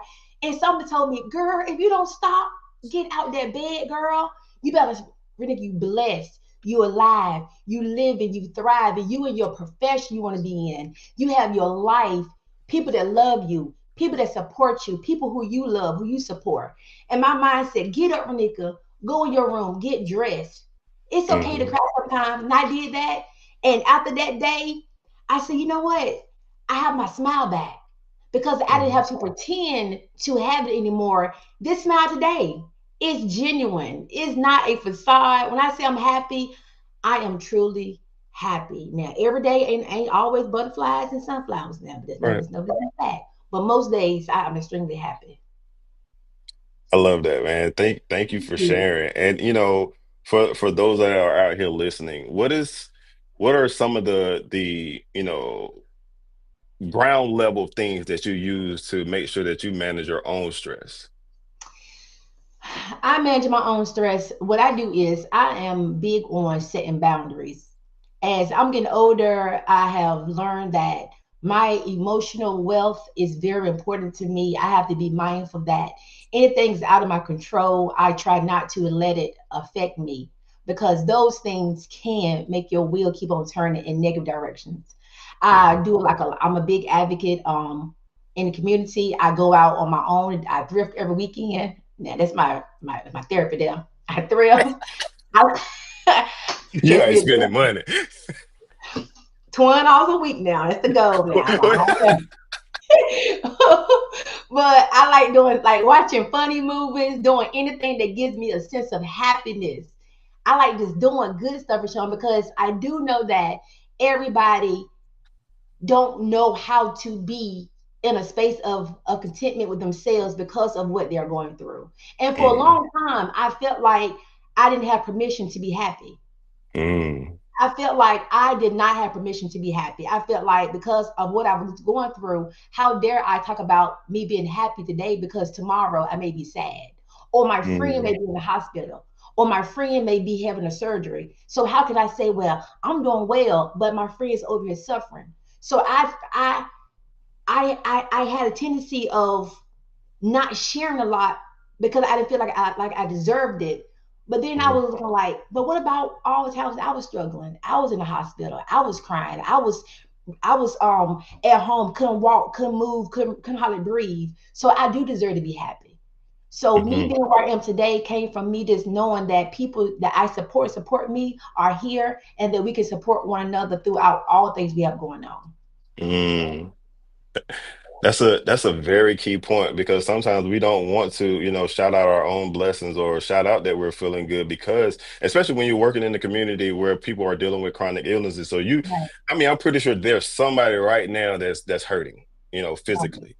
Mhm. And and to see us up here having this conversation and laughing and joking, you know, we may think at times that it may be, a hindrance to them, but it may be beneficial for them because it forces them to understand that you're going to have those days where you can still laugh and joke.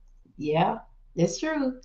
Give yourself permission to be alive, to love, to feel, to laugh. Give your permission. If you have a good day where you just felt like you want to do something that yesterday you couldn't do it.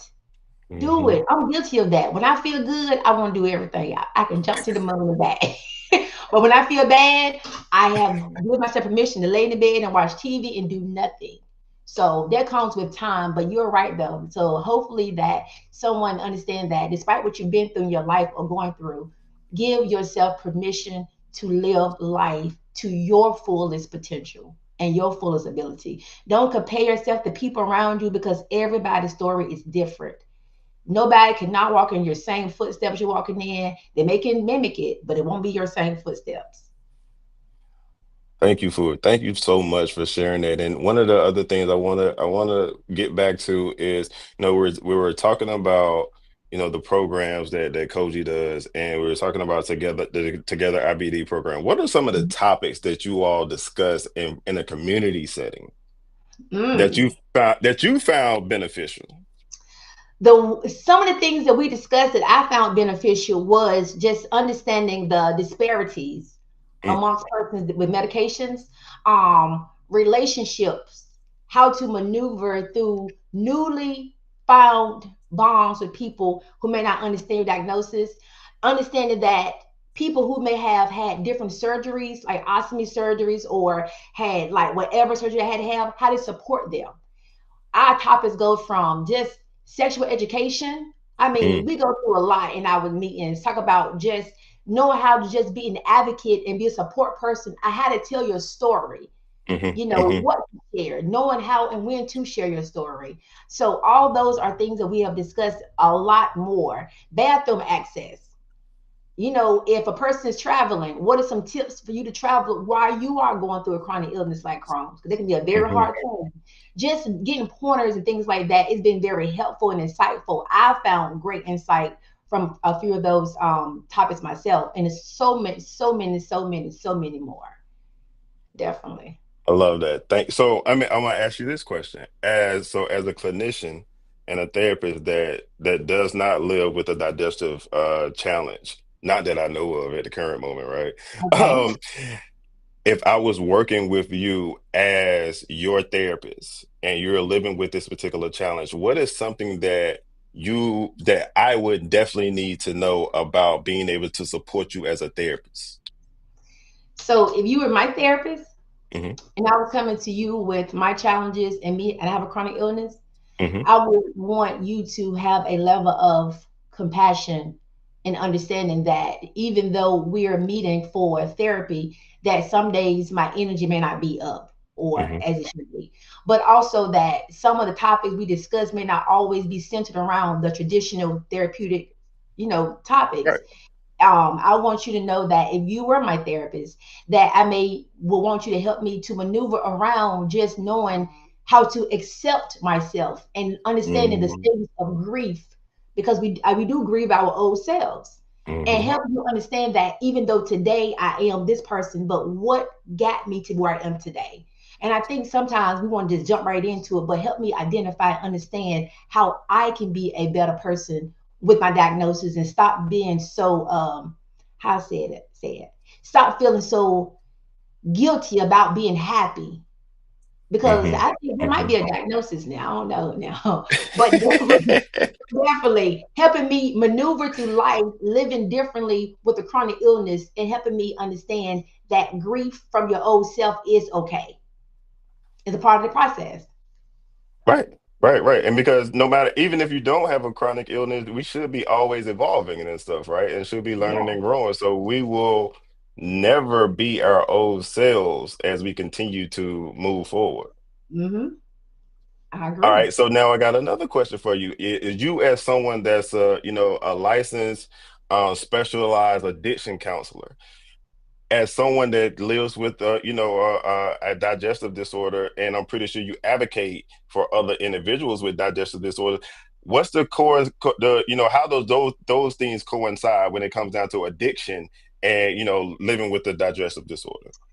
That's a great question. So, being the fact that I do work as addiction therapist in the space of chronic illness as well, but me myself, I've met a lot of people that have had, I don't know what happened. The universe always sent them to me, who have had gastrointestinal challenges, and some of them have started out using medications like opioids to help with the pain management of it, and that returns turn into an addiction, and then the alcohol use can turn into an addiction. So marijuana use turn to an addiction, whatever may be. So I think that sometimes that when a person's in chronic pain, we don't seek out to become addicted to a drug. It's more so, I want to feel better. I don't want to feel like I felt.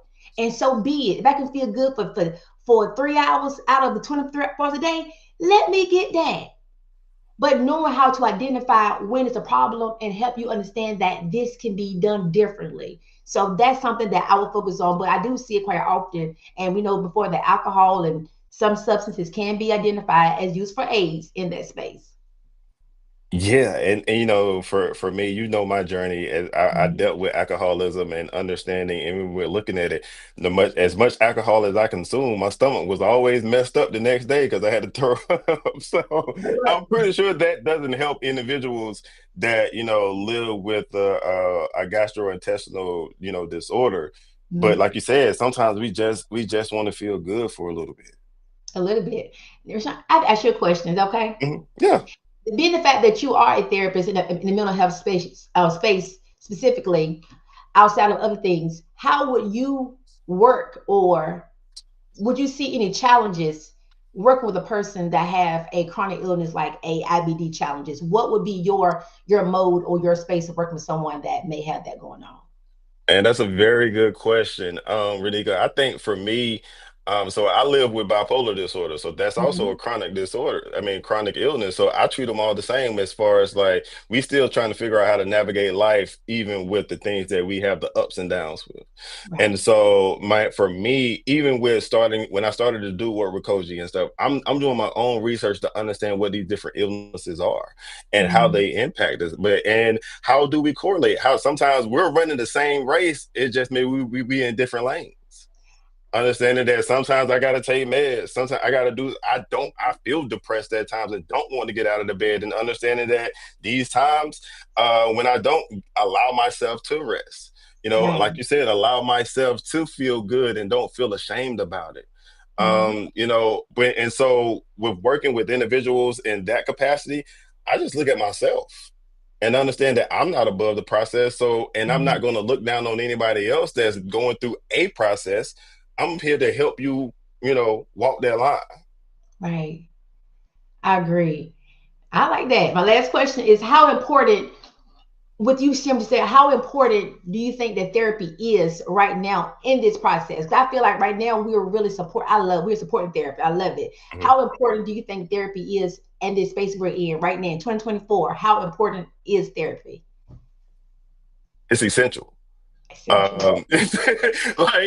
it's just like us being able to have checkups. It's just like you being, individuals being to have colonoscopies, all of these different things. It's essential for us to be able to get there. But I mean, we're behind the learning curve, especially for Black and brown people. And when it comes down to access to care, when it comes down to the number of clinicians that look like us to actually be able to give us the information that we need and how to be able to address these things. So that's why I love Koji for being able to tie in this topic with this particular, special population, because of the fact that it's needed for all of us. But then it's needed for, not even just the patients, it's for the caregivers, it's for, individuals in other communities. So I mean, it's essential. That's it, Right. They said if your mind is healthy, your body will follow. Definitely, definitely. So with that, man, we're out of time. Renika, I wanna just say thank you for being open to us. Thank you for sharing your journey. Thank you for wearing that genuine smile that Thank reflects you. your heart and not your guts all the time. Thank you. So I appreciate you for that. For those of y'all that are tuned in, make sure that you check out Renika and the work that she's doing. Make sure that you continue to follow Koji and then the program that we have left to go. Make sure that you donate too, because I mean we need funds to continue the work that we're actually doing. So again, thank you all for tuning in and be on the lookout for the next event.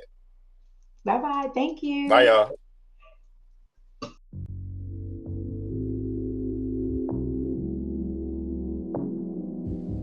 So my name is Sharnita Brown, and I was diagnosed with Crohn's disease at the age of 23. Some of the symptoms that I experienced before I was diagnosed was abdominal cramps that lasted for days, sudden weight loss, urgency to use the restroom, accompanied with nausea, a loss of appetite, bloody stools, and diarrhea. Post-diagnosis, I have been on about 5 medications, which include steroids, pill by mouth, and biologic injections. And I am happy to say that I am currently medically deemed in remission. So my hope moving forward is to just continue to build healthy habits for myself and advocating for the support that I need along the way. I used to ask myself, who will I be when the pain is gone? And now I get to become her, the healed version of Sharnita. And my goal is to walk out this remission seeking more out of life. Koji's programs have supported me along my journey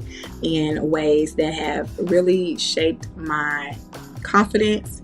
I've learned so much about how to advocate for myself in groups like Together IBD. I've also gained useful resources for how to manage my overall health, and I've met amazing IBD warriors that have inspired me every day to live fearlessly.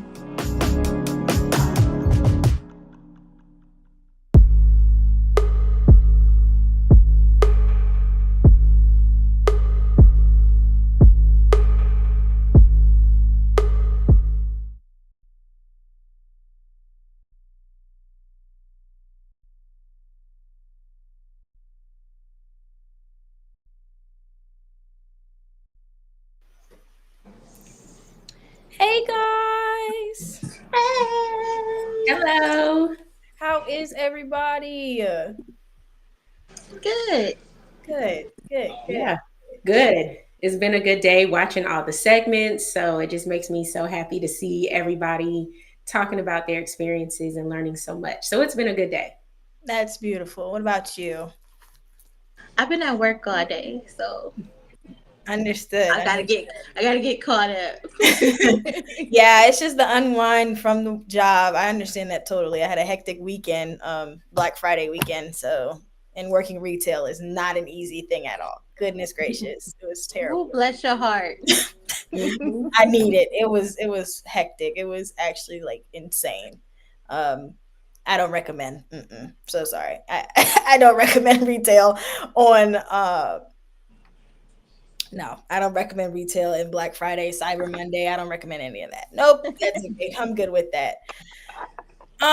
So I am Jacia. I am a Koji ambassador. I'm from Virginia.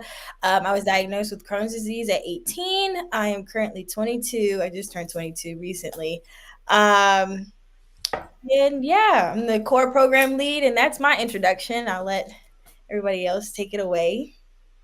All right, I'm DeAndre Hardy. I'm a Koji ambassador. I've had Crohn's disease for 24 years, so I'm a Crohn's thriver, ostomate, and I support and advocate people who have invisible illnesses, and especially people in the GI community. Hi, I'm Tasha. I am also an ambassador of Koji, and I've had Crohn's now for 20 years. I just hit my 20 in November. And I'm also an ostomate for the past 7 years. And so I'm just out here trying to survive. Well, it's so good to see you both. It feels like I haven't seen you all in forever. I think since what, July. It's like back in the summertime. But I just wanted to dive into a couple of things. So since we're talking about self-care, I wanted to know what are some common struggles that you face with your diagnosis of IBD. So whoever would like to go first, take it away.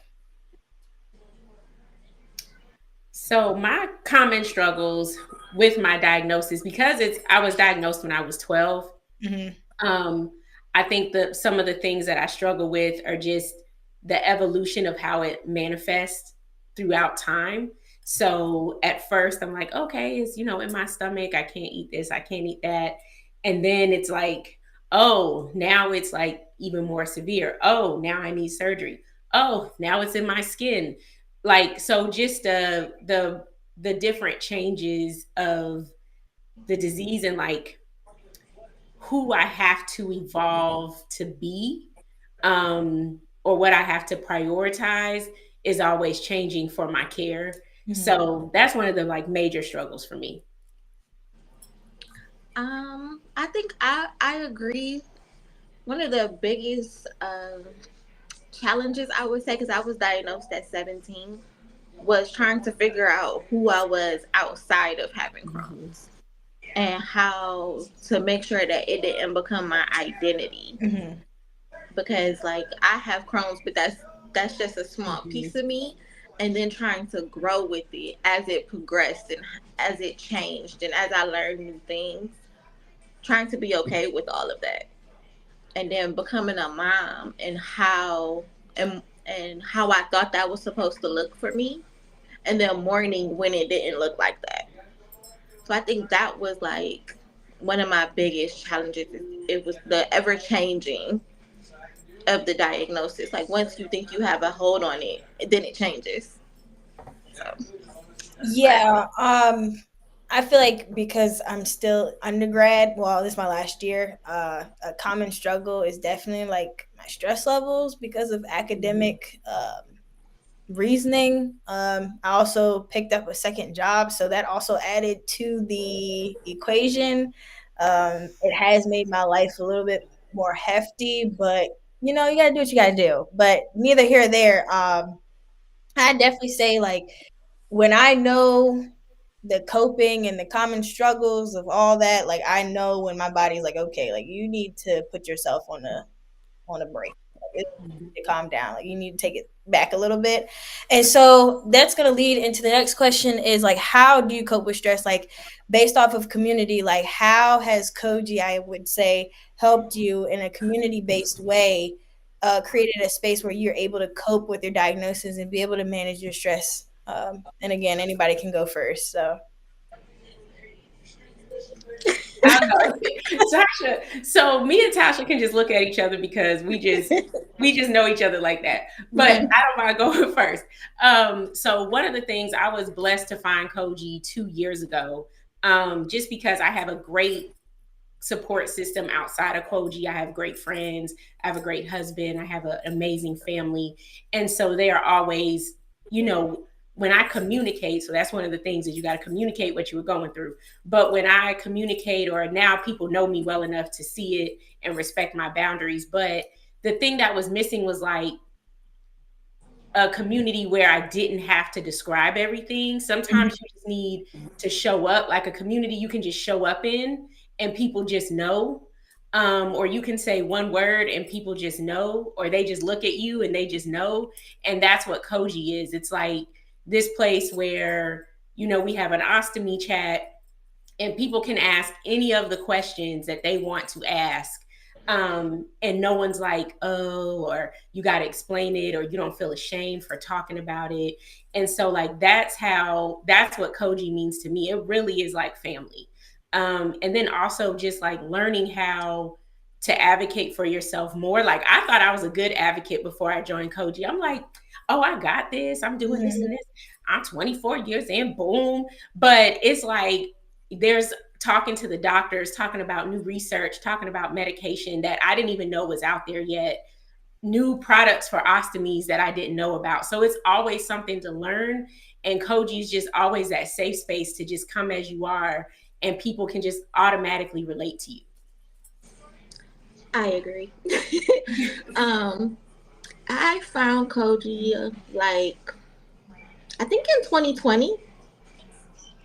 And it was like finding cousins, like that you didn't know you had, like showing up to the family barbecue, and everybody got the same issues you got, and it's that safe space of not having to explain it, not having to do too much. Like I have a great support system, but they only understand from their scope of understanding. Mm-hmm. I can say something to the ostomy group chat, and they just know off rip what I'm talking about, or how that feels, or because it feels like this, what I need to do next. Most of the time, the people in our circle are just like, that sounds bad. You should probably call somebody. But like with like having these extra cousins, it's like, no, you actually don't need to call somebody, and this is what you need to do instead. Mm-hmm. And it was just like having that was like feeling like home, or feeling safe, not having to downplay how I feel, or being okay and standing in my, hey, I don't feel good. Mm-hmm. And not trying to make other people feel comfortable with the fact that I don't feel good. Because I think that happens to us a lot. Like we feel bad that other people feel bad because we feel bad. I've learned to kind of just give myself grace, and then that helps me give other people grace, and showing up and having boundaries. Because I don't feel good, no, I'm not doing this. Mm-hmm. Period. No is a complete sentence. Or I have something to do on Saturday, so I can't do anything Monday through Friday because I'm not going to make it to Saturday. So all these other things I can't do. Mm-hmm. And I think having community, you find a voice to be like, hey, that's actually okay, and you should do these things, and you should feel that way, and you should advocate for yourself. So I think that's what it felt like for me. It felt like being seen. I can agree. I just spoke on that earlier, and I like how you put like cousins, because that's what it feels like. I see everybody like, hey, cuz, like it's not, it's not, I don't know these people. And even if this is the first time meeting them, like it's always like a very welcoming feeling. It's never like, oh, I have Crohn's disease, let me shut myself off because I don't know if they have it either. Like we're all in the same room for the same reasoning. Whether you are a caregiver, those people also understand. They watch it from a different lens, but they also understand like, okay, my significant other, my child, whoever that I'm caring for, I know how they feel. I can advocate with them as well. So I definitely want to say Koji and the community and all of that has played a big role in my, I would say, development with Crohn's disease, as well as, again, I met Koji through community conversations. They didn't attend, but they came to Hampton University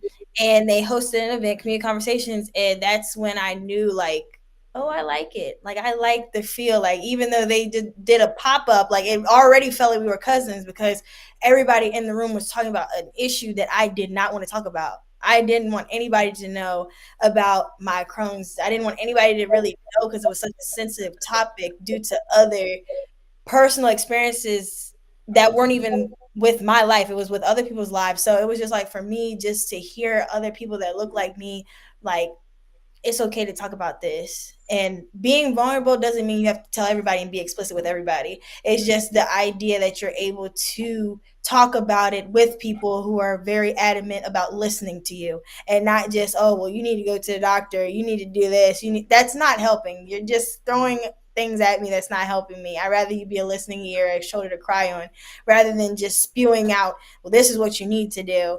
And that doesn't get anybody anywhere. So I definitely will say community. As far as Koji, that has been like one of the best things that could have happened to me after being diagnosed. Quite frank, I think I was, what was I? I think I was like 20. I think it was like 20. So it was like 2 years in being diagnosed and then having Koji come to campus. It was just like it was like a really big relief. Like, okay, I did it 2 years by myself, but now from this age of 20 till whenever, I have a community that's going to support me.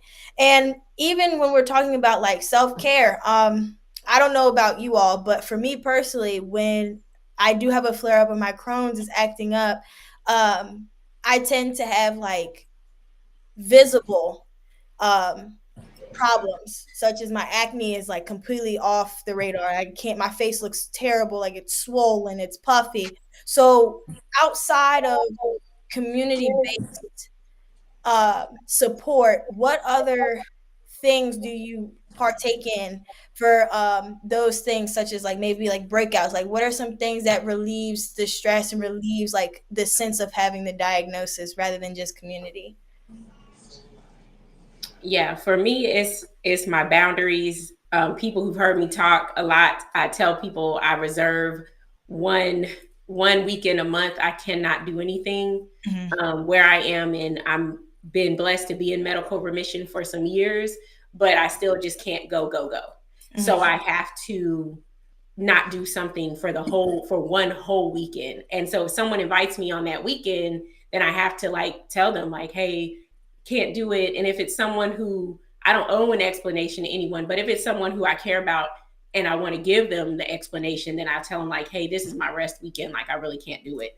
But it hasn't been a problem for other people. It was more of a problem for me to get to a point to recognize that I needed to do that. And then also like communicate it. So there's that. And then the other thing is just like really getting the rest. So I realized that like, I would be like, oh, there's nothing on my calendar, but I'm still doing things that I'm not really resting. Like, I'm still finding a way to be productive on autopilot in other ways.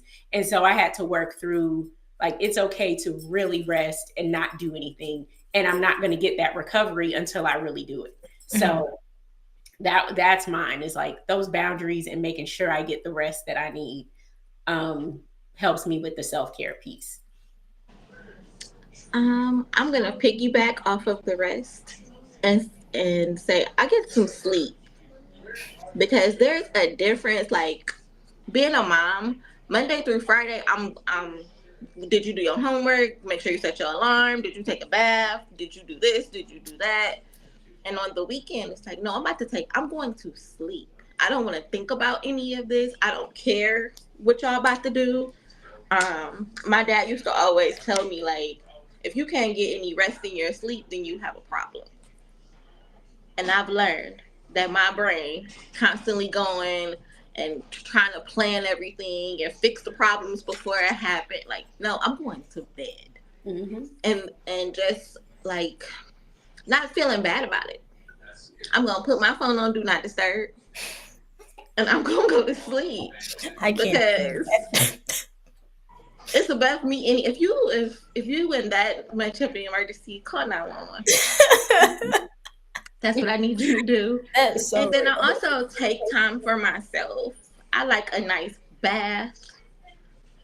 And sometimes I just have to do that just randomly. I'll just be in the tub for like 2 hours.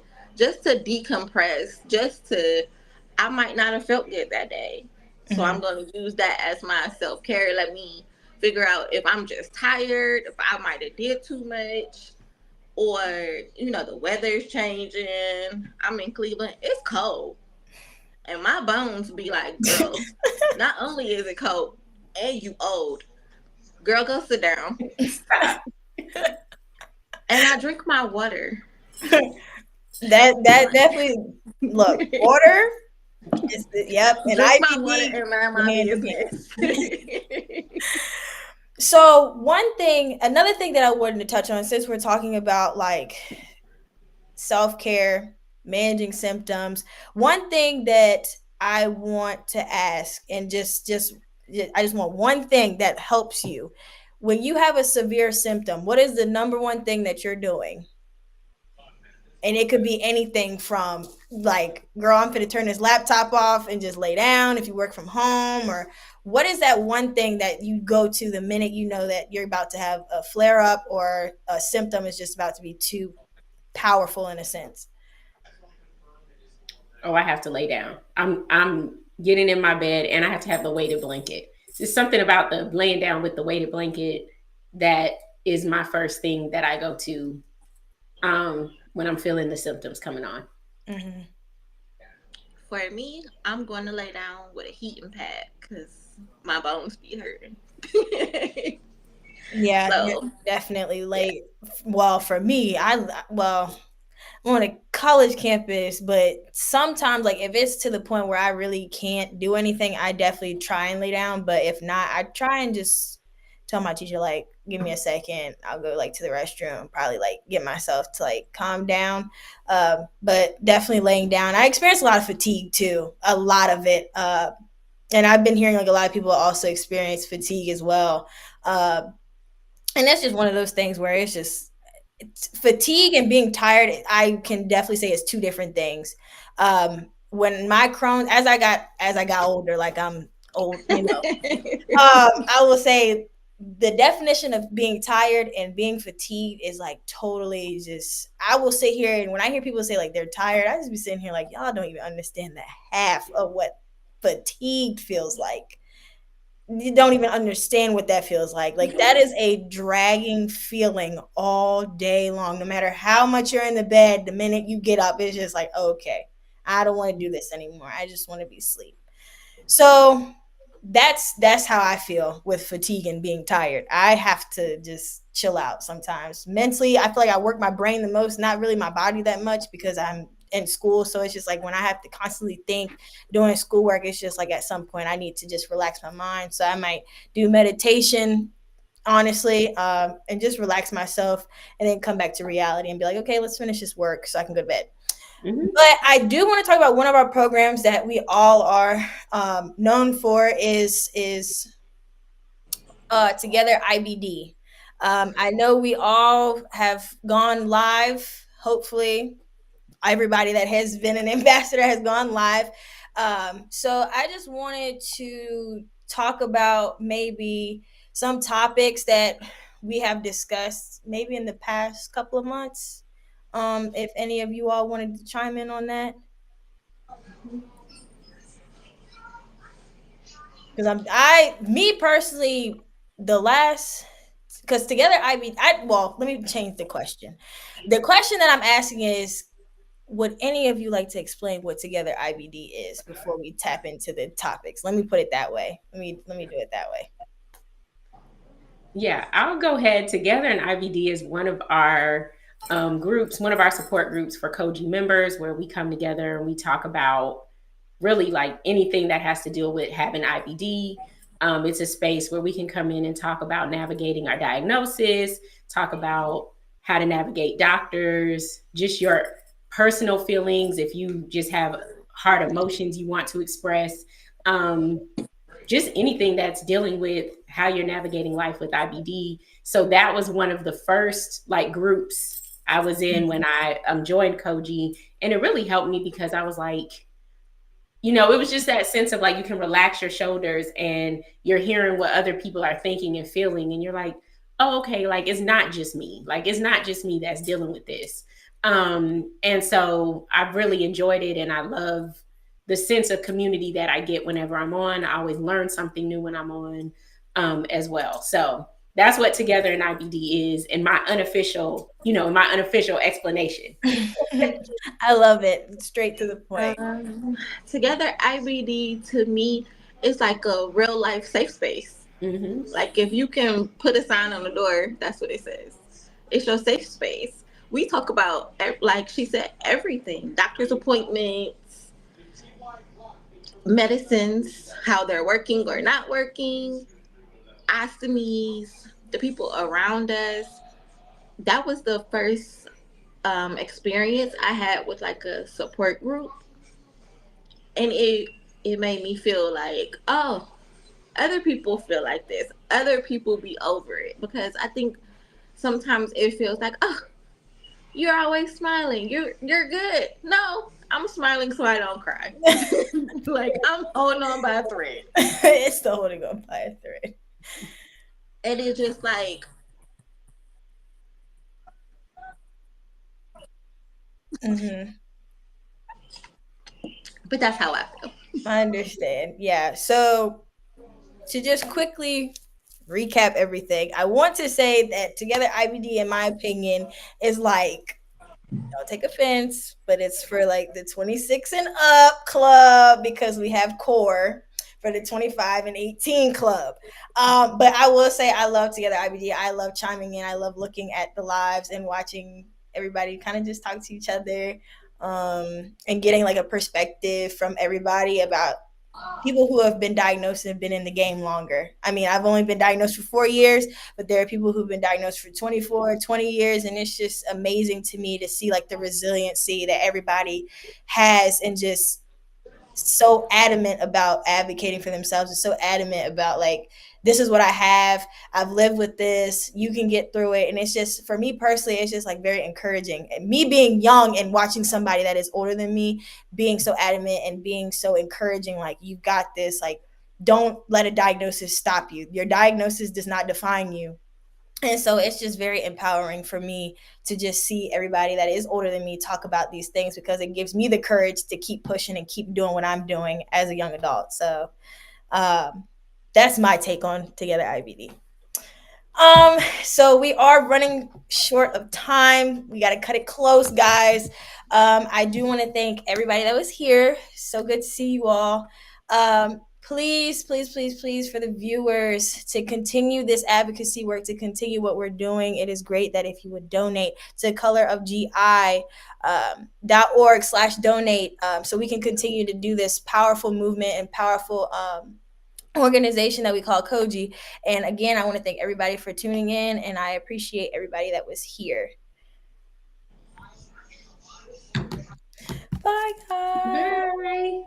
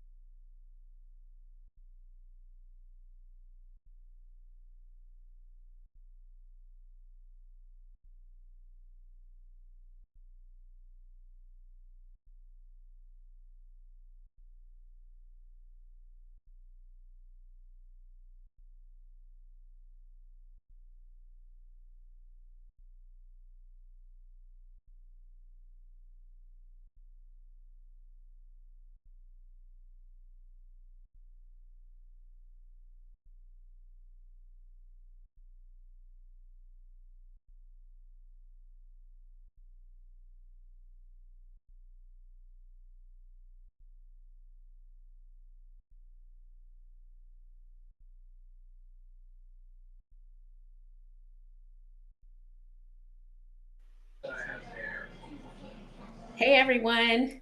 Hey, Hey. For those of you all watching, this is the Koji Feed, a tribe called Moms with IBD. So we will be discussing how it is as navigating motherhood with IBD. So introducing myself, I'm DeAndre Hardy. I'm a Koji ambassador, and I've had Crohn's disease for 24 years. I'm also an ostomate, and I'm someone who likes to advocate for people with invisible illnesses and people with gastrointestinal diseases. Go ahead. Hey, I'm Tasha. I am an ambassador with Koji, and I've had Crohn's disease for 20 years, and I'm an ostomate, and I'm a mom. I'm a mom that just transitioned from being a stay-at-home mom to back to a working mom. So I'm in the trenches right now trying to figure out my life.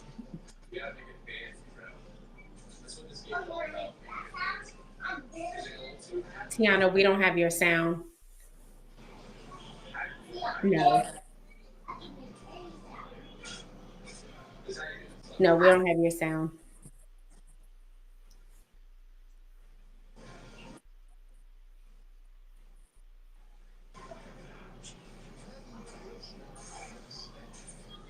So while she is figuring that out, I will say why did I just run through it and like, oh, I'm this and this and this. I'm also a mom of a beautiful 9-year-old. And yeah, so navigating motherhood with IBD has been something that has been a journey for me, a journey of like self-acceptance, a journey of giving myself grace and giving myself permission to learn as I go along. And so one of the things, Tasha, you were one of the first people. So you're how I found Koji, and you were one of the first people that I saw on Instagram talking about having Crohn's and talking about being a mom. So tell us what your journey was like with motherhood and having IBD. Like, how did you come into navigating that, and like, what are some of the things that stand out to you in that experience? Ooh, that's a good question.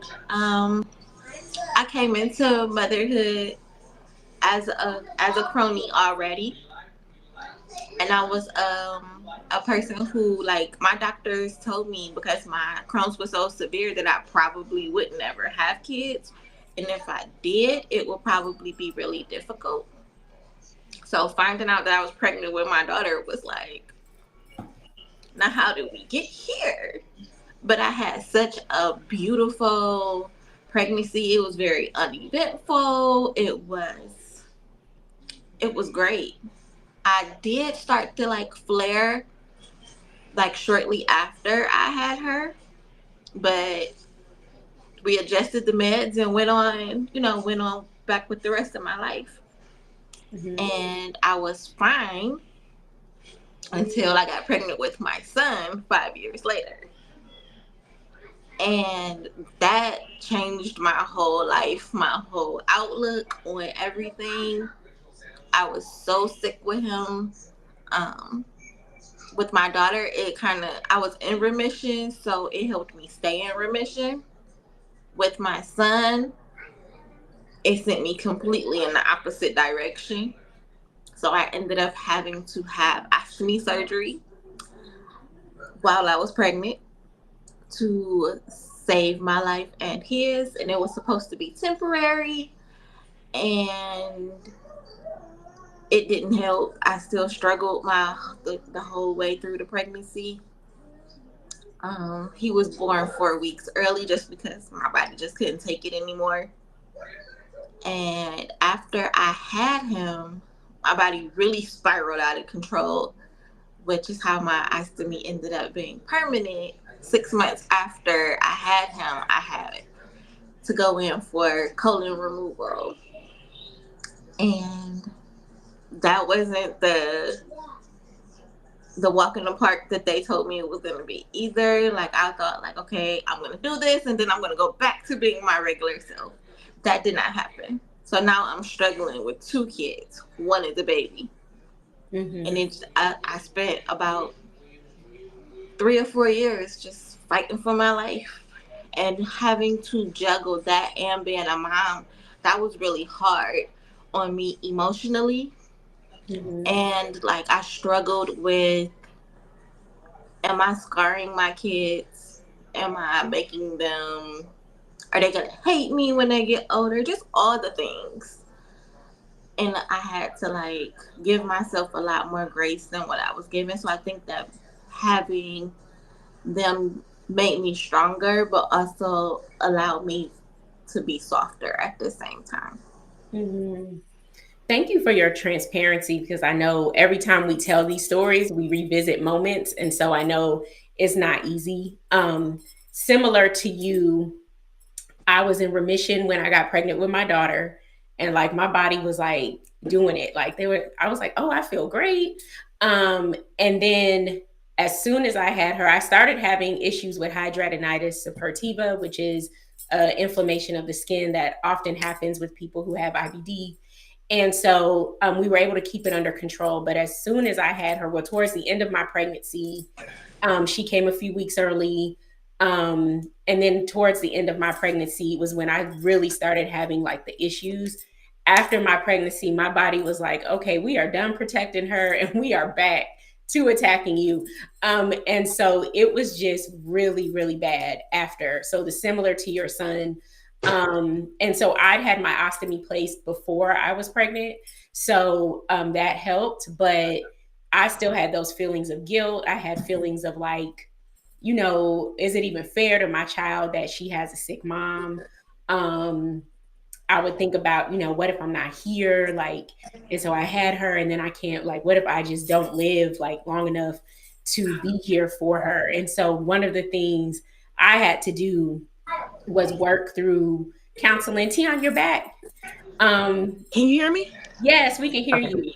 So work through that and like redefine what my motherhood looked like and be okay with it. And so now I feel like I'm proud that my daughter can see a mom who does work and does all these other things, but who also rests and who also prioritizes herself.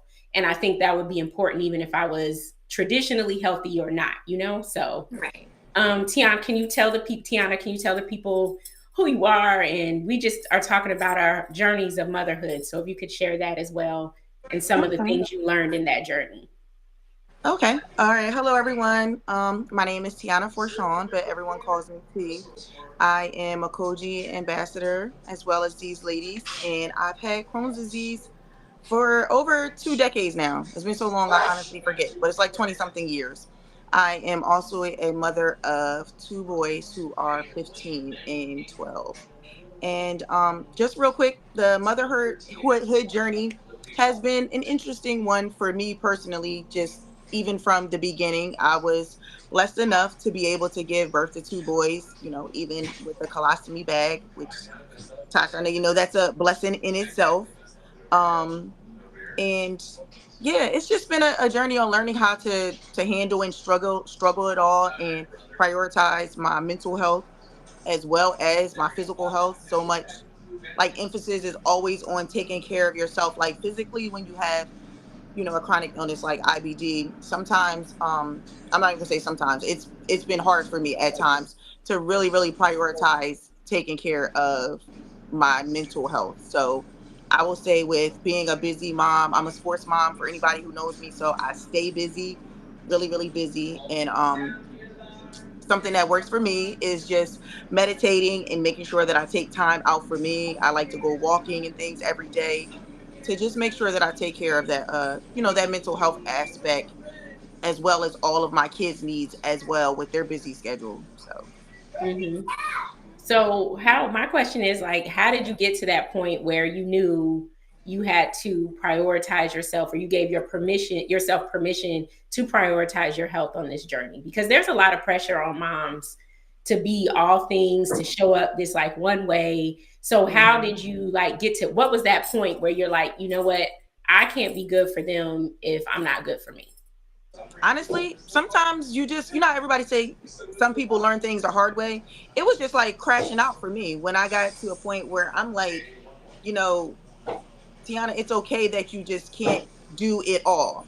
And I realized that, like, even with being a mother, a lot of the times, number one, your family and friends in society, they're not looking at the fact that you're sick. It's like you're still supposed to show up as that awesome mom or as that awesome parent.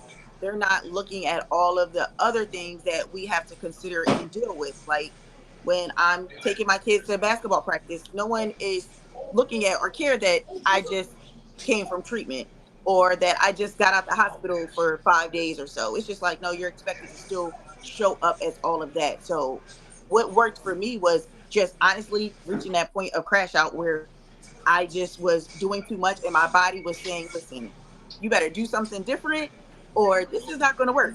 You're going to have to change how to do this. So I had to just started changing my schedule and just prioritizing me. And then also realizing that that's not selfish because, you know, you guys know as parents, so much of our time goes into our kids where I would feel selfish just by taking an hour out to just read or meditate and pray because it's just like, no, if you're not doing nothing for your kids, you're a bad parent.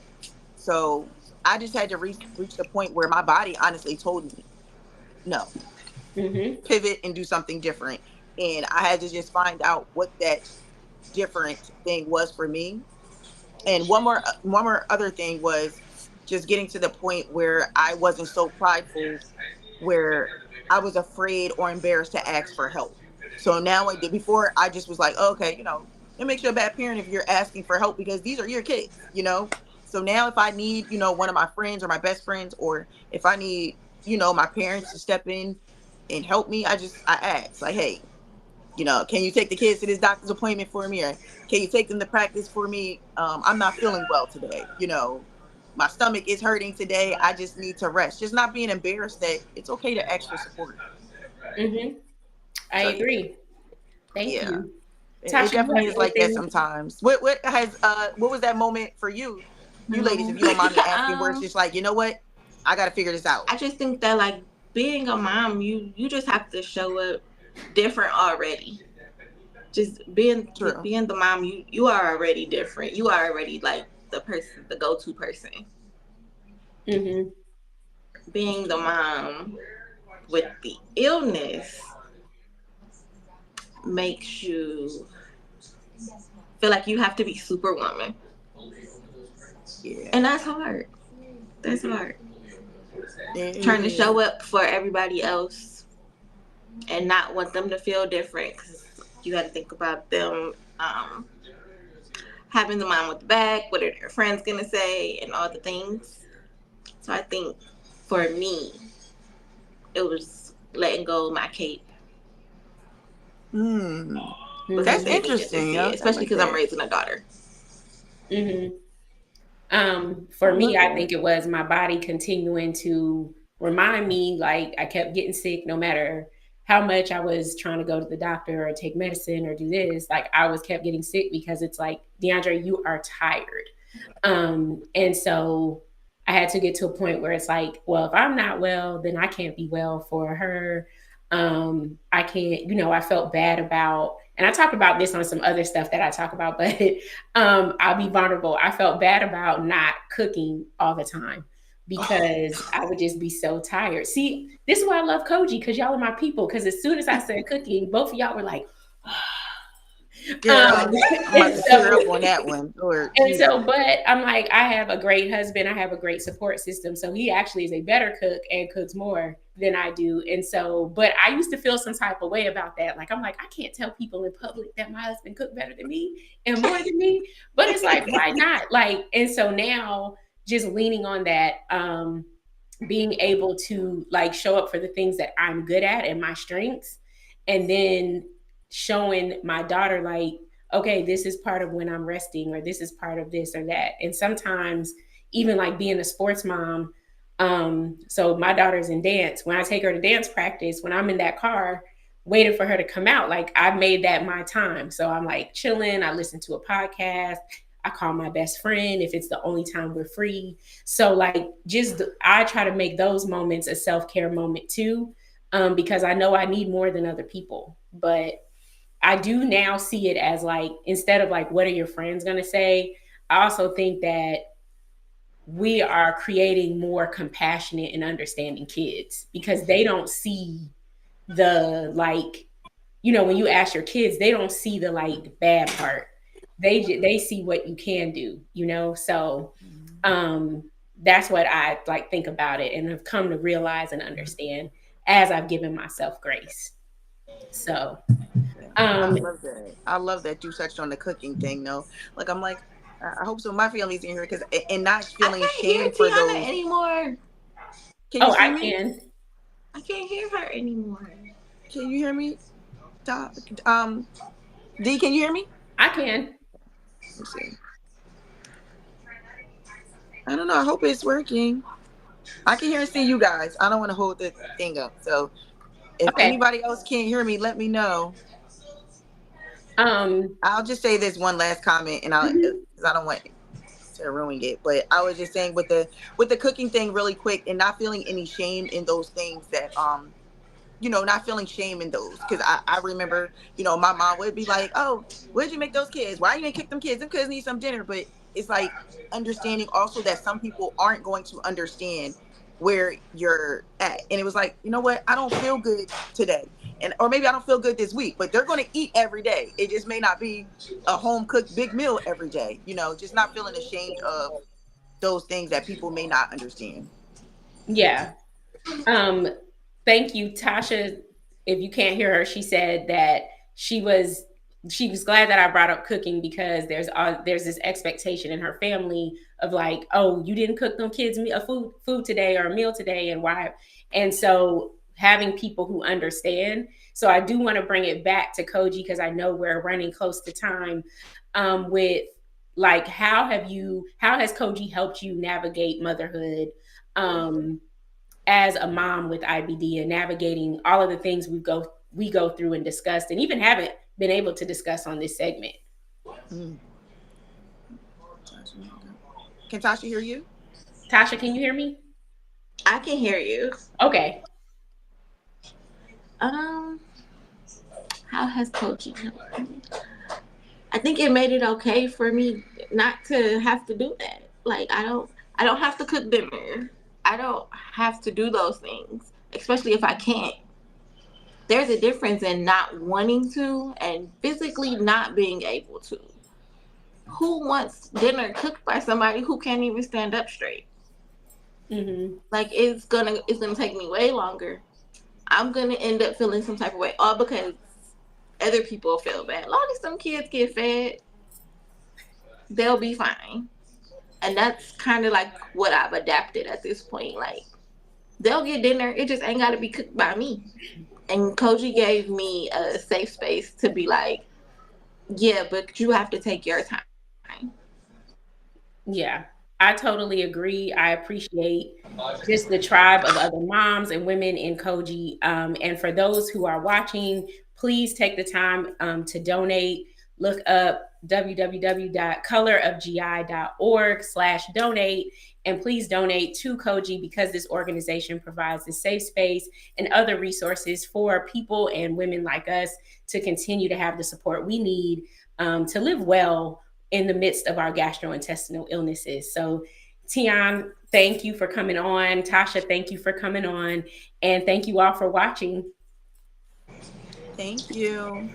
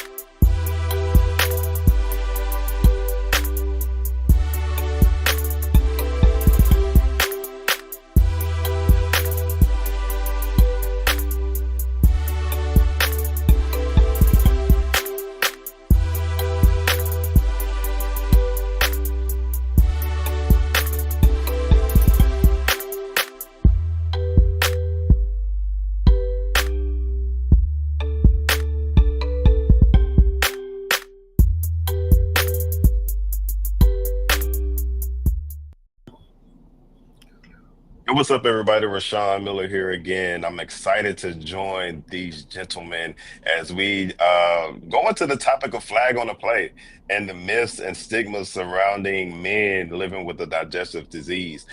So I would like to start it off with the Koji ambassador, Mr. Huddle Mike himself, Marquis said, let us know who you are, man, and why you're here. Yes, sir. Good evening, guys. Thank you all for joining us on this Giving Tuesday. I'm Marquise Ellison. I'm one of the lead ambassadors for Koji, also one of the hosts of The Huddle, along with my partner here, Frank Hooks. And yeah, like Rashawn said, man, we're here to just have a quick discussion on stigmas around men with digestive diseases and throw in the flag, right? Because we gotta do better. Definitely. Welcome, Marquise. Man, Frank, since he shouted you out, man, you go to you next. All right. I'm a Koji ambassador as well, as a care partner to my wife, Kimberly Hooks. I've been on this journey for now at least 12 or maybe a little bit more, not knowing. This has been just great, just talking to other guys that's dealing with things and also giving my different perspective from a care partner standpoint. Dope. And then we have the good doctor here today, man. Doctor, will you please introduce yourself and let us know, your background and how you intend on, adding to the conversation. That's right. My name is Ugo Iroku. I'm a board certified gastroenterologist based in New York City, affiliated with Mount Sinai Hospital. And I'm a general GI with a focus in IBD, Crohn's and ulcerative colitis. And, it's been my pleasure to serve this community for decades. Black don't crack. I've been doing this longer than it looks. And so, and it's been a pleasure also to get to join in with the Huddle once a month, where people are just bring their questions, and we get to tackle these issues as care partners, as providers, as advocates from different angles, and learn from each other. I love that. Dr. Ugo, you mentioned that, you've been working in this field for so long, and being able to join in on the Huddle and being here with us with, 3 other Black men, what are some of the stigmas and myths associated when it comes down to digestive diseases that you've seen specifically for Black men? Yeah, I've seen so many. Specifically for Black men, there's a lot. Oftentimes, as I'm talking to a patient about, their diagnosis, so they've come in, let's say they've been having belly pain for years, cramping for years, loose stools for years, maybe some blood. They come, we talk, they get a colonoscopy. And that next visit, as I'm talking to them, and I'm saying these words, Crohn's disease or ulcerative colitis, I can see that little glimmer in their eye, where they're kind of just looking past me into I can see they're kind of like saying, I don't really have this. This can't be me. This is not a Black disease. If they've heard about it, maybe they think about it as a white disease, or, some people say, oh yeah, this is something that could affect Jewish people. I've heard about that, but not in the Black community. But unfortunately, it is. And the Black community, unfortunately, our incidence of ulcerative colitis and Crohn's is going up. In the past 30 years, whereas the numbers have only increased by 40% in the white community, it's increased in that same period of time by 130% in the Black community. So we're on the rise in IBD, and it's time for our community to just accept that. You're saying that we're on the rise, especially in IBD. Is there any particular reason that you can attribute to it, based off of your own expertise? Yeah, it's a very theoretical at this point. Of course, there is going to be the fact that America, whether, we recognize it completely or not, we're a melting pot. So there really is no one, race that's unaffected by other races. So there's some of that. And then there's the fact that not just in our country, but around the world, with our processed foods, with the way we kind of live our lives, the things we put in our foods, pesticides, preservatives. We see a lot of typically Western diseases being exported around the world. And so definitely it's been exported into our community as well. not just with Crohn's, but even with colon cancer, colon polyps. We're seeing a lot of that just on the rise in a lot of communities, but especially Black communities as well. Thank you for sharing that. Hey, Marquise, as someone that lives with a digestive disease, as you got diagnosed, how did that impact you personally as a Black man, and how did you receive that information? Yeah, man. So when I was diagnosed in 2009, it was at first it was kind of not shocking, just not knowing what Crohn's disease was, right? And having never heard of it or yet alone seen anybody like me, another person of color that has Crohn's disease. And basically it was to the point that I was probably on my deathbed that I had to go, and really get that second opinion to get the diagnosis. And now I didn't have a problem with going to the doctor, to get that diagnosis because for me, I was very fortunate. Like I had a good example, like my dad, right? My dad is someone who runs to the doctor for everything, right? We used to poke at him as a kid growing up. Like my dad get a cut on his finger and he's running to the doctor. You know what I'm saying? So he's always at the doctor. So just growing up, I had that example from a Black man of how important it is to make sure you go to the doctor and have those checkups. So when I had to go through what I had to go through with Crohn's disease, it was easier in that sense that I had an example of how to go through and get these checkups and, start to take preventative measures from whatever they find.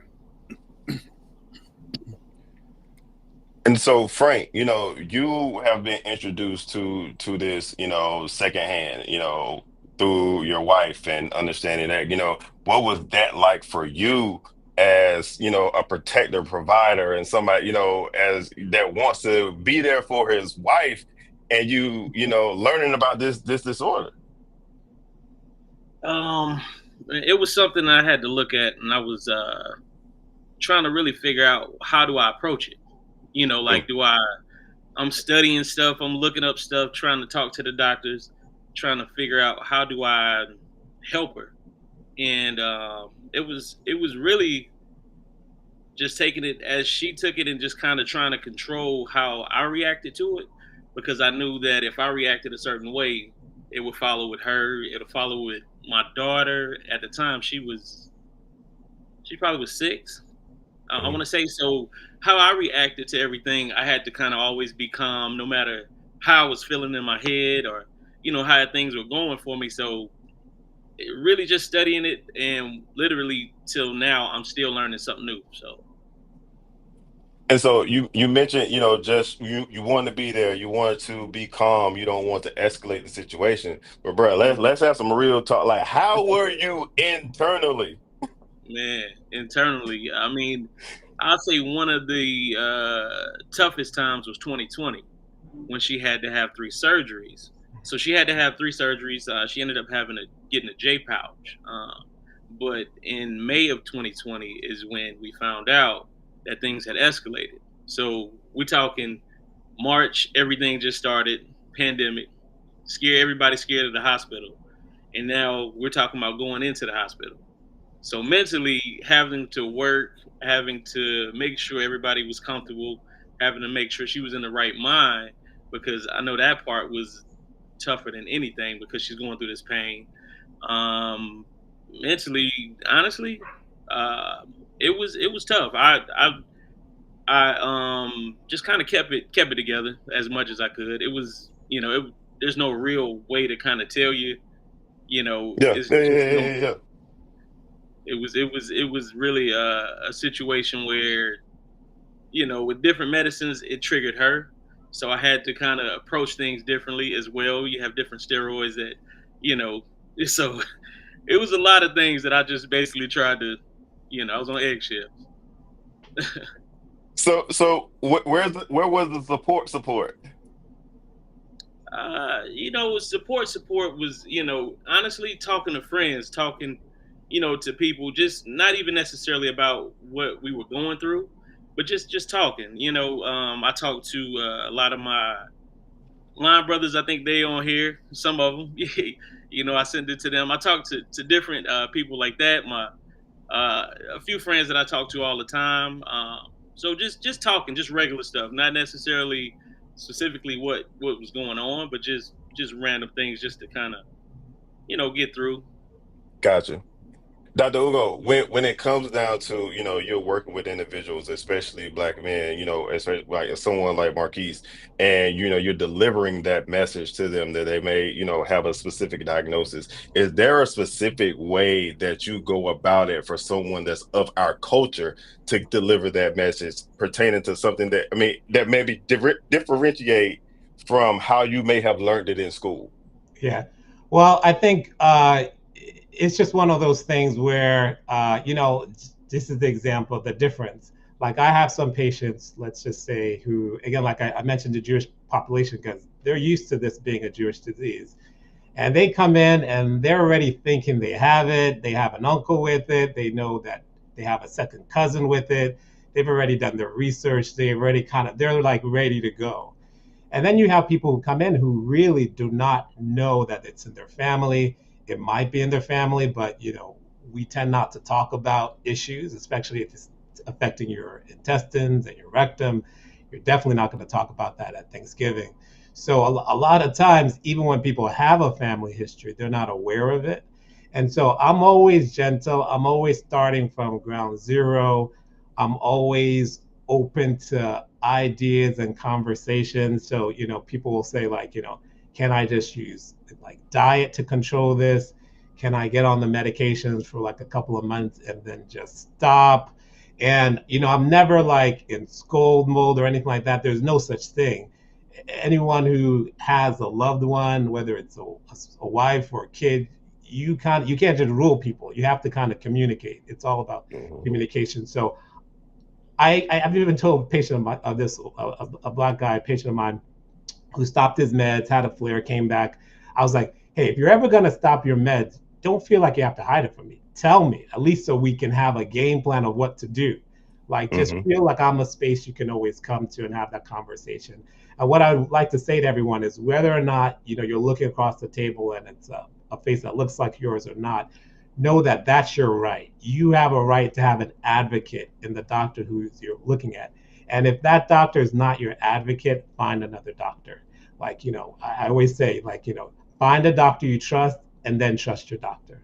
And that's your right. You deserve to have that. And so I try to be that person for my patients. I try to be a person that they can go to with any questions, no question off the table, no idea off the table. Let's talk about it and let's come to an agreement as to how we can proceed. Love that. I love that. Thank you for sharing. And Marquise, with him even saying that he had a patient that wanted to get off meds, have you ever been in that position where you wanted to get off your meds and then you have flare-ups and then now you feel like you're starting back over? No, that's a great question, man. So I've pretty much been on the same med since 2010. However, I am to the point now where I do think I want to explore the possibility of maybe moving to oral now.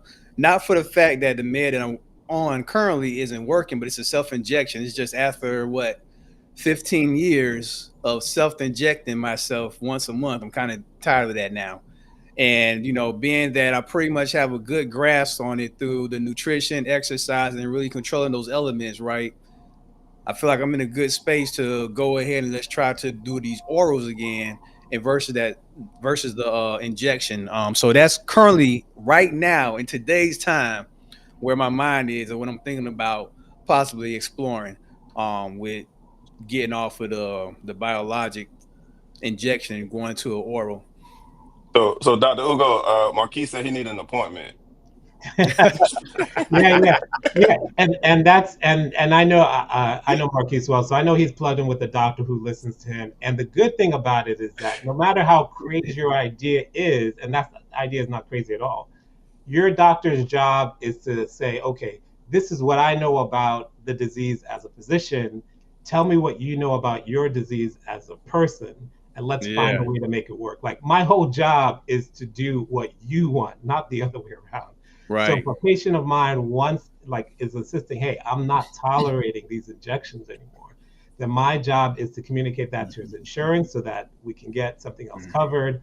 My job is to think, okay, what other medications can we put him on? Does he have any other non-gut symptoms that also need to be controlled? Some people have skin psoriasis or joint arthritis, so I need to get a medication that covers all of those. So my job is to use all my years of library to make your life what you want it to be. That's really what our job is as doctors.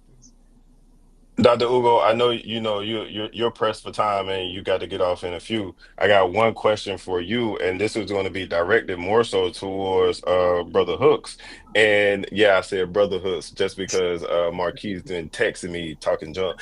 But but what if you're dealing with, what if you're dealing with a support somebody who supports someone that lives with the chronic illness, and their spouse wants to get off of those meds, but then somebody like Frank wants to be like, he's trying to talk to you like, hey bro, I need some help with you to convince, because I seen what she's like when she get off those meds.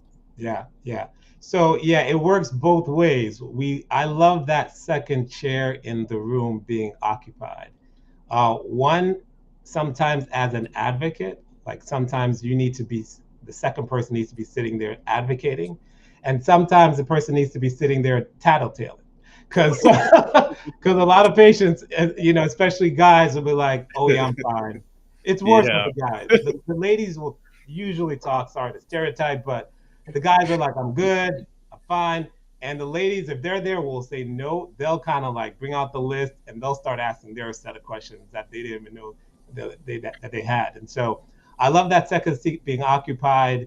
And yeah, you got to tattletale. You got to because part of any disease is, I think part of coping with any disease is kind of turning a blind eye to it.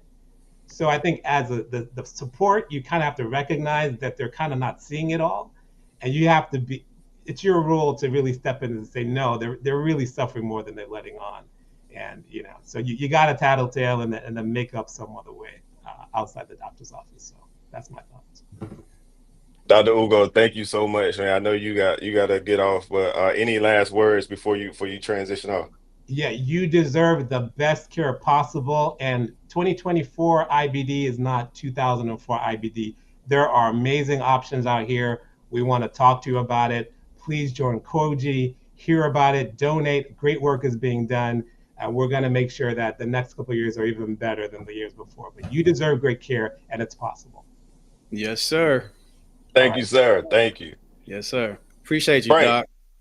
Frank, I want to get into you. I want to gear that question to you. I don't want to get you in trouble with Kim, but you know what I'm saying. As I say that, I'm like, but maybe she's gotten to a period where she was like, I don't feel like doing this no more. I don't want to take my meds anymore. How do you receive that information and then also get into your own bag to be able to help her? That's a good question. That's a good question.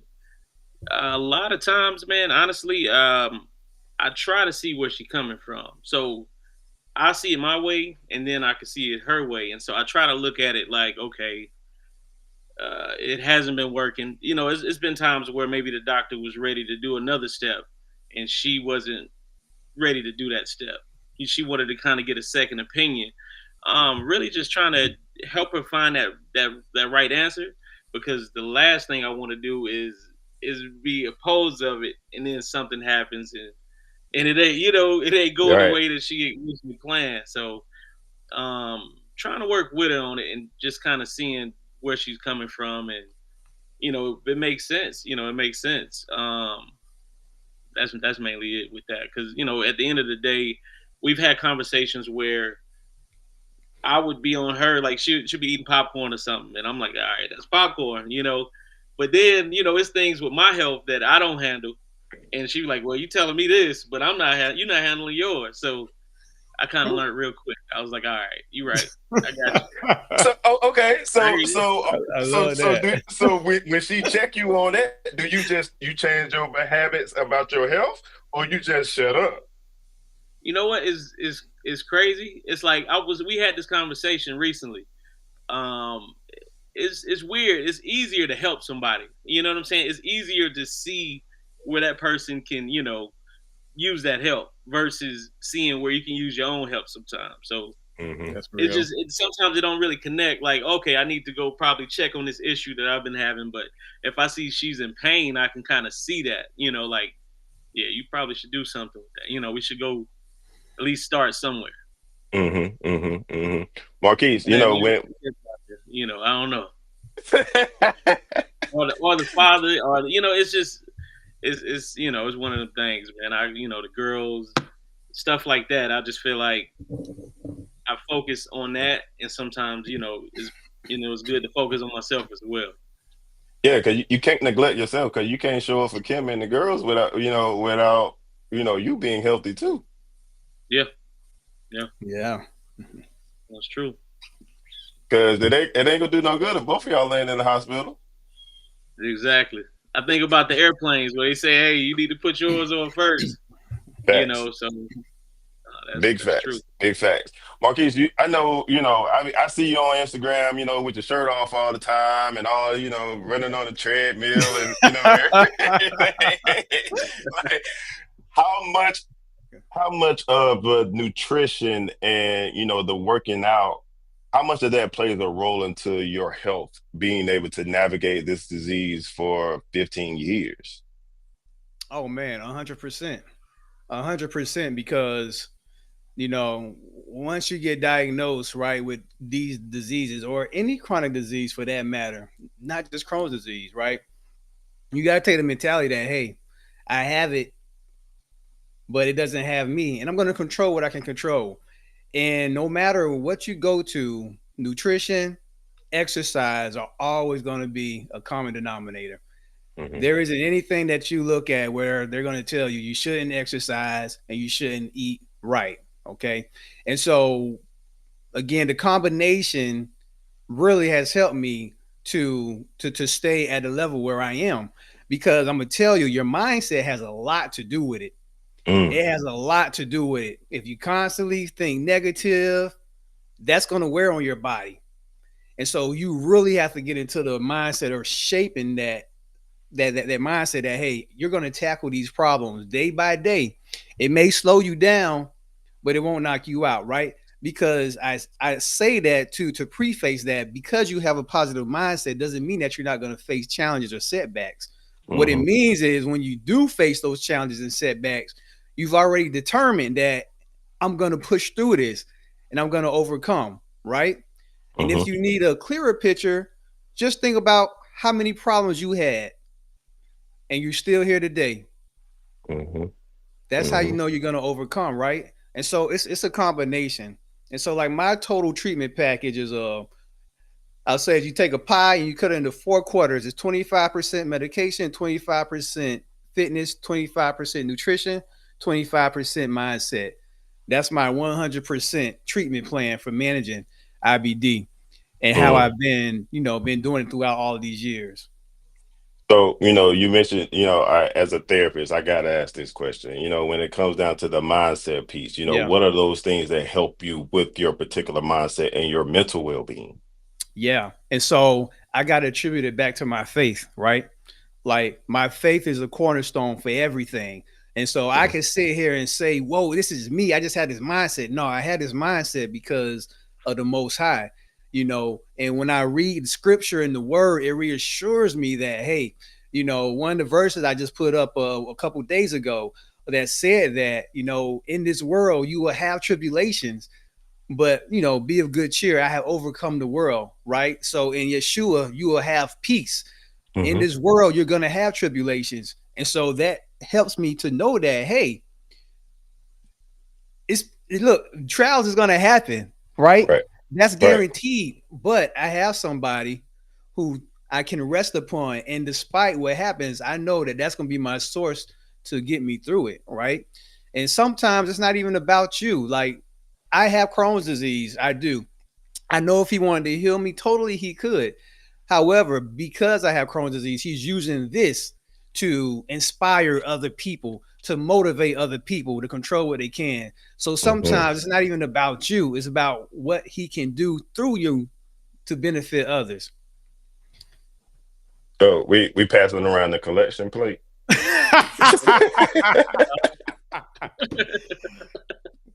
Gospel, baby. Frank, for you, as being someone that's supporting someone, but then also maybe dealing with your own life stuff, what are some of the things that help you out mentally? Um, that's a good question too. I mean, honestly, I'm real chill all the time, so it's one of those things where I deal with issues, but I also try to keep a positive mindset about it, kind of like what he was saying. So it's to the point where it's like a faith, and it kind of like what he was saying, but it's more of a faith of I know things are gonna get better. I know it can't be Mm. bad forever. So Hmm. when I think like that, man, honestly, I've gotten through certain times where it was scary. It was scary, but I know that man, it's gonna get better. I just kept thinking like towards the light. I'm like, this is gonna get to a situation. I got Okay, some here we go. precipitation. I gotta wipe something Here off we real go. quick. See, I'm so sorry, y'all. really, That was in the way. that I was was bothering me. unnecessary. Go It's ahead. cool though. Very unnecessary. No, but nah, man, it's one of the things where I figure out ways to kind of get through just through regular day stuff, but more so I think that's something that I may need to look into as far as therapy, just because you don't know what you don't know if you're not Hmm. doing it. Hmm. Yeah. I mean, I appreciate you even being vulnerable enough to say that. You may want to look Yeah. into it because for me, therapy is a cornerstone. Like you were saying, Marquise, a lot of is the nutrition, it's the working out, it's also faith, it's also the mental well being. But I know for me, I have to, as a therapist, I still go to therapy.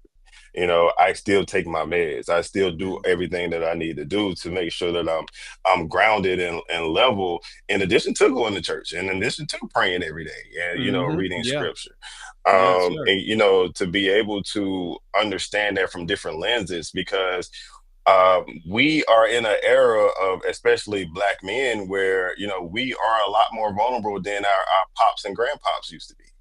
And so how do we deal with this stuff?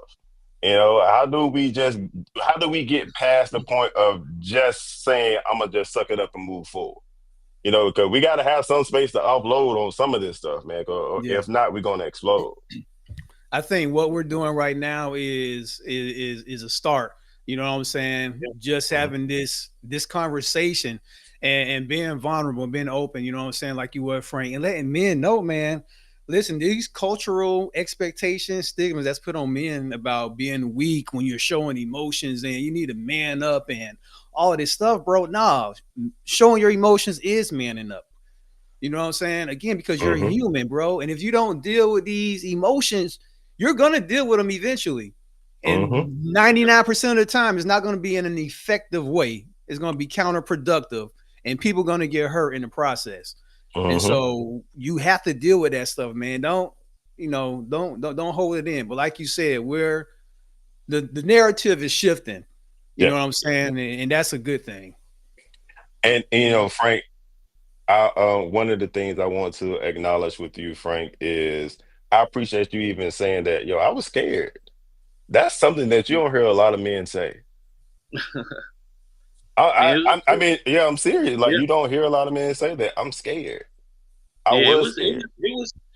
it was crazy because you see it, and so it's from a different lens of a person's going through it, of Mhm. course, so they're physically going through it, but you see it, you hear it, and psychologically, it's like, man, that's extreme, so Mhm.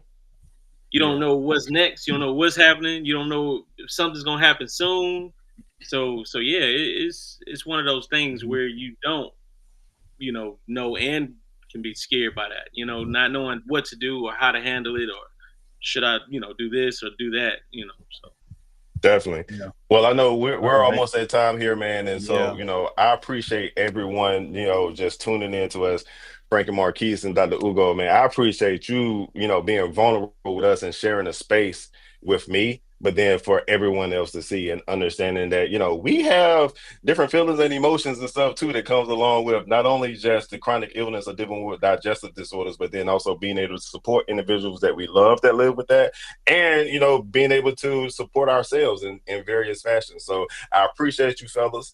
And if everybody, we on to the next, the next segment. Make sure that you continue to donate when it comes down to the efforts that a Koji is putting on. And peace, y'all. All right. See y'all next time.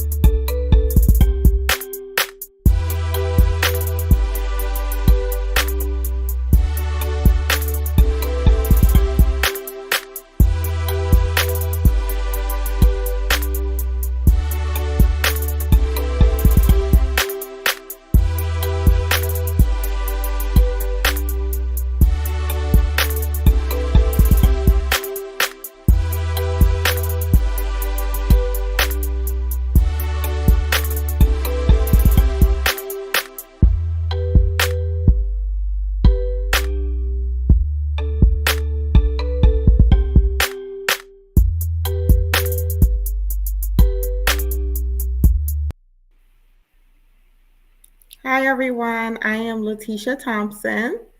Hi, everyone. I'm DeAndre Hardy. And I am a Koji ambassador over all things ostomy. I am as well. I am a Koji ambassador. I help Letitia with the ostomy community, and I've been an ostomate since 2013. Yes. And I've been an ostomate since 1994. So that's about 30 years now. So we're going to be like kind of talking to you a little bit about ostomies, what they are, what products we use, things of that nature. So if you're not familiar with an ostomy or a stoma or an ostomy bag of sort, there are three types of ostomies. We have ileostomy, which both DeAndre and I both have, and that is where our large intestine is not functioning correctly, so it's been diverted or skipped over, and and our waste comes out in a bag. And then there's a colostomy where you do have your colon, and parts of your colon is just not functioning well. So they skip over those parts that's not functioning well, and that waste comes out in a bag. And then we also have a urostomy, which is not widely talked about at all. And a urostomy is where your bladder is affected. Either you don't have a bladder or it's not functioning properly, so you dispel urine into a bag. So those are the three types of ostomies that we're going to be speaking about, and the three types of bags that will cover those. The only difference between the ileostomy and the colostomy bag is just the brand that you want to use. For the urostomy bag, that's where the difference comes in, because it's a different type of mechanism at the bottom of the bag where you dispel the urine. So that's the difference, and that's called a urostomy bag. But a colostomy bag and a ileostomy bag is pretty much interchangeable. You can wear the same bags either or. Mm-hmm. You want to add something to that, Dee? No, I just love that you always give those definitions, because I've had friends who've been watching this today who, over just the course we've been talking about ostomies, have come up and they're messaging me and they're like, I've known you for however many years, and I knew you would say you had an ostomy bag, but I never knew what it did. So now they're like sending me messages like, oh my gosh, I didn't know XYZ was going on. And so thank you for saying those definitions, because I do think that people are just always like, so what does that mean? And when you're living it every day, you're like, oh, I have an ostomy. And people are like, oh, okay, because they probably don't want to be rude, but they don't want to ask you what it means. So thank you for defining the terms off. Absolutely. Yeah. And we do, in us ostomists, we do get into the our everyday world, and we just say ostomies or a stoma or something, and we do not realize that everyone is not understanding of what those terms are, what that even mean. And it's just a lot. It really, for a lot of us, it's a life-saving treatment for us. Many ostomates, this was just our very last resort. It was life or death, especially for me.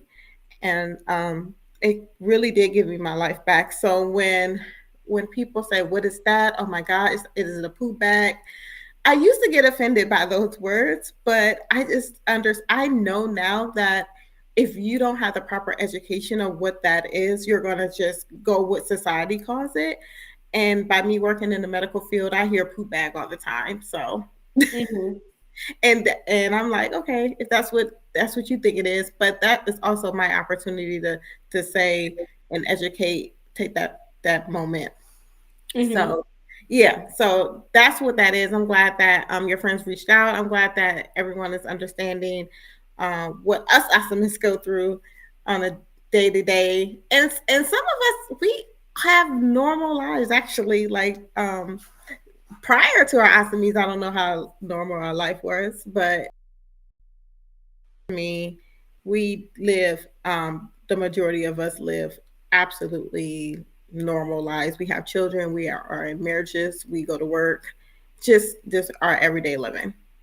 Yeah. So I would say, when I first and you've been like, before we came on, I was like, you're the triple OG of ostomies because you've been had one for a lot longer than I have.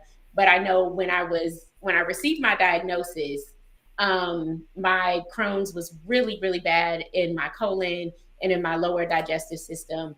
And so when I was diagnosed when I was 12. When I was 16, I had a doctor tell me, like, if this persists at some point, you're going to get an ostomy. And when you're 16, you feel invincible. Like, I was like, they don't know what they talking about. Whole doctor. But I was like, they don't know what they talking about. I'm not going to get that. And so I went on, but it always stayed in the back of my head. And so when I was 23 and I'm like, had this surgery, I come out of the surgery, I had an abscess the size of a golf ball. And they were like, your disease has progressed. You need an ileostomy. You can keep your colon for now, but like, we need to see where this goes. I was like, absolutely not. I'm not getting one. In my mind, I still thought I could run and fight from it. And then, I was I'd been engaged and I was getting married the next year. And I'm like, I can't have an ostomy. I'm about to get married in Jamaica and I'm about to be on the beach. In our own conversations, I was like, I'm about to be double cheeked up on the beach with my husband. I'm not about to have no ostomy. And so they were like, ma'am, you will not be here if you don't get it. And so that was the point where it was like a turning point for me. And once I got it and I got used to it, it did change my life because I used to feel like I was a prisoner in my own body because I just would be scared to go places because of urgency, because of pain. And with an ostomy, I travel again.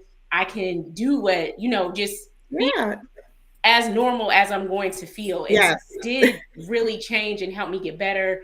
Then I found out I had a family history of colon cancer on the paternal side. And so I said after a few years that I would like it to be taken out. I was always too scared to try to have it taken down.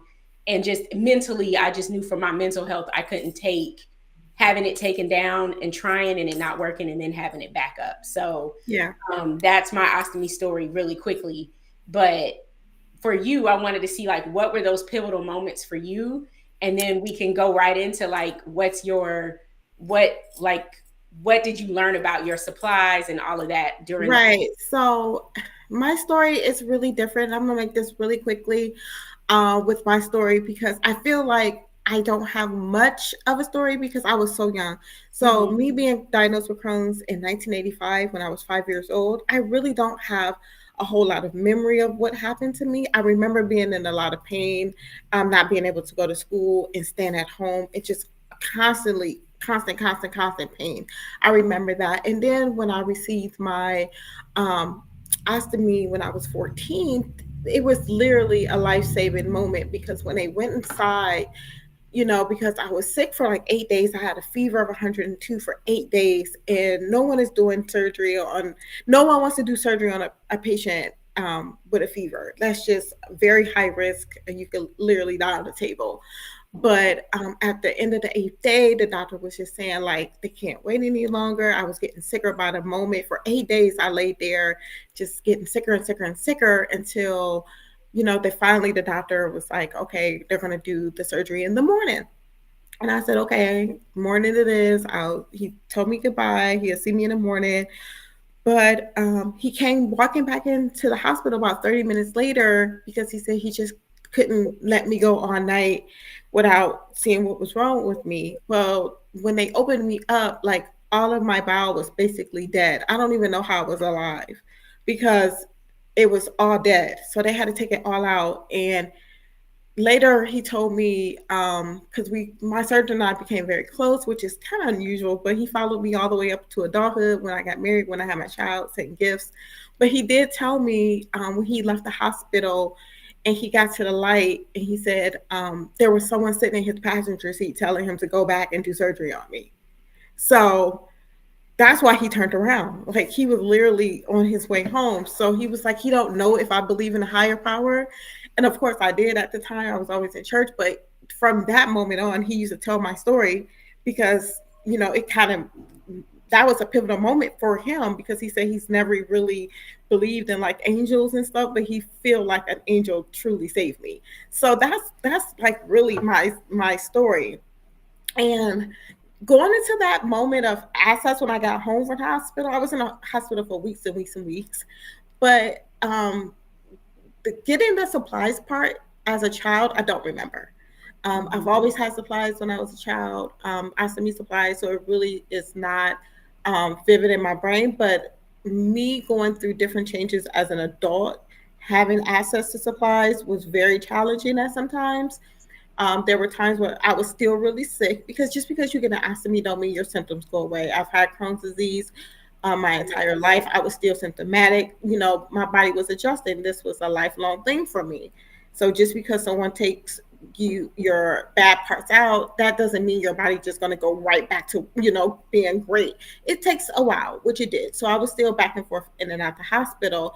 But I remember I was on Social Security at one point, Medicare, Medicaid at one point. I did not have a job at one point. I was uninsured at one point. I went through all those things. And when you facing all those different challenges and you have a chronic illness and you need forever supplies, that can be a hurdle in your life. So it was times where I was taping used bags on my abdomen just so I can have something there because Medicare will only allow so many bags for you to have. Or I didn't have bags and I didn't have money because I was on one income and I didn't have money to get bags. So I had to, you know, keep rinsing out bags. I've been where a lot of ostomates are in their, wherever they are in their journey. I can guarantee you I've been there. So with that being said, I created a foundation, Ostomy. It's a ostomy supply donation. So what that means is I get donations from hospitals, ostomates that either had reversals, ostomates that went on to another product and they have all this leftover product, and they give those ostomy supplies to me. And I in turn turn around and give those supplies to ostomies and ostomates that need them. So what that looks like is someone making a request for supplies, and I'm bagging up these requests. I'm talking with them. I'm trying to see what type of ostomy they have. I'm trying to see what they need and how I can fulfill that need until whatever, you know, that next hurdle is for them. Some people, like Medicare, you get 10 bags per month. So the 15th, they may need bags from the 15th to the 30th, which I will come in and send them those products. I never, ever, ever charge the ostomate for anything. I know a lot of companies, a lot of donation centers, they'd like you to make a donation or they want you to pay shipping costs.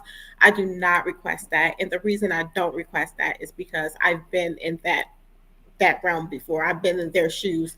I've been a one income person. I've been a once a month income person. And sometimes $5 is a big difference between eating that night and getting your ostomy supplies. And I don't want no ostomate to ever make that choice when it comes to me.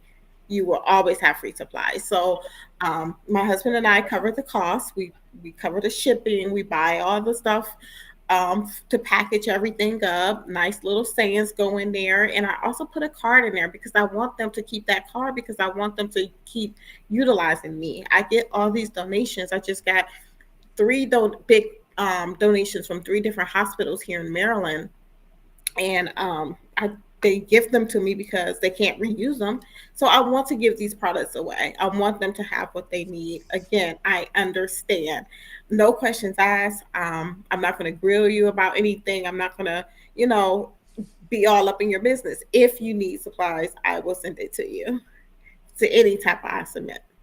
So as an ostomate, I thank you for the work you do. You know, you are one of the reasons, you know, the Koji program of Osto Chat, with you leading that, and me being involved in Koji has helped me be connected with so many more ostomates. And so I've learned so much from you, so much from that community. And one of the biggest things I learned was about the supplies, about inequity and access to supplies. And also in my own experience that it was okay to try different supplies. And I think when you don't have the education leaving the hospital, again, I got mine in 2013. I was using the same brand up until, I'm having these conversations with you all and it's not working for me, but that's what they gave me in the hospital. Like, this is what I'm comfortable using. I have a rhythm now. And so I'm scared to try other things. I don't even know what to try. I'm a two-piece girl. So for those of you who are watching who are not familiar, you can have a two-piece where one part sticks on your skin and then you clip the bag on, or you can have the one piece that is the bag clipped onto your skin and I'm the one piece girl and she's the two piece girl. and so I'm just like, I'm just nervous about all of this. And that was a safe space for me to come ask all the questions and to be able to get information about that. And one of the things I really learned was about the skincare. Because I thought it was normal to have, I'm like, oh, well, I guess like this is just normal to have this itchiness, or this is just part of it to do this. And you and the group was like, absolutely not. Like, you need to go take care of your skin, use this cream, do this, do that. And so talk to me about some of like the most common misconceptions about ostomy supplies that you hear from ostomates when you're in conversation. Yeah, you hit a couple of points. Sticking to one brand. So you don't have to stick to one brand. There's plenty of ostomy companies you can get samples from. You can call me. I can send you some samples. A lot of the times when the ostomists in need call me, they're like, oh, I need this number, or I need this brand. And sometimes I don't have it because remember, this is donations. I don't have like every single thing everyone used. But I tell them, I said, listen, let me send you this. Try this to see if it works for you. Not trying to sway them from any brand or any type. I just want them to have a supply. And a couple of my ostomists has called me and said, oh my gosh, that bag you sent me it really works. Like, oh, I didn't even know that existed. And that's the only thing I'm trying to do is get them out the mindset of keeping just one bag, because sometimes 90% of the time our bodies get adjusted to something and then it will react to it. Because I've been an ostomate for 30 years. I haven't wore bags for years and years, and then all of a sudden I get a rash because all of a sudden out the blue it reacted. But you don't want to give up that bag because we are so territorial with our stuff and we're so afraid of change because we've been through so much. And I just want to say you can give it up. You could try something new that will help you. And a lot of the issues in that skin issue. And if you just switch it up a little bit, your skin will get better. Another misconception I have, you can't take your bag off. I take my bag off once a week for an hour. Once a week for 1 hour, I would take it off and let my skin breathe. So I'm not doing anything. I put like something up there to catch the waves up underneath, and I will just sit there and I'll watch a TV program or I'll play a game with my kids and husband, and they're like, it's normal for them. So sometimes that is skincare because that part of your skin is not getting any air.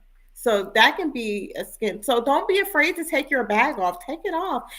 I mean, it can be by yourself. Just take it off for a minimum of 1 hour. I'm telling you that would change the way your skin reacts. It really will. So those are a couple of misconceptions that I hear often. They're afraid to take the bag off. They're afraid to try new bags, and they're afraid of dressing a certain way as well with their ostomy. But I post stuff all the time in my outfits and different things that I wear, and I do that for inspiration for the other ostomists that always have like, they don't know they gotta wear leggings and big shirts. No, we're getting out of leggings, we're getting out of big shirts, we're tight fitting clothes, and we're looking sexy. Yes. So there are plenty for those watching. If you look at Koji, you find the ambassadors, the ostomates. They are always cute. Always outfits. I started wearing color again after getting involved with Koji. So those are just, a lot of those misconceptions. And I know we have a short time, so we've got to wrap up. So if you could just say if people need help with access, if people need help contacting you to get supplies, how can they do that? And then for those watching, please remember to support Koji, to get involved. If you have a gastrointestinal illness, please get involved as a member or become an ambassador, and please donate so they can continue this great work in our community. So go ahead, Letitia. Okay, I'm gonna end this section out. So if you are having trouble accessing any for supplies or anything, you can always contact me. My Instagram is Queening with Crohn's. You can find me on the Koji website under the ambassador. I think you can reach out to Koji and they can contact me. You can always join our Astro Chat sessions that we have. We host those every other month, and that is virtual ostomy things. That's a judge-free zone where you could come be completely yourself, talk about anything ostomy. It does not leave our group. We are a great group of ostoments, and we do support each other. I also have a website for the ostomy. It's letitiaht.com. There's a whole tab where you can donate to me, or you can request supplies that way as well. And under Queen with Crohn's, there's also in my profile on Instagram, there's ways to contact me as well. Don't be afraid. If you or someone needs supplies, if you need a safe space to come and chat, we are always available. There is no limit on the support that we give for one another. This is through Koji. Outside of Koji, we even do our own thing on the outside meetups and stuff like that. Like, we are really, really a great group of ostomists, and we would love any new ostomists coming aboard. If you have any questions, just please join us. You are not alone. We always thought that, but you're not alone. It's a ton of us waiting to support you. Thank you. So thank you all for watching, and stay in touch. Bye. Bye.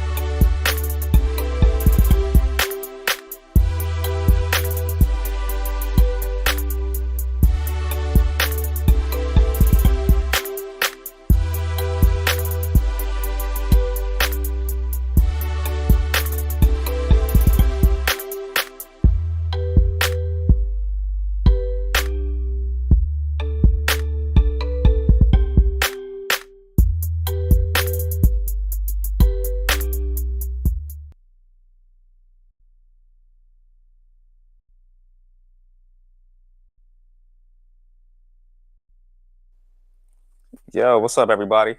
How's everybody doing tonight? I am Dr. Ed McDonald, the gastroenterologist at University of Chicago. I'm also a trained chef, so I'm going to be talking to you all about food. So first things first, what we eat really has a significant impact on our overall health, not just for our gut, but for our overall body in general. So today we are going to be making something green, okay? So I got some, I was going to do some collard greens, but I just had collard greens for Thanksgiving. We're going to switch it up. We're going to do some kale, okay? So we're going to do some vegan kale, okay? So my family is from the South. I don't know about you all. Whenever I was a kid and my grandmother made collard greens, she was making it with smoked ham hock, smoked turkey meat, which is tasty. Okay, don't get me wrong. That stuff is tasty. It's delicious. But it's not necessarily the way I want to eat greens all the time. Those are my celebration greens, okay? Those are the greens I'm going to make for Christmas and the greens I make for Thanksgiving. But the greens that I make for my everyday health may look a little bit different, okay? Because I don't need all the saturated fat from the animal meat and everything like that. I want to be more on the vegetarian, plant-based side of life. So today, instead of using the meat to add flavor, we're going to use something different. We're going to use miso. Anybody ever used miso before? Okay. So miso is basically fermented soybeans. real popular in Japan, but even though my family's from the South and I also live in Chicago, we're going to use it today. So miso, what it does is it has a little bit of a salty flavor, okay? So it has about 270 milligrams of sodium per teaspoon. Now that may sound like a lot, but I want to point out that a teaspoon of salt has 2,300 milligrams of sodium, okay? So it's not a whole lot in comparison. And in grand scheme of things, we're not going to eat this raw. I wouldn't expect anybody to eat just a tablespoon or a teaspoon of salt, nor would I expect anyone to eat a teaspoon of miso, okay? Now, what I like about miso, it is fermented, okay? So it's a fermented food, which means that it probably has some healthy bacteria in it. It has probiotics, which may support the overall function of our gut. The literature on probiotics is kind of all over the place, so I don't want to get into exactly all the ins and outs of probiotics, but nonetheless, this is a natural form of probiotic as opposed to a probiotic that you can take by a pill or something like that. So if you're looking to potentially diversify your gut bacteria, this may be one potential source, okay? But fundamentally, the foods that we eat have the biggest determining factor on what our gut bacteria looks like. So we know that eating a diet rich in fruits and vegetables has been associated with having a more diverse gut bacteria, okay? So right now, I am gonna switch over my camera so you can see my cutting board. I just rinsed off some of my greens, but I wanna show you something, okay? So let's see here. All right, can you see that? Now, even though you can't see my face, you can still hear my voice, okay? And we're gonna walk you through everything step by step. Now, I want you to see how like murky this water is. Can you see that? That water is like real dirty and nasty. To clean your greens thoroughly, you really should soak them in water, okay? So it's one thing to just kind of rinse off your leaves over the sink. If you just rinse them under the faucet, you're not really going to clean your greens all that well. But if you really soak them, swish them around, that's how you get a lot of this dirt off. And if you see, like, again, this water is extra murky. So that's all the dirt and everything that was on my greens. They didn't look dirty. This is all dirt that I couldn't really see with my own two eyes. But once I rinsed it out, I can see what I rinsed off, okay? First things first, when you are cooking greens, one of the most important things to do is to remove the stem from the grain. So if you're doing collard greens, if you're doing chard, if you're doing mustard greens, every green, all the greens are going to have a nice little stem in here. Now there's a couple different ways you can do it. I normally kind of break apart the ends and just kind of slide my finger down the stem. Just kind of pinch the stem, and then I'm left with this. And then I can toss this aside and use it for compost, okay? So I'm going to do that with all my greens. I've had some of it done already, but I'm going to keep doing it. And then what I'm going to show you all how to do is basically cut your greens. So when I cut my greens, instead of just chopping them up and everything, I like to do what's known as chiffonade. Anybody know what chiffonade is? I know it sounds kind of fancy. It's a French technique where you roll up your greens and you roll them up into a little bundle, and then you basically cut them into thin strips, okay? So I'm going to show you all how to chiffonade right now. This is one of those fancy techniques I learned when I was in culinary school, but I'm sure my grandmother was doing this once upon a time just because it's very practical. All right, so if you can see here, I'm rolling up my greens, okay? Rolling them up. Got them in a nice little tight bundle. And what we're about to do is I'm gonna cut them in thin little tiny strips, okay? So notice I'm using my bear claw technique. So I'm trying to protect my fingers. I don't want to have my fingers out, because if I cut my fingers on this live, you all are gonna call 911, and we don't need that right now. Nor do I want to be embarrassed. So I'm just gonna cut these in thin strips, okay? Getting my greens cut in thin strips, and I'm going to toss them in a little bowl here. So I got a bunch of greens, but for the sake of time, I'm not going to sit here and have you guys watch me cut all the greens, okay? So I really just want to show you how to do the chiffonade. Let me cut some more, and then we're going to start cooking, okay? Right now, I'm just warming up one of my skillets. So when I'm ready to cook, everything will be ready to go. Okay. If there's a chat, does anybody like greens, or am I the only one? Like maybe we can put some comments out there. One cool thing about greens, they are rich in antioxidants, which potentially can decrease inflammation, but they also can help really increase our longevity. So there are a lot of studies that demonstrate that when you eat green leafy vegetables, that can really decrease your risk of developing cancer, decrease your risk of dementia. It's one of those things that really should be in our diet. And now for people who have inflammatory bowel disease, if you have strictures, you may not necessarily be able to do the green leafy vegetables, at least not eating them raw, okay? Or if somebody's having a flare, this may not be the time to do the green leafy vegetables. But what I like about the dish that we're going to make, we're going to saute them and make them nice and soft and kind of break them down. When they're sauteed, they're a little bit easier to digest and break down compared to when they're raw. All right, so now we're going to chiffonade these. Going to roll these up some more. Get them in a nice little bundle.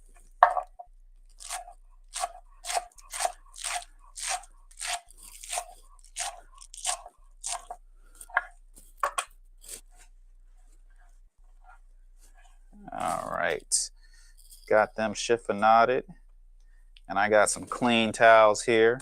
So I like to keep my workstation clean. So we're just gonna wipe this off real fast. And you can use paper towels, but paper towels really generate a lot of waste. So I just have a bunch of towels that I can rinse off and throw in my washing machine when needed. All right, so next step, we are about to dice an onion, okay? So with the greens, in order to add flavor, I just don't want to have the greens cooking in some liquid. Like I got to build some flavor.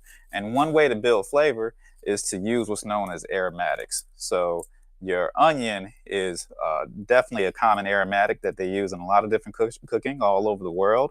So we are going to dice this onion, okay? So one way to dice it, you just cut off the top and then cut it in half, okay? So you want to keep the root end together, because if you cut that root end off, your onion's going to fall apart, and you don't want that to happen. Turn my heat down a little bit. So now we're going to peel off this outer skin.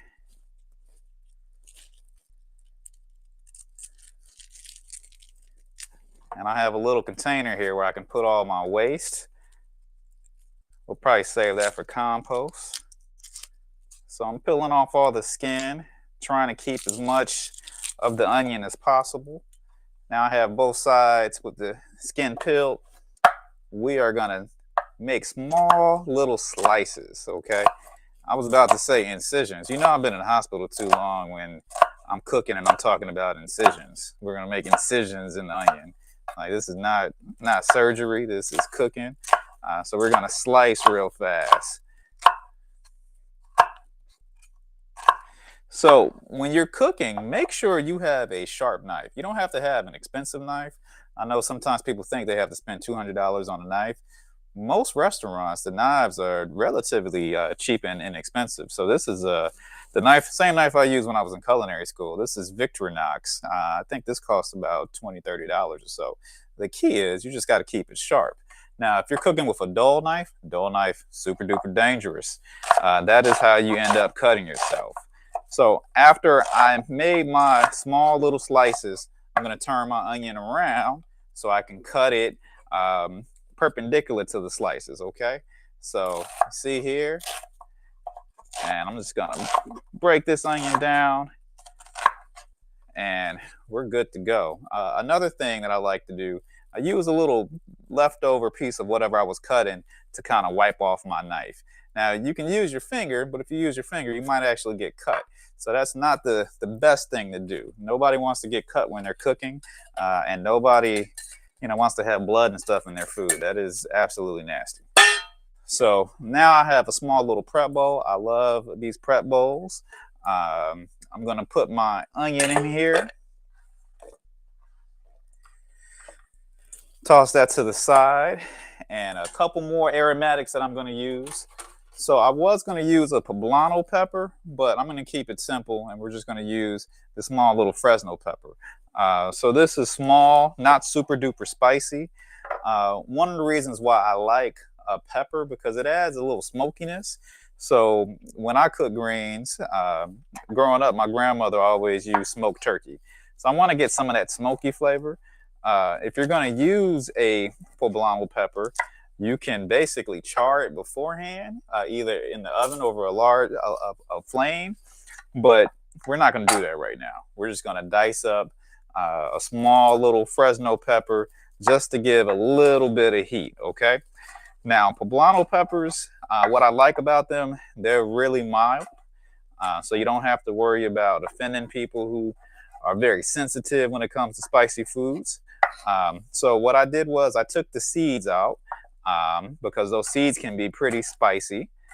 And I'm going to make this for my kids. This is what we're going to eat for dinner. So I don't want them to be overwhelmed with the spice. So now I made my little strips and I'm just going to dice it, okay? So I'm just dicing here. I'm going to give it a rough chop. All right. I use part of my leftover onion to kind of clear off my knife. And we're going to put this in another little prep bowl here.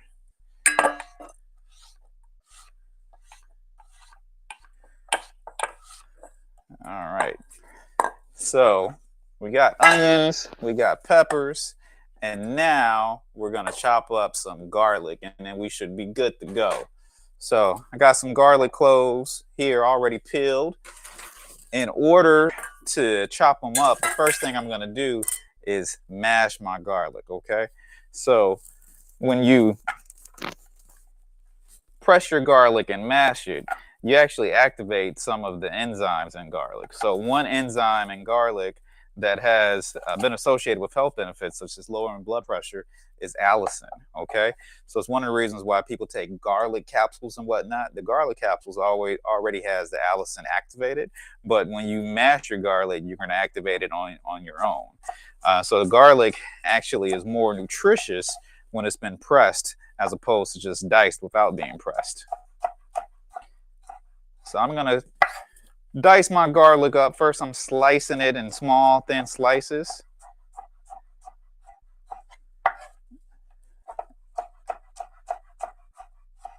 And then I'm going to turn it around and we're going to cut it the opposite direction, okay? I probably should have sharpened my knife before we got started. I did all the cooking for Thanksgiving. Lord knows this knife was put to work. I had about 25 people come over. Literally everybody and their mama came through, and I had to cook for them all. And my family members, I don't know about you all, everybody has different taste buds. So I got folks who are vegetarian, some people who just eat meat, some people who just eat fish, some people who just want pork, all the pork, and you got to keep everybody happy. So I had to make, I don't even want to tell you how many dishes, but it was a lot. So I'm just dicing up my garlic right now, taking my time, trying to pay attention, and we're gonna wipe off my knife real fast. All right. So we got that wiped off. Grab my little towel here, wipe some of the stuff off my hands, and I'm gonna put my garlic in my little bowl here.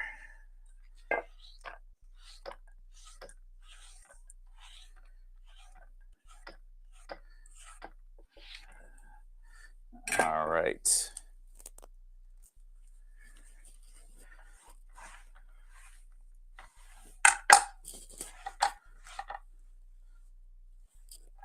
I like cleaning as I go because the last thing I want to do is have a super duper messy kitchen afterwards. That's the worst. That takes the joy out of cooking when you got to clean up everything, okay? So now, look here. We got our greens, okay? They're all chiffonaded. We got some peppers. We got some garlic here. We have our onions, okay? Now, what else do we have to do to add flavor? Okay, let's get into our spices, okay? So let's see what we got here. I got some black pepper that I already kind of measured out. We can kind of throw a pinch of black pepper in there. Got some smoked paprika. This is really going to add some of that smoky flavor, okay? So again, we're not using the smoked turkey. We're going to use smoked paprika, okay? So smoked paprika, pretty common. You can find it in most grocery stores. Got a little bit of salt. We're not going to use all this salt, okay? I'm just going to pinch a little bit and use it to taste. I'm going to save that for last.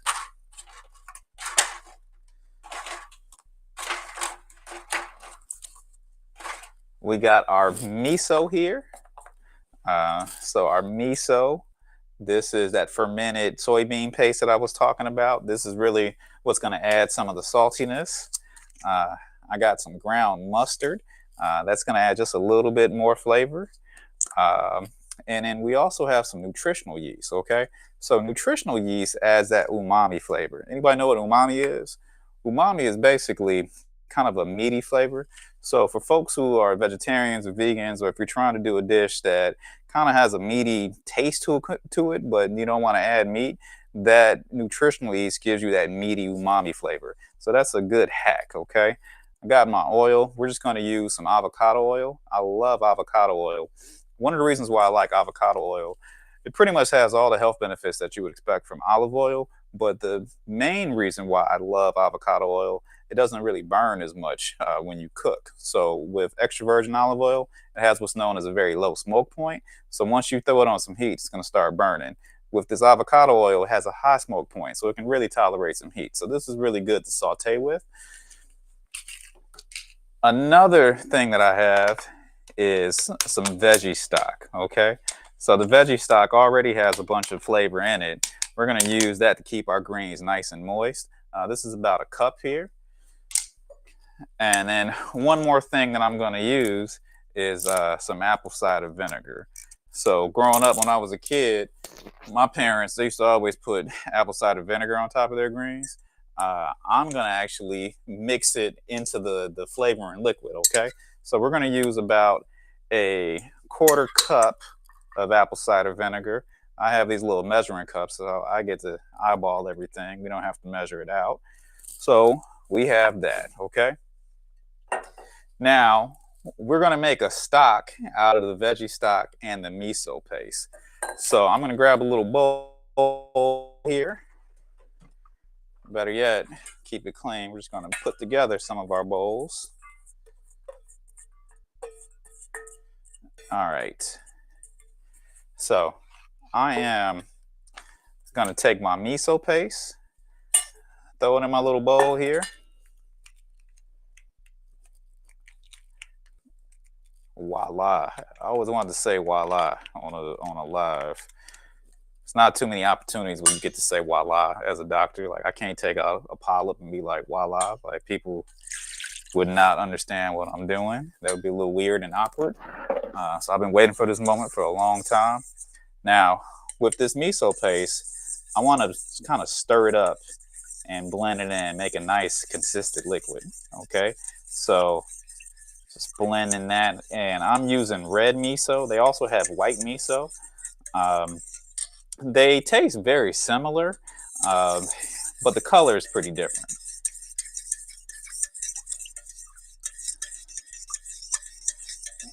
All right, so we have that. And then we're going to take our apple cider vinegar, throw that in there too, okay? So this is pretty much the stock. Now, what I'm going to do, I'm going to move some things over so we can get over to the skillet here. Let's see if I can make some room. Just bear with me.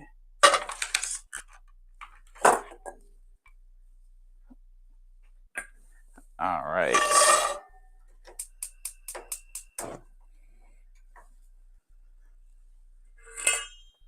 All right, I'm gonna situate my camera here. I don't want my camera to catch on fire, so just bear with me.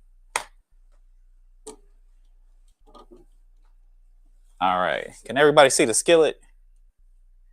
Cool. Got my skillet here. So my skillet is already nice and hot. What I'm going to do now is I'm going to add my oil. And I'm waiting for the oil to start shimmering. Once I see a little bit of movement in the oil, that's how I know I can start adding my vegetables. I don't want my skillet to be too hot. All right. So now I'm going to add just a couple. I want to hear some sound, but not too much, okay? Can you all hear that? All right. So now we're going to add our aromatics. So we got the onion in here. Got my little Fresno pepper. Now notice I didn't add my garlic yet. We're going to save the garlic for last because garlic burns when you cook it, okay? So garlic, cooks in about 30 seconds or so.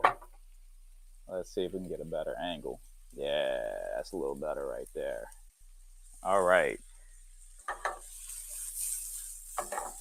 So I got that going. I wish you all were here because the aromas, the flavors, it's really just jumping off the pan into my nose. This smells like grandma's cooking. My grandmother always had a garden, so she used to always have fresh peppers and stuff like that.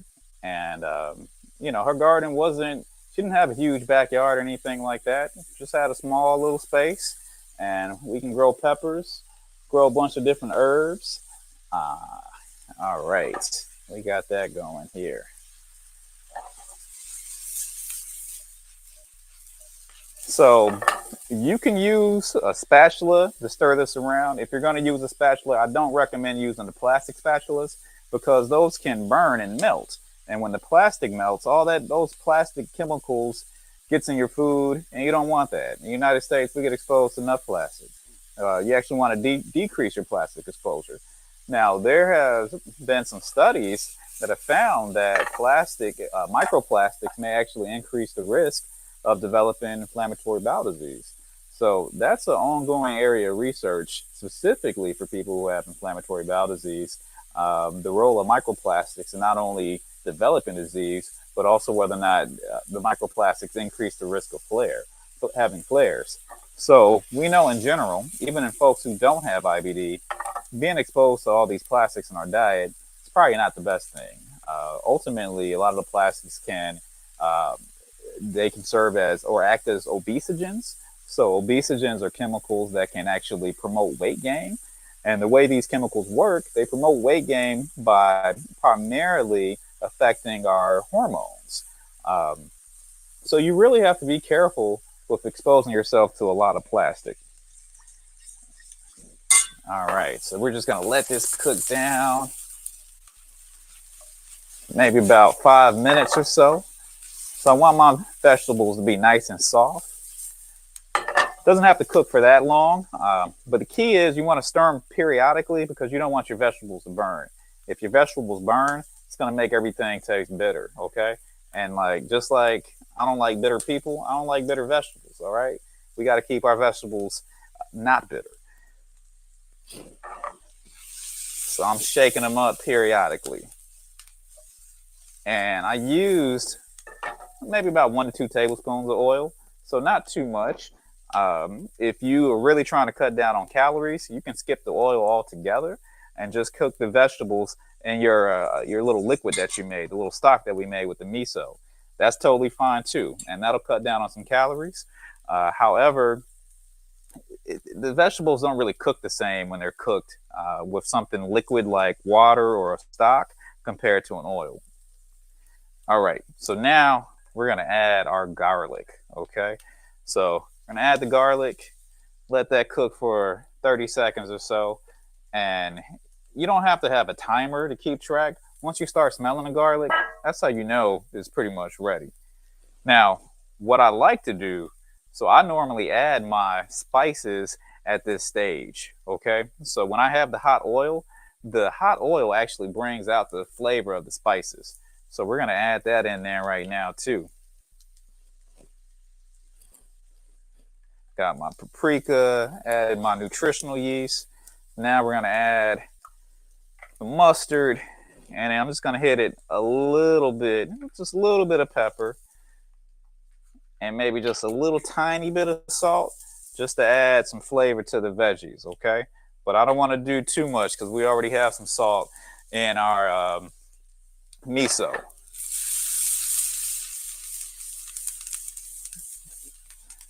All right, so we're going to stir this up. It's getting some color.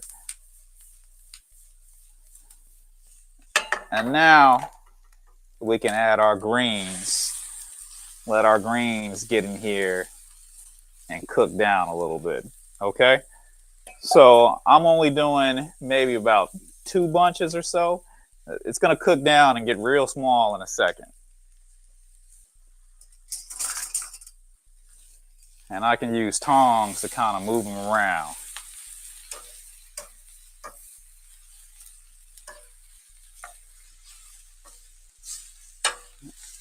All right, so now we're gonna add our stock.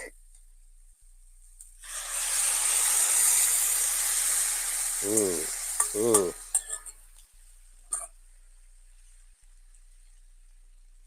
And really let our greens cook down. Now, since I'm using kale, the cool thing about using kale, it doesn't take that long to cook, okay?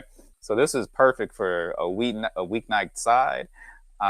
This is only gonna take about 5 to 10 minutes to cook. If I were doing collard greens a little bit stiffer, a little bit tougher than kale. Those tend to take about 20 to 30 minutes. Now, you know, you can be old school and boil your greens, but when you boil them, all the vitamins and the nutrients from the greens kind of leak out into the fluid that you're cooking it in. I, do that for holidays, but for dinner, I don't really go that route. I just kind of saute them and cook them until they're soft, which really only takes about 20, 30 minutes. And back in the day, my grandmother, she would have a pot of greens kind of boiling forever. Not that there's anything wrong with that. I'm sure it picks up a lot of flavor. But when I'm coming home after work, after doing a whole bunch of colonoscopies and seeing patients, I don't have time to just kind of let greens simmer. I want to do something quickly. So this is why we're doing the kale today, okay? So pretty much the dish is done, okay? Let me see if you all can see that. Ooh, look at all the steam coming off. Look at all that steam. That's amazing. So I'm just going to let it cook for a little bit longer. Now, what you can do is you can serve this with some rice. If you really want to make it a full dish, throw some beans in there, okay? So if I wanted to make this, instead of being a side dish, I wanted to make it a whole vegetarian main course, I would throw some black beans or something like that in there, or maybe dice up some tofu. Throw the tofu in there and serve it over some type of grain like quinoa, or you can serve it over some brown rice. You could serve it over one of the grains that I'm really into nowadays. It's not really popular, but I love it, farro. So farro, massive amounts of fiber. For me, I'm always thinking about how to increase my fiber intake, primarily because we know that fiber is really a powerful determinant of the health of our gut. And I want to expose myself to foods that have a decent amount of fiber. So farro, it's really one of the slept on foods that have a lot of fiber that most people aren't consuming, but we should be consuming. Now, for folks who are, again, having a flare, that's not the time to get a lot of fiber. Most people, when they're having a flare, can't really tolerate a lot of fiber, and you need something simple. If you're having a flare and you want to do some kale, I just recommend doing some kale juice. So you can kind of juice things and make smoothies. So that the smoothies and the juicing will probably be a little bit more tolerated in the flare setting. But clearly, if the flare is really bad, you might not be able to eat much of anything at all. That's the time to go to the hospital. So I don't know how much time I have. I don't want to go too far over. It looks like my clock is going off.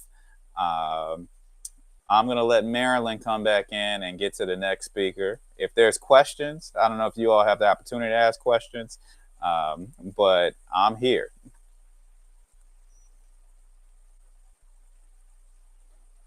All right.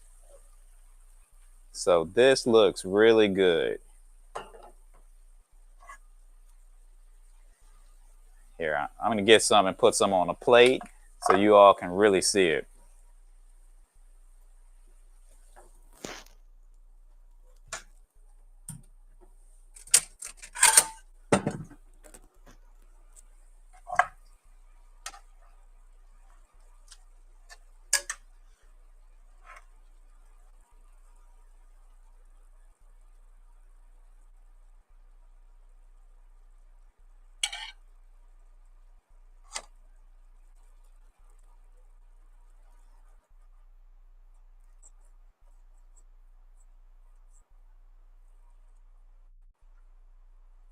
Okay. Sounds good. So you see the greens here? Look at that. Real tasty. I'm going to call my kids down and come get some dinner. I actually got some food in the oven. So I got some beans going, and then I'm also roasting the chicken real fast. All right. So can everybody see me? Cool. Well, it has been a pleasure to have the opportunity to talk to you about some food. If you want the recipe, I will send it out to Koji so they can send it out to everybody on their email list. The recipe, I got it printed out right here. So again, these are some vegan greens made with miso. And if you really want to kind of spice things up and make them real fancy and add that smoky flavor, that's when you start cooking those poblano peppers ahead of time, okay? But today I kept it real simple just for the sake of time, and but not for the sake of flavor, okay? So even though we kept it quick, these grains are extra flavorful. Let me go ahead and get a bite right now. Oh, wait. There you go.